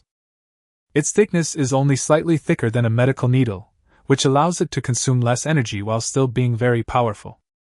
However, Its hardness is terrifyingly high. The entire ice needle is almost dark black, and it is many times harder than ordinary ice. With snow walls as cover and black ice needles as the main means of attack, it's practically impossible to defend against them in this vast snowfield.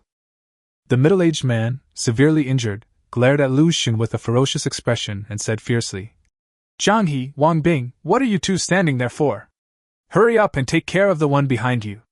The remaining fool will be easier to deal with." "Good." The short, thin man who had fallen had already crawled out of the snow. The humiliating fall had made his face flush red. He gripped the dagger again and swiftly thrust forward. Lu Xun sneered, grabbed a handful of snow from the ground, and threw it at the short, thin man. "Careful!" The middle-aged man and another strength-type survivor shouted almost in unison. The middle-aged man's experience was still vivid in my mind. The seemingly harmless snow wall actually concealed hidden dangers. Even now, they still don't know what the man in front of them is capable of. The short, thin man was startled and quickly retreated, covering his face with his hands to avoid serious injury. But the next moment, gentle snowflakes brushed against his face, bringing a touch of hurt, before scattering away in the wind and snow. "You fucking tricked me?" The short, thin man was furious and was about to get up and attack again. But the next moment, shirtless snorted coldly and came to cooperate with perfect timing, punching the short, thin man directly in the face and knocking him into the snow. Blood gushed from his nose, staining the snow crimson once more. When he tried to get up again, his face was covered in blood, one of his eyes had been completely blown out, and blood was flowing nonstop. Lu Xun smiled at him, picked up another handful of snow, and casually sprinkled it on his face. The humiliating scene made him instinctively not want to hide anymore. However, the middle-aged man's voice rang out again. "Don't be careless, this time they might really have some tricks up their sleeves." For safety reasons, the short, thin man gritted his teeth and chose to dodge, quickly retreating backward. However, his steps were already unsteady, indicating that he was seriously injured. This time, the snowflakes scattered in the wind again, which was clearly an illusion. Lu Xun was very pleased that simply throwing a handful of snow could produce such a large result, since it consumed almost no energy for him. His ability to use deception made him a completely overpowered presence in this snowy landscape. His ability lies in solidification. But he doesn't need to solidify everything. Just mixing a small number of solidified weapons into a large amount of illusion is enough to terrify enemies and make them even more threatening. In just half a minute, 2 of the 3 opponents were already seriously injured. Apart from the strength-type survivor who hasn't bled yet, the other 2 are in dire straits. Brother, there seems to be some misunderstanding between us." The middle-aged man lying on the ground finally showed some fear at this moment. He was panting heavily and said with a smirk, "Oh? A misunderstanding?" Lu Xun glanced at him indifferently, his tone calm yet carrying an extreme danger. "You mean I hit the wrong person?" No. Of course not." The middle-aged man quickly waved his hand in denial, and laughed. "We brought this on ourselves. We are both survivors, why must we fight to the death? How about we just call it quits? Just give up like this? You think I'm playing games with you?" Lu Xun's eyes flashed with malice. No, we can offer compensation," the middle-aged man hurriedly said. "The 3 of us have accumulated quite a bit of supplies over the past few days, at least 100 survival coins. We can use that as money to buy our lives, please spare our lives, okay?" He had clearly realized that the current situation was unfavorable to them, and there was almost no chance of winning, so he chose the last resort, to beg for mercy. "Oh? Buying lives?" Lu Xun slowly approached, reaching out his hand and saying, "Let me check your survival coins first." Of course. The middle-aged man smiled broadly and reached into his robes, but as he looked down, a sinister smile crept onto his lips. "Shin, be careful!" Shirley shouted quickly. However, 2 seconds later, he realized he had shouted in vain. Lu Xun held a handful of snowflakes in his outstretched hand, and the moment the young man lowered his head, he sprinkled them all on the man's face. The middle-aged man had just sneered for a second when he suddenly let out another violent scream. This time, the scream was even more agonizing, as if his skin had been peeled off and his bones were being torn out. He clutched his head and face tightly. But the pain was unbearable. The more he rubbed his face, the larger the bloodstains and injuries became, and soon his entire head became a bloody mess. "Aya! What is that? What is that? Aya! You bastard! You beast! Aya!"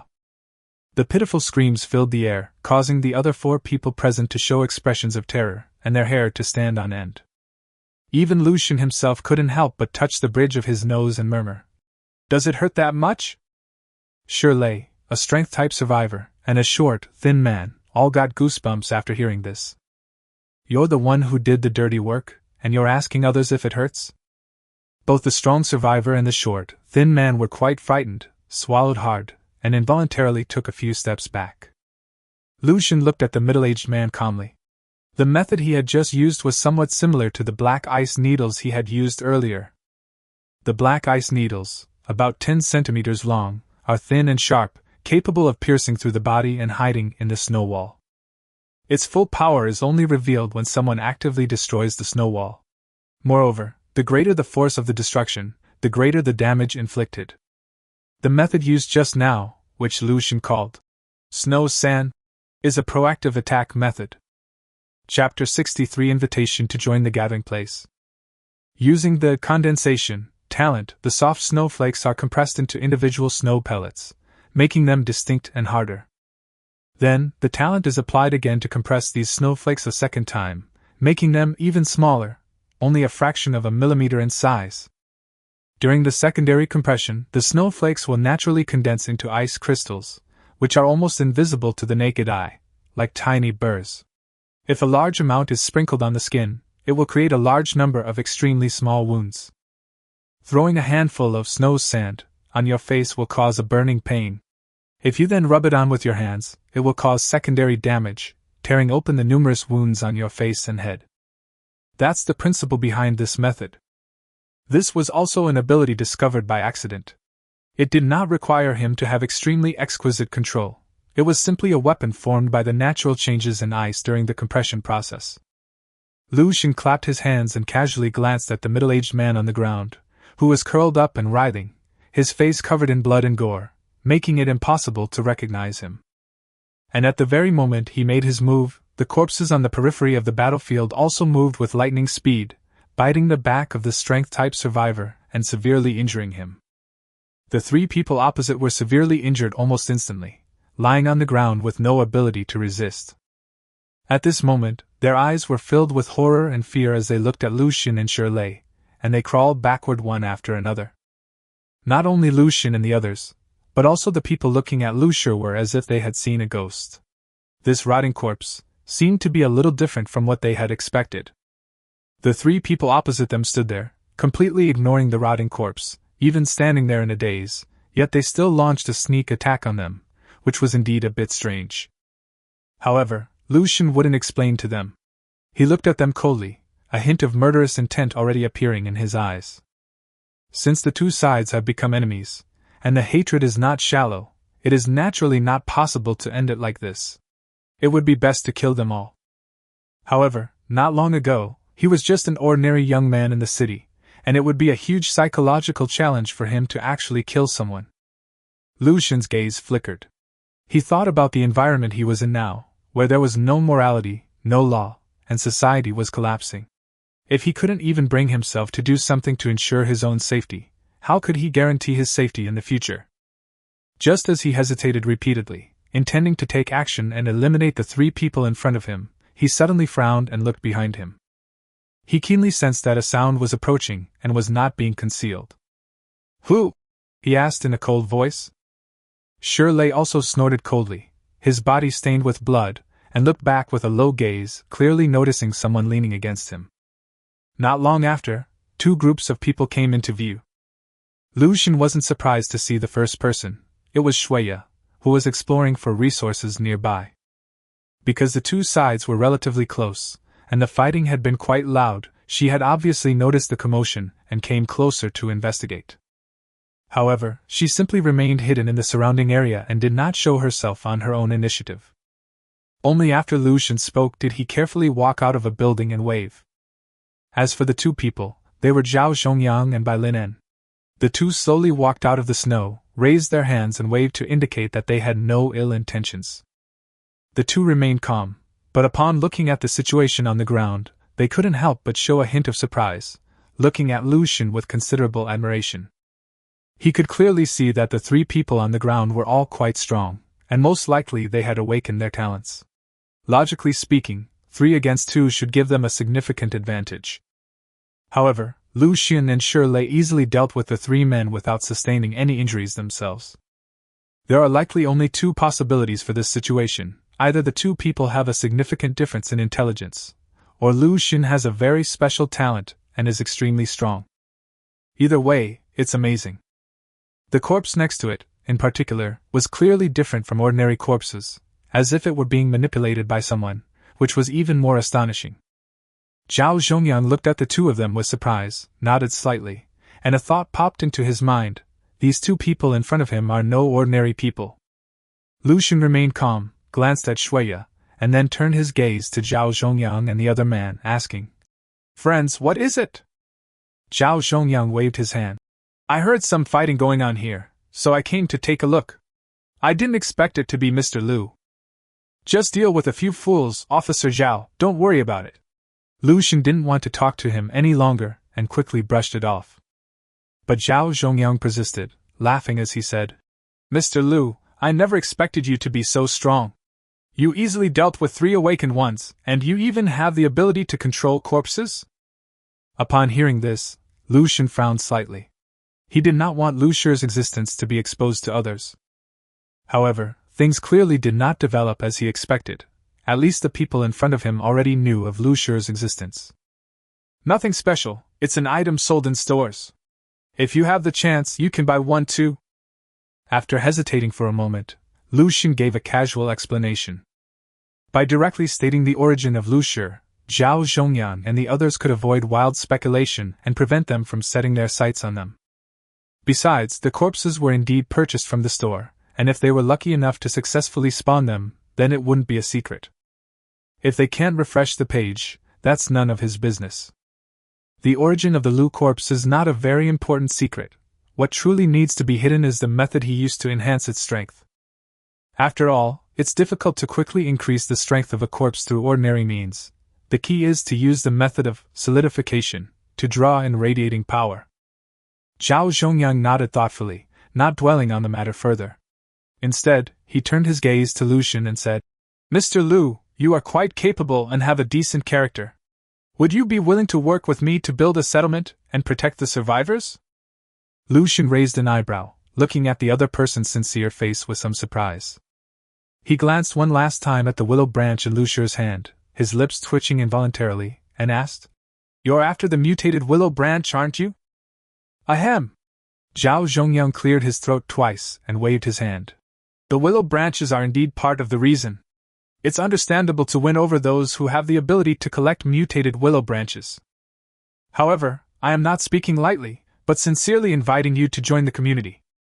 After all, for a sizable settlement, I alone am not enough.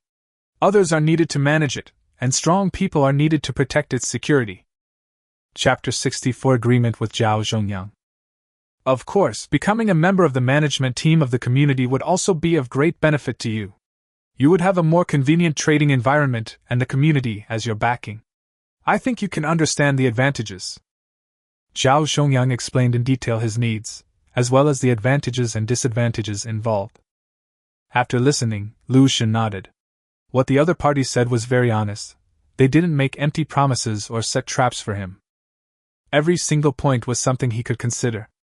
After thinking for a moment, he nodded slightly and said, "If we can really establish a settlement, I don't mind participating in it or providing some help. However, there is no need for a full-scale takeover. I have my own shelter and my own development plans. We can cooperate to combat certain threats, and that is not a problem. That's enough for me." Zhao Zhongyang smiled and extended his hand to Lu Xun. After a brief handshake, the two parties established a simple verbal agreement. "Officer Zhao, how many branches of mutated willow trees would be needed to build a settlement? If there are a lot of them, it might be quite difficult," Lu Xun asked. Whether venturing deep into town ruins or collecting branches of mutated willow trees beside an artificial lake, it is an extremely dangerous undertaking, and a slight mishap could be life-threatening. If the required quantity is small, that's fine, but if it's tens or hundreds of kilograms, then the possibility of successfully building a settlement will be greatly reduced. Zhao Zhongyang pondered for a moment, then said, I plan to build an underground shelter in the nearby valley. It will require the sap of mutated willow branches to be mixed into the soil on all 6 sides. As I said before, conservatively speaking, a 20 square meter area would require about 1 kilogram of mutated willow branches. Lu Shen nodded slightly. That's indeed not much. With an area of 20 square meters, plus 4 walls and a ceiling, it's almost 100 square meters in total, yet it only requires 1 pound of mutated willow branches. That's right. It's not about extracting sap from the branches of the mutated willow tree. Instead, you can boil the branches to extract the essence, dilute it, and mix it into the soil. So the amount needed isn't as high as you might think. Zhao Zhongyang explained for a while, and then said, Moreover, it's not as easy as you might think to collect mutated willow branches. Picking them directly would be very dangerous. It's best to dig up some withered willow branches buried in the snow around the willow tree. Dig it from the snow? Lu Shen scratched his head. What's wrong? That's not how you collect it, Zhao Zhongyang asked, somewhat puzzled. Then, his gaze fell on the package in Lu Shi's hand. Seeing the fairly intact willow branches, he couldn't help but twitch his lips. You really picked them by force? Officer Zhao, you didn't warn me beforehand. Zhao Zhongyang touched his nose and said, Indeed there isn't. No matter what method you use, as long as you can obtain branches of the mutated willow tree, that's a good thing. Lu Shen glanced at Zhao Zhongyang and thought to herself that this man was no good either. He probably knew about the dangers of the artificial lake and that he shouldn't pick the mutated willow branches at will, but he deliberately didn't reveal this information. Perhaps the only purpose is to enable others to obtain a large number of mutated willow branches in a faster and more extreme way, and as for encountering danger, Zhao Zhongyang can also deny everything. However, now that they see Lu Shen's strength is considerable, they want to win him over, so they revealed the truth. In response, Lu Shen became more vigilant. In this post-apocalyptic environment, there is no absolute good or bad. Many people have their own ulterior motives, and one could be taken advantage of if one is not careful.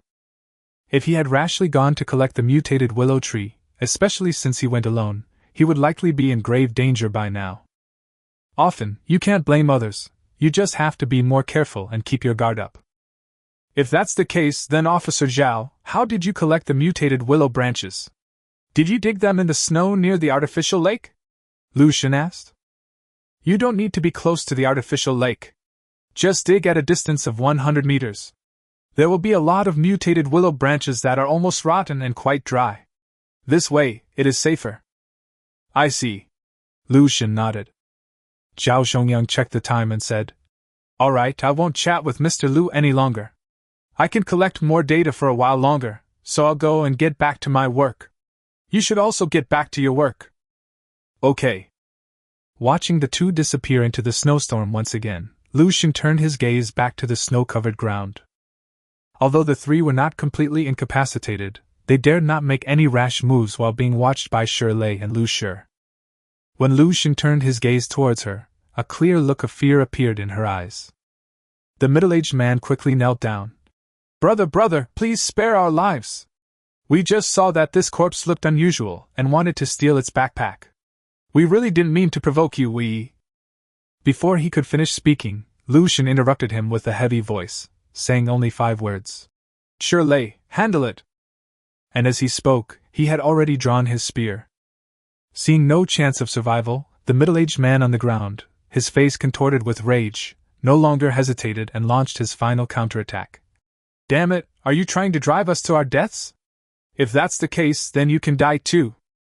As he spoke, he tried to get up from the ground. Lu Shen reacted swiftly, using his talent once more to form a block of ice on the ground, which directly enveloped the middle-aged man's feet, rendering him unable to move for a short period of time. Shirley followed closely behind, smashing a stone into the opponent's forehead, causing it to bleed profusely and cave in. A heart-wrenching scream erupted, instantly dissipating in the wind and snow. Lu Xun gritted his teeth and thrust out his spear without hesitation. As the iron spear pierced through flesh, a life was ended. Lu Xun could clearly feel his heart beating very fast, as if it was about to jump out of his chest. His blood was flowing rapidly, and his stomach was churning. He was still somewhat uncomfortable after killing someone for the first time, but with his strong willpower, he managed to suppress all the nausea. As for the other two, he dealt with them without hesitation. He had no interest in waiting for them to repent. It was better to deal with them directly. 3 bodies, covered in gushing blood, were buried under the cold snow and quickly disappeared from sight. Lu Xun watched this scene and couldn't help but feel a surge of emotions. Perhaps countless more such corpses are hidden in this vast snowfield, and such killings are likely to occur frequently. Chapter 65: The Importance of White Sugar. Meeting other survivors does not mean that survival is easier, nor does it mean that they can help each other. In many cases, the greed in the hearts of human survivors leads to more conflicts and contradictions, and many bloody killings. At that moment, an idea suddenly popped into his head. Perhaps building a community with laws, order, and morality was indeed a good idea. Lu Xun sighed, collected his thoughts, took out his electronic alarm clock, and checked the time. With approximately 60 minutes remaining before the end of the exploration period, and 40 minutes reserved for returning, they have about 20 minutes left to explore. Lu Xun looked at Shirley, then glanced at Shuya beside him, and said, "Let's continue collecting supplies." Without saying much, the two turned around and went back to their respective buildings to continue scavenging for supplies. He took the backpack from Lu Xun, took out the mutated willow branches from it, and then put the backpack back on Lu Xun's back, intending to use the last 20 minutes to collect another batch of mutated willow branches. This time, he didn't plan to get too close to the artificial lake. Instead, he would dig a little further away from the lake to collect a small amount of mutated willow branches. The operation was once again carried out by Lu Xun, who, carrying an iron pickaxe, dutifully ventured deep into Jingning town. They stopped 100 meters away from the artificial lake and began digging in the snow. Lu Xun couldn't see the specifics, but he wasn't too worried. Instead, he returned to the building and began searching for resources there as well. It must be said that the items stored in Jingning town are much more numerous than those in Tiling town, and some of the items in the buildings have not been looted at all. Especially in the buildings closer to the interior, although they look a bit old and a lot of snow and wind have blown in due to the damage, there are still many daily necessities and resources available for use. Lu Xun was indiscriminate in his choice of almost everything, packing up and tidying up food, seasonings, warm clothes, pots and pans, and everything else. However, he doesn't really like some ordinary items, such as some spring and summer clothes, which are not very warm and therefore not practical. Moreover, he found dozens of suitcases full of clothes in the train ruins. He had plenty of these things. He cares more about daily necessities such as food, preferably foods that have a long shelf life and high energy content. He also found some snacks, but many of them were expired and severely rotten, making them unusable. However, he also found some very precious food. For example, in a certain cupboard, 8 bags of salt, 4 pounds of white sugar, and 6 bottles of honey were found. These are foods with extremely long shelf lives and very high energy content, making them a form of hard currency in the apocalypse. The calories provided by a pound of white sugar far exceed your imagination. Generally speaking, a person can live for a maximum of 3 days without food or water. However, if they drink water, they can live for 7 to 10 days. But if you add sugar to the water, he can live for at least 20 days. That's the effect of sugar. 100 g of white sugar is equivalent to 2 large bowls of rice and can provide 400 calories. If mixed with other foods, it can not only enhance the flavor but also significantly increase satiety. As for honey, it goes without saying that it has a higher sugar content and a much longer shelf life than white sugar and salt. These gains alone are worth more than all other gains combined. Shirley was quite frustrated. He had searched several buildings and found some food, but he hadn't found a lot of high-quality foods such as white sugar. He was really unlucky. What angered him even more was that he found a whole vat of rice and a vat of flour, and he originally thought he could harvest a large amount of food. Upon closer inspection, the rice was found to be filled with the corpses of insects, and the rice itself had been completely eaten. The flour was in a similar state, and was completely unusable. Moreover, a batch of corn was found in a warehouse, but it was also riddled with holes by insects, and had no practical value whatsoever. These circumstances also made Lu Xun realize that many of the supplies in the town ruins were no longer usable after so many years. Searching for supplies in town ruins is not a very reliable method, and sooner or later it will be completely emptied, at which point food will still be scarce. To survive in the long term, agriculture must be developed, and usable items must be found in the natural world of the post-apocalyptic environment.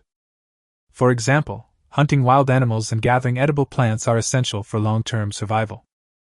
After searching for a while longer, with nearly 40 minutes of exploration time remaining, Lu Xun stopped what he was doing and began preparing to return. After saying goodbye to Shuya, Lu Xun led Lu Xun and Shirley back towards the shelter.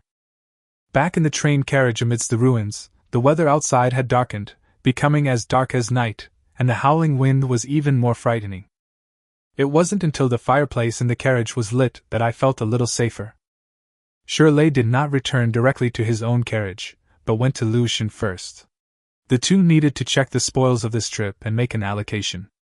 This time, the harvest was quite substantial. They can be roughly divided into food, condiments, daily necessities, and mutated willow branches. There was a considerable amount of food. In addition to the sugar, salt, and honey that Lu Xun had collected, Shirley also found a batch of corn that had not been eaten by insects, weighing about 30 jin, 15 catties. In addition, there are 2 tea cakes, which are very thick and heavy. The tea cakes are dried, resulting in low moisture content, making them suitable for long-term storage. They show no signs of rotting and even retain a pleasant aroma.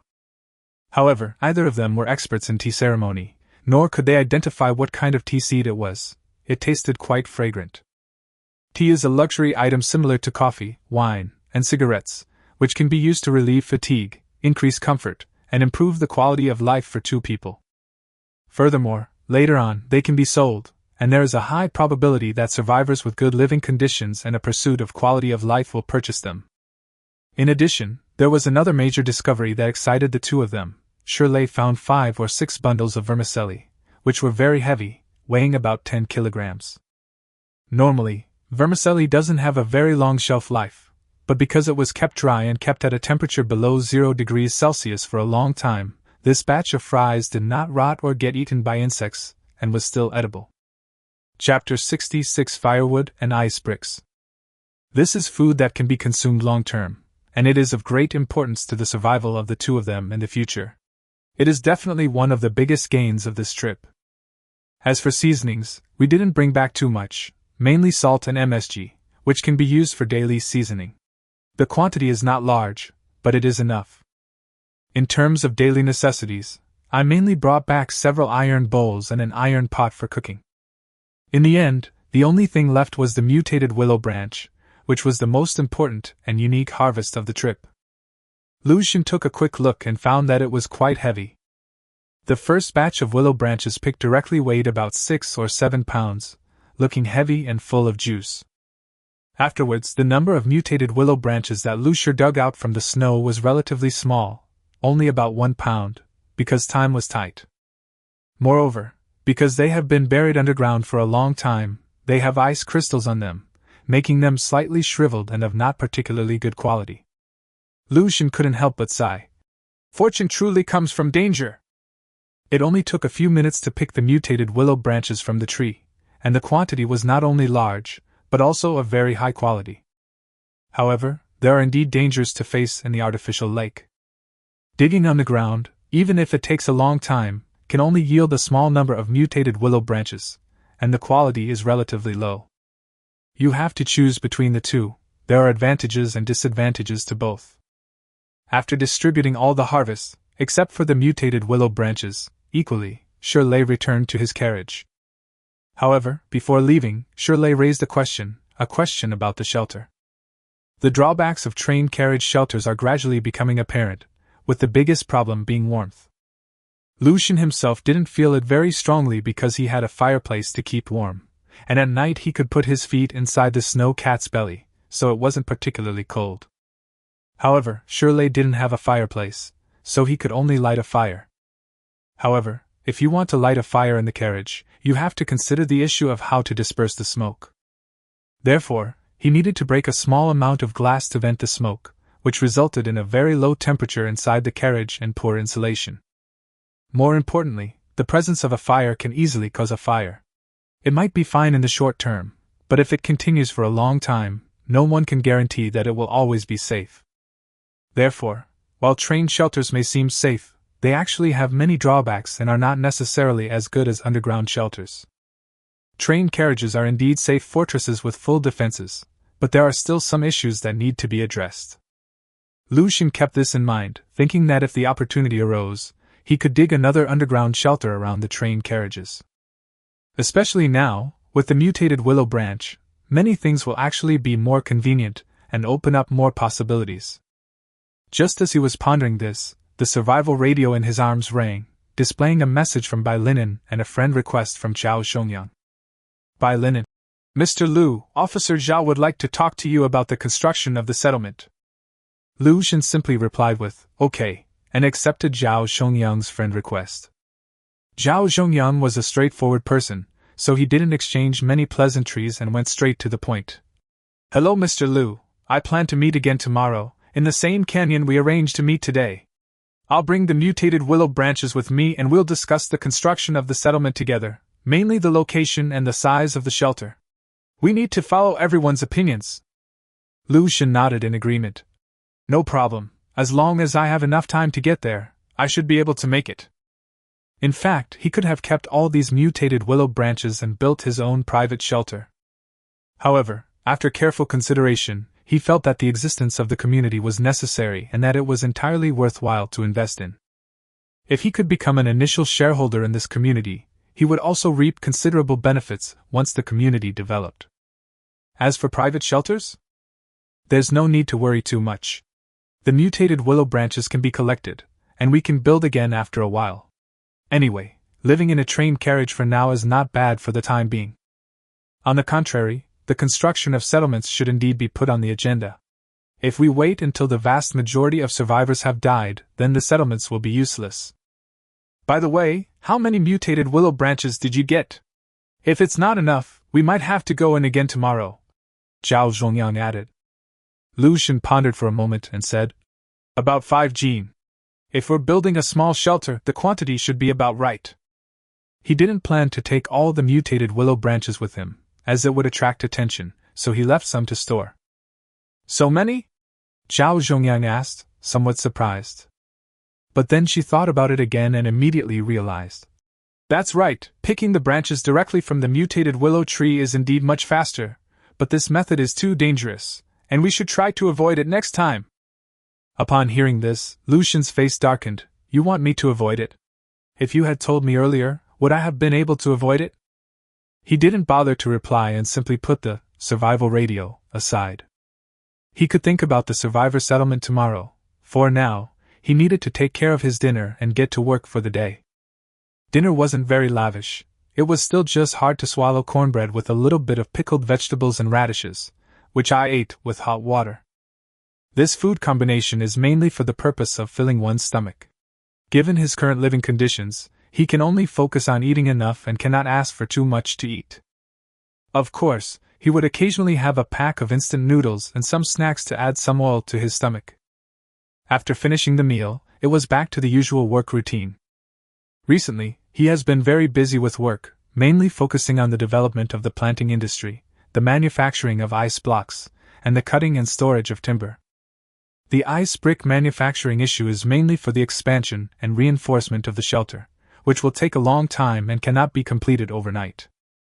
To facilitate future construction and reinforcement, he would make ice blocks of the same size in advance using templates in the ice brick fortress, then pile them up together, and push them out to build when needed. In his view, there is no limit to how many ice bricks can be made as a building material. Ideally, all the carriages should be completely covered with ice brick fortresses, and then several ice brick fortresses should be connected together. In this way, the size of the shelter can be greatly increased. Firewood. This is also a long-standing problem. The amount of firewood consumed every day is enormous, and firewood is also an essential material in the blizzard apocalypse. If the firewood supply is cut off, life will be impossible to continue. Chapter 67 Capturing the Prey. It's necessary to prepare as much of these necessities as possible, since he can't go out to collect wood every day. He has other things to do. Ice blocks and wood are both things that are accumulated over time. You just need to spend time preparing them, and there are no requirements in terms of quantity or difficulty. However, the outlook for agriculture is not optimistic. It is a completely new challenge, with high requirements in all aspects and requiring more effort.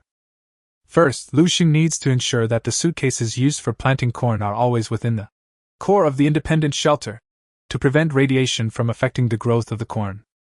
Secondly, water the soil at a fixed time every day and apply some organic fertilizer to make the soil more nutritious. Finally, he also needs to think about more issues and make more preparations for the future development of the planting industry. If corn cannot be successfully grown, he still cannot give up agriculture. Instead, he needs to find other crops that can be grown. Because ultimately, there's still one problem: the food left over from the previous civilization, whether in town ruins or train ruins, can't last a lifetime. To survive in the apocalypse, one must find a new way out, but as of now, Lucian has not yet found that way. Lucian completed these tasks step by step, and at the same time, he put Lucier back into the refrigerator, so that he could slowly improve his strength.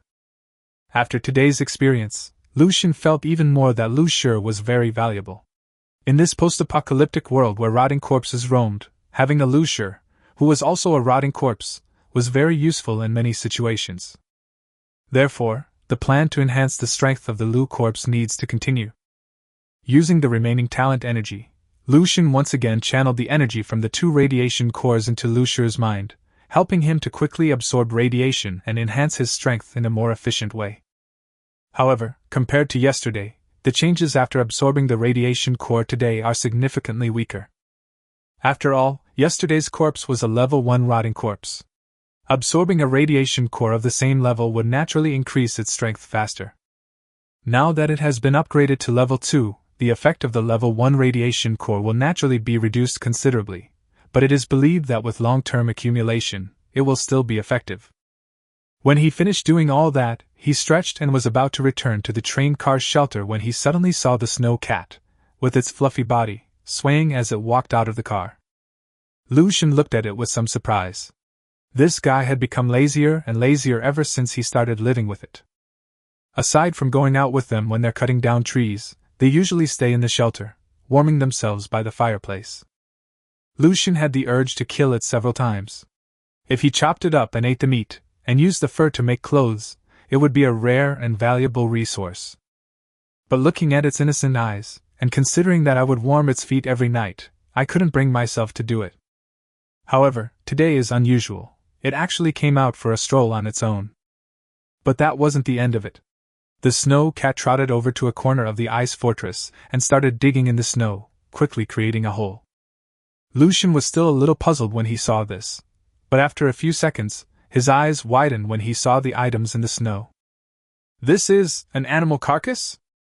Under the snow cat's sharp claws, the hard ice was torn open, revealing 2 not-so-small corpses, a rabbit and a yellow bird that looked like a withered leaf. Lucian's eyes widened. He couldn't believe that these 2 corpses had appeared here for no reason. Moreover, it was immediately apparent that there were traces of blood in the snow, and the wounds on the corpse were very fresh, indicating that it had been hunted not long ago. Lucian looked at the snow cat in shock and couldn't help but ask, "Did you hunt this?" The snow cat sat still, scratched its head with its hind legs, and its whiskers were full of arrogance as it stared straight at Lucian. Lucian smiled helplessly. Through his understanding of the cat's behavior over the past few days, he realized that the little guy wanted to eat meat. Because the snow cat often stares at the canned beef with this action and this look, but how could Lucian possibly feed it such a strategic resource? It seems this guy went out hunting on his own. But that's not surprising. A snow cat weighing around 40 pounds is considered a large feline, and would definitely be a skilled hunter in the wild. Moreover, before they lived in shelters, snow cats survived alone in the wild. To have lived to this age, their survival and hunting abilities must be extremely strong. Lucian excitedly rubbed the snow cat's head, and pulled both corpses out of the snow. I held it in my hand and weighed it in my hand. I found that it was quite heavy, especially the rabbit, which weighed about 5 or 6 pounds. The weight of a dead leaf bird is generally only about half a pound, and it should be even lighter after its feathers are removed. Even so, he was already quite satisfied. In this apocalyptic world where snow was falling everywhere, even basic living resources were unavailable, let alone meat. For any survivor, meat is an invaluable and precious food. After thinking for a moment, Lucien took the 2 corpses back to the train carriage, and also took out the other dead leaf bird from the refrigerator. This was the first dead leaf bird that the snow cat caught during the last time he cut down trees, but he hadn't been able to bring himself to eat it. Seeing that Lucien had taken out all the ingredients, Snow Cat's eyes lit up. It hopped back into the carriage and even stood up to hug Lucien's leg. This was the first time Lucien had ever seen Snow Cat show such an excited expression. Clearly, eating cornbread every day these days has made Snow Cat tired of it, and it desperately needs some oil and fat. Lucien placed the 3 frozen corpses next to the fireplace, using the fireplace's heat to thaw them, making it easier to pluck their feathers and bleed them. First, we dealt with the rabbit. It was a medium-sized snow hare with grayish-white fur, which should have been difficult to spot in the snow. I wonder how the blood cat caught it. Moreover, it is obvious that this snow rabbit is very fat, with a round and bulging belly, indicating that it usually eats well. Lucien planned to skin the animals whole so he could make some warm clothing, which should be of higher quality than clothes worn in spring, summer, and autumn. Only the highest quality clothing made by humans will be effective in a blizzard-like apocalypse. In this post-apocalyptic world, naturally grown warm items are actually much more effective than ordinary clothing, such as fleece. Using ingenious methods, Lucien almost completely peeled off the snow rabbit's thick fur. Next, the whole snow rabbit is broken down, and large pieces of meat are removed as much as possible. It took Lucien about 50 minutes to break the whole snow rabbit into 5 parts. Chapter 68 Meat Soup. These include flesh and blood, bones, rabbit heads, internal organs, and fur, all usable resources with considerable value. There was a considerable amount of flesh and blood, some fatty and some fat, making it the most important meat resource. Lucien didn't plan to eat it today and put it all in the freezer. In today's living environment, it is still necessary to have the awareness of stockpiling goods in order to survive in the long run. The same goes for internal organs. They can replenish some trace elements, and are also very important resources, so they should all be stored in the refrigerator. After some thought, Lucien decided to keep the bones and rabbit head, which could be used as food for stewing. The other 2 leaf birds are much smaller and can obtain fewer resources from them. First of all, the fur is missing. After plucking all the feathers, they can only be thrown away and cannot be reused. The remaining meat and bones were very small, making them difficult to disassemble. After processing them all, the meat and bones together weighed only about 7 or 8 ounces. But looking at the bright red flesh and blood, Lucien was still very excited. He took out a pot he had collected, cleaned it, poured in clean water, and put it on the fireplace to heat it. Once the water boils, chop up the snow rabbit's bones and head, as well as the flesh and bones of the dead leaf bird, and throw them in.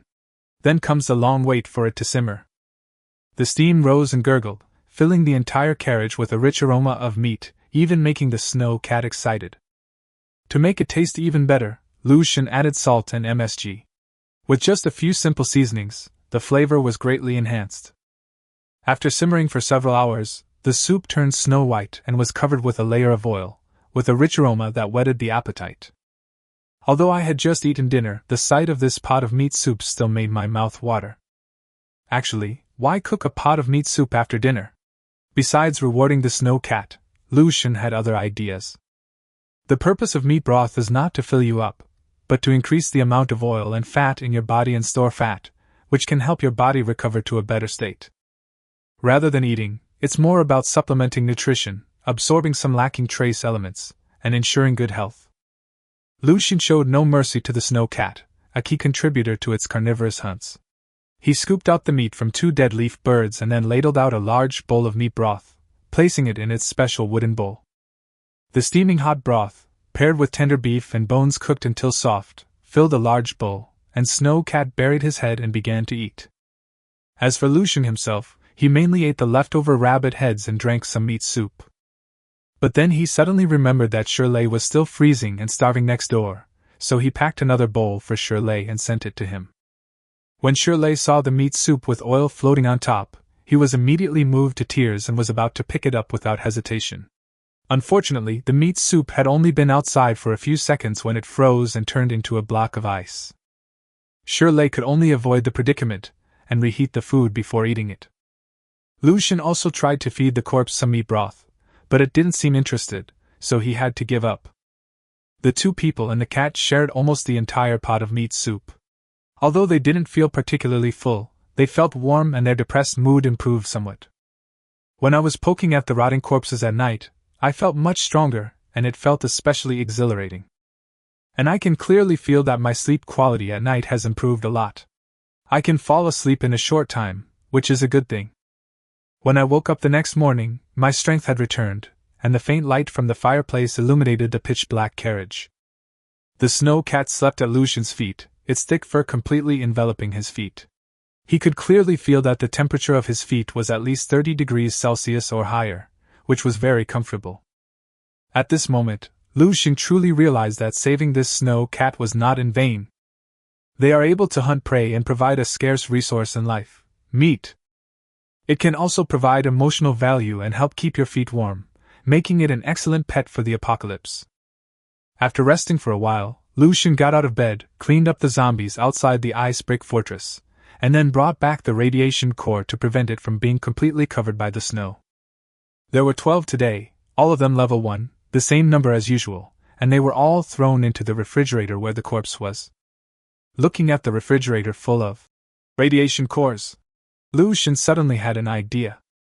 Is it possible to draw radiation from a level 1 radiation core to another level 1 radiation core, thereby concentrating the radiation within it and achieving a higher quality?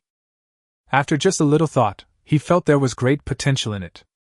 Directly drawing the radiation core into the brain of the Lucian would be relatively difficult, because in addition to Lucian's traction, the Lucian would also need to actively absorb it. However, if the radiated energy is redirected to another radiating core, it is merely a change of location, which should consume less energy and be easier to do. With that in mind, Lucian began to try it out.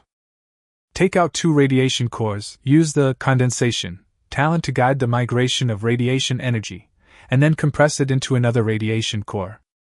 This process went much more smoothly than I had imagined. The radiant energy from different radiating cores did not repel each other. Instead, it merged together very quickly. It was clear that the energy within this radiating core seemed to have become more concentrated, and its quality had also slightly improved. Lucian tried again, drawing the energy from the 3rd radiation core into this radiation core as well. This time, the difficulty has increased slightly. It seems that the area within the radiation core has already been filled with the energy of the first 2 radiation cores, and it would take much more effort to squeeze it in again. If the first one is purely attraction, filling the unfilled space. The second one is about compressed density, storing more radiant energy in the same space.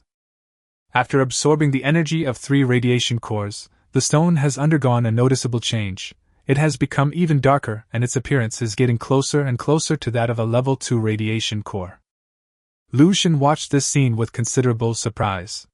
Perhaps it was really possible to forcibly create a level 2 radiation core by using this method of continuous compression. If the higher quality energy from the secondary radiation core were channeled to the Lu corpse for absorption, would it allow its strength to increase as rapidly as before? Lucian became more and more excited as he thought about it, his hands moving non-stop, constantly compressing and pulling.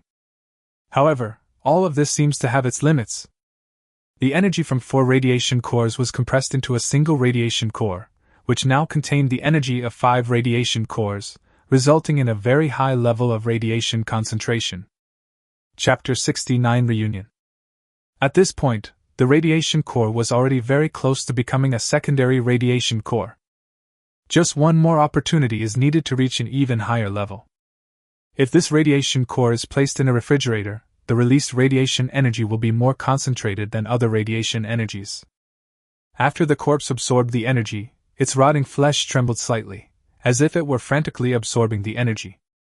This change also confirmed to Lu Xun that higher quality radiation energy could indeed bring greater enhancement to the corpse. However, today is not a good day to try anything more, as he needs to go out in the afternoon and needs to conserve some of his talent energy. 2 p.m. Lu Xun got dressed, packed his gear, and started checking the weather forecast. Weather. Temperature, minus 18.6 degrees Celsius. Climate, moderate snow, wind speed of level 9. Radiation, moderate. If you are outdoors for more than 126 minutes today, radiation will penetrate your body. The radiation level will continue to rise as night falls. Urgent reminder, a severe blizzard is expected in approximately 2 to 3 days. Temperatures will drop significantly, snowfall will increase, winds will reach force 15 or higher, and radiation levels will be greatly enhanced. Exploration time will be drastically reduced. Survivors, please prepare accordingly.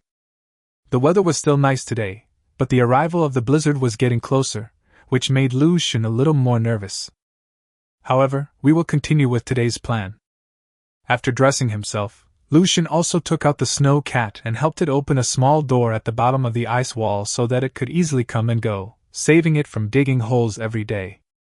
Although the snow cat was somewhat reluctant, it still waddled into the snow. It must be said that snow cats, as native inhabitants of this world, have far more scientific and efficient ways of surviving and traveling in the snow than humans. It plunged headfirst into the snowdrift, then began to arch forward, disappearing in a flash. This method of traveling has many advantages. First, they are highly concealed, making them difficult for other predators to spot and also difficult for prey to detect. Secondly, its movement speed is also very fast. When Snowcat moves at full speed, its speed is at least 5 or 6 times that of Lu Xun.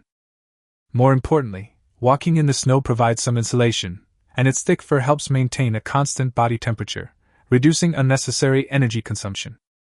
This is a very scientific and efficient method of action, but unfortunately, humans cannot learn it.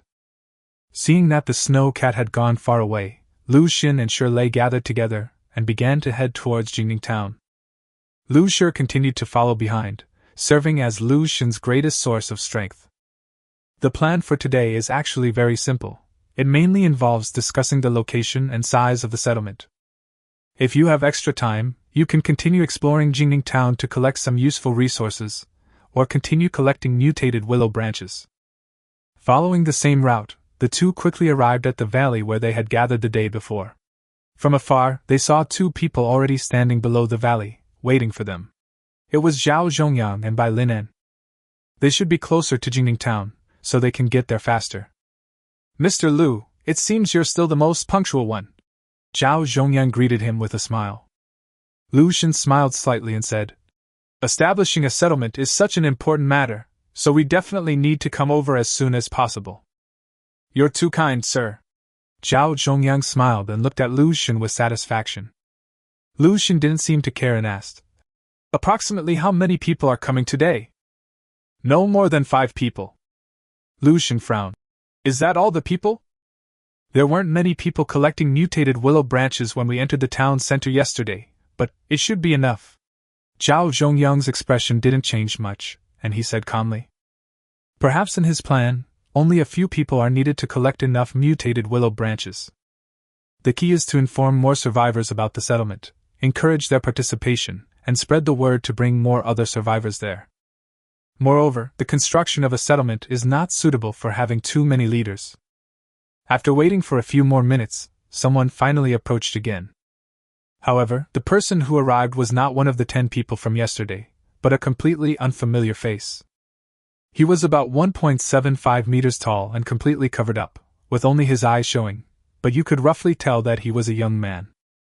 "Hello, Officer Zhao." A clear voice rang out, and the person greeted him, nodding to Lu Xun in return. Zhao Zhongyang smiled and said, "We should have met yesterday. You were about 50 meters away from me, digging for mutated willow branches in the snow. But I remember, you should have had 2 companions with you, right?" The person nodded and smiled. "That's right, they have other work to do today, so they arranged for me to meet them." Lu Xun's eyes flickered, and he took a deep look at the man. It's not hard to see that they have formed a small settlement, perhaps with 3 to 5 people, and have the ability to survive in this apocalyptic world. Moreover, with a clear internal division of labor, its overall strength should be considerable. At the same time, he couldn't help but wonder why the other individual survivors hadn't arrived in time today. Even if they collected the mutated willow branches yesterday, they probably can't go out for 2 consecutive days, since they still need to work hard to survive. Most survivors had 2 essential resources for survival: food and wood. Moreover, many people likely do not have iron axes and can only use more primitive and inconvenient methods to cut down trees, which will significantly reduce their logging speed. Therefore, many people went out to explore yesterday and need to chop wood at home today, so they naturally don't have time to come. A group of people who are teetering on the edge of life, death, food, and shelter will indeed find it difficult to have much free time. A large portion of them likely haven't even upgraded their shelters or have independent refuge corps, and are still living in the most difficult times. Today, those who are able to participate in the construction of settlements are most likely to be extremely strong and possess basic survival skills. Through a brief conversation, Lu Xun learned that the young man's name was Zhang Shuo, 29 years old, and that he had also awakened his talent, making him one of the stronger survivors. Moreover, he is cheerful and straightforward. The two also exchanged contact information to facilitate future communication and transactions. A few minutes later, 2 more groups of people arrived. One of them was a lone survivor and one of the 10 people who gathered in the valley yesterday. This person appears to be rather short, with a hoarse and aged voice, most likely a middle-aged or elderly man, and quite old, named Wang Haishan. Lu Xun was somewhat surprised that this person had come. Chapter 70: The Settlement Founders. Living alone, successfully collecting mutated willow branches yesterday, and having time to gather again today, all these factors combined suggest that this person's abilities are quite remarkable. Another group of people came in pairs, both male survivors, around 30 years old, and they were probably going to work together to survive.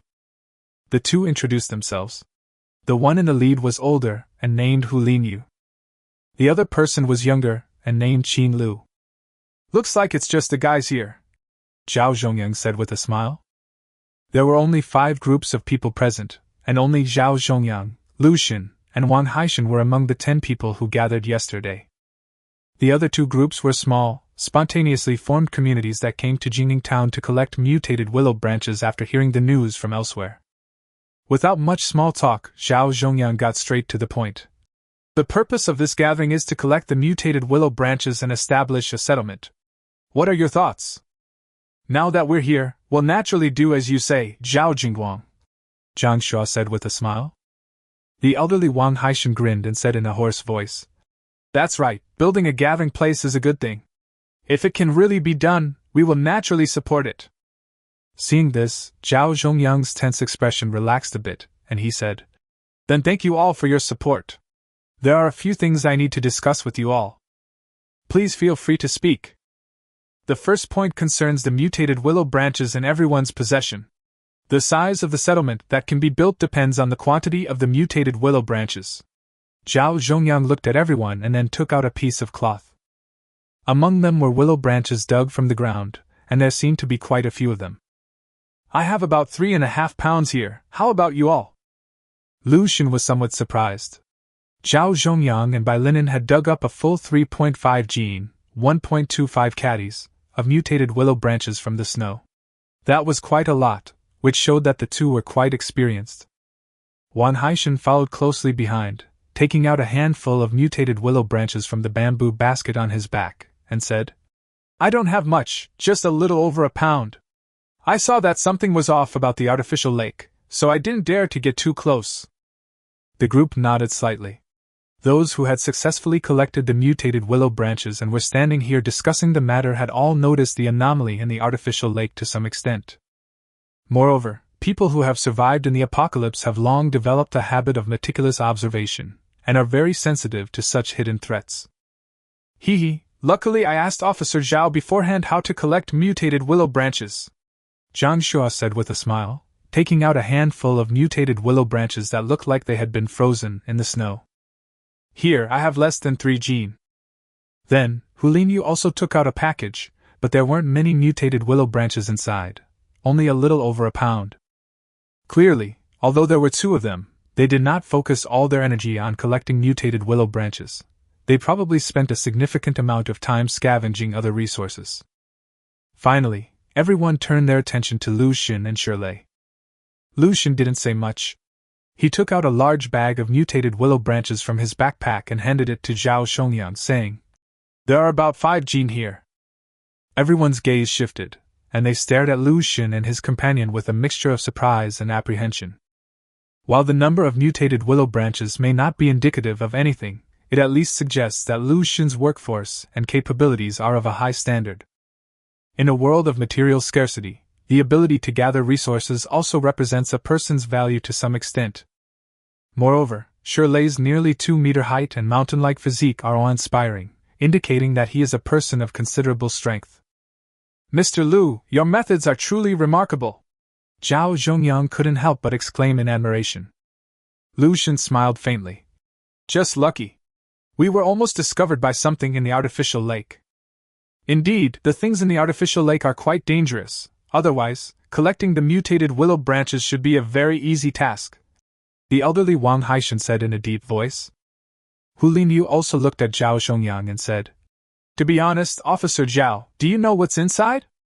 Zhao Zhongyang pondered for a moment, then shook his head and said, "I don't know. I've only seen a rough outline, but I don't know what kind of creature it is. But judging from the outline alone, this thing is quite large." The others nodded slightly. They had all sensed it to some extent and were keenly aware of the danger involved. Due to time constraints, the group didn't chat much on the artificial lake, and Zhao Shongyang began discussing other issues. "Secondly, we need to discuss the location and size of our gathering place," Zhao Zhongyang said after counting the number of mutated willow branches. "There are now a total of 13.5 gene of mutated willow branches. Build a settlement 3 meters high, making sure all 6 sides are coated with the sap, that's about it, Lu Xun silently calculated in his mind and said, "If 1 gene can cover 20 square meters, then 13.5 gene can cover about 500 square meters. This calculation method is not simply 13.5 by 20, but requires some additional calculations." Upon hearing this, Zhao Zhongyang incorporated the 500 area into the calculation and found that it was indeed not far off. He nodded and said, "Mr. Lu is right.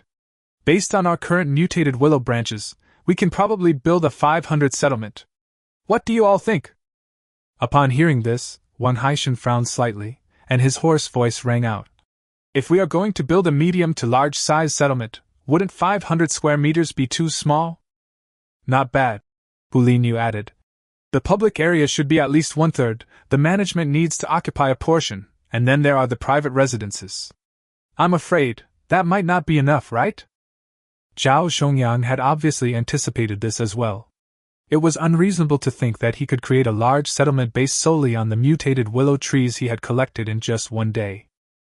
"Since everyone is dissatisfied with the area, do you have any good suggestions? Should we collect another batch of mutated willow branches and then plan to build a settlement?" Zhao Zhongyang asked. Although he was the one who spearheaded this matter, Zhao Zhongyang did not make a one-man show, but instead gave everyone the opportunity to participate in the discussion. As Lu Xun listened to the discussion, his gaze lowered slightly before he spoke up. "Everyone, a gathering of 500 square meters isn't actually a bad idea." "Oh? Mr. Lu, what are your thoughts?" Zhao Zhongyang asked. After thinking for a moment and organizing his thoughts, Lu Xun said, "If we are building an underground settlement, then simply expanding the area is not the best option." Chapter 71 City Map. Because this requires taking into account the terrain and the complex underground topography, and if the area is too large, it is very likely to cause local collapse, making it very dangerous to live in. Therefore, to a certain extent, a gathering place of around 500 square meters is the most suitable and safest size. Upon hearing this, the elderly Wang Haishan suddenly interrupted, reminding him, "Young friend, what you say makes sense, but what development potential does a mere 500 square meters of land have in the future? If you asked me, it should be at least 1,000 square meters." Lu Xun shook his head. "If you feel the area is insufficient, you can certainly expand it further in the future. Moreover, instead of expanding the area on the same floor, it would be better to increase the number of floors in the settlement." One floor of the gathering area is 500 square meters, and 2 floors would be 1,000 square meters. Moreover, this would greatly reduce the consumption of mutated willow branches. Upon hearing this, everyone's eyes lit up. They only thought about expanding the area on the same floor, but forgot that increasing the number of floors in the settlement is also a way to increase the area. Moreover, this method has advantages. After all, what's the maximum size that can be expanded in a flat area? 1,000? 2,000? The larger the scale, the greater the risk of collapse and the higher the requirements for the terrain and environment. However, while increasing the number of floors in a cluster will also present some problems, the problems will be significantly fewer. After hearing this, Wang Haishan didn't say anything more. Zhao Zhongyang spoke up at the opportune moment, saying, "In that case, how about we follow Mr. Lu's suggestion and build a 500 gathering place?" "No problem. The gathering place should be set up sooner rather than later. 500 square meters it is." "So, what are some good ideas for the location of the gathering place?" Hu Linyu spoke up. "This question.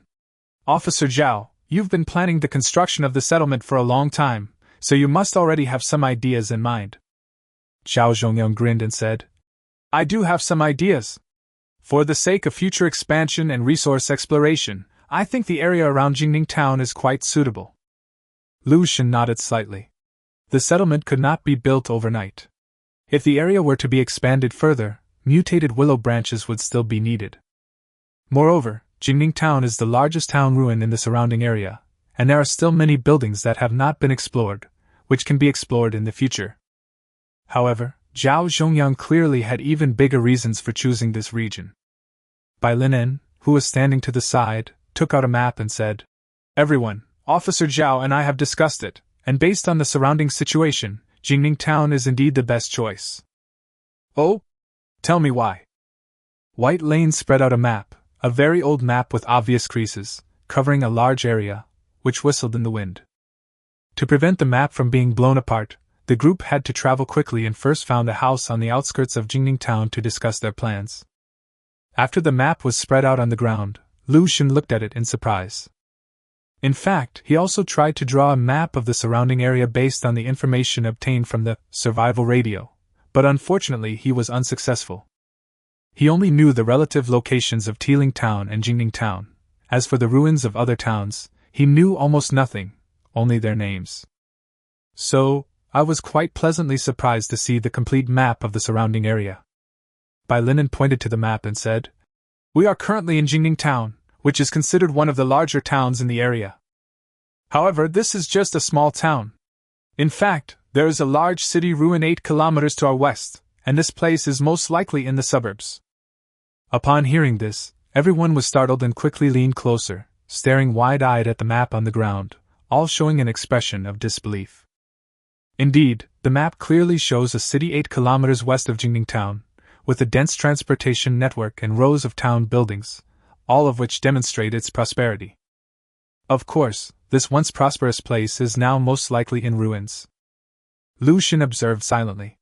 The entire map was centered around the city, so it should be a city route map. This city is quite large, at least a second-tier city. To the east of the city, there are numerous towns scattered like scattered stars, which should be the town ruins that everyone is exploring. The survivors in the surrounding area are very likely located next to the ruins of these towns. Because he has never heard of any survivors finding a city, all that is being discussed are the ruins of small towns. To the east of Jingning Town lie distant forests and mountains, with undulating terrain covered by numerous trees, clearly indicating a wild area. However, Lu Shen noticed a railway line that ran through the mountain range. Clearly, a section of this railway is where the current train fare zone is located. If you follow the railway line, you will most likely find the ruins of the train. From this perspective, the location of the train ruins shelter is quite good. It is not far from Jingning Town to the west, and it can penetrate deep into the mountains and forests to the east, so it has great development potential. While mountains and forests may pose dangers, they also represent enormous resources. Long-term development and survival will depend on the support of these natural resources. Bai Linen and Zhao Zhongyang's ideas clearly coincided with his. Bai Linen looked at everyone and continued, From a long-term perspective, it will be difficult for Jingning Town to maintain the long-term development of the settlement. If we want to further acquire resources for survival, we should mainly consider two aspects. First, we should explore the city ruins, which have a larger area and more resources. We should be able to obtain a lot of survival resources, including food and other items. We are about 8 kilometers away from the city. Although it is difficult to get there now, it is not impossible in the future. Secondly, we also need to consider the mountains and forests to the east. After all, the city has been abandoned for so long, and we can't be sure what's inside. Moreover, there is a high probability that the city is teeming with rotting corpses, which is extremely dangerous for us and would make it very difficult to even explore. Therefore, we also need to turn our attention to the mountains and forests to the east, where there is plenty of timber, food mutated by radiation, and various wild animals. Although equally dangerous, it is also a way to survive. Chapter 72 20% Interest. The people present listened silently, nodding slightly. They were not fools and could naturally understand these principles. A city is a road. Mountains and forests are roads too. Jingning Town is located between these two roads, making it a strategically advantageous location where it can both advance and retreat, allowing it to freely choose which direction to develop in the future. If you look at it that way, Jingning Town's location is indeed very good. Wang Haishan nodded in deep agreement. Indeed. Hu Lingyu agreed, saying, Moreover, since everyone has come all this way, they must not be far from Jingning Town. If we use this place as the gathering point, it will be more convenient for everyone. Seeing that no one objected, Zhao Zhongyang said, Since everyone agrees, then the position will be chosen. I plan to use a relatively flat valley with not much undulation in an area about 800 meters northeast of Jingning Town as a gathering place. What do you think? After thinking for a moment, everyone nodded in agreement. All right, then it's settled. Zhao Zhongyang smiled and said, Now there's one last thing to discuss, which is probably what everyone cares about most, and that is the distribution of profits. Upon hearing the words, profit distribution, a glint flashed in everyone's eyes. They've spent so much time and effort collecting mutated willow branches and discussing the construction of the settlement. They're not doing this for nothing, nor are they doing it for charity. If there's absolutely no benefit, who would want to do this lousy thing? Zhao Zhongyang smiled and said, Here's my plan. The profits will mainly be divided into land and survival coins, and will be distributed according to everyone's contributions. What do you all think? The group looked at each other, none of them answering immediately. Hu Lingyu said in a deep voice, Could you explain in detail? Land, naturally, refers to the land in the settlement. Based on the number of mutated willow branches you have contributed, each of you will be allocated a portion of land, which is equivalent to real estate. Zhao Zhongyang explained in plain language as much as possible. I plan to divide the area into two parts, a trading area and a residential area. As for which area of land you need, you can choose for yourselves. The specific area allocated is as follows: 1 pound of mutated willow branches for 10 square meters of land. How about that? The group exchanged glances, pondered for a moment, and finally nodded. Everyone contributed a total of 13.5 kilograms of mutated willow branches, which is equivalent to allocating 135 square meters of space, which is a considerable area for the entire settlement. If they want more, then this settlement has no reason to exist, and the other survivors have no place to live. Among the crowd, the wealthiest were Lu Xin and Shirtless, whose 5 gene of mutated willow branches were equivalent to a 50 square meter area. Whether you live in it yourself or sell it to other survivors, it's a great option that can bring in a lot of money in the future. Seeing that no one had any objections, Zhao Zhongyang continued.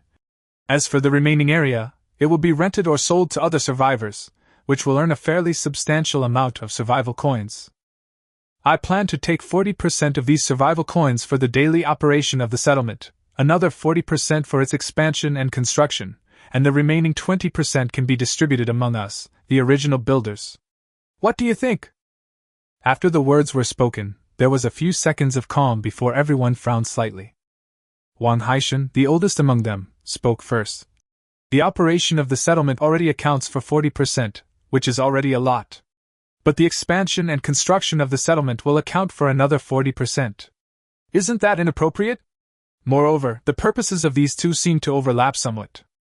Zhao Zhongyang shook his head and said, "The operation of the gathering place depends more on its internal operations and the establishment and management of the trading market, which requires a large amount of startup capital. 40% is not much.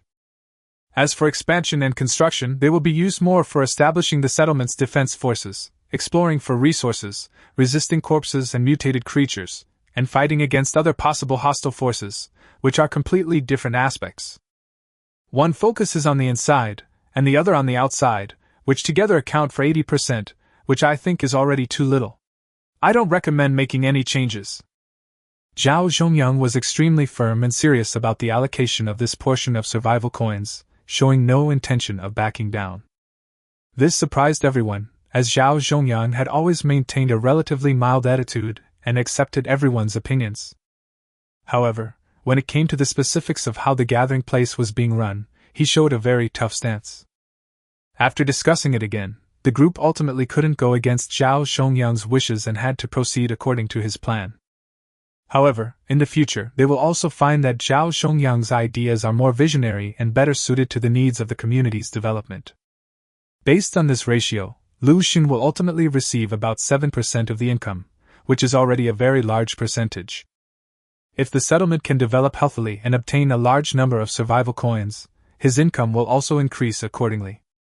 At the same time, this distribution method is equivalent to the people present becoming shareholders of the settlement. As long as the settlement develops well enough, the more benefits they will naturally receive. The interests of both parties are intertwined, which means they are firmly bound together in the community, sharing both prosperity and adversity. Lu Xun couldn't help but admire Zhao Zhongyang's extraordinary methods. He had managed to establish the rudiments of a settlement simply by talking and contacting a group of survivors. In this process, he didn't pay much, yet he easily bound a group of fairly capable survivors to his side, turning them into a community of shared interests. Such abilities and methods are by no means possessed by ordinary people. Whether this ship can set sail smoothly in the future depends on the skill of Captain Zhao Zhongyang. As the conversation was about to end, Lu Xun suddenly frowned and asked, "By the way, Officer Zhao, isn't there a crucial point we didn't discuss?" Everyone paused, vaguely guessing what was going on, and all eyes turned to Zhao Zhongyang. Zhao Zhongyang smiled calmly and said, "It's about the excavation and construction of the settlement, right? You don't need to worry about that, leave it to me." "Are you alone?" Lu Xun asked in surprise. Zhao Zhongyang waved his hand and said, "I have a few survivors under my command who will help me complete this task. However, I will be mainly in charge. I suppose everyone has awakened their talents, and my talent is related to the soil." Chapter 73 Hulinyu's Deal. Upon hearing this, everyone showed expressions of understanding and glanced at Zhao Zhongyang with considerable surprise. It seems this Officer Zhao has quite a few secrets to him. Talents related to soil are certainly more special and mysterious than physical talents. Since Zhao Zhongyang didn't say anything, they didn't press him for details. Zhao Zhongyang began. "Over the next period of time, I will be excavating and constructing settlements in the selected areas. You are all welcome to come and help, or supervise. We still trust Officer Zhao's character." "Okay, we'll come over when we have time." "No problem." After discussing everything, everyone dispersed. Besides building settlements, survival was equally important. In the limited time they had, they either ventured into Jingning town to explore or returned to their shelters to stock up on food and timber. Everyone was very busy, so they only spent a short time discussing the matter before going about their own business. Lu Xun glanced at the time. Only a little over half had passed, so he stopped rushing and led Shirtless into Jingning town to explore. The two worked together as they had the same tasks as the day before. Shirtless was in charge of collecting supplies, while Lu Xun was in charge of controlling the Lu corpse and collecting mutated willow branches near the artificial lake. He also planned to build an underground shelter near the train ruins. It can even be built far away from the train carriages. He understood the principle of having 3 burrows very well. Although the quality of the train carriages was good, he still needed to be cautious and arrange several escape routes to avoid unexpected situations. Control the land-based zombie and move towards the artificial lake. They began digging up the scattered mutated willow branches in the surrounding snow. Although it was a slow process, it was safe at the moment. After observing for a period of time and ensuring that the corpse was not in danger, Lu Xun left the highest pavilion and went to other buildings to scavenge for supplies. They still dared not venture deep into Jingning town, and only searched the outskirts. But not long after, he saw a figure not far away, approaching the building they were searching. Because there were other survivors nearby, Lu Xun did not cover up his footprints. The others probably knew there were people here, but they still came closer. Lu Xun frowned slightly. Knowing someone was approaching, why did they still do so? There are probably only two possibilities. First, the other party wants to discuss something with him. Second, the other party wants to cause trouble. As the other person approached, Lu Xun could see his face clearly. It was one of the people from before, Hu Linyu. I haven't seen this person's face, but judging from his voice, he's probably middle-aged. His tone is calm and steady, and he seems quite imposing. He's likely a leader in his small settlement. However, he was alone now, even though there was another survivor with him earlier. Lu Xun's eyes flickered slightly. If the other party really came to cause trouble, they certainly wouldn't have come alone. If that's the case, then this person must have something to discuss with him. Hello, Mr. Lu, may we have a chat? Hu Linyu said in a calm and composed tone. Okay. Lu Xun gestured for the other person to enter the building.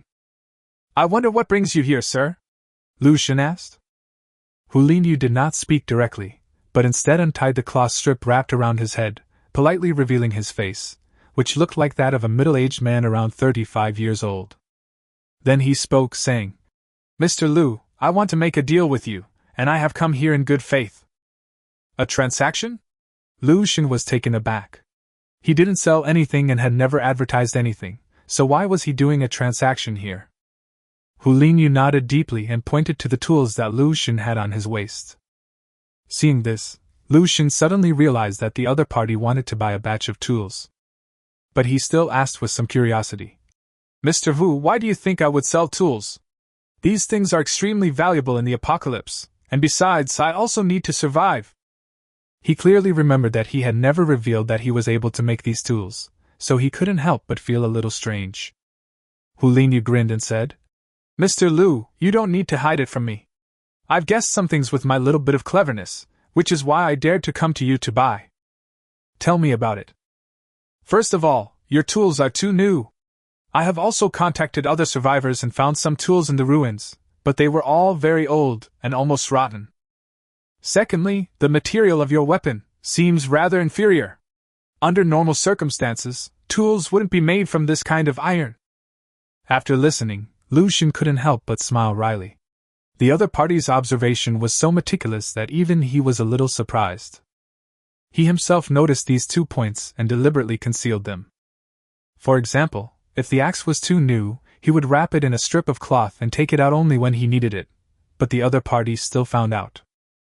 This clearly demonstrates that the person before us possesses extremely keen observation skills, far exceeding those of an ordinary person. As for the material of the tool, it was made of sheet metal. The quality of the sheet metal was not very high, and Lu Xun's suppression of it was not strong enough, so the overall quality of the tool was rather average. Only experienced people can understand this. Having said that, Lu Xun no longer concealed anything and said, To be honest, I do have the ability to make tools, but the price I have to pay is not small. I understand, Hu Linyu said sincerely. I understand the importance of tools, and I am also aware of the difficulty in making them. As for the price, I will give you a satisfactory answer. Could you elaborate? After thinking for a moment, Hu Linyu said, I need 2 axes and 2 pickaxes.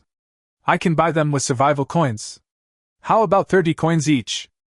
120 survival coins can be used to craft 2 axes and 2 pickaxes. This deal is definitely profitable, and you could even say very profitable. But after thinking for a moment, Lu Xun shook his head and said, I don't need survival coins. I need staple food, fruits and vegetables, or food that can be stored for a long time. Upon hearing this, Hu Linyu frowned slightly. Mr. Lu, isn't this request a bit excessive? Everyone is short of food, and it's absolutely impossible for me to use food to buy tools. Even if I agreed, the other survivors under my command wouldn't. Is there no room for negotiation? Hu Linyu said firmly. Absolutely not. In fact, if you have any food, we are willing to buy it at a high price. Seeing the other person's determined gaze, Lu Xun could only smile wryly. It seemed that for anyone, food was the most pressing issue to be addressed. Chapter 74 Preparations before the blizzard. But the apocalyptic environment of a blizzard meant that food was bound to be scarce. Hunger, cold, radiation, these are the main themes here, and no survivor can avoid them. With a helpless sigh, he said, Then I need the radiation cores from the corpse's brain. How about 6 level 1 radiation cores for one weapon, or 1 level 2 radiation core for one weapon? Hu Linyu was slightly taken aback and looked at Lu Xun with some surprise. The fact that they would rather have a radiation core than a beacon of coins speaks volumes. At least it's certain that Lu Xun is not short of survival coins. And this type of survivor is definitely not weak in terms of development. I have some level 1 radiation cores, but not 24, only about 13. Can I use survival coins to make up the rest? Okay. Lu Xun nodded in agreement. No matter how he does it, he can make a huge profit from this deal, so there's no reason for him to refuse. Moreover, he no longer cared about the piece of iron he had acquired first. In fact, when making tools in the future, I will most likely not use that piece of sheet metal as a material, because its quality is relatively low and the tools made from it have limited hardness. If he hadn't been too busy lately, he would have already upgraded and created a more sophisticated tool. It should be noted that he also possessed another material of higher quality, in greater quantity, and more suitable for making props. That's steel from the train wreckage. The sheet metal found in the residential building was soft and flimsy, like plastic, and could only be used for everyday household purposes. However, the steel in the train wreckage, especially the part used for the supports, was unimaginably hard. Even with his talent, he could hardly change its shape by compressing it. This is the material that is truly suitable for making tools. Making 4 ordinary tools from sheet metal is a piece of cake, and you can even earn 200 survival coins for free. Such a good thing doesn't come around often. After the conversation ended, the two parties exchanged contact information and agreed to conduct the transaction the day after tomorrow. However, after Hu Linyu left, Lu Xun suddenly remembered that there seemed to be a blizzard recently. Moreover, it was a super blizzard that the system specifically alerted about, belonging to a large-scale disaster, and its power should not be underestimated. The weather conditions in the next few days will certainly be very bad, and it will be difficult to conduct the transaction normally on the agreed day after tomorrow. Lu Xun shook his head, not paying too much attention. Transactions in a post-apocalyptic environment are inherently subject to many uncertainties, which are all acceptable. Moreover, these issues can be discussed and resolved on the survival radio, so they are not major problems. Putting that matter aside, Lu Xun continued searching the surrounding buildings for usable resources. Unfortunately, most of the surrounding buildings had already been looted, and there were very few items left. After working hard for several tens of minutes, Lu Xun only found a barrel of homemade bayberry wine in the warehouse, and it was very strong and drinkable. Without hesitation, Lu Xun picked up the entire glass bottle, intending to take it all to the refuge. This barrel of liquor is quite substantial, weighing at least several dozen kilograms. If it can be exchanged for other resources in the future, it could definitely make a fortune. Seeing that it was almost time, Lu Xun found Shirley and called back Lu Shi, and they began to rush back towards the shelter. Their gains were both rather modest, not particularly substantial, but not entirely without any. Braving the heavy snow, they rushed back to the train carriage and began to check their day's catch. Lu Xun only brought back a large barrel of bayberry wine. Lu Shi brought back more than a pound of mutated willow branches. Shirley had gathered quite a lot of things, filling a large package with odds and ends, but not many of them were actually useful. Among the items Lu Xun saw were a 500 milliliters bucket of cooking oil, a bottle of vitamin B, a drinking cup, a wooden bucket, a ladle, and the like. Lu Xun looked through the trash with some disdain and couldn't help but say, "Where did you pick up this junk from? I can make everyday tools like cups and wooden buckets myself, and the quality is even better than these. What are you after?"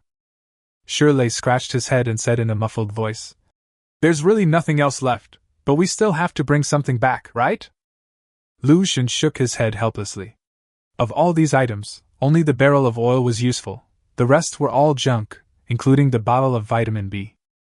This stuff has an expiration date, and judging by its appearance, the quality is quite poor. Putting aside the vitamin content, the pills inside are already black and moldy, making them 99% unusable. After throwing all the trash into a certain carriage, Shirley sat on the sofa in Lucian's train carriage, and the two had a brief conversation. Today, the two of them are like a small community, close allies in this apocalyptic world. They also need to discuss future plans and development, and jointly decide on some future strategies. Brother Shin, a blizzard is coming soon. Shouldn't we make preparations in advance? A look of worry appeared in Shirley's eyes. A blizzard is never a good thing. Who knows what kind of accidents it might bring? Moreover, blizzards can affect the time available for exploration, and may even prevent exploration altogether. If resources are consumed without replenishment, the survivors may not be able to hold on. Lucian's eyes flickered slightly, and he said, "We definitely need to make some preparations. Starting tomorrow, we should try not to go far away, collect more wood, and reinforce the shelter while we're at it." "Yeah, that's what I was thinking too. I'm almost out of wood," Shirley said, scratching his head. Lucian asked with some surprise, "Didn't you stockpile more timber?" "We stockpiled enough timber for 2 trees, but after 2 days of being out, it's almost all used up," Shirley honestly said. Lucian couldn't help but rub his forehead and said, "Don't go anywhere tomorrow. Collect 4 to 5 pieces of wood and expand the ice brick fortress while you're at it." After thinking for a moment, he added, "When the blizzard comes, we'll try to move together to reduce wood consumption. That shouldn't be a problem." Shirley nodded and agreed.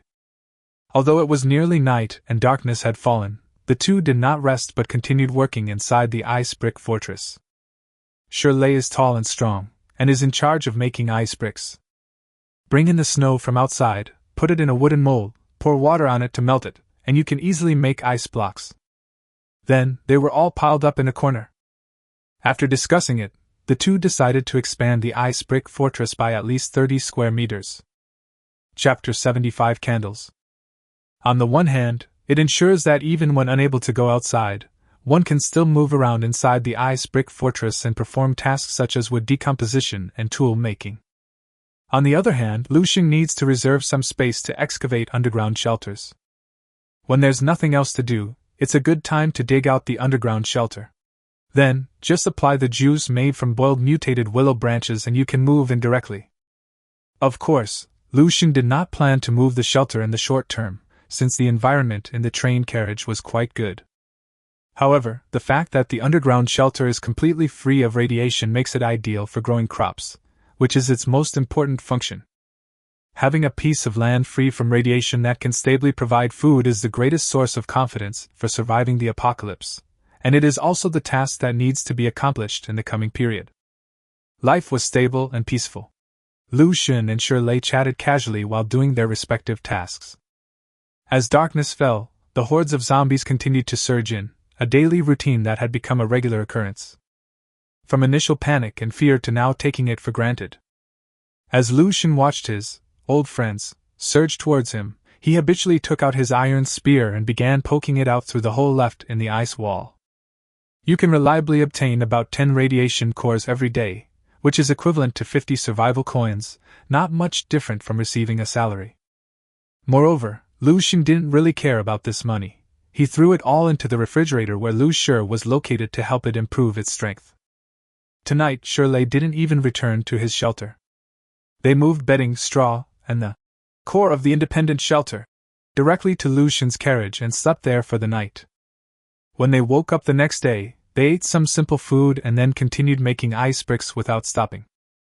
2 consecutive days of being out have slowed their pace of life considerably, and now it's a race against time, with almost all their time spent working under the ice brick fortress. By the afternoon, there were so many ice bricks that they almost completely filled the ice brick fortress, and even the area outside the glacier fortress was piled up with them. With the time for the exploration to arrive, Lucian took immediate action and forcibly broke open the woodshed behind the ice brick fortress once again. This small woodshed is still too small and needs to be expanded. According to their plan, they will most likely fill all the reserved space at the back of this train carriage, which is about 35 square meters. Weather. Temperature, minus 20.6 degrees Celsius. Climate, moderate to heavy snow, wind speed of level 9. Radiation, moderate. If you are outdoors for more than 106 minutes today, radiation will enter your body. The radiation level will continue to rise as night falls. Urgent reminder: a severe blizzard is expected in approximately 1 to 2 days. Temperatures will drop significantly, snowfall will increase, winds will reach force 15 or higher, and radiation levels will rise. Exploration time will be greatly reduced. Survivors, please prepare accordingly. The temperature has dropped further, and the snow is heavy, so we've been spending less time outdoors. The environment is noticeably worse than it was a few days ago. Stepping out of the ice brick fortress, the view outside was extremely poor, appearing as a hazy gray expanse, with heavy snow filling the sky and being swept up by the biting wind. Shirley, you're in charge of expanding the ice brick fortress. Just stack it up as I taught you. I'll go outside and collect wood. Lu Xun shouted at the top of his lungs in the cold wind. Shirley gave an "okay" sign and began to drag the ice bricks from inside the ice brick fortress to the outside, starting the expansion of the ice brick fortress. Lu Xun didn't stay idle either. He took Lu Shi and the snow cat and stepped into the vast snowfield. On the surrounding hillsides, there are many trees growing sparsely, mostly in groups of 7 or 8, forming a very small grove. There are dozens of such tiny forests around, which is definitely a very rich source of timber resources. Moreover, the trees growing in the vast majority of miniature forests are slightly different, and there are also slight differences in species. Lu Xun randomly found a relatively large grove of trees, about a dozen of them, and began to cut them down. This type of tree is quite thick, with a diameter of about 30 centimeters and a height of more than 4 meters, which would definitely be considered a large tree in a post-apocalyptic environment. The trees in the other groves were mostly short and thin, and many didn't even have leaves. Compared to this grove, the difference was enormous. It took Lu Xun nearly 20 minutes to finally cut down a tree and hand it to Lu Shi, who then carried it to the refuge.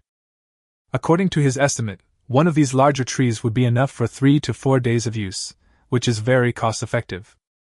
He then cut down 3 more trees in succession, until he was covered in sweat before he stopped. It wasn't that he didn't want to continue chopping, but the axe was already chipped and about to fall off the handle, making his chopping less and less efficient. Moreover, the ice brick fortress has a limited area, and it's already quite difficult to accommodate 4 trees. Lu Xun wiped away his sweat and let Lu Shi take charge, while he himself planned to go to the other side of the hillside. Earlier, he saw a grove of trees in that direction, with about a dozen trees, but the trees there were rather unusual, looking very much like pine trees. If this is a pine tree that has mutated due to radiation, it may contain some resources, and he needs to go and check it out. On the back of the hillside, halfway up the mountain, there was indeed a grove of trees that looked like pine trees, and they were generally quite tall, nearly 15 meters or more. However, this type of wood is rather thin, with a diameter of only 10 centimeters. Logically speaking, in a post-apocalyptic environment with raging winds, these tall and thin trees would have a hard time withstanding the storm and would likely be broken. But this grove of trees stood firm in the wind and snow, unaffected by the wind and snow, its branches not even bending. This is enough to show that the wood is extremely hard. Lu Xun approached to examine it, and found that it was indeed very similar to a pine tree, with dense clusters of pine needles, the emerald green color standing out in the wind and snow, full of vitality. A hint of surprise appeared deep in Lu Xun's eyes. Finding pine trees in the wild was a rare and precious material. A pine tree can provide a large amount of resources for survival. Pine needles are excellent ignition material. However, many people don't know that green pine needles can be eaten or used to make tea. They contain a variety of minerals and amino acids, which can supplement the body with various substances and play an important role. Pine cones, also known as pine nuts, can be used as food, and they are also a very good heating material that can be burned as firewood. Chapter 76: The Snow Cat's Luck. It's unclear what kind of pine tree this is, because some pine trees have edible pine nuts, while others don't. Finally, and most importantly, that is, pine resin, another extremely precious substance that can be extracted from pine trees. Pine resin, found in the branches and trunks of pine trees, can be collected and used to make candles. Its value in a post-apocalyptic environment is beyond imagination. The vast majority of fireplaces were made of sheet metal and had no glass to let in light, which made the entire shelter very dark. Whether it's day or night, visibility is always greatly affected. This is not just a problem Lucian faces, but also a problem faced by other survivors. If they could make candles, they would definitely be a precious resource in the apocalypse.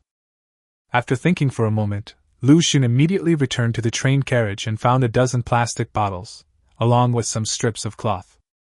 A groove is cut in the pine tree, and the resin will overflow from it. It is then guided by a strip of cloth and collected in plastic bottles. Then use another strip of cloth to tightly tie the plastic bottle to the tree trunk. A plastic bottle was tied to almost every pine tree, and the slow collection began.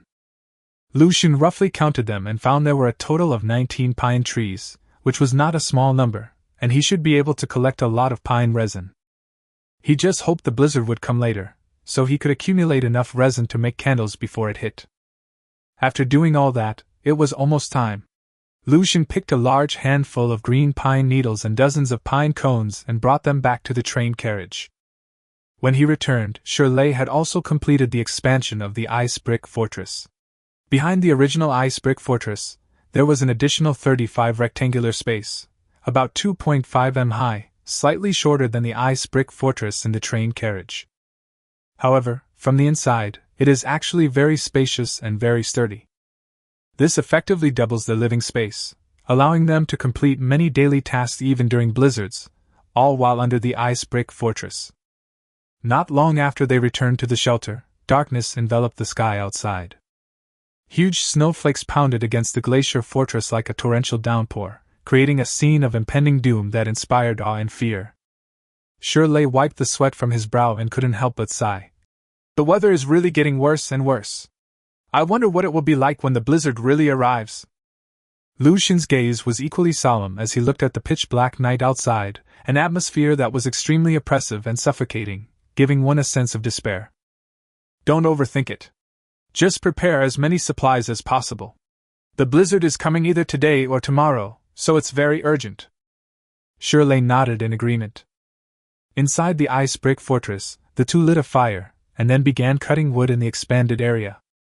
We cut down 4 trees today, all of which were very large and yielded a lot of firewood. The wood from just one tree could fill almost half a wall. The two men wielded axes, first chopping off the smaller branches and leaves, then binding them together with branches to use as kindling. The main branches are split into small sections and then neatly stacked in the ice brick fortress, making it look full and enough to last for at least a month. This will at least ensure that we can stay warm for the next month without having to go out to cut down trees. And the two of them will also have more time to complete other tasks. After all the timber was cut down, the two returned to the carriage for lunch as usual, which was relatively more substantial. Generally, the staple food is cornbread or compressed biscuits, and it is accompanied by snacks, dried radish, canned food, instant noodles, etc. Fortunately, when the snow cat went out today, it actually caught 2 dead leaf birds. Lucian didn't know where he caught it. He only knew that when he went out, the snow cat followed him out. When he returned to the shelter, the snow cat was already sleeping there. In any case, being able to obtain 2 dead leaf birds as food is definitely a great thing, as it can replenish a lot of oil for the two of them and improve their taste. So tonight's dinner consists of 3 things: compressed biscuits, dried radish, and meat soup. The dead leaf bird is prepared as usual. Its feathers are plucked, it is cut into small pieces, cooked in an iron pot, and then seasoned with salt and chicken bouillon.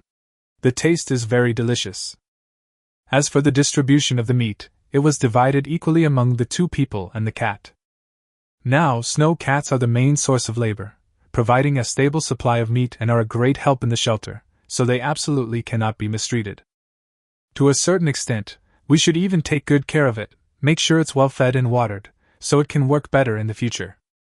It is also indispensable in today's survival teams. The 2 people and the cat sat around the fireplace, eating hot broth. The rising steam warmed them from head to toe, and the dim firelight illuminated their faces, creating a tranquil and peaceful scene. The 2 chatted casually. Brother Shin, how's the quality of the products in your store lately? It's pretty average, mostly useless props, very few useful items. Lu Shin replied casually while gnawing on a bone. Sigh, so you're the same. Shirley sighed helplessly and said, I've been browsing for 3 days in a row and not a single item is worth buying. I'm about to lose it. Lu Shin remained calm and said, The goods in the store are ultimately just icing on the cake. To truly survive, you still need to rely on exploring this world.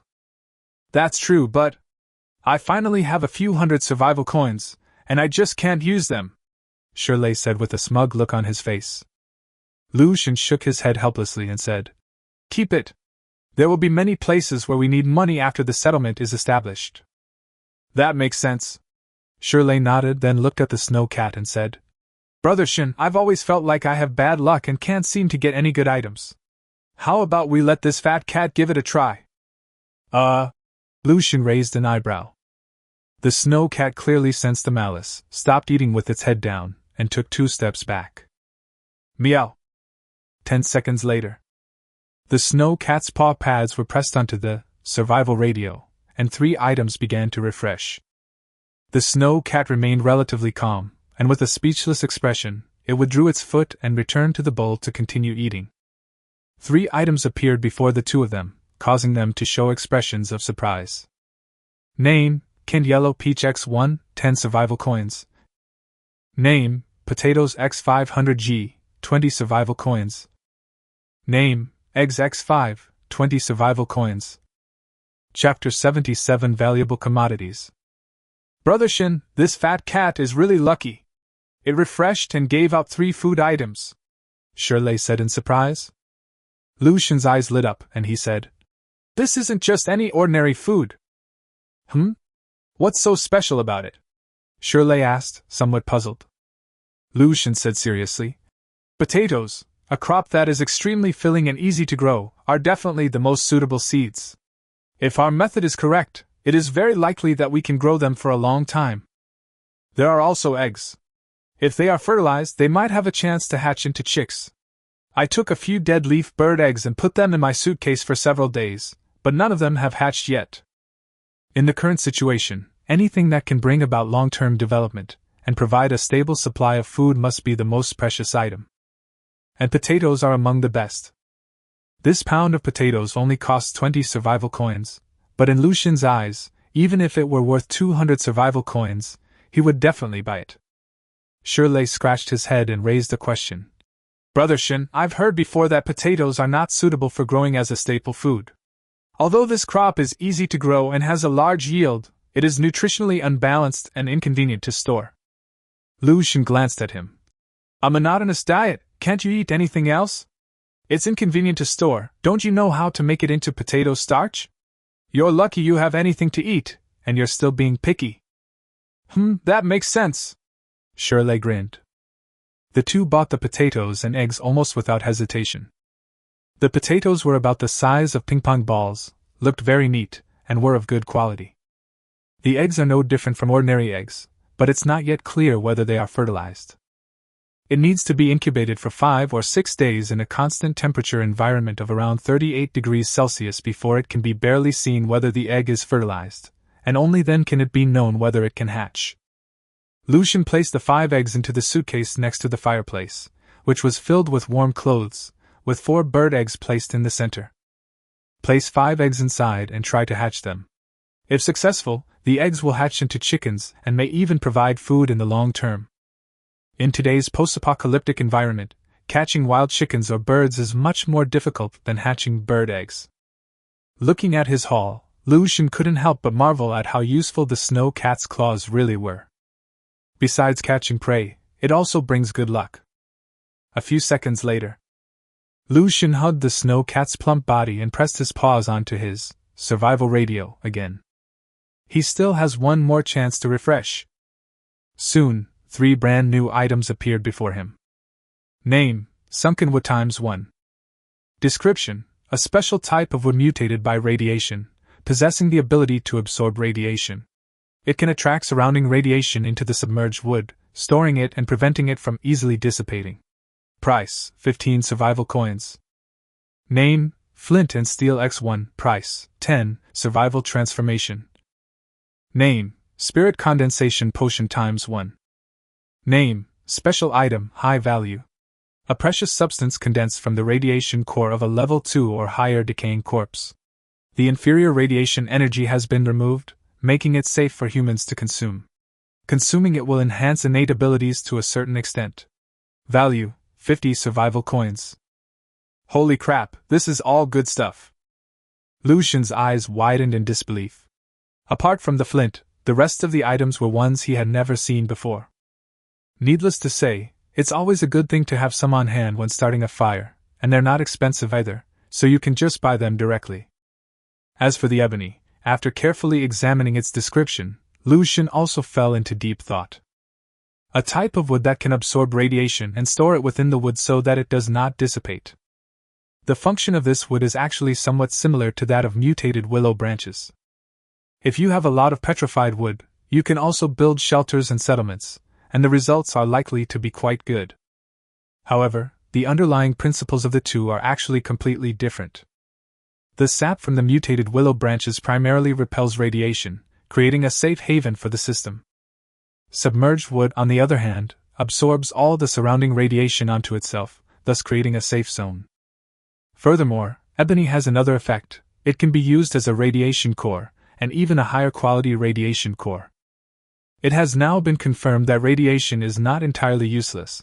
At the very least, high-quality radiation can help corpses enhance their strength, which is a very important function in itself. However, the amount of radiation that a primary radiation core can store is actually very limited. So, using submerged wood to store radiation might be quite effective. This is a more effective, higher quality, and recyclable radiation core. For other survivors, it may not be of much value. However, Lucian could simply buy it and put it in the refrigerator where Lucian was located to help it improve its strength. Alternatively, placing it in another area with high radiation levels to absorb higher quality radiation and then bringing it back for the land-based zombies to absorb would be a very good option. As for the last item, Lucian's eyes widened even more. Spirit Condensation Elixir is a purified extract of beneficial substances from radiation cores of level 2 and above. It can be directly consumed by humans and enhances their talents. Its function is simple and straightforward, making it the highest quality product in the entire store. When he obtained the level 2 radiation core, he learned from the introduction that there were some substances in the level 2 radiation core that could be absorbed by humans. However, this substance is scarce and cannot be extracted, so Lucian dared not easily consume a level 2 radiation core. At the time, he also wondered if it were a level 3 or even level 4 radiation core, it would contain more beneficial substances, and perhaps humans could consume them directly. Unexpectedly, this special potion has now appeared in the store. I'm incredibly lucky. Moreover, he believes that the probability of such a product appearing is extremely low. Without much hesitation, he bought all 3 items. Submerged wood is a piece of wood about 10 centimeters long and as thick as a baby's arm. It looks dark and has nothing special about it. However, when placed outside the core of the independent shelter, it becomes clear that it is attracting radiation from all directions and storing it inside. And very quickly, an area about 1 meter in diameter formed around him, within which there was absolutely no radiation. Lucian was also very surprised. Strictly speaking, the effect of this kind of ebony wood was even better than that of the mutated willow branches, but unfortunately there were too few of them. The spirit-gathering potion is a bottle of milky white liquid, only the thickness of a finger, and the quantity appears to be very small. It has a faint fishy smell. Chapter 78 Strength Increase, Level 2?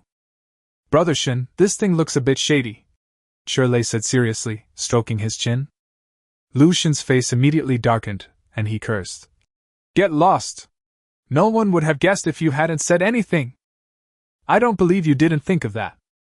Fuck you!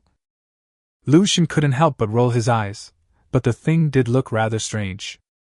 However, it's to be expected that what's extracted from the radiation core wouldn't look very appealing. After thinking for a moment, Lucian still drank it all in one gulp.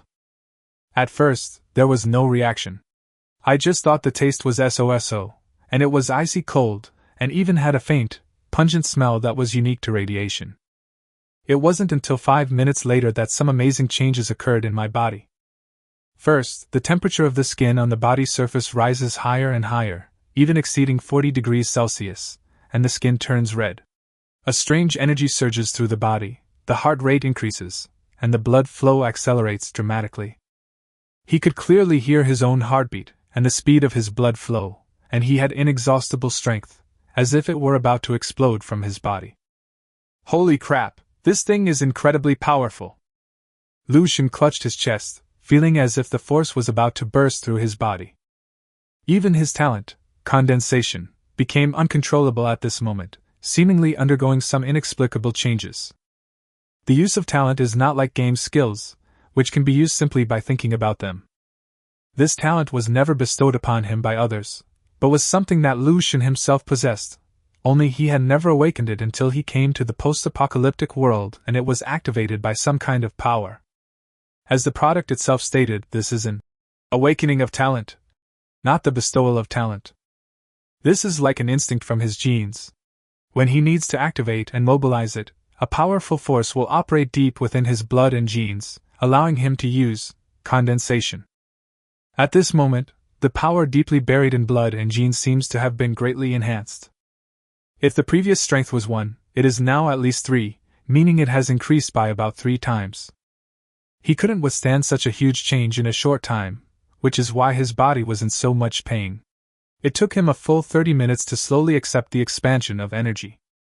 The intense heat on his body gradually dissipated, and the energy that had been expanding and overflowing within him slowly subsided, returning to calm. Call! Lu Xun let out a long sigh of relief, silently sensing the changes within his body. The condensation, talent energy has increased by about 3 times, greatly enhancing both the control over the talent and the number of times it can be used. And his strength has reached another level. In addition, his physical attributes have also improved significantly, with more defined muscle lines and enhanced strength, endurance, and speed. This is an all-round improvement, seemingly breaking through some kind of boundary and reaching a higher level. This change is very mysterious. If we had to describe it in words, it would be equivalent to breaking through from a level 1 corpse to a level 2 corpse. Since there are levels 1, 2, 3, 4. Among the corpses, is it possible for human survivors to break through these levels? He hadn't considered this issue before, but now he was almost certain that humanity's strength would also increase. However, it is highly likely that only those who awaken their talents will be able to improve their strength through special means.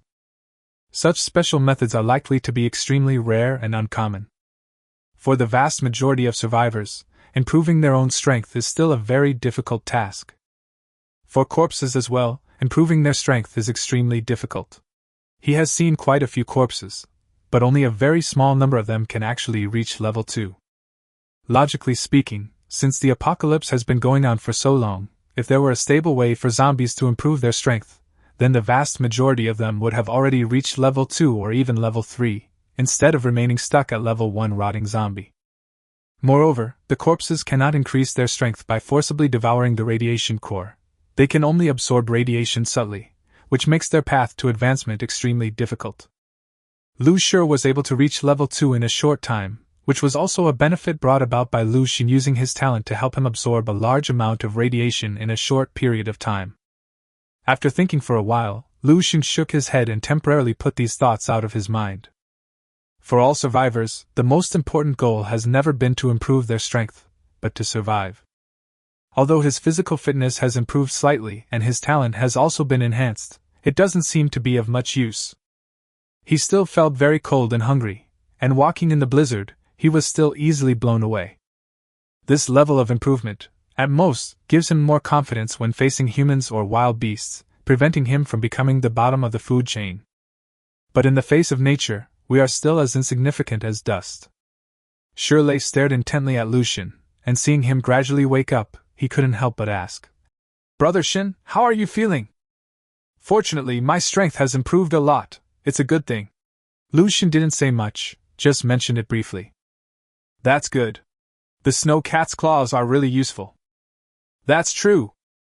Lu Xun agreed wholeheartedly, as he hadn't seen a single useful item appear for several days in a row. As a result, when the snow cat pressed its paw, the refreshed items twice in a row were both of extremely high quality and great value. It seems Snowcat will have another job to do from now on. Brother Shin, it's already past 7 o'clock. Shall we continue working or take a break? Shirley asked, yawning. Since arriving in the apocalypse, my daily routine has become much more regular, especially my sleep time, which has increased significantly.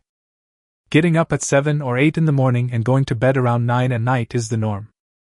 After all, the workload is very high on weekdays, and without enough sleep, both the body and mind will be extremely exhausted. After thinking for a moment, Lucian said, "Let's rest a little later. The rotting corpses will be coming soon." That's true. The two had become accustomed to the daily sieges of the rotting corpses, and the steady acquisition of a batch of radiation cores was a good thing that couldn't be wasted. Before the rotting corpses arrived, the two went to the expanded ice brick fortress and surveyed the land. Lucian's gaze was calm as he spoke in a composed manner. "Starting tomorrow, we'll begin preparing to excavate the underground shelter. Let's set the location here.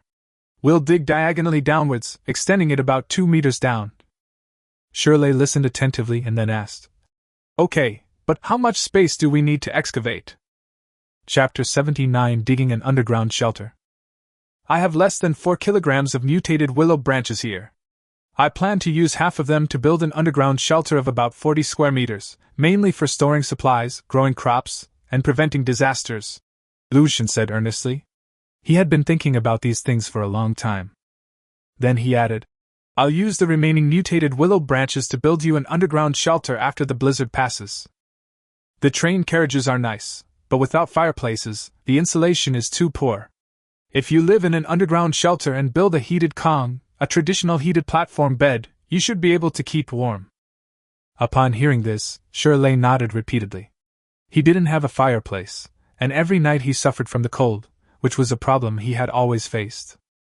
After discussing it for a while, the two vaguely heard the roars of rotting corpses coming from outside the ice brick fortress. "Let's continue the discussion tomorrow. It's time to get to work."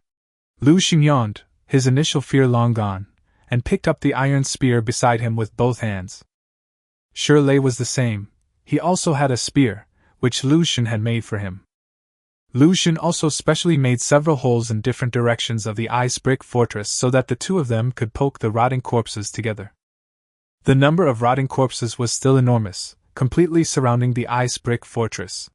Perhaps it was because the two of them were the only living beings in the area and happened to be exposed to the rotting corpses' line of sight, so they all surrounded them. Lucian showed no mercy, thrusting out his iron spear repeatedly, piercing their skulls time and time again. It's like a job. Every day, they work on it for 2 hours and then go to sleep. It's become a habit for the two of them. Around 10 o'clock, Lucian yawned, put away his weapon, and returned to his train carriage to sleep. I woke up the next day.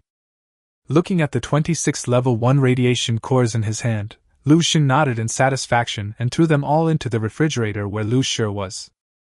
At the same time, he said to Shirley, "I'll take your radiation core. I'll buy it from you at 5 survival coins each. Do you have any more?" Shirley was squatting in the corner brushing his teeth when he mumbled, "I sold them all, and you can have the rest." "Okay." Compared to spending 5 survival coins, upgrading the land corpse's strength is clearly more cost-effective. Standing outside in the pitch-black night, amidst the messy traces left by the rotting corpses on the ground, Lucian's eyes showed a thoughtful expression as he looked towards the east. "What is there? Why do all the corpses disappear to the east during the day and reappear at night? That's so strange." This phenomenon has been going on for a long time, but he doesn't know why. He had secretly made up his mind that if he had the chance in the future, he would definitely go to the forests and mountains in the east to see what was inside. For now, however, he seems to be struggling to survive and doesn't have many opportunities to travel far. Today's work is still very busy. We need to do everything we can to dig underground shelters. Previously, there wasn't a great need for underground shelters, since people could live in train carriages and growing corn didn't require much space. However, now that we have obtained a pound of potatoes, it means that the planting industry can be fully developed, and we must dig up enough land as soon as possible. He took several pieces of sheet metal from a train carriage, which were extremely hard, and used his condensation talent to compress and deform them into the shape of a shovel. A tool was thus created, and of very good quality. The only part that needs to be done is to grind and sharpen the edges of the shovel to make it easier to dig later. He and Shirley, each with a hilt, began digging downwards into the deepest part of the expanded ice brick fortress. The upper layer of ice and snow was cleared away yesterday. We only need to start digging from the permafrost layer. The hard soil was not much different from the rocks. Each shovelful required a great deal of effort to barely dig the soil out. I initially thought it would be easy, but once I started working, I realized that digging underground shelters was an extremely difficult task. For an ordinary person, it's very likely that they would be exhausted after only 2 or 3 shovelfuls of digging, and they might not even be able to insert the first shovel into the frozen soil. Fortunately, both of them awakened their talents, and Shirley is a strength type, over 2 meters tall, with plenty of strength. With terrifying strength and stamina, they dug a large pit out of the frozen ground. But this also exhausted Shirley, who couldn't help but pant and say, "Brother Shin, how about we boil some hot water to thaw the frozen soil? That should speed up the digging." Lu Shin wiped his sweat and shook his head, saying, "No, boiling water requires a lot of wood, which we can't afford. Besides, the surrounding temperature is too low. The hot water will freeze as soon as it's poured on, making digging even more difficult." "Holy crap, this is going to kill me!" Shirley looked utterly dejected. Lu Shin waved his hand and comforted him. "The frozen soil above is quite hard, making it difficult to dig. It will be easier once we get to the bottom." An hour later, the excavation depth reached 2 meters. Shirley stiffly raised his head and asked helplessly, "Brother Shin, the soil down there is still so hard." "Well, it's probably due to environmental factors that it's frozen quite deeply." Shirley. After discussion, the two decided to determine the depth of the underground shelter to be about 3 meters underground. Burying it as deep as possible will provide better insulation and reduce the risk of collapse, although it will slightly increase the workload. The two men dug downwards at an angle. According to the Pythagorean theorem, the angle was about 45 degrees and the depth was 3 meters. Therefore, the tunnel they dug was about 4.2 meters long. When the depth reached 3 m, the soil did become a bit softer, but due to the low temperature and severely hardened soil, it was still difficult to dig. But this is not a bad thing. Because the soil is hard enough, it can avoid the risk of collapse and make the underground shelters built more stable. Continue digging straight down from a depth of 3 meters underground. This is the main part of the underground shelter. In terms of height, the excavation is expected to be around 3 meters. This means that the entire shelter is 3 to 6 meters underground, which is not very deep, but it is definitely not shallow either. If it were just for Lu Shin to use, a height of about 2.5 m would be enough. It's just a pity that there's also Shirley, whose height of over 2 m means that we would have to dig even deeper. The initial excavation work alone took 4 or 5 hours, demonstrating the sheer scale of the task, far exceeding expectations. As it approached afternoon, the two decided to have lunch first and then make the most of their time out. When Lu Shin checked the weather at 2 p.m., his heart skipped a beat. Chapter 80 Rape on the eve of the snowstorm. Weather. Temperature, minus 21.6 degrees Celsius. Climate, heavy snow, wind speed of level 10. Radiation, high. If you are outside for more than 32 minutes today, radiation will enter your body. The radiation level will continue to rise as night falls. Urgent reminder, a severe blizzard is expected around tomorrow, with a significant drop in temperature, increased snowfall, winds reaching force 15 or higher, and increased radiation. Exploration time will be greatly reduced.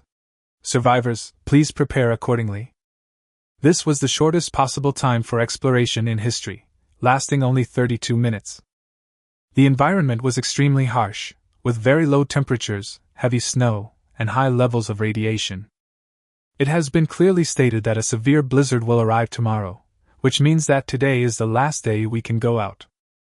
Moreover, even when going out, it's not suitable to explore faraway places. At most, one can look for some supplies near home. Lu Shin pondered for a moment, and then arranged. Shirley, let's go out to the pine forest together and collect some resources that we don't have in reserve. We might need them later. Shirley nodded, and after putting on all their gear, the two of them led the snow cat into the snowstorm. The target was very clear: the pine forest they had discovered yesterday, located on the other side of the mountain, not far from their refuge. In about a few minutes, the two arrived at the pine forest. Although the wind was howling and snow was falling heavily outside, the interior of the pine forest remained relatively quiet. Lucian first examined the pine resin and found that the amount of pine resin in each plastic bottle was very small, with only a very small layer at the bottom, about 2 to 3 grams.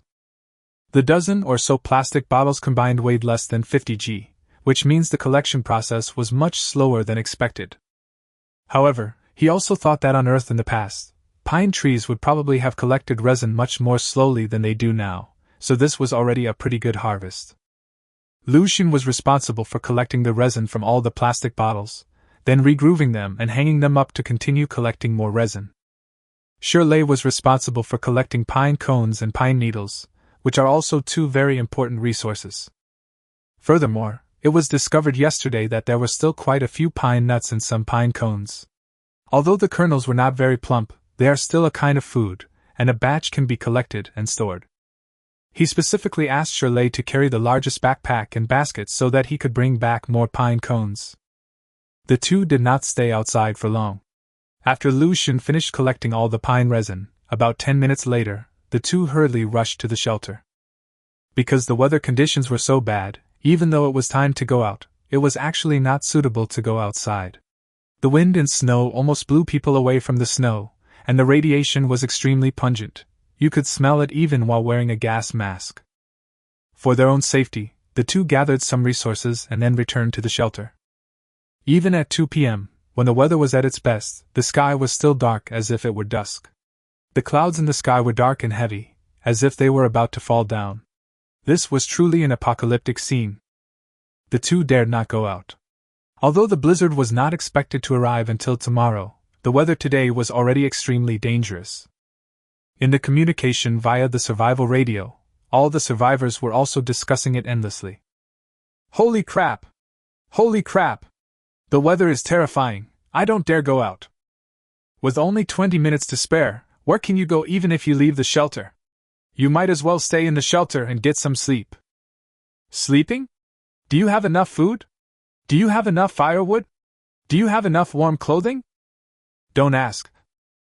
Please, everyone, if anyone has food, could you share some with me? Is there any powerful person willing to take me in? I really can't survive. Beautiful and sweet-voiced, a third-year student at Tsingyuan Art Academy. Which big brother is willing to help me survive? I can do a lot of things. Sigh, don't even think about it. People like us who don't have awakened talents, have weak survival skills, and don't have enough resources, who would be willing to survive with us? Even if you offer yourself up for free, it won't be of any value to many people. Yes, everyone is teetering on the brink of life and death. It's already difficult enough for us to survive. Who would offer help at a time like this? I suggest everyone find their own way to survive. Actually, there are still quite a few usable items in this world, so you don't necessarily have to search in town ruins. You can think of other ways. Yes, I once found a red root plant in the snow. It looks similar to a radish, but it tastes very sweet and can be eaten. Holy crap, where did you find this? I've never seen it before. It depends on luck. Many plants only grow in specific areas, and most of them are covered by snow. Finding them depends on luck. In the absence of conflict, the atmosphere and communication was very peaceful, with all the survivors talking to each other and providing some useful survival information. Sigh, I heard that Officer Zhao Zhongyang is planning to build a settlement so that more people can gather together to survive. I wonder if any action has been taken yet? Brother, what nonsense are you talking about? In this frozen, post-apocalyptic world, do you know how much time and effort it would take to build a settlement that can accommodate many people? Indeed. Although I really hope it's true, it's just too difficult. Let's think about it. Even in peacetime, how much time would it take to build a small or medium-sized settlement? Let alone now. But someone quickly replied. But I heard that Officer Zhao and his team have already started taking action. Action is one thing, but what are the chances of success? Who can know? The survivors had many different opinions. Many knew about the settlement, but they were all skeptical about its veracity and the probability of success. Then a voice appeared, calm and steady, instantly silencing the communication. Hello, fellow survivors. I am Zhao Zhongyang. I heard you were discussing the settlement, so I came out to say something that I hope will be helpful to you. Construction of the settlement is underway. We have also found a way to isolate radiation, creating a safe area for the survivors to live in. Currently, due to various reasons, the size of the gathering area is set at 500 square meters, and the location is determined to be several hundred meters northeast of Jingning Town. Chapter 81 Making Candles. Many survivors provided assistance in building this settlement, and we would like to thank them for their contributions.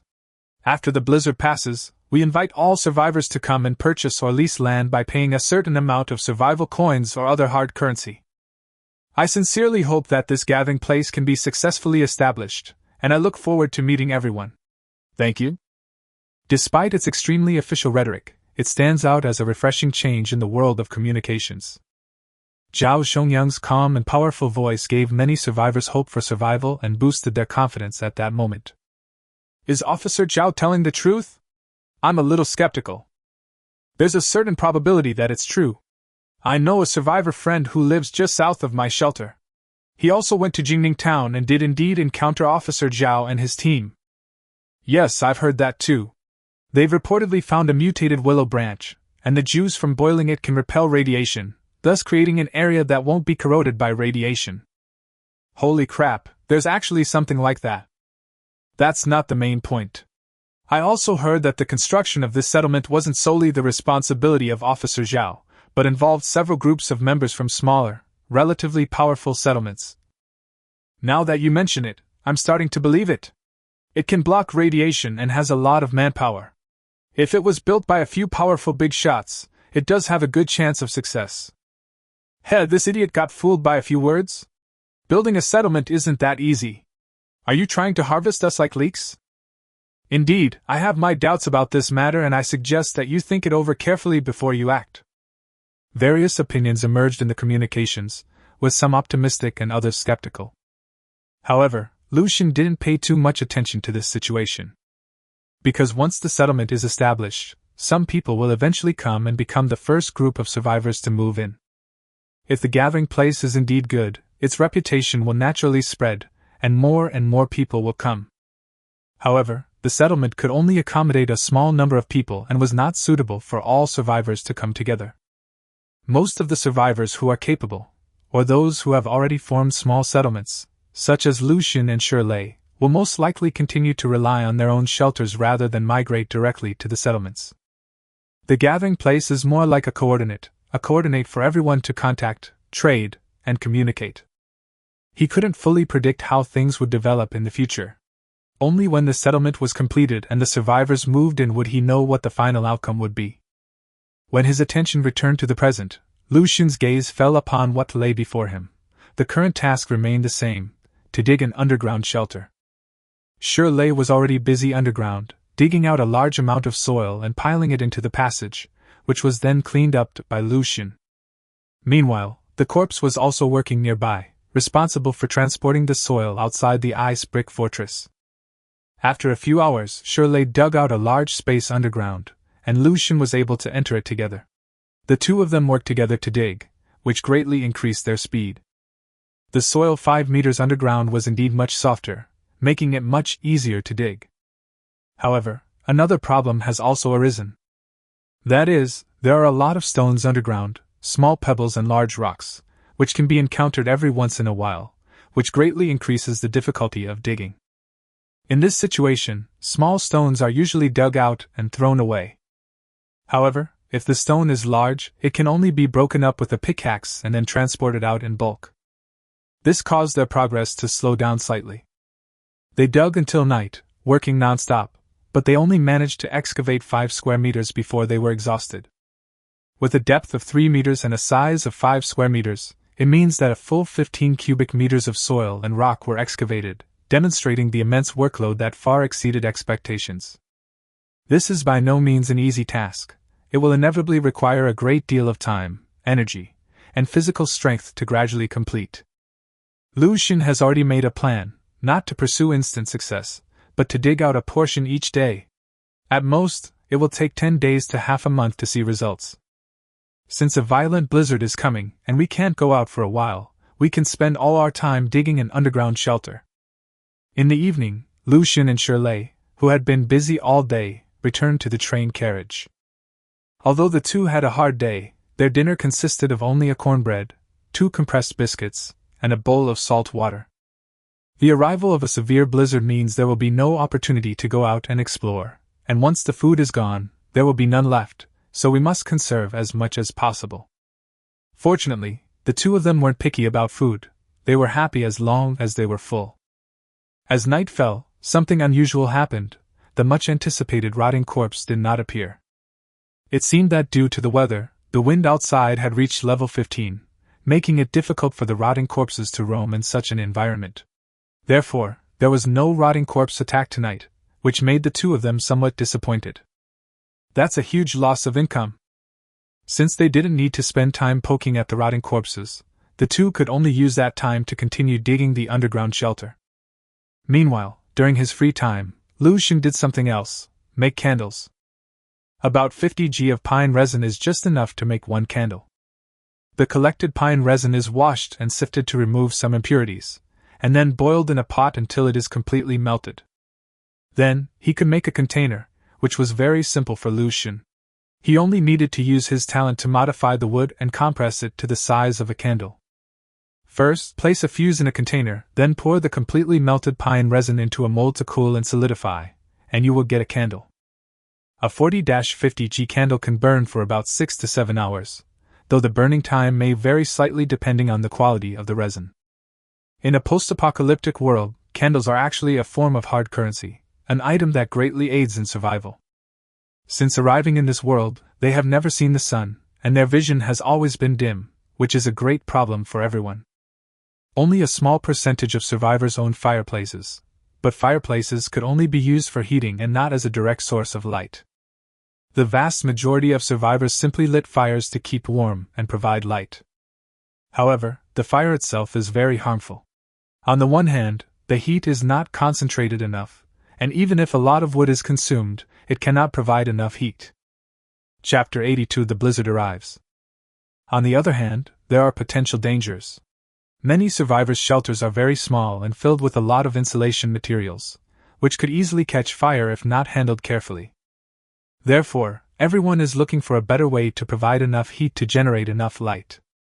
Lu Xun couldn't provide a fireplace for every survivor, but he could use pine resin to make candles, a precious resource. It has many uses not only for everyday lighting but also for other occasions. For example, when digging underground shelters. Because the interior is extremely dark, with almost no light, a fire needs to be lit before one can see what's inside. However, in a relatively enclosed underground environment, lighting a fire would consume a great deal of oxygen and fill the underground space with carbon dioxide and carbon monoxide, potentially causing people to suffocate inside. But the problem was solved once candles were available. Lu Xun arrived at the underground shelter and dug a niche deep into the side wall, then placed the candle inside. In an instant, a soft orange light illuminated the entire underground space. Although the light was not particularly bright, it was still easy to see the surrounding environment. "Wow, you made the candle so easily?" Shirley wiped the sweat from his forehead and asked in surprise. Lu Xun smiled and explained, "It's not particularly difficult, but the quantity is relatively small, so I don't know how many days it will last. It's understandable that the amount of pine resin collected this time is small.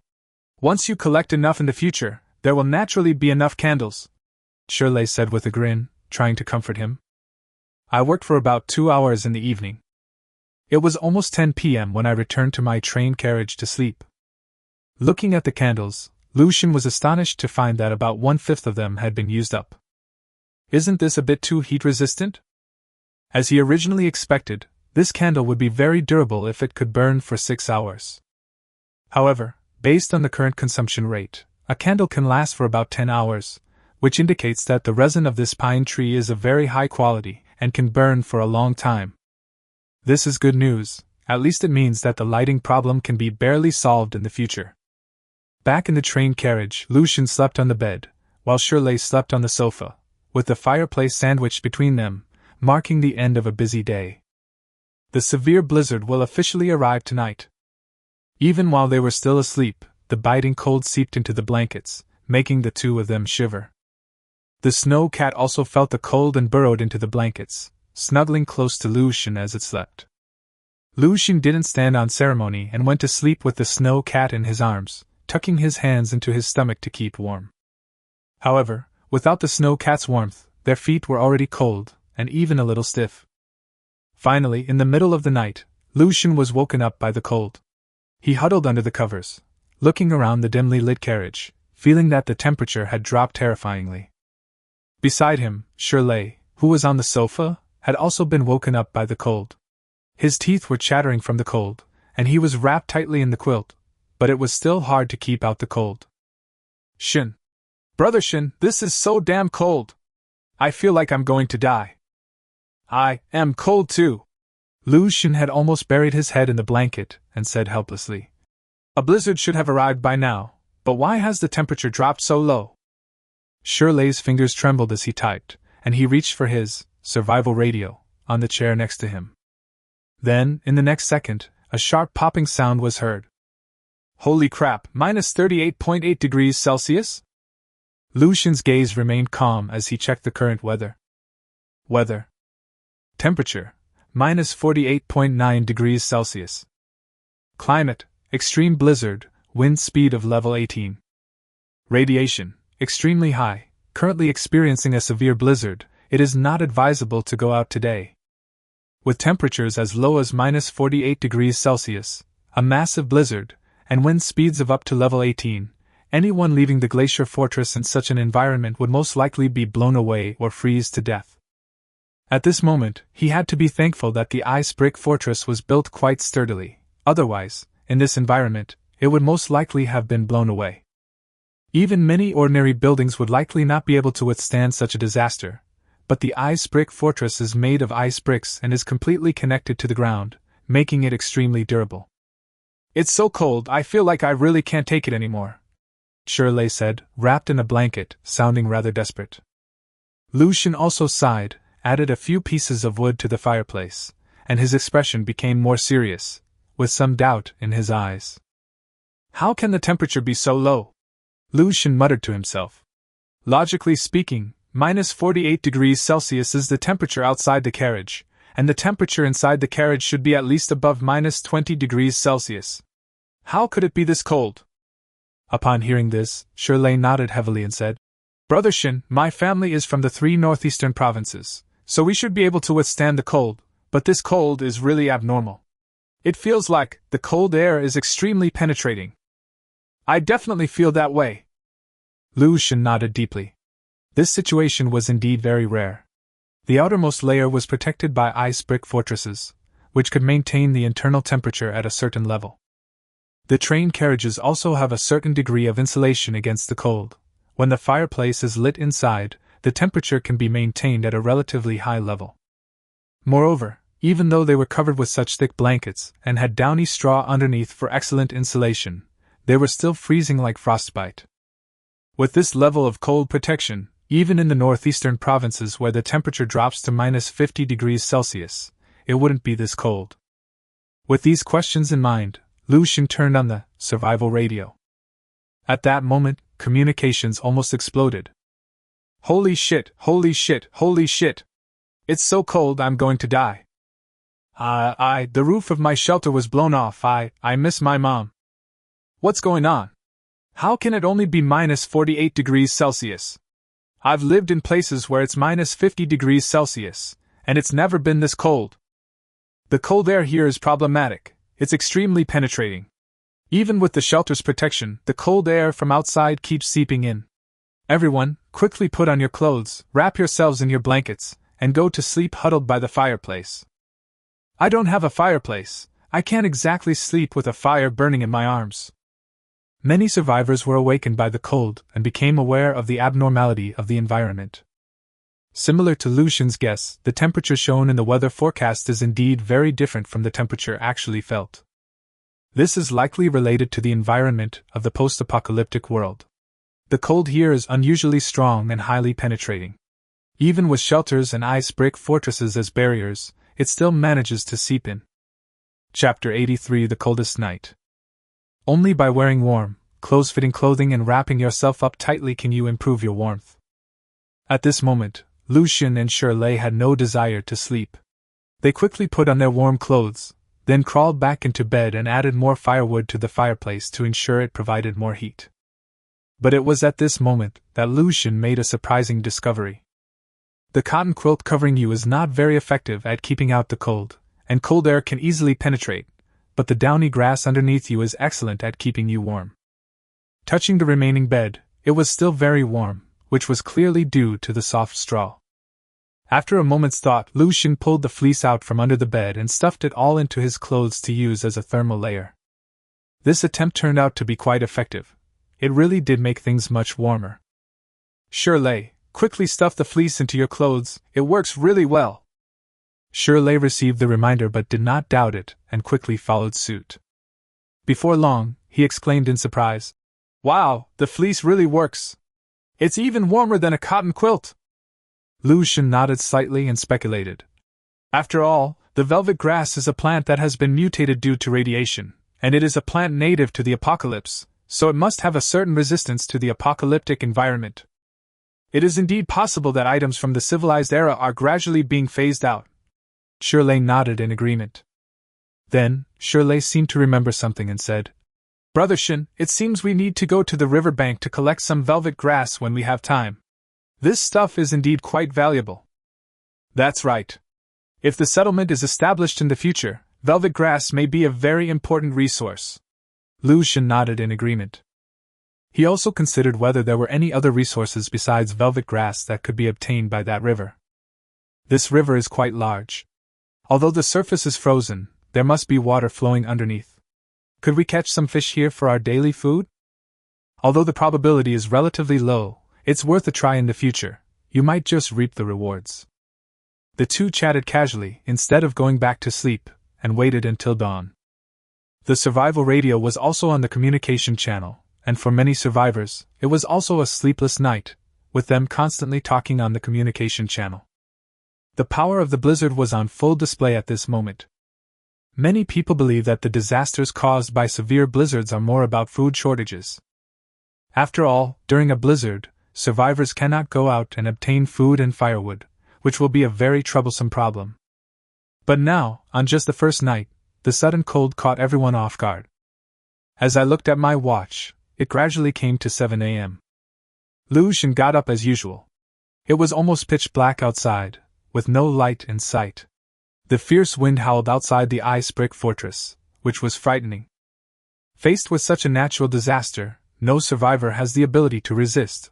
They would likely be blown away by the strong winds as soon as they leave the shelter.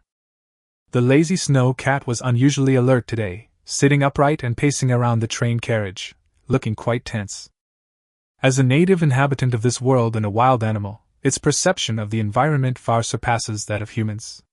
At the same time, it also knows how terrible a blizzard is. Perhaps in the past, every time a severe blizzard occurred, it was a terrifying disaster for the snow cat. Driven by a desire for safety, the snow cat stayed close to Lucian, becoming much more affectionate than usual, and even making soft meows. Lucian rubbed its head and led it to the excavation site of the underground shelter. After lighting candles, they began to work. Being underground, the howling wind outside, which sounded like a disaster, was noticeably less intense, giving one a greater sense of security. Even the snow cat gradually calmed down. It must be admitted that in such a post-apocalyptic environment, underground shelters are still the best choice, capable of withstanding most disasters, and are also safe and secluded enough. The two people, the cat, and the corpse began their excavation work for the day. Lucian and Shirley each took a different direction and began digging deeper. The snow cat also joined the work, and it was very good at digging. Its claws could easily break through the soil, and its speed was no slower than Lucian and Shirley. Once enough soil has been dug out, Lu Xun will load it up and place it in the outer passageway so that Lu Shi can transport it outside the shelter. However, a strong blizzard is currently raging outside, making it unsuitable for going out, so he came up with another effective method. A tube was inserted into the hole left in the ice brick fortress, the same hole previously used to poke the rotting corpse. Strictly speaking, it is a pipe shaped like a funnel, with a wider inner side that can hold soil and stones, which are then transported to the outside through the pipe. Because of the extremely strong winds outside, the soil and rocks are blown away before they even hit the ground, carried away by the blizzard. This method allows you to remove all the dirt directly, and it's quick and safe. With the cooperation of the 4 workers, the excavation work proceeded in an orderly manner. However, during the excavation, Lu Xun kept a close eye on the blizzard. For example, the current weather is the worst it has ever been. It's practically hell on earth. Weather. Temperature, minus 49.6 degrees Celsius. Climate, severe blizzard, wind speed of 18. Radiation, extremely high. If you are outside for more than 0.1 minutes today, radiation will penetrate your body. The radiation level will continue to rise as night falls. Extremely low temperatures, terrifying wind speeds, and heavy radiation all highlight the horrific nature of the external environment. Even today, until 1 or 2 o'clock in the afternoon, it was still as dark as night outside, with not a single ray of light in sight. If they were other survivors, they would have to keep the fireplace or fire burning 24 hours a day, which would consume a tremendous amount of firewood, to the point of being terrifying. Only survivors who form small settlements can gather together and use less wood for warmth, thus consuming less resources. Lu Xun was relatively fortunate. He could dig in the underground shelter and only needed to light a candle. Even during blizzards there is still work to be done, and the survival rhythm is not disrupted, which is equivalent to being far ahead of other survivors. They stopped working early, around nightfall, having already completed more than half of the underground excavation for the day. Chapter 84: Manufacturing a Secondary Radiation Core. It will only take 1 to 2 days to complete the excavation. Then, all you need to do is coat it with the sap of the mutated willow tree, and it will be ready for use. At the same time, agriculture can officially begin to develop, becoming an important guarantee for their survival. Although the fulfilling life left the two very tired, they still couldn't help but feel excited as they saw the living camp being built up. This means that they have become even more confident in surviving in this perilous post-apocalyptic world. After finishing a day's work and having a quick dinner, it was already past 7 p.m. Shirley had already settled on the sofa, idly playing with his playing cards, passing the time by himself. The snow cat found a warm spot, curled itself into a ball, and began to rest. Lu Xinyan tightened his clothes, stepped out of the train carriage, and went to the refrigerator where Lu Shi was.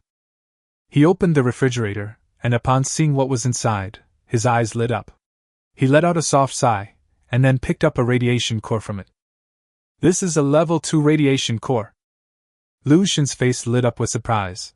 His experiment had indeed worked, and the results were even better than he had expected. 2 days ago, he used his talent to draw the radiation from the other 4 level 1 radiation cores to one of the radiation cores.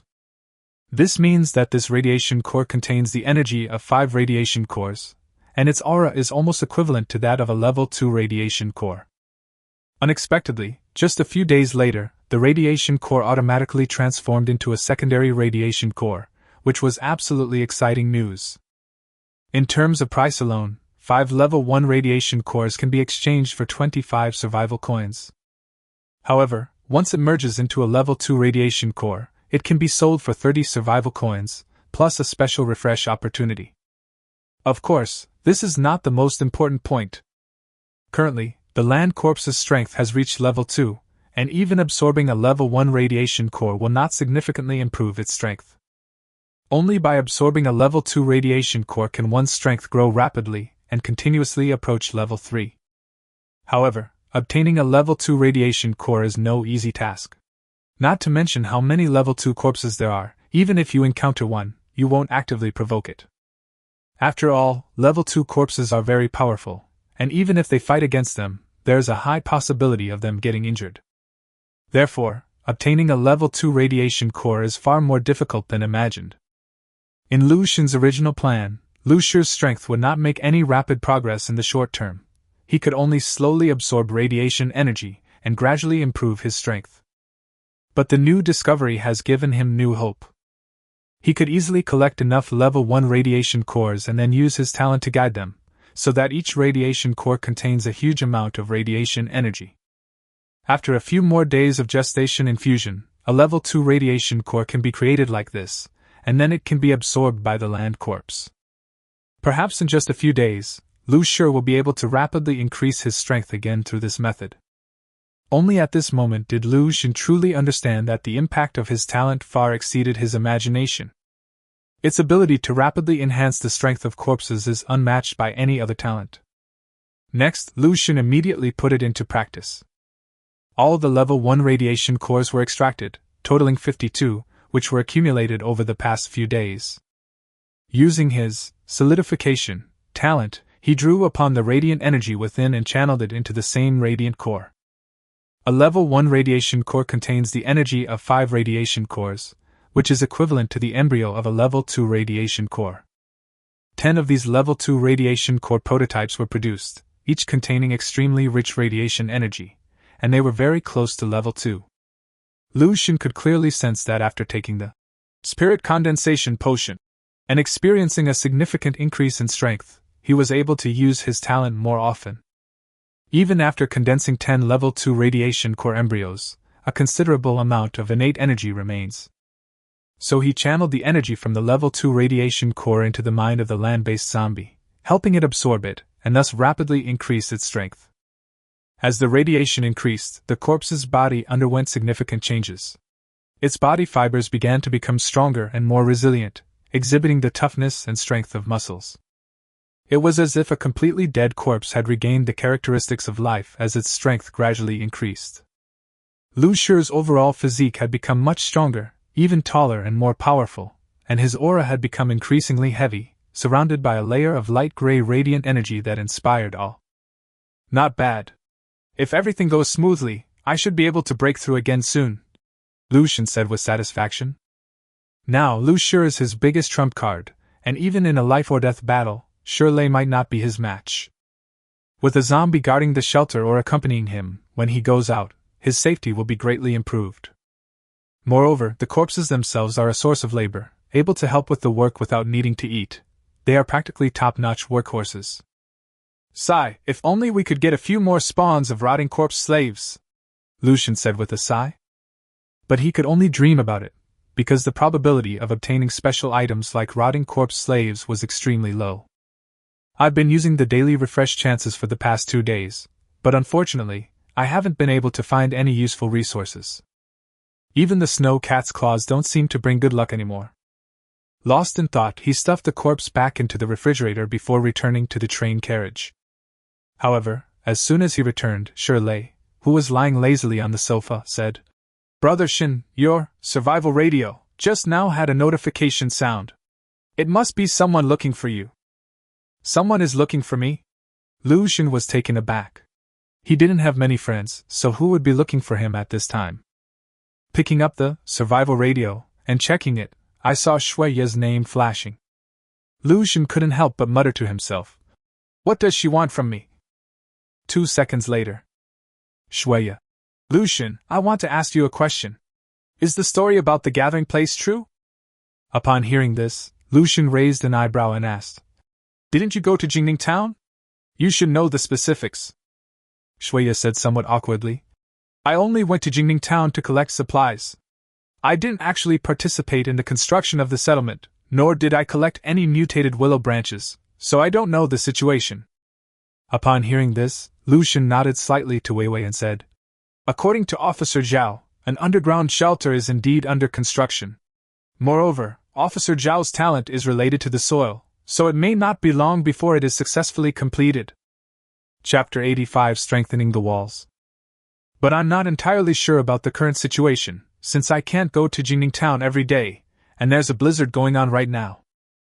That makes sense. Shuiya nodded in reply. Then you should have collected the mutated willow branches and owned some land in the settlement, right? Good. Once the settlement is built, could you rent me a room? I'll rent it at market price, Shuiya said gently, but with a hint of urgency. Lucian was somewhat surprised, not expecting the settlement to be so sought after. Even before it was fully completed, people had already booked it in advance. Even recently, news of gathering places has frequently appeared on the communication channels of the survival radio. Some people are skeptical about it, but others choose to believe it and are already preparing to move into the gathering places. This may also be related to Officer Zhao's character. Zhao Zhongyang often speaks on the communication channel, providing useful survival information, such as how to keep warm, how to identify edible food, and precautions to take when exploring town ruins. He also advises survivors to avoid killing each other. Some people have also encountered Officer Zhao while exploring the town ruins, and they all speak highly of him. This also resulted in Zhao Zhongyang having a very good reputation among the survivors of his generation, and being trusted by many people. Including Lucian, through these two encounters, Zhao Zhongyang is not a bad person. He is also quite upright, considerate, and has leadership qualities. This is why the settlement led by Zhao Zhongyang was able to be established and operated smoothly, attracting the attention of a large number of people even before it was fully completed. Lucian was very satisfied with this. After all, he was also one of the shareholders of the community, and owned a considerable amount of land. The increased value of the settlement is equivalent to an increase in his assets, and he will naturally reap more benefits in the future. After thinking for a while, Lucian did not give a definite answer, but said ambiguously, "I can't give you a definite answer for now. After all, the settlement has not been built yet. We will have to wait for a while to find out the specific situation. But if there is extra land, and the price is right, and it complies with the regulations of the settlement, I can give you priority to rent it." Upon hearing this, Shuya couldn't help but feel a little disappointed. "Okay, then I'll wait for your news. But don't worry, I'll definitely meet your price requirements." "Okay, I'll consider it," Lucian replied calmly. This is something that shouldn't be agreed to lightly. Although the two knew each other before, they were not very close, not even friends, so there was no need for them to give up their interests for her. Moreover, as he said, the matter of the settlement has not yet been settled, and the situation is still unclear. In order to ensure the maximization of their own interests, it is better to wait until the settlement is established before discussing these matters. If conditions permit, selling part of the land to acquaintances is not an unacceptable option. Shuya is a medical professional. Getting to know her might be very useful in the future. The blizzard lasted longer than expected. It was another cold night, and neither Lucian nor Shirley slept well. Even though the carriage was well insulated, they still felt chilly.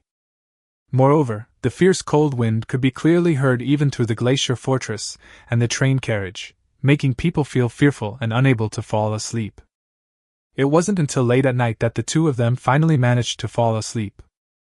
Due to my irregular lifestyle, I didn't wake up from my groggy state until after 9 a.m. the next day. But it doesn't matter. There's not much to do during this blizzard, so the two of them can rest a bit more. As for the excavation of the underground shelter, it should be completed by tomorrow, requiring only the excavation of an area of several tens of square meters. The two men, yawning, carrying shovels and pickaxes, and casually slapping the still sleeping snow cat awake, entered the underground shelter. After 2 days of digging, the underground shelter has begun to take shape, with an area of more than 20 square meters unearthed. Although it looks bumpy and uneven, it is also spacious and comfortable. Every time I step into the underground shelter, I feel a strong sense of security, a feeling that a train carriage can never provide. Today's excavation work will be slightly different from the previous 2 days. The allocation of tasks will be different. The others' jobs remained the same. Shirley and Xuan Mao were responsible for digging, while Lu Shi was responsible for transporting rubble and soil. Lucian will begin another task, using his talent to reinforce the shelter. Today's underground shelters are just unfinished buildings, very rudimentary, with dirt and debris falling from above, and uneven walls and floors, making them unsuitable for habitation. Lucian reuses compacting to compact the soil on the roof, ground, and walls, making them look flatter and stronger. This task is neither complicated nor difficult, but it is quite taxing on Lucian. If it weren't for his improved strength and significantly increased innate energy, he probably wouldn't have lasted long before collapsing from exhaustion. The situation is much better now. With his hand pressed against the ceiling, he began to apply the consolidation technique. The originally loose and uneven soil, under the pressure of a force, gradually condensed together and compressed into something like stone. This process lasted for about 10 seconds, and a smooth ceiling appeared. Lu Xun reached out and pressed it, finding it to be very solid, with a hardness comparable to stone, and even a bit more resilient, which almost eliminated the risk of collapse. He exhausted all his talent and energy, and also pressed down on the entire ceiling. Looking up now, it's impossible to tell that the shelter was dug by hand. It looks like a specially constructed underground building made using modern equipment. Around 5 p.m., Shirley finished all the digging. The shelter, which is about 40 square meters, looks very spacious and is a large space that is more than enough for 1 to 2 people to survive. Next, Shirley was responsible for using a shovel to first compact the ground and walls, making them slightly firm, and then Lu Xun took over to continue using his talent to compact them further. This work continued into the evening of the following day. After a day and a half, Lu Xun exhausted his talent energy several times and finally solidified all 6 sides of the shelter, making it exceptionally strong and completely free from the risk of collapse. Moreover, the interior environment seemed to have been specially sculpted, with extremely smooth walls and an overall exceptionally beautiful appearance. This is even more perfect than the underground shelter we had originally envisioned. Looking at this massive project, Lu Xun and Shirley both smiled with delight. Finally finished! I'm exhausted! I need to have a can of beef today, otherwise all the effort I've put in these past 2 days will be wasted, Shirley said, wiping his sweat. Chapter 86 Planting Potatoes and Corn. Lu Xun nodded. We'll have an extra meal today. Tomorrow, we'll apply the sap from the mutated willow branches, and then we can consider developing the planting industry. On the 3rd night after the blizzard arrived, the shelter was built at an unimaginable speed. Such a fast speed is due to a variety of factors. First, there are Lu Xun and Shirley, both of whom are awakened talents. They already possess stronger physiques, and their work abilities are naturally also stronger.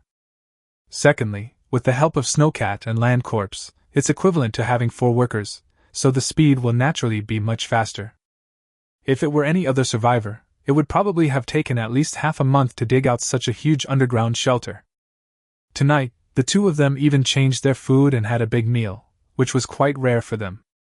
Each person received a can of beef, a pack of instant noodles, a compressed biscuit, a few pieces of pickled vegetables, a bowl of hot pine needle water, and a few packets of snacks. This is almost the most luxurious configuration available today, and it's rich in oils and fats, allowing the body, which has been depleted for a long time, to regain a lot of energy. After eating, because of the ample intake of meat and the complete replenishment of nutrients, I felt warm all over and extremely comfortable. The snow cat also had an extra meal, drinking a small bowl of meat soup to replenish its nutrition. The next day, the 2 got up early as usual, dressed excitedly, and went to the underground shelter together. Today is harvest time, but there's another very important matter that they need to begin. That is the development of the planting industry. When excavating underground shelters, a portion of the more fertile soil was deliberately left behind towards the end of the excavation. This part of the soil is mainly used for agriculture. In a sense, agriculture is the most important industry in today's post-apocalyptic environment.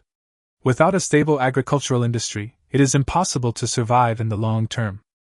The improvement of the planting industry means that the small settlement they established will truly have long-term security. The first thing the 2 did was to light a fire under the ice brick fortress, and then put an iron pot on it to boil water. After the water has boiled completely, put the branches of the mutated willow tree in and boil them. The simmering time is very long, requiring the mutated willow branches to be completely cooked until they are thoroughly cooked and all the nutrients and juices inside are extracted. You can clearly see the juice in the pot gradually changing from transparent to bluish-green. After that, all you need to do is take out the juice and apply it evenly to the walls of the underground shelter. When applied, the seemingly clear juice gradually cools down and turns into a jelly-like gel with an oily layer, easily adhering to the wall surface to form a protective film. This protective film is very thin, yet it effectively inhibits the intrusion of external radiation, creating a safe, radiation-free area. The 6 sides were completely coated, leaving no corner untouched. A sturdy wooden door was also created by coating it with the same liquid, forming a relatively enclosed space. At this moment, Lu Xun took out the ebony wood and placed it in the underground shelter to absorb the remaining radiation energy. This process took most of the day. By 3 p.m., the shelter was completely completed, and there was no trace of radiation inside. Lu Xun and Shirley tacitly placed the core of the independent shelter in the train carriage before entering the underground shelter. The clean air rushed into their nostrils, and the two of them took a greedy breath. "This is what normal air should be like!" Shirley couldn't help but exclaim.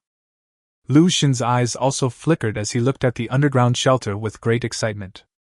But after looking around, Shirley suddenly spoke up. "Brother Xun, there seems to be another problem." "What?" "If this place is completely sealed off, where will the oxygen come from? Wouldn't we suffocate living here?" Lu Xun was also taken aback for a moment, and after thinking for a while he said, "This is indeed a problem that needs to be considered.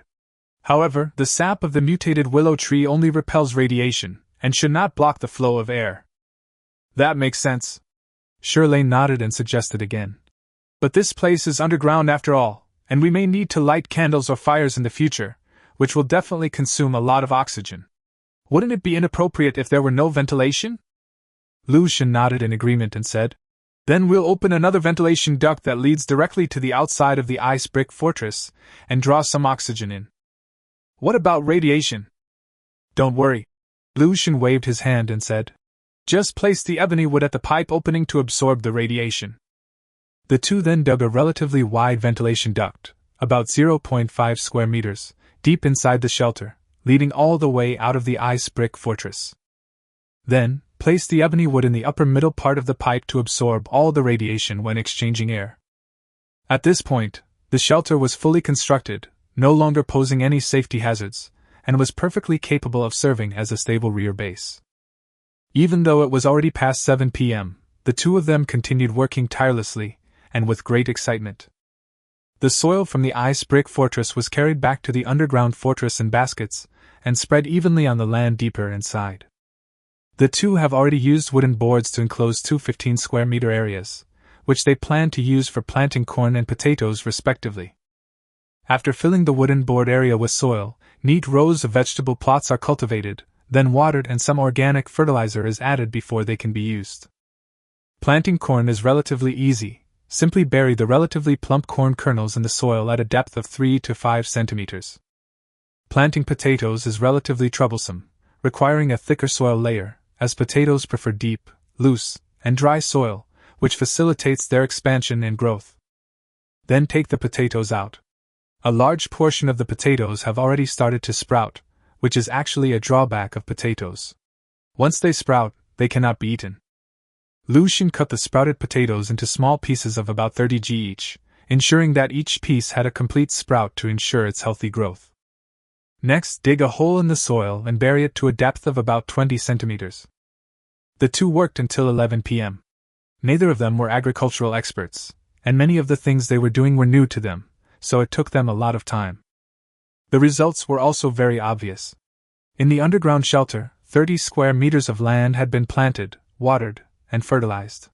The neat and uniform appearance brought great comfort to the two of them. However, obtaining fertilizer is the key issue that the two of them need to consider now. The land in the apocalypse is mostly permafrost, and even the soil deeper underground is severely lacking in nutrients, making it inherently unsuitable for growing crops. Therefore, the two need to collect organic fertilizer. Chapter 87: Relocating to the Underground Shelter. Of course, this is only a temporary method, and it can be replaced with a more suitable fertilizer in the future. Moreover, the organic fertilizer produced by the two of them was very limited and not enough for the 30 square meters of land.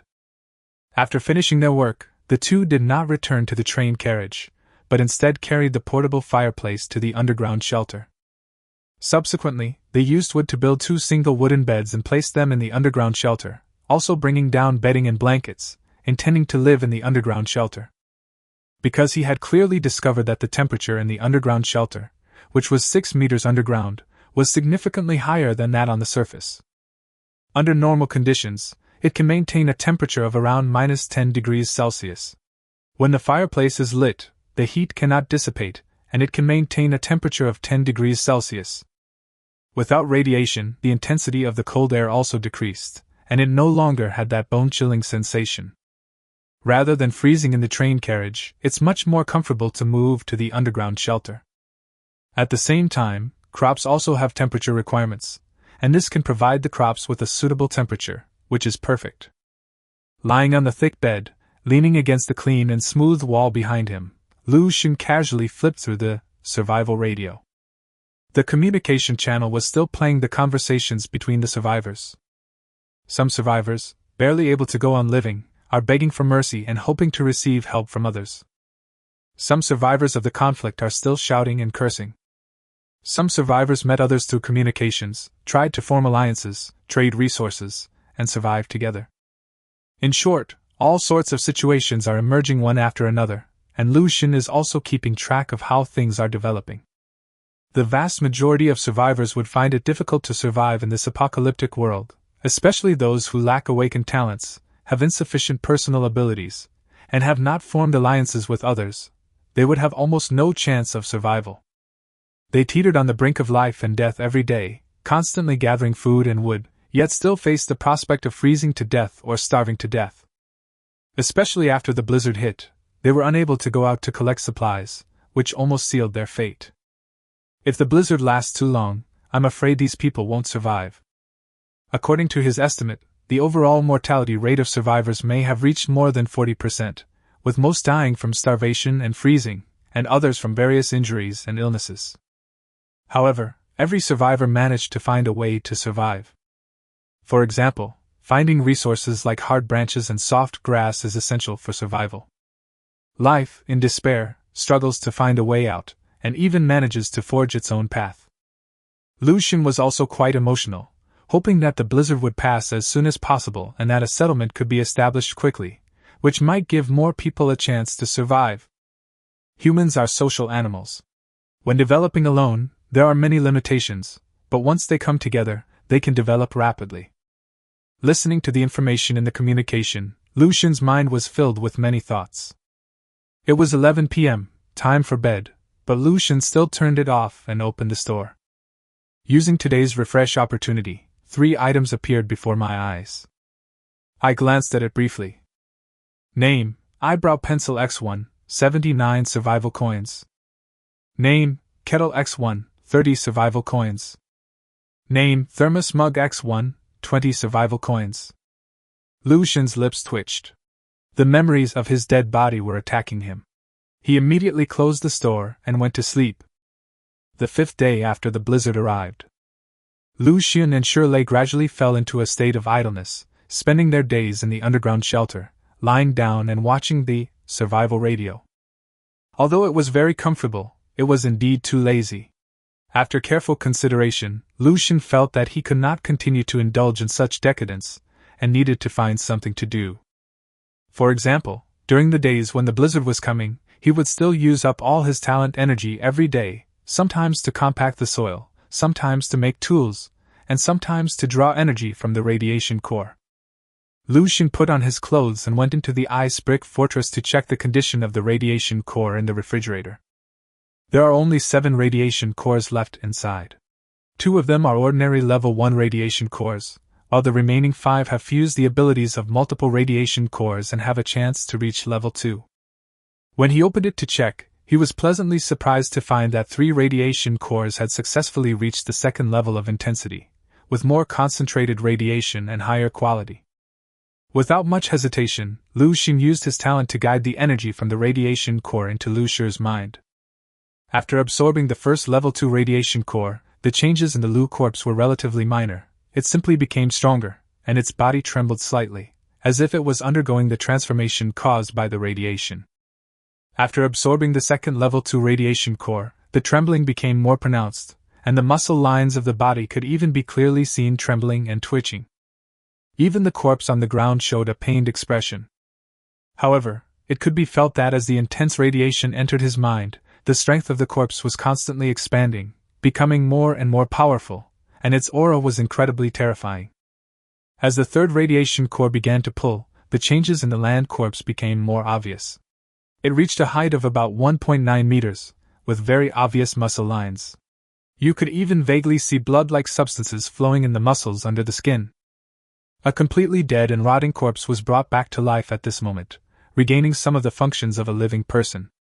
Throughout the entire process, it absorbed a total of 4 level 2 radiation cores, causing the Lu corpse to undergo a tremendous change. Terrifying radiation energy continued to spread, containing explosive power. Lu Xun estimated that even among the level 2 rotting corpses, Lu Shi was among the strongest. Even if he and Shirley were to attack the current Lu Shi at the same time, there is a high probability that they would not be a match. TSK, so this is the right way to use my talent. Making tools? That's a waste of my talent. Lu Xun couldn't help but sigh. For the other survivors, even if they bought corpse slaves from the store, it would be completely meaningless. Because they cannot improve the strength of the corpses, what use is a level 1 corpse? Even ordinary people, if they have the courage to take action, can easily deal with a level 1 corpse. As for regular work, a level 1 corpse is stiff and weak, so it can only be considered barely passable. However, with the help of the condensation talent, the corpse slaves are practically bug-like beings. Their strength increases as easily as drinking water, and they can easily become powerful beings. Chapter 88 Basket and Charcoal. If all goes well, Lu Shi might be able to improve his strength again, and reach level 3 corpse soon. However, this matter cannot be rushed. After all, the radiation core is currently limited, and the army of rotting corpses has not come for several nights since the blizzard, which has greatly reduced Lu Xun's income.